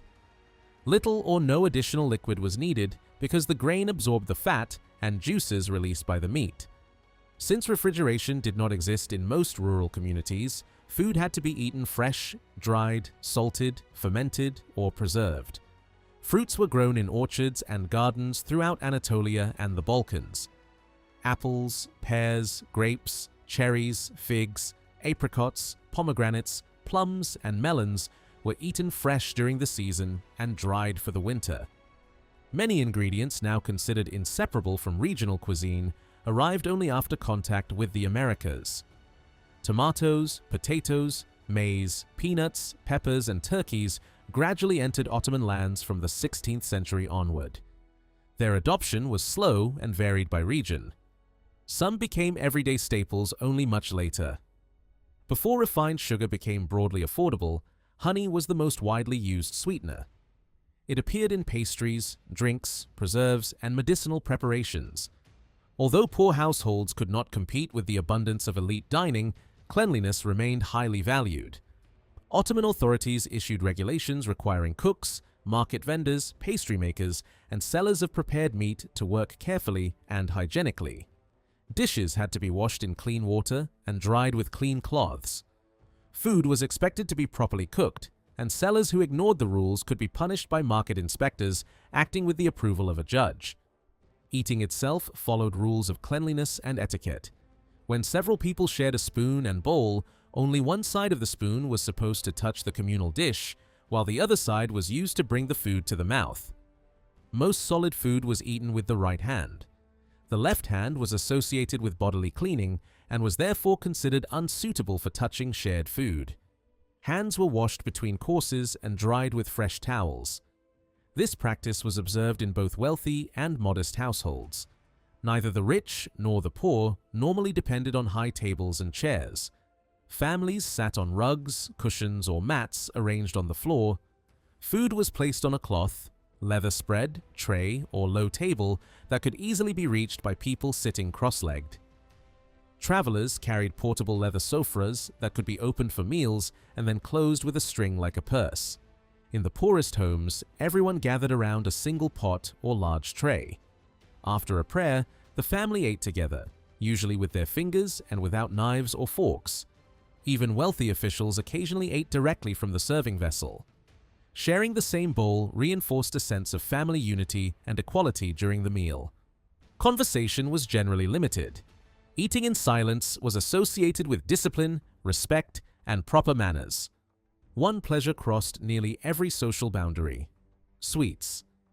Ottoman men, women, and children of all classes enjoyed pastries, custards, syrups, and confectionery. Muhallebi was among the most popular desserts. It combined milk, rice or flour, sugar, and butter, often flavored with rosewater or other fragrant essences. Another sweet began with a thin mixture of eggs and flour poured onto a hot metal surface. Once cooked into a pancake-like sheet, it was covered with sugar, scented with rosewater, and scattered with chopped almonds or walnuts. The pastry was folded repeatedly to form layers, producing a rich and intensely sweet dessert. Despite the complexity of some dishes, ordinary Ottoman meals were often relaxed and informal. When weather permitted, people preferred to eat outdoors in gardens, beneath trees, near rivers, or beside streams where shade and flowing water provided relief from the heat. The image of diners seated on carpets beneath trees reflected a wider Ottoman appreciation of gardens, fresh air, water, and leisure. Food was placed within easy reach, prayers were spoken, and everyone began eating from shared dishes. Coffee eventually became one of the most important parts of this social world. Its precise origin remains debated, though it is generally connected with Ethiopia and Yemen. No reliable written evidence places coffee at the center of Ottoman life before the 16th century. Some historians argued that it reached Cairo around 1510 and Istanbul shortly after the Ottoman conquest of the Arab lands in 1517. Other sources placed its arrival in the capital during the 1540s or 1550s. The exact date matters less than the route by which it spread. Coffee traveled from Yemen into the holy cities of Arabia, where coffeehouses were already attracting customers before the Ottoman defeat of the Mamluk Sultanate. From Mecca and Yemen, it moved through Egypt and Syria before reaching Istanbul and other major Ottoman cities. The Turkish word kahve developed from the Arabic kahwa. Through Ottoman commercial and diplomatic connections, related forms later entered European languages as cafe, kafi, and coffee. The drink spread rapidly because it offered warmth, stimulation, sociability, and a relatively inexpensive reason for people to gather. Coffeehouses soon appeared throughout Istanbul, Anatolia, Egypt, Syria, and other urban regions. They became central institutions in male public life. By the late 16th century, observers claimed that Cairo alone contained thousands of such establishments. A coffeehouse was more than a place to drink. Men read books, listened to stories, played chess and backgammon, recited poetry, exchanged rumors, discussed literature, searched for employment, and debated political events. For a small payment, A customer could spend hours in company without bearing the expense of hosting a banquet at home.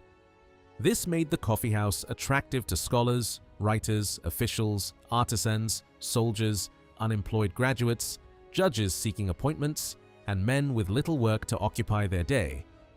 As their popularity increased, coffeehouses became crowded spaces where different social groups mixed more freely than they did in official institutions. Conservative religious scholars viewed this development with suspicion. They argued that men were neglecting mosques in favor of coffeehouses and spending their time on games, gossip, entertainment, and politically dangerous discussion. Some preachers described coffeehouses as centers of idleness and immorality. A few went so far as to claim that visiting a tavern was preferable because the dangers of alcohol were at least openly recognized. Early opponents also objected to the drink itself. Since coffee beans were roasted until dark, certain scholars argued that the process resembled burning a substance into charcoal and therefore made it religiously unlawful. Religious rulings were issued against coffee, and several sultans attempted to restrict its sale. During periods of prohibition, coffee merchants continued operating through hidden entrances, side streets, and small shops that attracted less attention from the police. Officials were sometimes bribed or persuaded to ignore these establishments. The ban proved impossible to enforce. Demand continued to rise, and coffee became part of the daily routine of almost every social class. Over time, many scholars revised their position. They argued that roasted coffee was not completely carbonized and that drinking it did not necessarily cause intoxication. As the legal objections weakened, the beverage entered the homes of religious scholars, Sufi sheikhs, ministers, palace officials, and prominent families. Eventually, even grand viziers invested in large coffeehouses and rented them for substantial profit. The transformation was remarkable. A drink once denounced as dangerous became a normal part of Ottoman hospitality, business, diplomacy, and domestic life. Coffeehouses remained controversial even after coffee itself gained acceptance. Authorities feared not only the beverage, but also the conversations taking place around it. Men gathered in these establishments to criticize officials, repeat rumors about the palace, discuss wars and taxes, and listen to satirical performers. Because news traveled quickly through coffeehouses, rulers sometimes regarded them as potential centers of unrest. The same space that offered relaxation could also produce opposition. For religious conservatives, coffee became an easy explanation for a broader decline in moral discipline. It was blamed for idleness, missed prayers, rebellious speech, tobacco use, and the weakening of traditional authority. Supporters rejected the comparison between coffee and wine. They pointed out that coffee did not normally cause drunkenness or destroy judgment. They also emphasized its practical benefits. It helped workers remain awake, supported long conversations, aided study, and allowed worshippers to endure late-night prayers. As long as coffee did not prevent a Muslim from fulfilling religious duties, its defenders argued that there was no clear reason to prohibit it. The debate surrounding coffee reflected a recurring tension in Ottoman society. New habits frequently appeared first as threats to morality and tradition, only to become accepted once they proved impossible to eliminate. Coffee moved from Yemen to Arabia, from Arabia to the Ottoman capital, and from Istanbul into Europe. Along the way, it changed patterns of leisure, communication, commerce, and public life. It created new occupations for merchants, roasters, servers, cup makers, and coffeehouse owners. It also created a new type of social space, neither private home nor religious institution, where men could spend time together with relatively little supervision. The history of Ottoman coffee was therefore never just the history of a drink. It was the story of changing cities, expanding trade, public debate, moral anxiety, political suspicion, and the birth of a new culture of sociability. Despite fierce resistance from conservative religious circles, coffee continued to spread at extraordinary speed. By the final decades of the 16th century, it was no longer limited to Istanbul, Cairo, or the great commercial centers of the empire. Even small and distant towns in Anatolia had begun to open coffeehouses of their own. The profits involved were impossible to ignore. Shems, the Syrian merchant traditionally associated with introducing coffee to Istanbul, reportedly returned home with a fortune of 5,000 gold pieces. His success encouraged many others to enter the trade, and new coffeehouses appeared across the capital. The beverage soon became closely associated with chess players, poets, scholars, writers, and men who gathered for long conversation. Coffee was valued not only for its stimulating effect, but also for the new kind of social environment that developed around it. At the imperial palace, preparing coffee became an elaborate ritual. The sultan's chief coffee maker commanded a staff of around 40 assistants, and every stage of roasting, grinding, brewing, and serving followed strict rules. Women in the imperial harem were also trained in the art of preparing coffee for the ruler. Skill in making the drink came to be regarded as a sign of refinement, discipline, and domestic ability. Outside the palace, coffee even entered courtship customs. Families sometimes judged a prospective bride by the taste, strength, and presentation of the coffee she served. A well-prepared cup could suggest patience, good training, and competence within the household. Coffee was brewed in a small metal pot known as the tezve and served extremely hot in small cups. Turkish delight, or another sweet, often accompanied it, balancing the bitterness of the drink. Regional variations quickly developed. In some parts of the empire, ground pistachios or other aromatic ingredients were added to the coffee, producing distinctive local flavors. By the 1590s, resistance had weakened considerably. Conservative scholars who had once demanded prohibition gradually accepted that coffee had become too deeply rooted in Ottoman life to eliminate.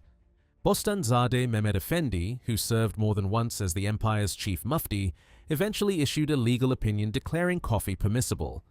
This ruling offered religious legitimacy to a beverage that earlier critics had condemned as a dark enemy of sleep. The controversy did not disappear completely. Opponents continued to worry about the coffeehouse as a social institution even after objections to the drink itself had become harder to sustain. The most violent campaign against coffeehouses occurred during the reign of Murad IV. The government denounced them as gathering places for criminals, rebels, political agitators, and men who spent their days spreading dangerous rumors. Many establishments were closed, and some people accused of drinking coffee or smoking tobacco were punished with extraordinary severity. The authorities viewed these habits as part of a larger collapse in discipline. Coffeehouses gave storytellers, poets, puppeteers, and satirical performers a public stage. Through humor, exaggeration, and coded criticism, they could mock judges, officials, soldiers, scholars, and even the ruling elite. For the government, this made them far more threatening than ordinary shops. They allowed large groups of men to gather, exchange information, criticize authority, and transform private dissatisfaction into collective anger.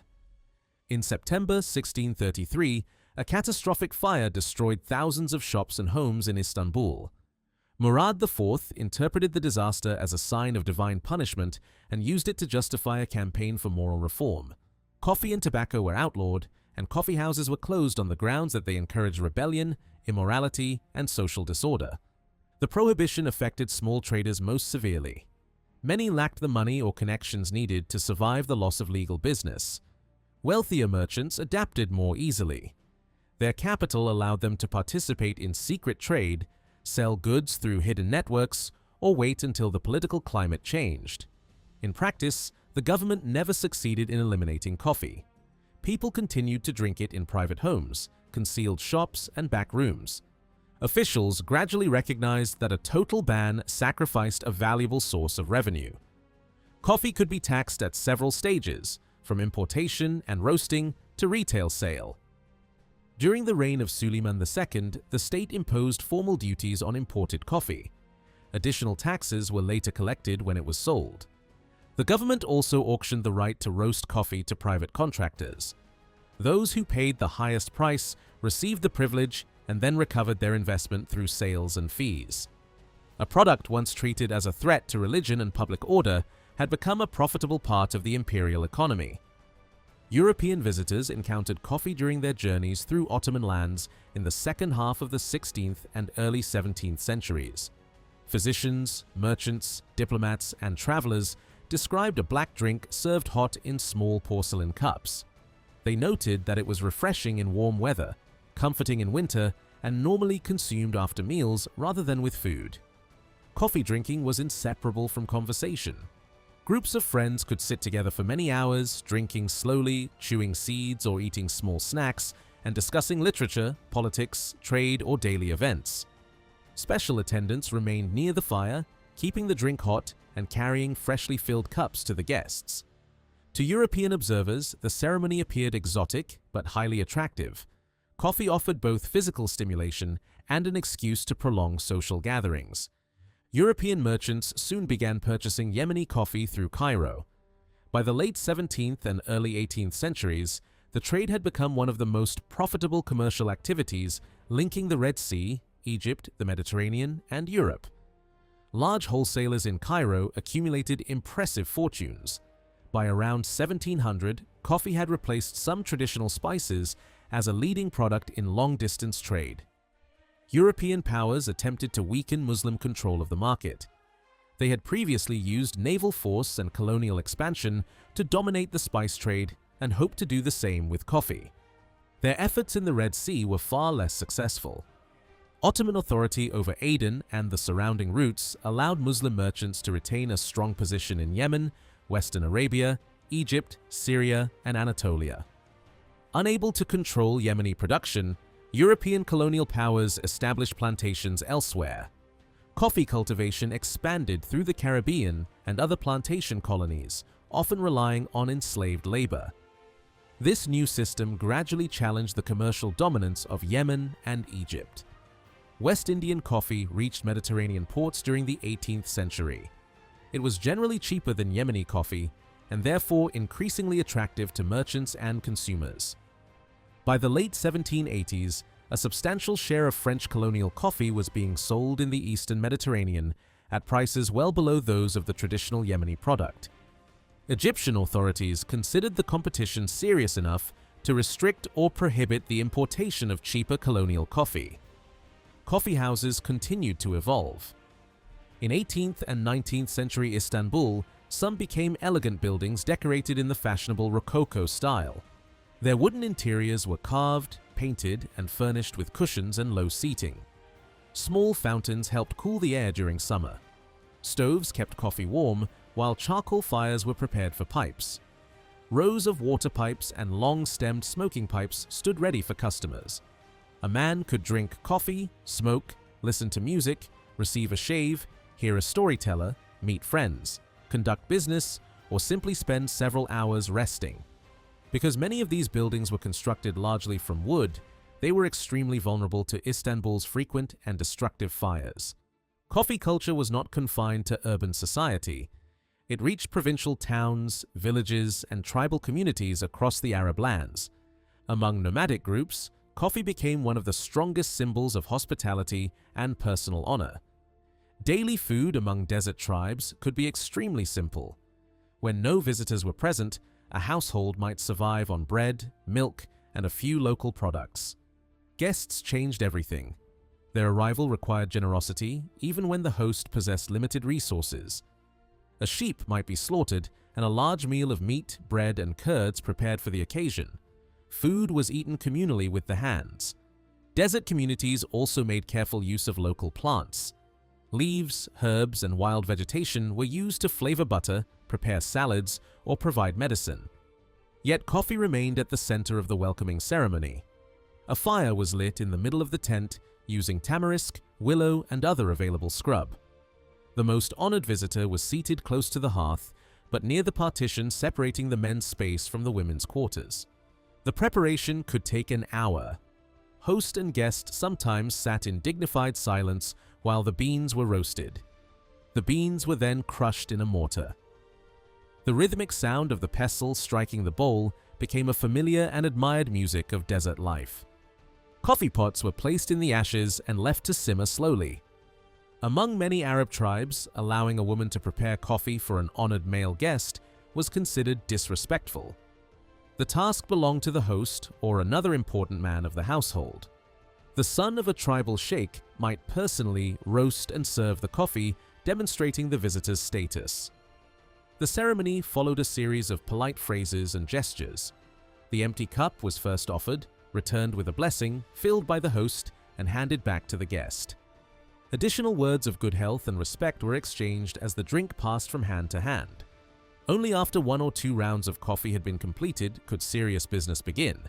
Political matters, disputes, alliances, marriage arrangements, or commercial negotiations were postponed until hospitality had been properly demonstrated.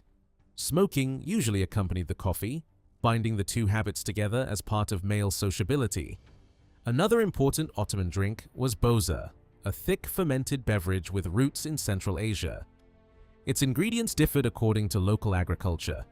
In Anatolia, it could be made from wheat and maize.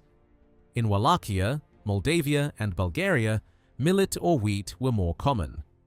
The drink spread from Anatolia and the Balkans into other provinces, including Egypt, where barley-based boza was popular among boatmen and poorer urban workers. Boza had a sour-sweet taste, a heavy texture, and generally a low alcohol content. Its high level of carbohydrates made it especially useful to soldiers.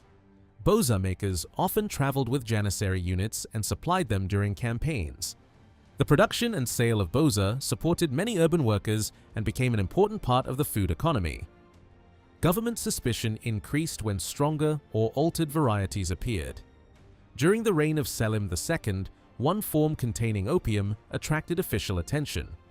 Later rulers again attempted to regulate boza as part of wider campaigns against alcohol. Consumption, nevertheless, continued. By the 19th century, a sweeter and effectively non-alcoholic Albanian variety had gained wide popularity and was even served within the imperial palace. Regional drinks reflected the extraordinary geographical diversity of the empire.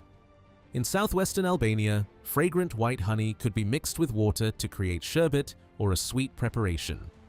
Other Albanian regions produced wine, cherry drinks, grape juice flavored with mustard, honey-based beverages, boza, and distilled spirits.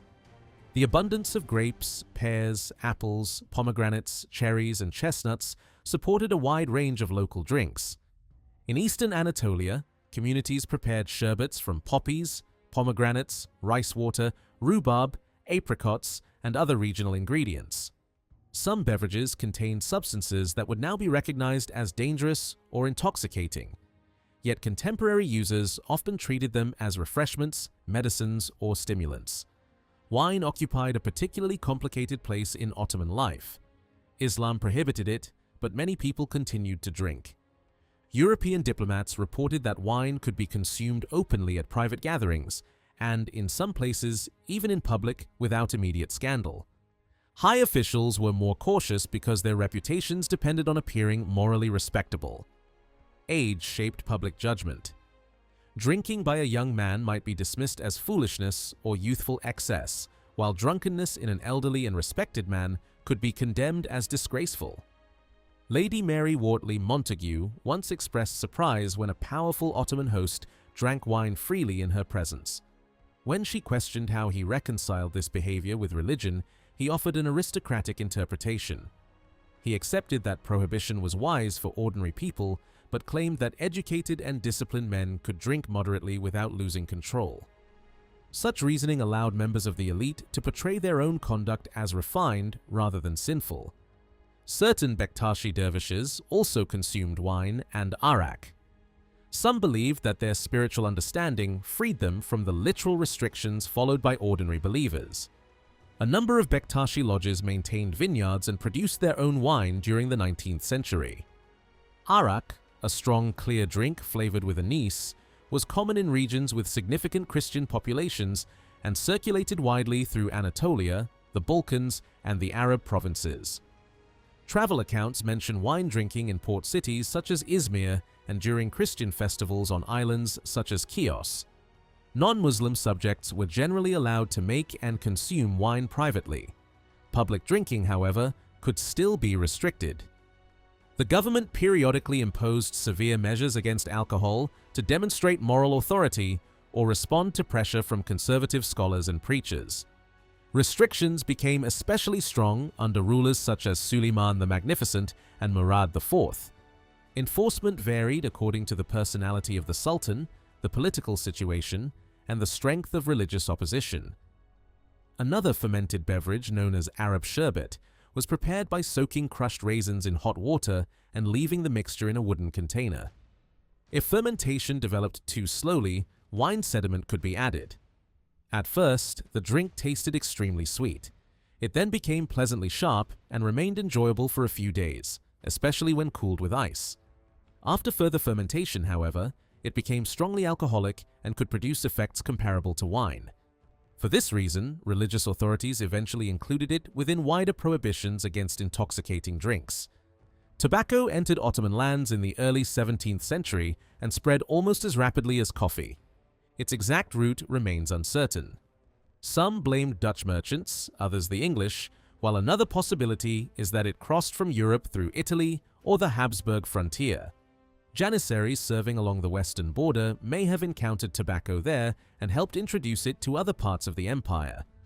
Religious authorities condemned smoking from the beginning. The chief mufti described it as a repulsive practice incompatible with Islamic values. Supporters responded that tobacco was not mentioned in the Quran and therefore could not automatically be declared unlawful. The historian Ibrahim Pechevi became one of its most passionate critics. He claimed that English merchants introduced tobacco around the beginning of the 17th century and initially marketed it as a remedy for illnesses caused by excess moisture in the body. Pleasure seekers soon adopted it for recreation, and the custom then spread to scholars, officials, soldiers, and prominent members of society. Coffeehouses filled with thick smoke. Customers could barely see one another through the haze. Men smoked in markets and streets, blowing smoke into the faces of those around them. Their clothes, beards, turbans, and rooms carried the smell. Pesevi ridiculed the poems written in praise of tobacco and dismissed claims that smoking offered refined or spiritual pleasure. He argued that it damaged clothing and furniture, scattered ash, caused people to neglect work, and dulled the mind after sleep. Fire was one of his greatest concerns. Careless smokers could ignite carpets, bedding, wooden houses, and crowded shops. In a city repeatedly devastated by flames, even a small burning ember could destroy entire neighborhoods. Pechevi admitted that tobacco might help night guards remain awake aboard ships, but he considered this minor benefit insufficient to justify the wider dangers. Murad IV imposed a harsh ban on smoking, but prohibition merely pushed the habit underground. People continued smoking in secret, and authorities failed to eliminate the trade. Eventually, the religious establishment reversed its position. The chief Mufti Mehmed Bahai Effendi issued a legal ruling accepting tobacco. His enemies pointed out that he was himself a heavy smoker and had previously been punished for the habit. Evliya Çelebi defended him, arguing that the decision rested not on personal addiction, but on the legal principle that acts not explicitly forbidden could be regarded as permissible. Tobacco cultivation became legal in 1646.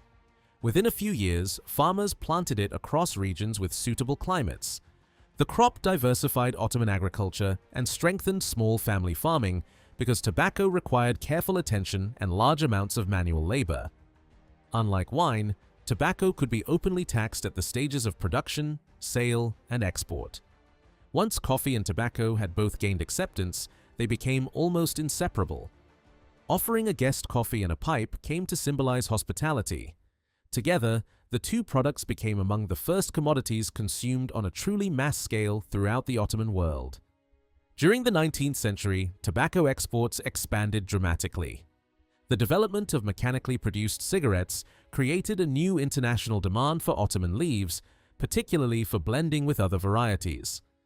American and European manufacturers valued the distinctive aroma of tobacco grown in Macedonia, Thrace, Anatolia, and other Ottoman regions. Nationalist revolts and territorial losses gradually removed many of the richest Balkan tobacco-growing areas from imperial control.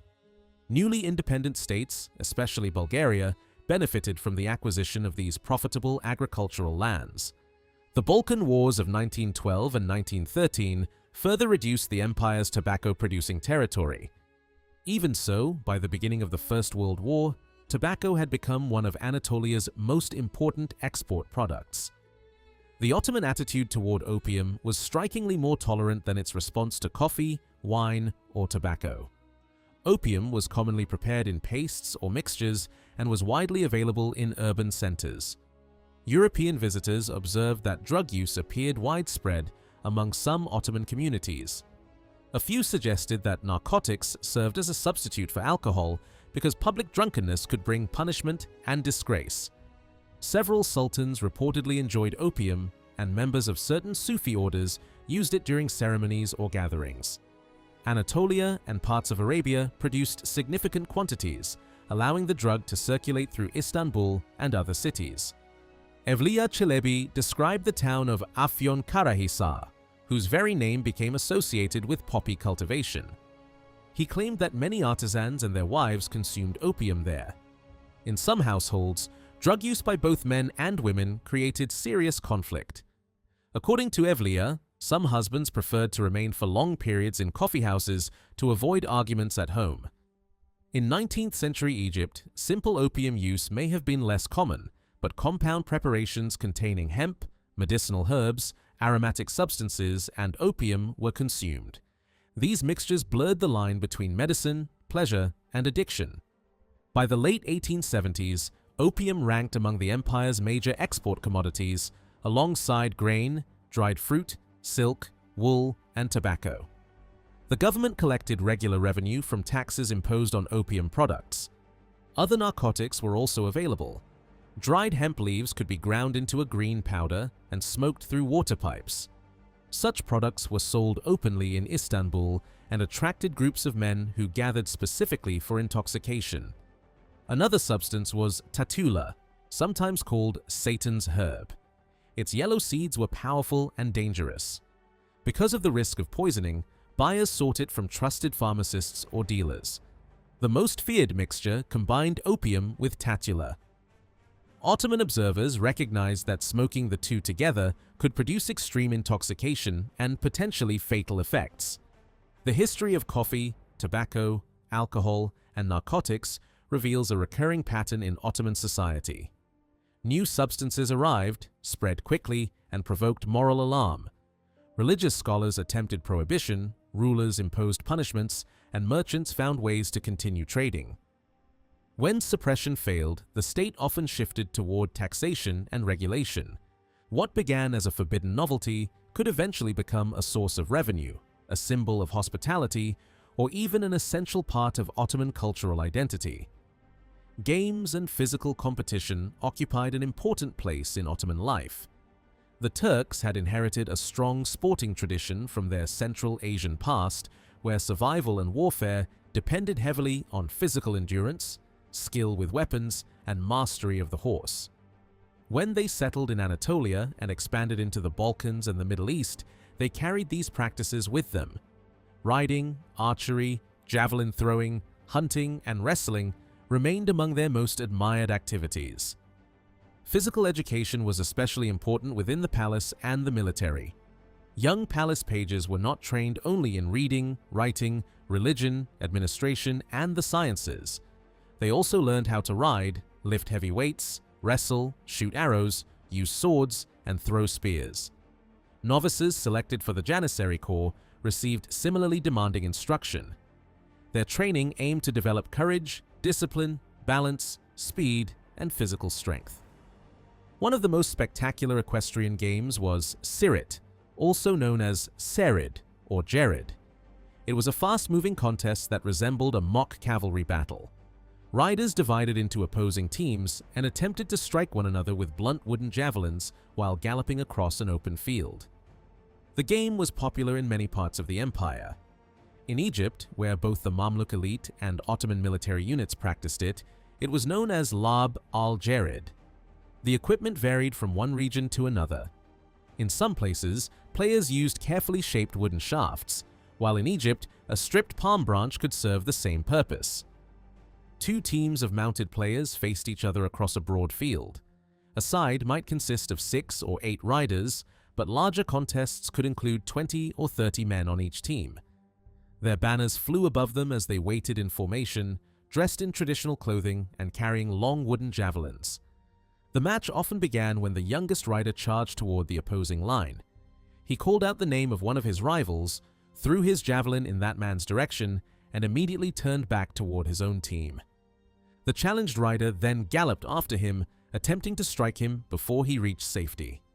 As that rider retreated, another horseman from the first team rode forward and pursued him in turn. The field quickly filled with riders chasing, escaping, turning, and attacking in every direction. Players had to strike opponents while avoiding incoming javelins, all without losing control of their horses. Skilled participants could throw over impressive distances. Some were even able to catch a javelin in midair and use it against the opposing team. The game offered a dramatic display of horsemanship. Riders leaned far to one side, bent low over the neck of the horse, or nearly disappeared beneath its body to avoid being struck. A fast rider might pretend to return to his team after throwing, then suddenly break away across the field. Several opponents would chase him, allowing his teammates to attack the pursuers from another direction. Although Kirit was dangerous, it followed strict rules. Players were expected to demonstrate control rather than uncontrolled violence.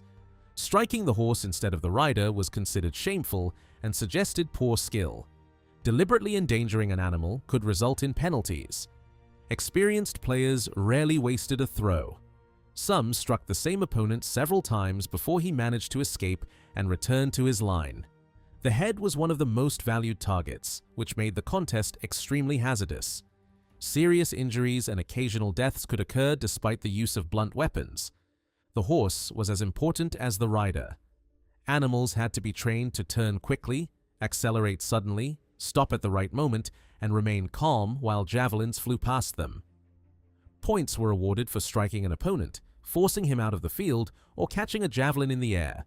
Players lost points for riding beyond the boundaries or intentionally hitting a horse.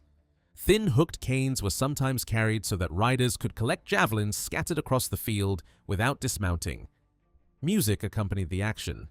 Drums and wind instruments performed military marches or local songs, while clouds of dust rose beneath the horses. At the end, referees counted the successful strikes and declared a winner. The victorious team received prizes and was sometimes honored with a banquet. For the Ottoman military, Sirit was more than entertainment. It trained cavalrymen to maneuver under pressure, judge distance, avoid missiles, and coordinate with other riders. During military marches, commanders could divide officers and soldiers into teams and order them to play dozens of rounds. The exercise continued until the horses began to tire. Those who showed exceptional ability could be selected for specialized cavalry duties. Playing grounds appeared throughout Istanbul. Some were located near the imperial arsenal, while others stood close to the famous archery fields. The Sultan and his court sometimes played on Fridays, allowing rulers and palace pages to demonstrate their skill before officials and spectators.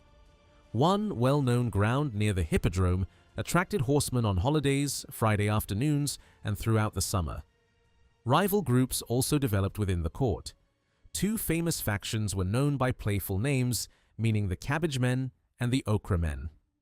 Their competition added a strong sense of loyalty and rivalry to palace sporting life. The game was equally popular in the provinces. Wherever Ottoman troops were stationed, local contests were organized with enthusiasm. During the celebrations marking the end of Ramadan, wrestling and Sirit became major spectator events. In Anatolian villages, entire communities gathered around open fields to watch mounted teams compete through clouds of dust. Egyptian villagers eventually adopted the sport from Mamluk and Ottoman soldiers. It became part of weddings, circumcision festivals, saintly celebrations, and large public feasts. Rival villages or tribal groups could field teams of 12 to 20 riders, turning the occasion into both a sporting competition and a display of local honor. Archery occupied an equally prestigious position. The Turks had been known as expert bowmen since their early history in Central Asia.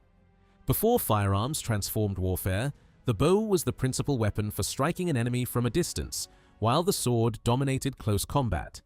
Ottoman warriors practiced target shooting, long-distance shooting, and archery from horseback.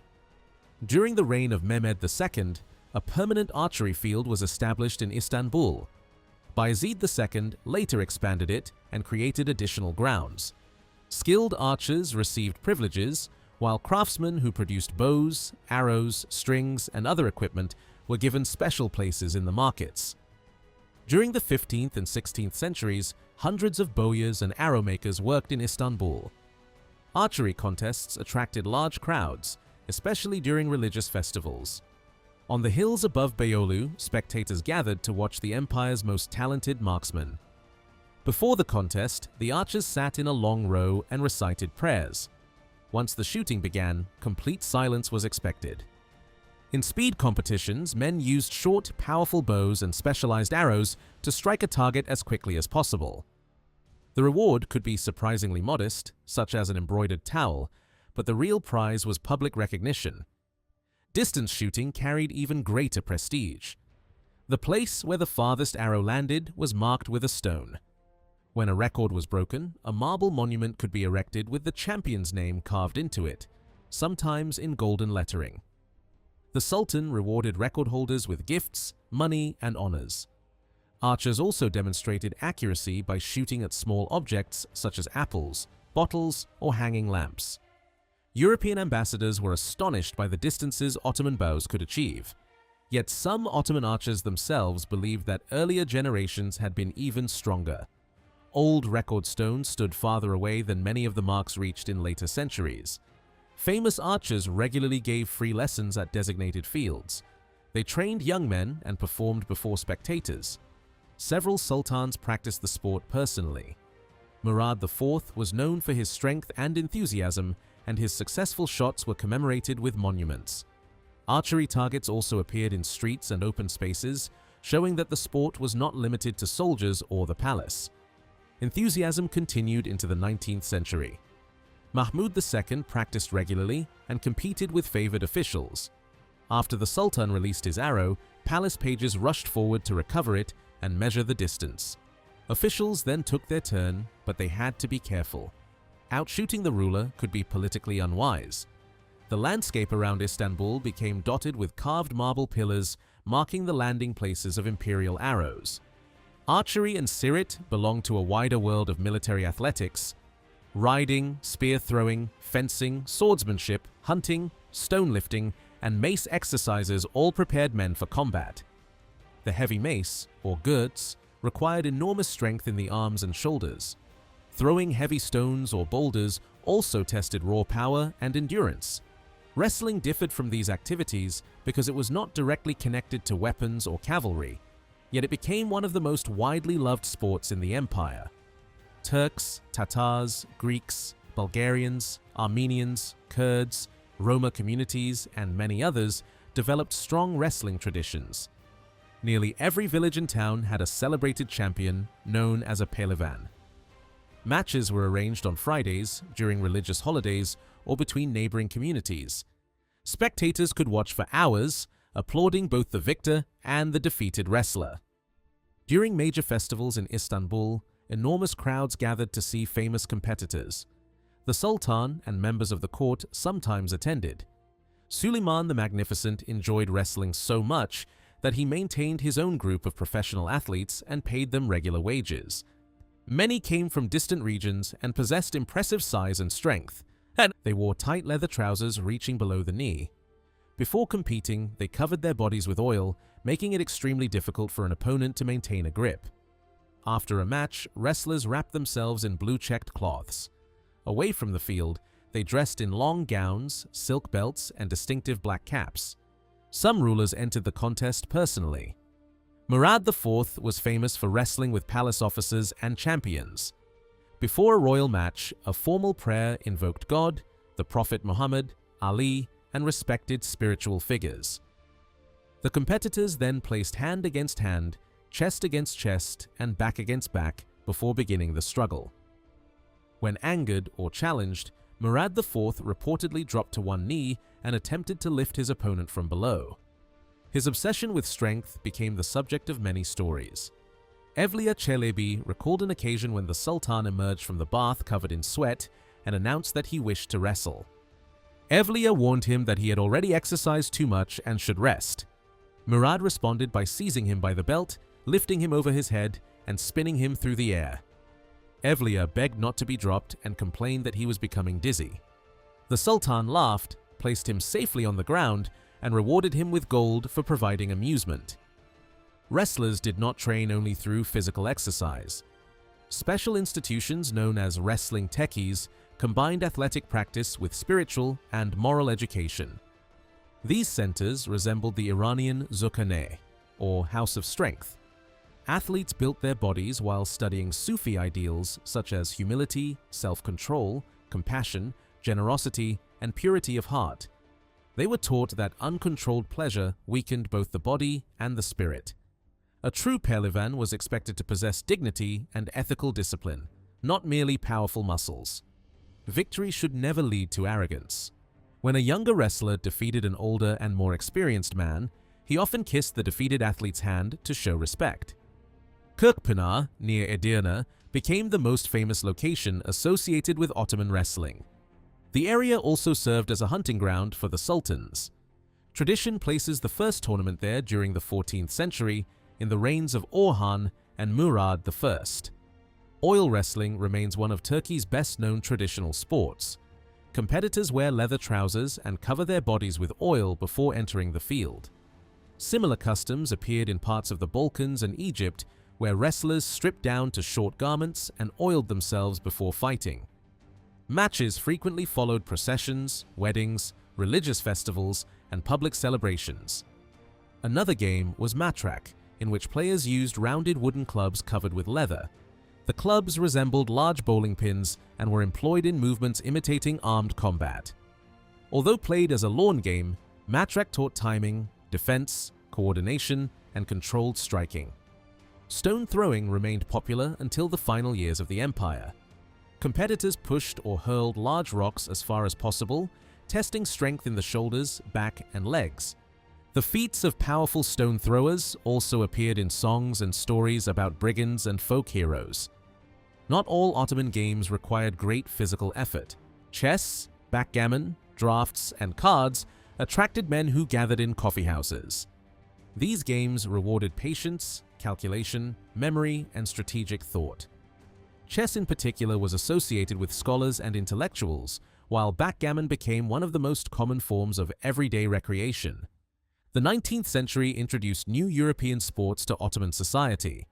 Football, rugby, tennis, cycling, swimming, gymnastics, croquet, boxing, and cricket gradually appeared in port cities, foreign schools, military academies, and elite clubs. Izmir became one of the earliest centers of this transformation. Football and rugby clubs had appeared there by the late 19th century. During the winter of 1908 and 1909, an Ottoman officer who had studied the educational value of sport began promoting organized physical exercise among urban youth. New athletic clubs held competitions that included swimming, football, cricket, tennis, fencing, and other modern events. Horse racing and hunting clubs also attracted attention because they resembled older Ottoman traditions. The government constructed race courses in Istanbul inspired by examples from France and Britain. Not every imported sport became equally popular. Tennis largely remained an elite activity practiced within palace grounds and private clubs. Football achieved far greater success. Its simple equipment, team structure, physical intensity, and competitive excitement helped it spread rapidly among students, soldiers, workers, and urban communities. By the final decades of the empire, traditional and modern sports existed side by side. A man might watch oil wrestling during a festival, play backgammon in a coffeehouse, attend a horse race, and follow a football match organized by a modern club. Ottoman sporting culture therefore reflected both continuity and change. Ancient steppe traditions survived in riding, archery, javelin throwing, and wrestling, while European games introduced new forms of organization and competition. Across the centuries, sport remained a way to prepare for battle, demonstrate courage, entertain crowds, strengthen communities, and express personal honor. Death was an ever-present reality throughout the Ottoman Empire. Like most pre-industrial societies, the empire faced high mortality rates, especially among children. Disease, poor sanitation, famine, and limited medical knowledge meant that many people never reached adulthood. The majority of deaths recorded in towns and cities involved young children who were particularly vulnerable to intestinal infections such as dysentery and giardia. Illnesses affecting the lungs also claimed countless lives before the age of 5, while diseases like measles and smallpox regularly swept through communities. Among young adults living in major cities, tuberculosis emerged as the leading cause of death. By the end of the 19th century, it accounted for an astonishing proportion of deaths in Istanbul, claiming nearly 1/3 to 1/2 of all young adult victims. Typhoid fever was another deadly disease, and together with smallpox, was responsible for a significant share of adult mortality. Conditions in rural areas were often even harsher. Many villages suffered from poor nutrition, limited access to clean drinking water, and inadequate sanitation. Diets were dominated by grains and carbohydrates, with little protein, fresh fruit, or vegetables. Such nutritional deficiencies weakened immune systems and made disease far more difficult to resist. Contaminated water spread countless infections, while the limited medical understanding of disease itself contributed greatly to high mortality. No disease inspired greater fear than the plague. Known in Turkish as veba, the illness devastated Ottoman society for centuries.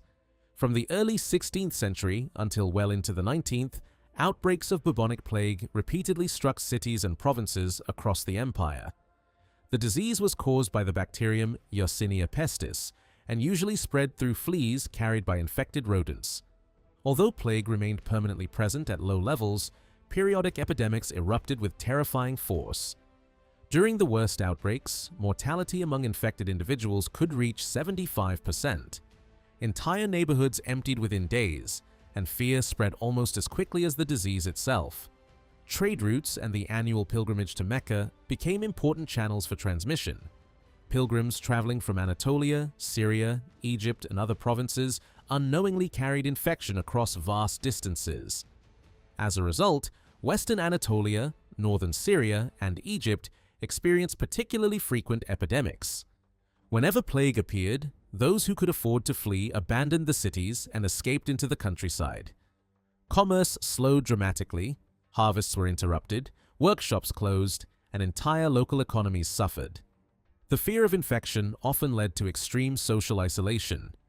In the Albanian town of Gjirokasta, anyone developing boils or suspicious skin swellings was immediately believed to have contracted plague. Neighbors refused to enter the victim's home, and survivors often found themselves avoided for years afterward. Even after recovery, many believed that a house remained contaminated. Families washed walls with vinegar, burned fragrant herbs to purify the air, whitewashed entire rooms with lime, and occasionally rebuilt sections of the house before allowing anyone to return. Without knowledge of bacteria or viruses, Ottoman physicians, much like many of their European counterparts, believed that plague spread through poisonous air known as miasma. Others blamed invisible supernatural beings, believing that demons or jinn carried disease from place to place. Cholera became another devastating epidemic during the 19th century. It spread rapidly and killed hundreds of thousands throughout the Middle East and the Balkans. Pilgrims traveling from India to Mecca frequently carried the disease, while returning Ottoman pilgrims unknowingly introduced it into Anatolia, Syria, and Egypt. The epidemics of 1847 and 1865 proved especially destructive, leaving entire communities devastated. Typhus also emerged whenever war and mass migration disrupted normal life. During the large refugee movements caused by Russian expansion into the Balkans and the Caucasus between the 1860s and 1880s, countless Muslim refugees died from the disease while simultaneously spreading it into the regions where they settled. By the reign of Sultan Abdulhamid II, the Ottoman government increasingly embraced modern public health measures. International sanitary boards introduced quarantine systems to prevent epidemics from entering the empire. Streets were cleaned more regularly, refuse was removed, stray dogs were controlled, and major roads were paved with stone so rain could wash away accumulated filth. Modern medical schools also began training physicians according to contemporary scientific principles. Before scientific medicine became widespread, however, most people relied on traditional remedies passed down through generations. Across the empire, local customs prescribed unusual treatments for illness. In the Albanian port of Vlora, people believed that drinking water from a freshly cleaned pitch-coated cup purified the body and cured various internal disorders. Certain foods were credited with remarkable healing powers. Freshly roasted eel from Lake Ohrid was believed not only to provide excellent nutrition, but also to increase male vitality. Some even claimed that placing a salted eel's head upon one's own head could cure tuberculosis. The famous Egyptian bazaar in Istanbul, later known as the Spice Bazaar, offered remedies for nearly every imaginable illness. Gunpowder was recommended for hemorrhoids after being boiled with lemon juice, dried, and swallowed on an empty stomach.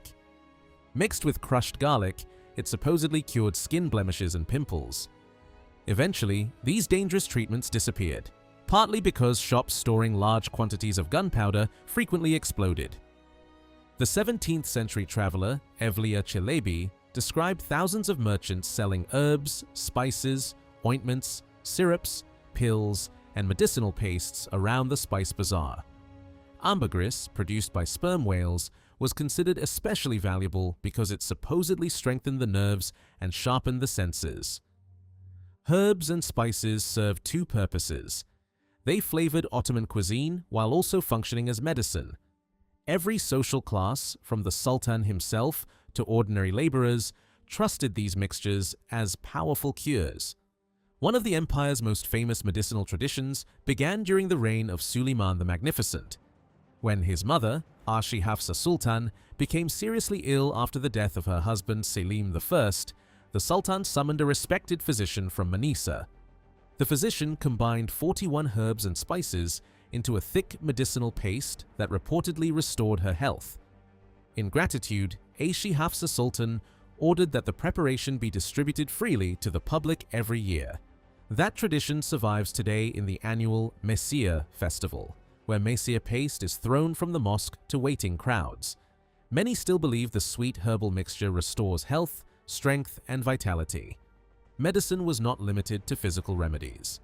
Prayer played an equally important role in healing.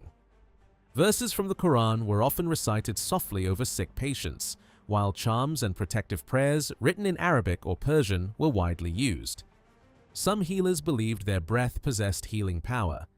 They entered a meditative state before gently blowing toward the patient, believing that their breath carried divine blessing capable of curing physical or mental illness.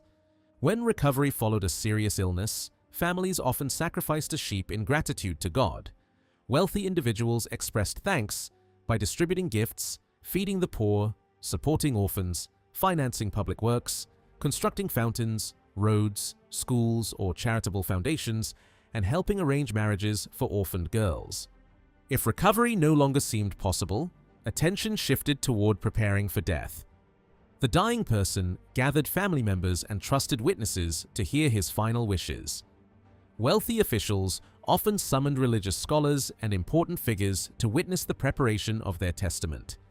These wills specified burial places, charitable donations, inheritance arrangements, endowments for Mecca and Medina, rewards for loyal servants, and instructions regarding the construction of tombs or fountains. Some masters even granted freedom to their slaves before dying. As death approached, someone was called to recite Surah Yasin, regarded by many Muslims as the spiritual heart of the Quran.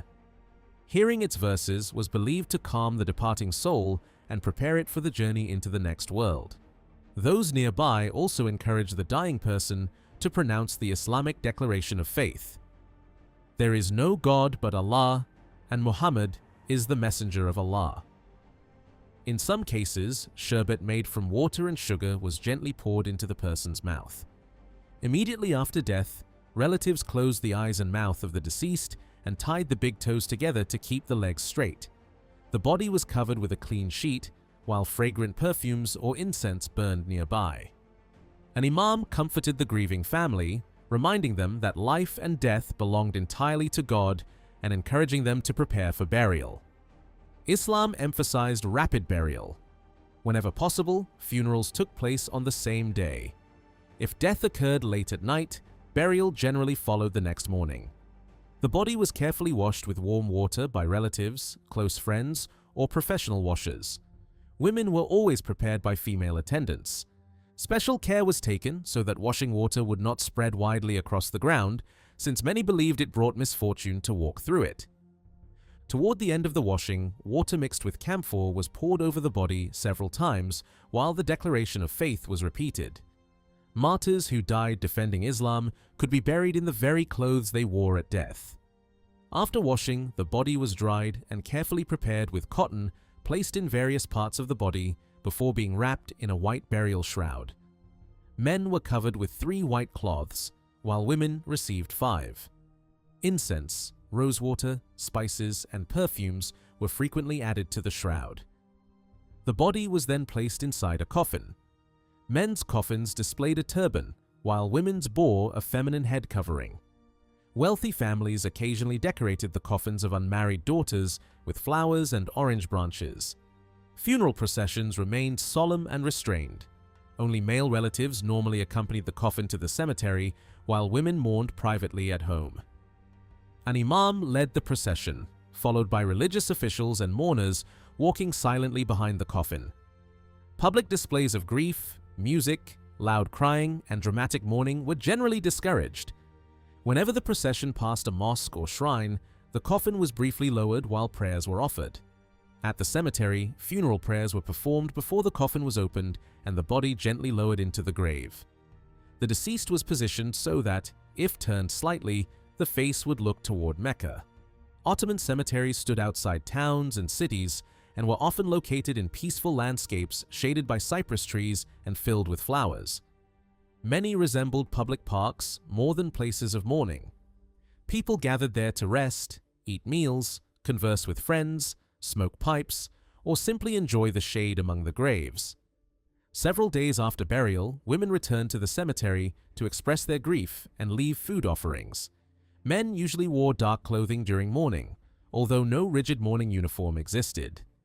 Funerals for important officials followed more elaborate ceremonies. Their bodies were washed, wrapped, placed inside richly decorated coffins, and carried by religious scholars, high-ranking officials, and members of the court to major mosques, where formal prayers were held before burial. Large tents were sometimes erected near the grave so that Quran recitations could continue for days. Ordinary graves were marked by a single stone. Wealthy individuals received marble tombs crowned with sculpted turbans representing their rank. Women's gravestones frequently displayed carved flowers and hopeful inscriptions. Muslims, Christians, and Jews maintained separate cemeteries outside urban centers, while burial inside places of worship remained an exceptional privilege reserved almost exclusively for Ottoman sultans. The death of Sultan Murad I after the Battle of Kosovo became one of the empire's most symbolic funerals. His internal organs were buried on the battlefield, while his body was transported to Bursa for burial near the Great Mosque. Centuries later, local traditions surrounding his tomb reflected the deep political and religious tensions that survived long after the battle itself. According to Islamic belief, death did not end the soul's journey. After burial, 2 angels named Munkar and Nakir questioned every deceased person about faith. They asked 3 essential questions. Who is your Lord? What is your religion? Who is your prophet? Faithful believers answered correctly and rested peacefully until the day of resurrection, enjoying a foretaste of paradise. Those unable to answer faced severe punishment inside the grave before the final judgment. On the day of resurrection, humanity would rise again to face divine judgment before crossing the bridge known as Sirat, suspended over the fires of hell. The righteous crossed safely into paradise, while the wicked fell into eternal punishment. Infants, martyrs, and those who died during plague epidemics were traditionally believed to receive God's special mercy. Mourning customs varied between religious communities, but Muslim families often welcomed visitors, expressing condolences while dressing in dark clothing and avoiding jewelry or festive colors. If the deceased had been wealthy, food and charity were distributed to neighbors and the poor in exchange for prayers offered for the departed soul. Commemorative gatherings commonly took place on the 7th and 40th days after death. Widows observed a longer mourning period, during which they refrained from remarriage, colorful clothing, and jewelry. In parts of Albania, remembrance lasted for years. Every Sunday, relatives gathered to honor the deceased, while professional mourners lamented publicly. Food and sweets flavored with saffron were distributed to travelers, neighbors, and the poor, whose prayers were believed to benefit the departed. Death also played a visible role in Ottoman politics. Members of the royal household sentenced to execution were quietly strangled behind palace walls, while rebels, traitors, and enemy commanders were publicly beheaded or hanged to demonstrate the power of the state and discourage future rebellion.